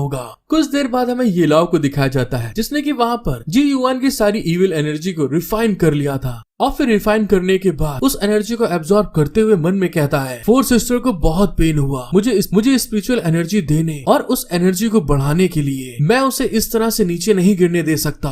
और जब वहाँ पे ये लाओ सारी की सारी स्पिरिचुअल एनर्जी रिफाइन करते हुए मन में कहता है, हाँ ये ठीक है, स्पिरिचुअल एनर्जी की इतनी ज्यादा अमाउंट के साथ मेरी 9 राउंड टेरेंट बॉडी आर्ट आगे बढ़ सकती है। और जब उसकी 4 सिस्टर वहाँ पे उसको रिफाइन करते हुए देखती है तो वहाँ पे खुश होते हुए कहती है, पहले मैं इस बात को लेके बहुत ज्यादा टेंशन में थी कि मैं उसके लिए इतनी ढेर सारी स्पिरिचुअल एनर्जी कहाँ से लाऊं। अब उसका डेंटियान तेजी से डेवलप हो सकता है। और दूसरी तरफ ये लाओ भी वहाँ पे स्पिरिचुअल एनर्जी को एब्सॉर्ब करते हुए मन में कहता है, मैंने तो कभी इस बारे में सोचा भी नहीं था कि मैं सही तरीके से जी जुआन के ऊपर अटैक करके उसको गंभीर रूप से घायल कर दूंगा और इसी के साथ और मैं आसानी से जी युआन के स्पिरिचुअल एनर्जी को कल्टीवेट कर सकता हूँ। ये लाओ की सिस्टर उसकी तरफ देखते हुए कहती है, मेरा छोटा भाई इतना बुरा भी नहीं है। और जैसे उसने इस बारे में बोला था तभी अचानक से जो स्पिरिचुअल एनर्जी एब्सॉर्ब हो रही थी उसकी स्पीड एकदम से बढ़ जाती है। और इस चीज को होते हुए देख के 4 सिस्टर वहाँ पे घबराते हुए चिल्ला के कहती है, रुक जाओ, ये तुम क्या कर रहे हो? और दूसरी तरफ ये लाओ की हालत भी वहाँ पे खराब हो गई थी और इस चीज को फील करते हुए वहाँ पे वो घबराते हुए मन में कहता है, अरे नहीं, क्या मेरी इस समय की सिचुएशन में अभी भी बहुत कमियां हैं? और दूसरी तरफ 4 सिस्टर भी घबराते हुए चिल्ला के कहती है, बस अब बहुत हुआ। एक बार में इतनी ढेर सारी स्पिरिचुअल एनर्जी को एब्सॉर्ब करने पर आपका डेंटियान इसको रोक नहीं पाएगा, इसीलिए जल्दी करो, रुक जाओ अभी। और वहाँ पे वो स्पिरिचुअल एनर्जी को रोकने के लिए अपने पास में स्टोर कर रही थी। ये लोग वहाँ पे अपने आप को शांत करते हुए कल्टीवेट करके अपने मन में कहता है, मेरे प्रेजेंट टाइम की कल्टीवेशन रे युआन रिल्म है। जब तक कि मैंने बार बार इसे इसी तरह से एब्सॉर्ब करूं, फिर मेरा डेंटियान भी धीरे धीरे और ज्यादा बड़ा होना चाहिए। उसको फिर से कल्टीवेट करते हुए देख के उसकी 4 सिस्टर वहाँ पे घबराते हुए चिल्ला के कहती है, नहीं, अगर वो अभी भी अपनी मर्जी से नहीं रुकता तो फिर मैं इस मामले को आगे नहीं रोक सकती, क्योंकि दूसरे लोगों के हस्तक्षेप करने से उसके मेरिडियन पॉइंट को बहुत नुकसान होगा और उसका रिजल्ट बहुत ज्यादा भयानक निकलेगा। जैसे उसकी सिस्टर ने इस बारे में बोला था, तभी अचानक से ये लाओ की बॉडी में बहुत ज्यादा पेन होना स्टार्ट हो जाता है। जितनी भी स्पिरिचुअल एनर्जी उसने एब्जॉर्ब करी थी उसके कारण उसके ऊपर प्रेशर पड़ने लगा था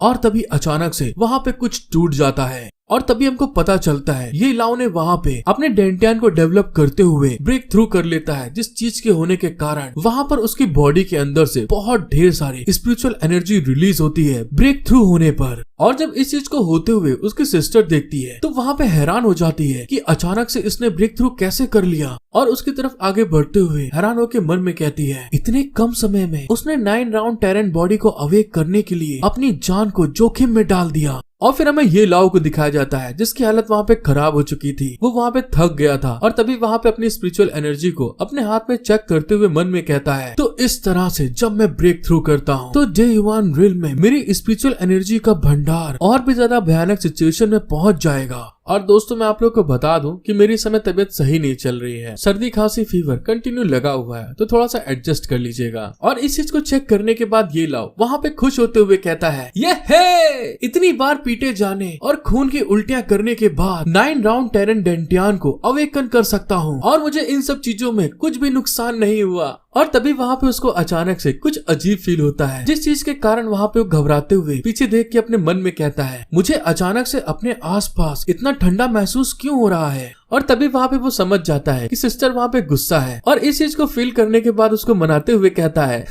सिस्टर ये देखो मैंने यहाँ पे कर दिखाया। ये लाओ की 4 सिस्टर उसके पास आकर उसके ऊपर गुस्साते हुए कहती है, क्या तुम जानते हो कि तुमने अभी क्या किया है। और अपने सिस्टर की ऐसी बात सुन के ये लाओ पीछे की तरफ देखते हुए घबराते हुए कहता है, क्या मुझे आप बता सकते हो कि मैंने अभी क्या किया। हेलो गाइस, आपको वीडियो देखने में यहाँ तक मजा आया है तो प्लीज मेरा सपोर्ट करें, 1 लाइक सब्सक्राइब जरूर कर दीजिएगा और साथ ही कमेंट करके बताना मत भूलिए कि आपको पूरे वीडियो में कौन सा पार्ट सबसे बिंदास लगा। Becoming a god by teaching 6 sisters के पार्ट 48 की स्टार्टिंग में हमें दिखाया जाता है ये लाओ की सिस्टर वहाँ पे बहुत ज्यादा गुस्सा चुकी थी उससे, और तभी वहाँ पे ये लाओ अपनी 4 सिस्टर को मनाते हुए कहता है, मेरी सिस्टर तुम मेरी बहुत खूबसूरत सिस्टर हो, मुझे पता है कि मैंने गलत किया था और अब तुम गुस्सा मत हो, मैं आगे कभी ऐसा नहीं करूंगा। 4 सिस्टर उसकी बात सुन के गुस्साते हुए कहती है, क्या तुम जानते हो कि तुम कितने बड़े खतरे में पड़ गए थे। अगर तुम वहाँ पर एक छोटी सी भी गलती करते तो तुम सच में आज वहाँ पे हेडिस से मिलने गए होते। और दोस्तों हेडिस के बारे में जिसको नहीं मालूम मैं आपको बता दूं, ग्रीक मैथोलॉजी के अकॉर्डिंग ज़्यूस जो हेवन पे राज करता था उसी का भाई हेडिस नर्क का राजा था। अपनी सिस्टर को ये लाओ जब इतना गुस्साते हुए देखता है तो वहाँ पे उसके हाथ पैर दबाकर उसको मनाते हुए कहता है, सिस्टर ने जो मुझे बताया वो मैंने सुना अभी, अगर मैं तुम्हारा भाई नहीं होता तो शायद अब तक तो मैं अलविदा करके यहाँ से निपट चुका होता। अपने भाई की ऐसी बात सुन के 4 सिस्टर गहरी सांस लेते हुए कहती है, सौभाग्य से आपके पास फेम की जिंदगी जीने का टैलेंट है और तुमने कम समय में अपनी डेंटियान की 9 राउंड टेरेंट को अवेकन करने में कामयाब रहे हो। और फिर वहाँ पर बड़े प्यार से अपने भाई को गले से लगाते हुए चिंता करके कहती है, और इसके अलावा मैं सच में नहीं जानती कि इन सब चीजों को मैं तुम्हारी दूसरी बहनों को कैसे समझाऊंगी। ये लाओ वहाँ पे अपनी बहन के बड़े बड़े अरमानों में बुरी तरह से दब चुका था और तभी वहाँ पे वो ब्लेस करते हुए कहता है, अगली बार मैं कभी भी इतना उतावला नहीं होऊंगा और सिस्टर मैं हमेशा तुम्हारी बात को सुनूंगा। और तभी वहाँ पे उसकी सिस्टर उसको खूब कस के और ज्यादा गले लगा लेती है, जिस कारण से कि वहाँ पर बलून का प्रेशर ज्यादा होने पर वो सांस नहीं ले पाता और चिड़चिड़ाते हुए कहता है, और मेरे अंदर तुमसे ज्यादा ग्रेट एबिलिटी होगी और मुझे तसल्ली में रहना सीखना होगा, लालची नहीं। ये लाओ की इस बात को सुन के उसकी सिस्टर आखिरकार उसको वहाँ पे छोड़ते हुए खुश होके कहती है, वैसे तुमने इतना खराब भी नहीं किया और तुम्हें इतनी जल्दी सीखते हुए देखकर तुम्हारी सिस्टर बहुत ज्यादा खुश है। और दूसरी तरफ दोस्तों वो अभी फिर से अपने बहन के बलून से दम घुटने से मरते मरते बचा है। और तभी वहाँ पे वो नीचे जमीन पे गिरते हुए कहता है, अगर मुझे इसका एहसास कराने में थोड़ी देर और लग जाती तो आज मैं यहीं पे दम घुट के मर जाता। उसकी 4 सिस्टर पीछे पलट के बुक शेल्फ की तरफ देखते हुए कहती है, चलो फिर ठीक है, तुम सिर्फ एक किताब से पिल्स को बना सकते थे, जिससे पता चलता है कि आपका एल्केमी टैलेंट इतना बुरा भी नहीं है। और इस मामले में क्या तुम मेरे साथ में एल्केमी की प्रैक्टिस करना चाहोगे। अपनी सिस्टर की इस बात को सुन के ये लाओ तो एकदम खुश हो जाता है, बावरा सा हो जाता है और तभी वहाँ पे सिस्टर बुक शेल्फ में से कुछ निकालते हुए कहती है, अगर तुम एल्केमी सीखते हो तो इसका असर आपकी कल्टीवेशन पे पड़ेगा। ये लाव अपनी सिस्टर की बात सुन के खुश होते हुए कहता है, सिस्टर हाँ बिल्कुल, मैं एल्केमी सीखना चाहता हूँ।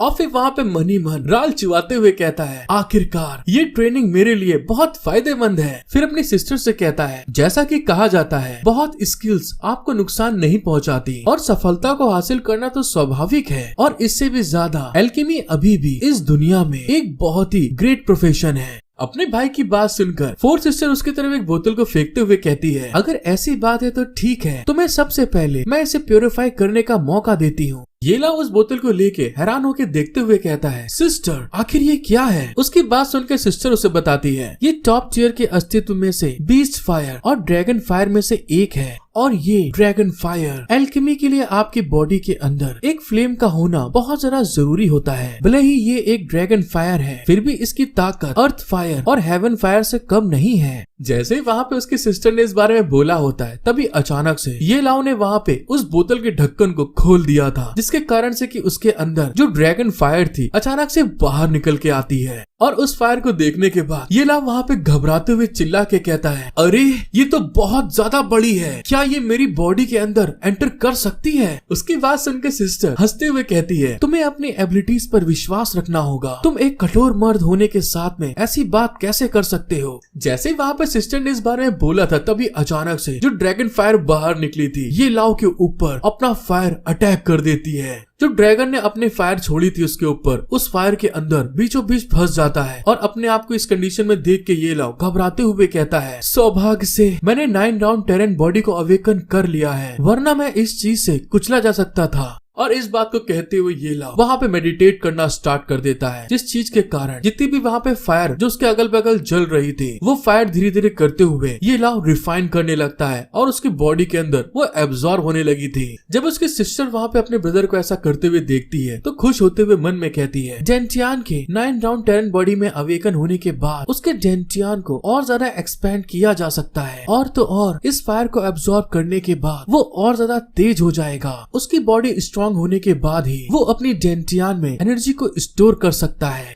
स्पिरिचुअल एनर्जी डेंटियान में इकट्ठा होना शुरू हो गई है। ऐसा लग रहा है जैसे कि वो सडिक्शन रिल्म के दायरे से ब्रेक थ्रू करने के लिए तैयार है। और जैसे वहाँ पर फोर्थ सिस्टर ने इस बारे में बोला था, तभी अचानक से ये लाव की बॉडी में जितनी भी फायर वहाँ पे उसके अगल बगल थी, और साथ ही साथ आसपास की जितनी भी स्पिरिचुअल एनर्जी थी, वो सारी की सारी बहुत ज्यादा स्पीड में एब्सॉर्ब करना स्टार्ट कर देता है। जिसको होते हुए देख के उसकी फोर्थ सिस्टर हैरान होकर कहती है, डेंटियान के 9 राउंड टेरेन बॉडी को अवेक करने के बाद उसका स्पिरिचुअल एनर्जी स्टोर अकेले ही ऑर्डिनरी लोगों को सरपास कर चुका है, और उसके इतने स्पिरिचुअल एनर्जी को एब्जॉर्ब करने के कारण वहाँ पे वो ब्रेक थ्रू कर देता है, और उसके ऐसा होते ही वहाँ की छत टूट जाती है, और स्पिरिचुअल एनर्जी उस घर से बहुत स्पीड में ऊपर की तरफ निकलती है। ये आपकी स्पिरिचुअल एनर्जी इतनी ज्यादा होती है कि जिस जगह पे उसने ब्रेक थ्रू करा था उस माउंटेन पे वो एक बहुत बड़े अटैक की तरह लग रहा था, और इसी तरह से करते हुए ये लाव का ब्रेक थ्रू वहाँ पे कंटिन्यू था। और तभी वहाँ पे उसकी सिस्टर देखते हुए कहती है, मेरा भाई सच में आकाश की स्पिरिचुअल एनर्जी को एब्जॉर्ब कर सकता है। और इससे पता चलता है जो लाइट ऊपर की तरफ गई थी ये लाव वहाँ पे उसके थ्रू आसमान की स्पिरिचुअल एनर्जी को भी एब्जॉर्ब कर रहा था। और तभी वहाँ पर उसकी सिस्टर ये लाव को इतनी ज्यादा एनर्जी को एब्जॉर्ब करते हुए देखकर हैरान होते हुए मन में कहती है, जो काम दूसरे लोग रियान रियान रिल्म में पहुँचने के बाद में ऐसा कर सकते हैं, वही मेरा भाई सच में रे युआन रिल्म में कर रहा है। मैं नहीं जानती कि मेरा भाई मुझे और कितने ज्यादा सरप्राइज दे सकता है। जैसे ही वहाँ पर फोर्थ सिस्टर इस बारे में सोच रही थी, तभी अचानक से दोस्तों आसमान में वहाँ पे बिजलियां इकट्ठा होने लगती हैं। पूरा आसमान का वेदर वहाँ पे चेंज होना स्टार्ट हो गया था। और इस चीज को देखने के बाद फोर्थ सिस्टर हैरान होते हुए कहती है, अरे ये तो हेवनली लाइटनिंग है। अपनी सिस्टर की बात सुन के ये लोग वहाँ पे उठते हुए कहता है, क्या हेवनली थंडर? लेकिन वो कौन है जिसके लिए हेवनली थंडर आई है? उसकी सिस्टर वहाँ पे उसको इतना हैरान होते हुए देखकर हंसते हुए कहती है, बिल्कुल मेरे छोटे भाई, ये तुम ही हो जिसके ऊपर ये हेवनली थंडर धड़ धड़ा के गिरेगी। ये लाव जब आसमान की तरफ देखता है तो वहाँ के हेवनली थंडर देखने के बाद तो बहुत ज्यादा घबराते हुए कहता है, सिस्टर क्या ये मेरे लिए ठीक है? क्योंकि मैं तो अभी केवल रेन युआन रिल्म में हूँ, तो फिर मुझे हेवनली ट्रिब्यूलेशन से क्यों गुजरना पड़ रहा है? जैसे ही वहाँ पर ये लाओ ने इस बारे में बोला था तभी अचानक से एक थंडर उसके बगल में आके गिरती है, जिससे बचते हुए वो हैरान होके कहता है, अरे ये क्या हो गया। और उस थंडर को वहाँ पे गिरते हुए देखकर उसकी सिस्टर के वहाँ पसीने आ रहे थे और हैरान होते हुए कहती है, अरे ये तो। हेलो गाइस, एक बार फिर से becoming a god by teaching 6 sisters के पार्ट 49 में आप सभी का वेलकम। और इसी के साथ चलते हैं आगे। एपिसोड की स्टार्टिंग में हमको दिखाया जाता है जहाँ पर अपना हीरो ये लाओ खड़ा हुआ था, वहाँ पे एक हेवनली थंडर बहुत स्पीड में आके नीचे गिरता है और वहाँ की जमीन टूट जाती है, जिसको देखने के बाद ये लाओ घबराते हुए कहता है, सिस्टर मैं मजाक नहीं कर रहा हूँ, ये तो सच में मेरे पास एक हेवनली थंडर है। ये लाओ की सिस्टर उसकी बात सुन के हंसते हुए कहती है, मुझे मालूम है, और इस पावर को हेवनली ट्रिब्यूलेशन कहते हैं, और अगर तुम इस ट्रिब्यूलेशन से बच जाते हो तो तुम बहुत ज्यादा स्ट्रॉन्ग बन जाओगे। जैसे वहाँ पर सिस्टर इस बारे में बोलती है तभी अचानक से आसमान में एक थंडर का स्नेक दिखाई देता है, जो कि अपने हीरो की तरफ देखते हुए आगे बढ़ रहा था, और साथ ही वहाँ पर खूब जोर जोर से बिजलियां गड़गड़ा रही थी। और फिर वहाँ पर उसकी सिस्टर अपने हीरो को बताती है, और हाँ, जब तक तुम इस ट्रिब्यूलेशन से जिंदा बचे रहोगे और इसके खत्म होने पर मैं आपको बहुत ही अनमोल चीजों का रिवॉर्ड दूंगी। अपनी सिस्टर की बात सुन के ये लाओ वहाँ पे हैरान होते हुए कहता है, क्या मेरी सिस्टर मुझे बच्चों की तरह सलाह दे रही है।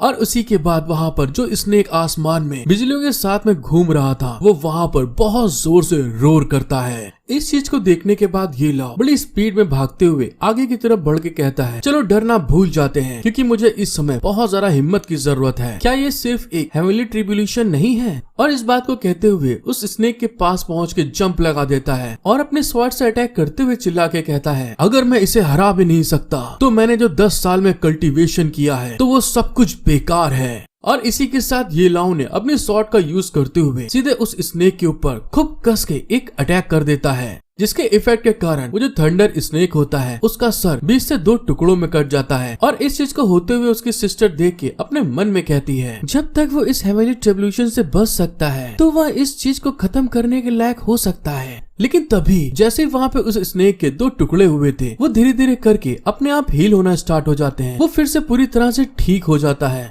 और फिर ये लाओ की तरफ देख के रोर करते हुए अपना मुंह खोल के अटैक करने के लिए आगे बढ़ता है, जिसको देखते हुए ये लाओ हैरान होके कहता है, दया इसके साथ में कुछ तो गलत है, आखिर ये चीज इतनी बड़ी क्यों होती जा रही है। और जैसे ये लाओ ने इस बारे में बोला होता तभी अचानक से सामने वो जो स्नेक खड़ा था वो अपने मुंह में एक बहुत बड़ा थंडर का बॉल जनरेट करने लगता है ये लाओ के ऊपर अटैक करने के लिए। ये लाओ भी वहाँ पर अपना एक अटैक उस स्नेक के मुंह के ऊपर करते हुए कहता है, अगर ऐसी बात है तो इसे भी तुम झेलो। और इस बात को कहते हुए वो स्नेक के मुंह के ऊपर पैर रख के अटैक करने के लिए फिर से बढ़ जाता है। लेकिन तभी अचानक से एक साइड से अपना हीरो ये लाओ और दूसरे साइड में वो जो स्नेक ने थंडर बॉल बनाई थी, दोनों आपस में लड़ जाते हैं, जिसके इम्पैक्ट के कारण ये लाओ फिसलता हुआ पीछे की तरफ जाता है। लेकिन तभी उस थंडर बॉल की पावर ज्यादा होने के कारण ये लाओ अपने आप को संभाल नहीं पाता और वहीं पहाड़ी के ऊपर एक चट्टान में जाकर धड़ाम से लड़ता है। फिर वहाँ पे अपने आप को संभालते हुए उस स्नेक की तरफ देख के कहता है, ऐसा लगता है कि मैं इसके साथ जब तक सीरियस होकर कठिन फाइट नहीं करूंगा तब तक ये पूरी तरह से खत्म होकर दूर नहीं होगा, बल्कि और ज्यादा मजबूत होता जा रहा है।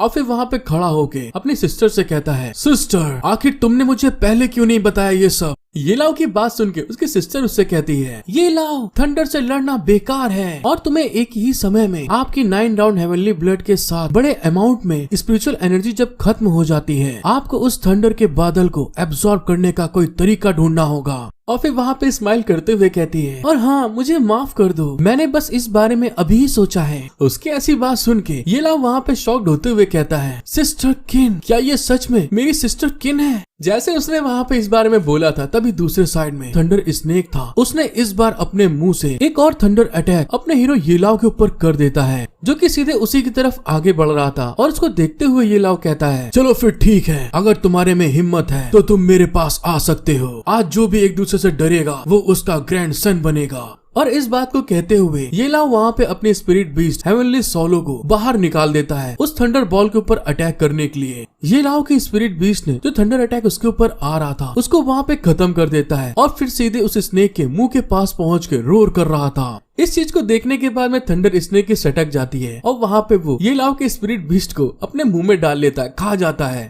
और तभी ये लाओ के पास में भी बहुत ढेर सारी थंडर जनरेट होने लगती है, उसको चारों तरफ से कवर करने लगती है अटैक के लिए। और इस चीज को होते हुए देख के ये लाओ अपने मन में कहता है, ये फायर तो पहले से बदल गई है। और तभी हमको पता चलता है ये लाओ ने पहले जो कल्टीवेट की थी ड्रैगन फायर को, वो थंडर फ्लेम फायर में कन्वर्ट हो जाती है। जिस चीज को देखते हुए उसकी सिस्टर अपने मन में कहती है, अरे वाह, इस तरह न केवल उसकी बॉडी आग में बदल जाएगी बल्कि उसकी बॉडी में स्पिरिचुअल एनर्जी भी बिजली वाले एट्रीब्यूट की हो जाएगी और इससे उसे सीक्रेट टेक्निक के बाद के इस्तेमाल में बहुत ज्यादा फायदा होगा। ये लाओ इस चीज को समझने के बाद अपनी स्किल को एक्टिवेट करते हुए कहता है 9 हेवन थंडर फ्लेम ओपन, और उसके ऐसा करने के साथ में जो उसके अंदर फायर थी वो वहाँ पे कन्वर्ट होते हुए थंडर में चेंज हो जाती है और सारी की सारी थंडर वहाँ पे जो ट्रेवल्यूशन आई थी वो वहाँ पर ये लाओ एब्सॉर्ब करना स्टार्ट कर देता है। जैसा कि उसके सिस्टर ने कहा था कि ऊपर आसमान में जो बादल है उसकी सारी की सारी स्पिरिचुअल एनर्जी को एब्सॉर्ब कर लो किसी तरीके से, तो वहाँ पे ये लाओ अपनी थंडर फ्लेम के थ्रू अब उसकी सारी की सारी स्पिरिचुअल एनर्जी को बहुत ज्यादा स्पीड में एब्सॉर्ब कर रहा था। और इस चीज को देखते हुए उसकी सिस्टर हैरान होकर अपने मन में कहती है, ऐसा लगता है कि जैसे उसने स्पिरिचुअल एनर्जी को एब्सॉर्ब करने का तरीका बना लिया है, ये इतना बुरा नहीं है और इस टेबुलेशन ने आपको बहुत सारे एडवांटेज दिए हैं। न केवल कल्टीवेशन का बेस रेन युआन रिल्म से ब्रेक थ्रू करके डे युआन रिल्म तक तुरंत पहुंच गया, लेकिन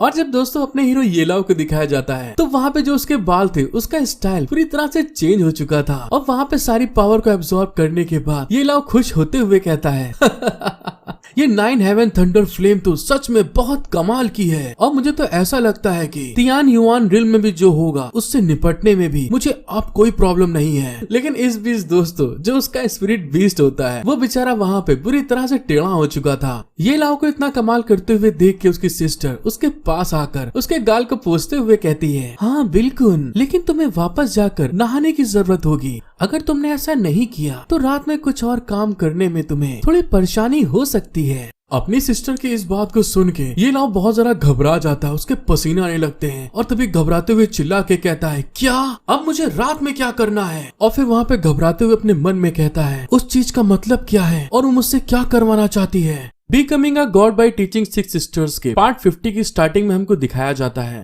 ये लाओ की सिस्टर उसको समझाते हुए कहती है, तुम इस चीज को पहले ही जान चुके हो कि एल्केमी के लिए एक सॉलिड फाउंडेशन होना बहुत जरूरी है और कई दिनों की ट्रेनिंग के बाद तुम्हारा फाउंडेशन बहुत मजबूत हो चुका है और आज तुमने जिस 9 हेवन थंडर फ्लेम को ट्रेन किया है वो सबसे ज्यादा पावरफुल नहीं है, लेकिन ये एल्केमी करने के लिए बेस्ट फायर है। अपनी सिस्टर की बात सुन के ये लाओ वहाँ पे बहुत ज्यादा खुश होते हुए कहता है, ये बेस्ट है एल्केमी के लिए। मुझे ताज्जुब नहीं हो रहा है कि मेरी सिस्टर ने मुझे हेवनली ट्रिब्यूशन को फेस करने के लिए क्यों कहा। और इसी के साथ उसके 4 सिस्टर वहाँ पे उसको एक कार्डोन के पास ले आई थी और अपने भाई की बात सुनते हुए कहती है, अगर तुम एक एल्केमिस्ट बनना चाहते हो तो तुम्हारे पास केवल फ्लेम ही नहीं होनी चाहिए बल्कि तुम्हारी नजर भी बहुत तेज होनी चाहिए और एक ज़ेन क्यूआई का मजबूत स्टोरेज होना चाहिए, क्योंकि एल्केमी के दौरान सिचुएशन बहुत तेजी से बदल जाती है। इसीलिए एक एल्केमिस्ट के पास बहुत अच्छी नजर होनी चाहिए और वे एल्केमी प्रोसेस में होने वाले छोटे से छोटे बदलाव को समझने वाला होना चाहिए।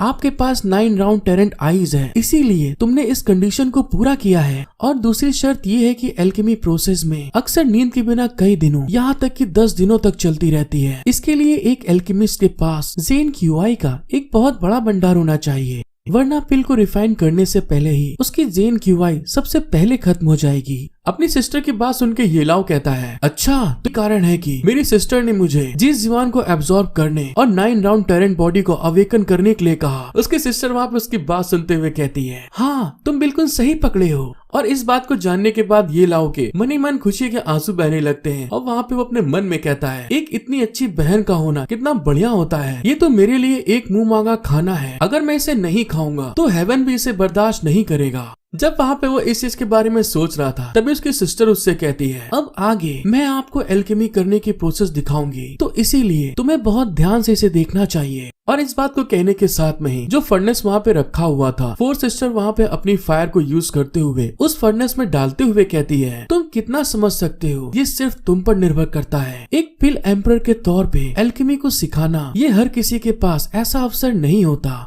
सबसे पहले आपको ये जानना होगा आपके अलग अलग सुटेबल टेम्परेचर में अलग अलग पिल्स बनती हैं। आपको अपनी फायर पे कंट्रोल होना बहुत जरूरी है और फायर के टेम्परेचर पर अलग अलग जड़ी बूटियां पिघलाकर उन्हें लिक्विड फॉर्म में लाया जाता है और एक बार धीरे धीरे जुड़ने के बाद इसे कुछ समय लगता है स्थिर होने के लिए। और इस चीज को बताते हुए वहाँ पे जो 4 सिस्टर थी बहुत ढेर सारे अलग अलग मटेरियल्स को उस फर्नेस के अंदर डाल दिया था ये टाइम पीरियड एल्केमी प्रोसेस में सबसे ज्यादा जरूरी है, इसलिए अपनी फायर टेम्परेचर को स्थिर रखना पक्का करें। अपनी सिस्टर की बात सुनकर ये लाओ वहाँ पे अपनी 9 राउंड टेरेंट आई को एक्टिवेट करते हुए कहता है, हाँ ठीक है, मैं समझ रहा हूँ। और जब वो फर्नेस के अंदर देखता है तो वहाँ पे ब्लू कलर की पिल बनने के लिए लिक्विड फॉर्म रेडी होने लगा था। और कुछ ही देर में वहाँ पे उसकी सिस्टर एक ब्लू कलर की पिल अपने हाथ में लेते हुए कहती है, और इसी तरह से इसको बाहर निकाल लेते हैं। अपनी सिस्टर के हाथ में पिल को देखकर ये लाओ खुश होते हुए कहता है, अच्छा तो इसका ये रिजल्ट निकला है, एक पिल एम्पर बनने के लायक होना। पिल की रिफाइन करने की स्पीड बिल्कुल सोच से बाहर थी। अपने भाई की बात सुन के 4 सिस्टर उसके हाथ में एक कागज पकड़ाते हुए कहती है, तुम्हें क्या क्या चीजें कैसे फॉलो करनी है ये सब मैंने इस कागज पे लिख दिया है, और मैं आपकी जरूरत की जड़ी बूटियाँ लेने के लिए पहाड़ के नीचे जाऊंगी। अगले कुछ दिनों में आप सबसे सिंपल ज़ेन QI पिल्स को रिफाइन करने की कोशिश करेंगे। और इस बात को कहते हुए वो वहाँ से जाने लगती है। और इसी के साथ हमारा सीन शिफ्ट हो जाता है और हमें रात का सीन दिखाते हैं, जहाँ पर अपना हीरो 4 सिस्टर के पिल पवेलियन से बाहर के साइड में आया हुआ था और वहाँ पर एक हर्ब को ढूंढते हुए कहता है, मैंने आज सिस्टर की एल्केमी प्रोसेस को देखा है, अगर मैं आज रात ट्रेनिंग को स्टार्ट कर सकता हूँ तो इसका रिजल्ट सबसे अच्छा होना चाहिए। अब जबकि मेरे पास ज़ेन ग्रास उस कछुए जैसे फूल को ढूंढने का मौका है, वो कछुए वाला फूल इधर ही कहीं होना चाहिए। और जब वो आगे बढ़ते हुए उसको ढूंढता है तो वो टर्टल शेल फ्लावर उसको सामने दिख जाते हैं, जिसको देखते हुए वो खुश होते हुए कहता है, अरे वाह, वो तो वहाँ पर है। तो अब आप इन फ्लावर्स को देखने के बाद समझ ही गए होंगे कि ये टर्टल शेल फ्लावर क्यों कहते हैं। और ये लाओ उस फ्लावर को तोड़ते हुए कहता है, अब ये आखिरी बचा था बस। जैसे वहाँ पे ये लाओ ने उस फ्लावर को तोड़ा था, तभी अचानक से उसको कुछ वहाँ पे सेंस होता है और तभी वहाँ पर एक अटैक ये लाओ के क्लोज आ रहा था, जिसको उछलते हुए ये लाओ वहाँ पे डॉज कर लेता है। और फिर हमको पता चलता है कुछ लोग लबादे वाले ये लाओ की तरफ आगे बढ़ते हुए कहते हैं, आखिरकार हमने तुम्हें ढूंढ लिया। उन लोगों की ऐसी बात सुन के ये लाओ हैरान होते हुए कहता है, ब्रदर मुझे ऐसा नहीं लगता कि मैं तुम लोग को जानता हूँ, तो तुम लोग यहाँ पर क्यों आए, और साथ ही तुम लोग ने सीधे मेरे पर हमला क्यों किया, और वो क्या था। ये लाओ की बात सुन के सामने लबादा पहने हुए इंसान उसके ऊपर खूब ढेर सारे स्पिरिचुअल स्लैश लगाते हुए चिल्ला के कहता है, क्या तुम भूल गए कि तुम्हारा भाई कौन है? सही से अपनी आंखें खोल के देखो मुझे और पहचानो मैं कौन हूँ। हेलो गाइस, एक बार फिर से becoming a god by teaching 6 sisters के पार्ट 51 में आप सभी का वेलकम। आपको वीडियो पसंद आती है तो सब्सक्राइब, लाइक, शेयर, कमेंट करना बिल्कुल मत भूलना। और इसी के साथ चलते हैं आगे। एपिसोड की शुरुआत में हमको दिखाया जाता है ये लाओ जब उस लबादे वाले इंसान को सामने देखता है तो थोड़ा पहचानने की कोशिश करते हुए कहता है, तुम यार, मैंने तुम्हें कहाँ देखा है। उसकी ऐसी बात सुन के सामने जो पर्सन खड़ा था वहाँ पे गुस्साते हुए कहता है, मुझे पता है कि तुम मुझे पहचान गए हो, तो इस तरह से बेवकूफ भरा व्यवहार करना बंद करो। ये ना उसकी बात सुन के हंसते हुए कहता है, वो बात ये है, गलत मत समझना सिस्टर, मैं सचमुच तुम्हें नहीं जानता कि तुम कौन हो। मैं तो बस थोड़ा सा सरप्राइज हो गया हूँ तुम्हें देखकर। अभी भी एक लड़की है जिसने अपनी बॉडी को इतने अच्छी तरह से ट्रेन किया है, मुझे तो अब खुद पर भी शर्म आ रही है। ये लाव की बात सुनकर तो सामने खड़ी लेडी थी गुस्से के कारण उसके ऊपर फिर से अटैक करते हुए चिल्ला के कहती है, तुम बेवकूफ चूते लड़के, तुम अब मरो। ये लाव जब उसके अटैक को आते हुए देखता है तो अपनी स्पीड को यूज करते हुए वहाँ पर उसके सारे स्लैशेस को डॉज कर लेता है और फिर वहाँ पर फाइट के लिए अपनी स्पिरिचुअल एनर्जी को रिलीज करने लगा था। और इसी के साथ अपने एंशिएंट स्वॉर्ड को बाहर निकालते हुए अटैकिंग पोज लेके कहता है, क्योंकि तुमने मुझे बार बार मारने की कोशिश की है, मैं तो सचमुच एक चूतिया इंसान होऊंगा अगर मैं इसका जवाब तुमको नहीं देता हूँ। और उसकी बात सुन के वो लबादे वाले सारे लोग ये लाव के ऊपर अटैक करने के लिए आगे बढ़ने लगते हैं।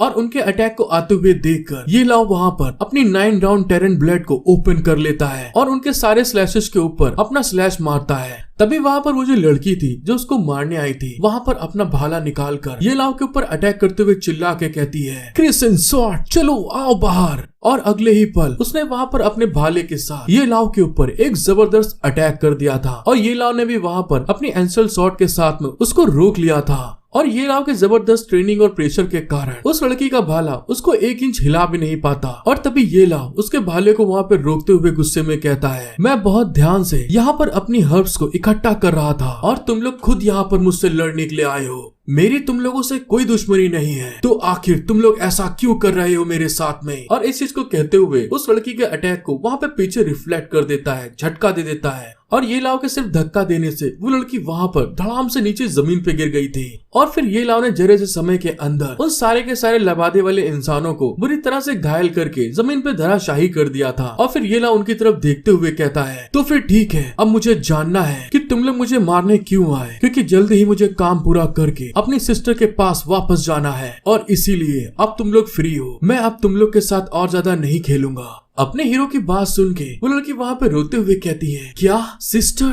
अगर वो अभी भी यहाँ है तो मुझे भी उसको बुलाने की जरूरत होनी चाहिए। उस लड़की की बात सुन के अपना हीरो वहाँ पे उसकी तरफ पलट के देखते हुए कहता है, क्या तुम सच में ऐसा करना चाहती हो? क्योंकि वो तो अपनी सिस्टर्स के बारे में जानता है कि वो कितनी ज्यादा सनकी है सारी की सारी। और तभी वहाँ पर वो लड़की फिर से खड़े होते हुए चिल्ला के कहती है, वो तुम ही थे जिसने कि मेरे भाई को मार डाला। उसकी बात सुन के ये लाओ वहाँ पे सोचते हुए कहता है, अबे यार कौन से भाई को मैंने मार डाला? उसकी ऐसी हरकत देख के वहाँ पे वो खिसियाते हुए कहती है, 7 दिन पहले घोस्ट केव में तुमने उसे मार डाला। उस लड़की की बात सुन के ये लाओ वहाँ पे सोचते हुए कहता है, अच्छा तो वो तुम्हारा भाई था जो तीसरी सिस्टर को जहर दे के मारना चाहता था, लेकिन उसकी ताकत बहुत कमजोर होने के कारण वो वहाँ पे मारा गया। ये लाओ को अपने भाई की मौत उड़ाते हुए देखकर वो लड़की वहाँ पे गुस्साते हुए कुछ पर्पल कलर की बॉल्स को ये लाओ की तरफ फेंकते हुए चिल्ला के कहती है, तुम कमीने हरामखोर, तुम्हारी इतनी हिम्मत कि अब तुम मेरे भाई की मौज ले रहे हो। और जैसे वो बॉल वहाँ पे गिरती है तो उसके अंदर से पर्पल कलर का स्मोक निकलने लगता है, धुआं निकलने लगता है, जिसको सूंघते हुए ये लाओ हैरान होके कहता है, ये तो वही जहरीला धुआं है। और तभी वहाँ पर ये लाओ को कोई चिल्ला के कहता है, तुम लड़के सच में बहुत ज्यादा शैतान हो। और इस आवाज को होने के साथ में उसके पास बहुत ढेर सारी स्पिरिचुअल एनर्जी रिलीज होने लगती है। और जैसा कि दोस्तों हम लोग जानते हैं कि आवाज किसकी होगी, तभी वहाँ पर 4 सिस्टर एंट्री मारते हुए कहती है, मैंने तुम्हें साफ तौर पे अगले दिन ट्रेनिंग शुरू करने के लिए कहा था, लेकिन तुमने मेरी नहीं सुनी और तुम आधी रात में हर्ब्स को ढूंढने के लिए यहाँ पर भागे चले आए। और ये देखो अब तुम फिर परेशानी में पड़ गए। अपनी सिस्टर को वहाँ पे आते हुए देखकर ये लाओ हैरान होते हुए कहता है, सिस्टर ये मेरी गलती नहीं है, यही लोग मेरे ऊपर अटैक करने के लिए पहले आगे आए। 4 सिस्टर को देखने के बाद वो लड़की उसके ऊपर अटैक करते हुए कहती है, तो आखिरकार अब समय आ गया है, तुम भी मेरे भाई की मौत में शामिल थे।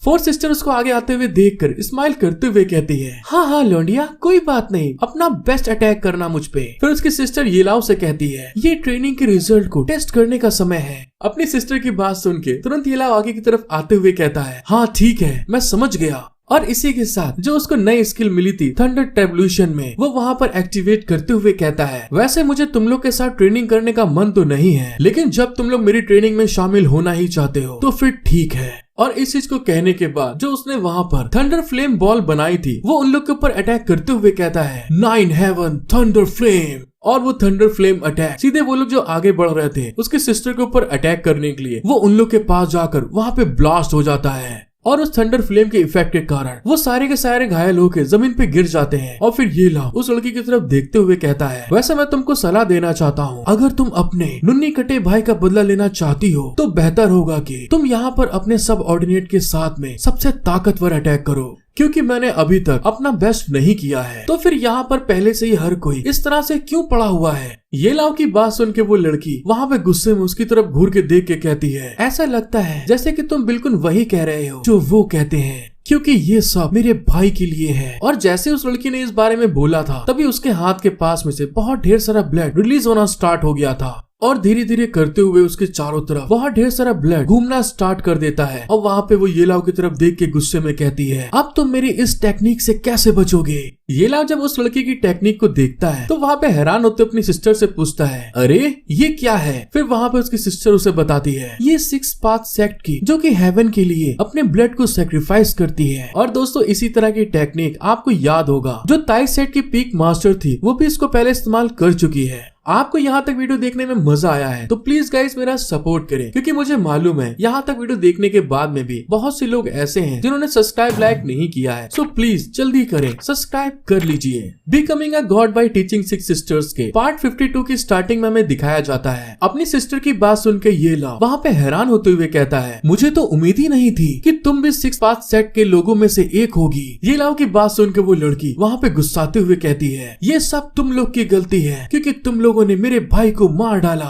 उस लड़की की चिन्ह पुण्य सुनने के बाद ये लाओ वहाँ पे बहुत ज्यादा गुस्साते हुए कहता है, तुम्हारा भाई भी कोई दूध का धुला हुआ नहीं था, उसने भी निर्दोष लोगों को जान से मार डाला और यहाँ तक कि उन्हें जहरीली लाशों में बदल दिया। वो इसी तरह से मरने लायक था। ये लाओ की बात सुन के वो लड़की वहाँ पे गुस्साते हुए चिल्ला के कहती है, तुम चुप हो जाओ, आज मैं अपने भाई की जान की कीमत चुकाऊंगी तुमसे।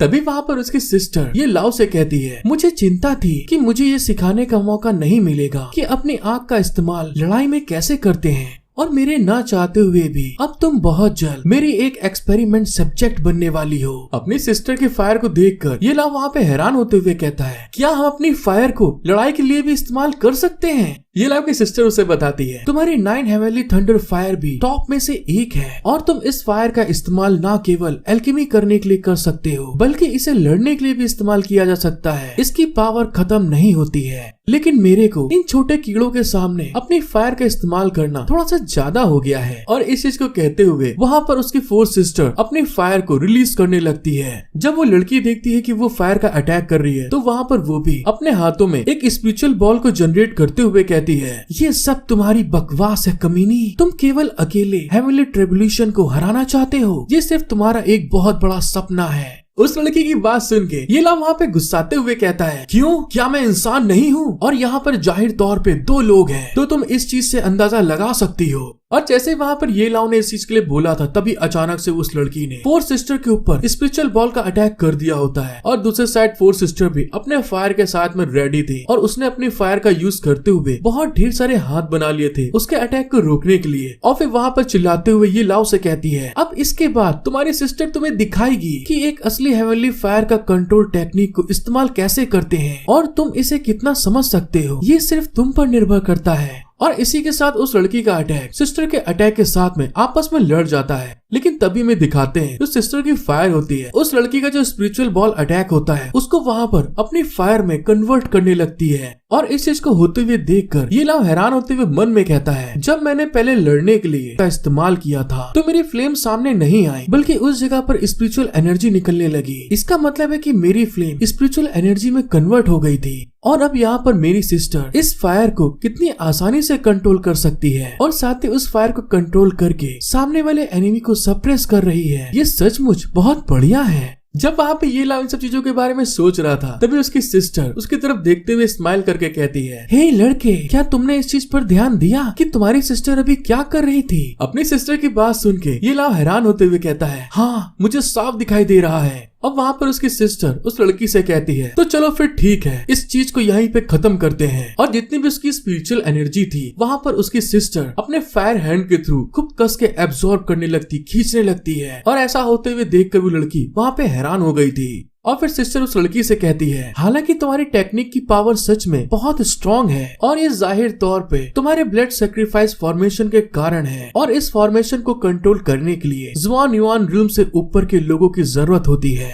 4 सिस्टर की बात सुन के वो लड़की वहाँ पे हैरान होकर चिल्ला के कहती है, ये तुम क्या कह रही हो? 4 सिस्टर वहाँ पे अपनी फायर के थ्रू उस लड़की को बहुत ज्यादा घायल करते हुए सीधे हवा में उड़ा देती है। जब ये लाओ वहाँ पे अपनी सिस्टर की ऐसी पावर को देखता है तो हैरान होते हुए मन में कहता है, अरे बाप रे, ये तो बहुत ज्यादा है, ये तो बहुत बढ़िया है। कहीं ऐसा तो नहीं मेरी सिस्टर जानबूझकर इतनी देर से अपने टाइम को रोकी थी ताकि मुझे ये साफ तौर पे दिखा सके कि अपनी फायर को कंट्रोल में कैसे करते हैं। और मुझे लगता है कि मेरे सिस्टर के आगे जो एनिमी है वो 3 सेकंड से ज्यादा अपने आप को बचा नहीं सकता और एक हिट में हार जाता है।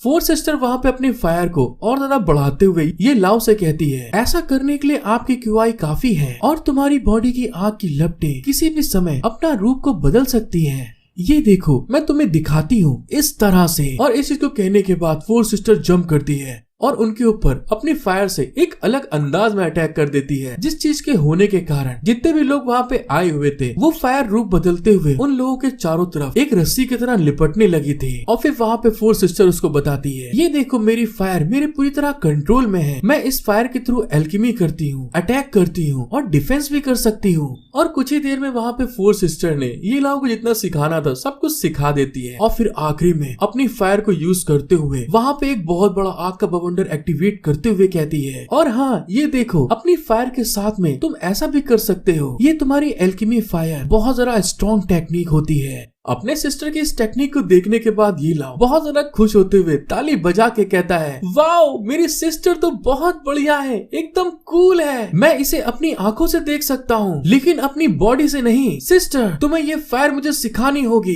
कि इस टेक्निक में बदलाव कैसे लाते हैं। ये लाओ की बात सुन के फोर सिस्टर अपने बलून वाले खजाने के बीच से एक स्क्रोल को बाहर निकालते हुए कहती है, चलो ठीक है, मैंने तुम्हारे लिए ये तैयार किया है। ये heavenly magic fire control technique है और ये मेरे वैली की 1000 मेडिसिन सीक्रेट टेक्निक है। इसे लो और बहुत अच्छे से प्रैक्टिस करना। ये लाओ वहाँ पे उस स्क्रोल को अपने हाथ में देखकर बहुत ज्यादा खुश होते हुए चिल्ला के कहता है, सिस्टर इसके लिए तुम्हारा बहुत शुक्रिया। और फिर वहाँ पे फोर सिस्टर्स को आगे बताती है, हेवनली मैजिक फायर का कंट्रोल न केवल आग की लपटों को अपनी इच्छा से बदलने के लिए बल्कि आग की लपटों की पावर को भी बहुत ज्यादा बढ़ा सकती है। अगर तुम अपनी 9 हेवनली थंडर फ्लेम के साथ इसे सफलता पूर्वक कल्टीवेट कर लेते हो तो उसकी ताकत पक्के तौर पर इतनी खराब भी नहीं होगी। तभी वहाँ पर उसकी सिस्टर ये लाओ को देखते हुए वहाँ पे हैरान हो गई थी, क्योंकि दोस्तों फोर सिस्टर ने ये लाओ को अभी भी वो स्क्रोल दिया था और ये लाओ वहाँ पे उस स्क्रोल को यूज करते हुए अपनी थंडर फ्लेम से एक मुक्का तैयार कर लेता है। तो वे अपनी सिस्टर से कहता है, सिस्टर क्या इसको इसी तरह से करा जाता है? मैं तो बस यूं ही किताब को पलट रहा था और फिर उसे पहले आजमाना चाहता था। और उसकी सिस्टर उस चीज को देख के हैरान होते हुए कहती है, तुमने तो उसे कर लिया। और फिर ये लाओ के ऐसे कारनामे को देखने के बाद हैरान होते हुए मन में कहती है, अरे बाप रे, आखिर ये बच्चा क्या है? बस किताब के ऊपर एक हल्की सी नजर डालकर जिस तरह से मैंने हेर फेर किया उसे एक बार देखकर क्या वो अपने आप ऐसा कर सकता है? और तभी दूसरी तरफ ये लाओ वहाँ पे उस टेक्निक को यूज करते हुए अपनी सिस्टर से कहता है, लेकिन मैं केवल मुक्का ही क्यों बना सकता हूँ? मैं उस आग के चाबुक की तरह बनाना चाहता हूँ जिसे तुमने अभी अभी थोड़ी देर पहले किया था। मैं ऐसा क्यों नहीं कर सकता? फोर सिस्टर स्माइल करते हुए कहती है। अपने भाई की बात सुनकर फोर सिस्टर स्माइल करते हुए कहती है, तुमने केवल एक बार देखने के बाद और तुम पहले से ही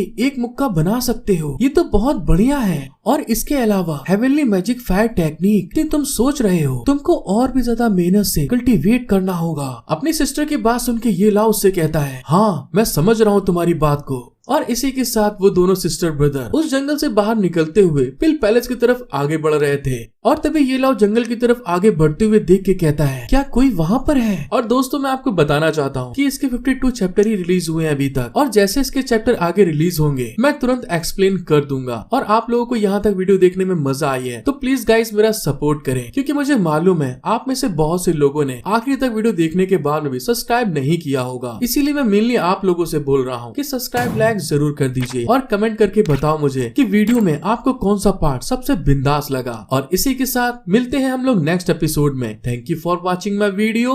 लव यू ऑल।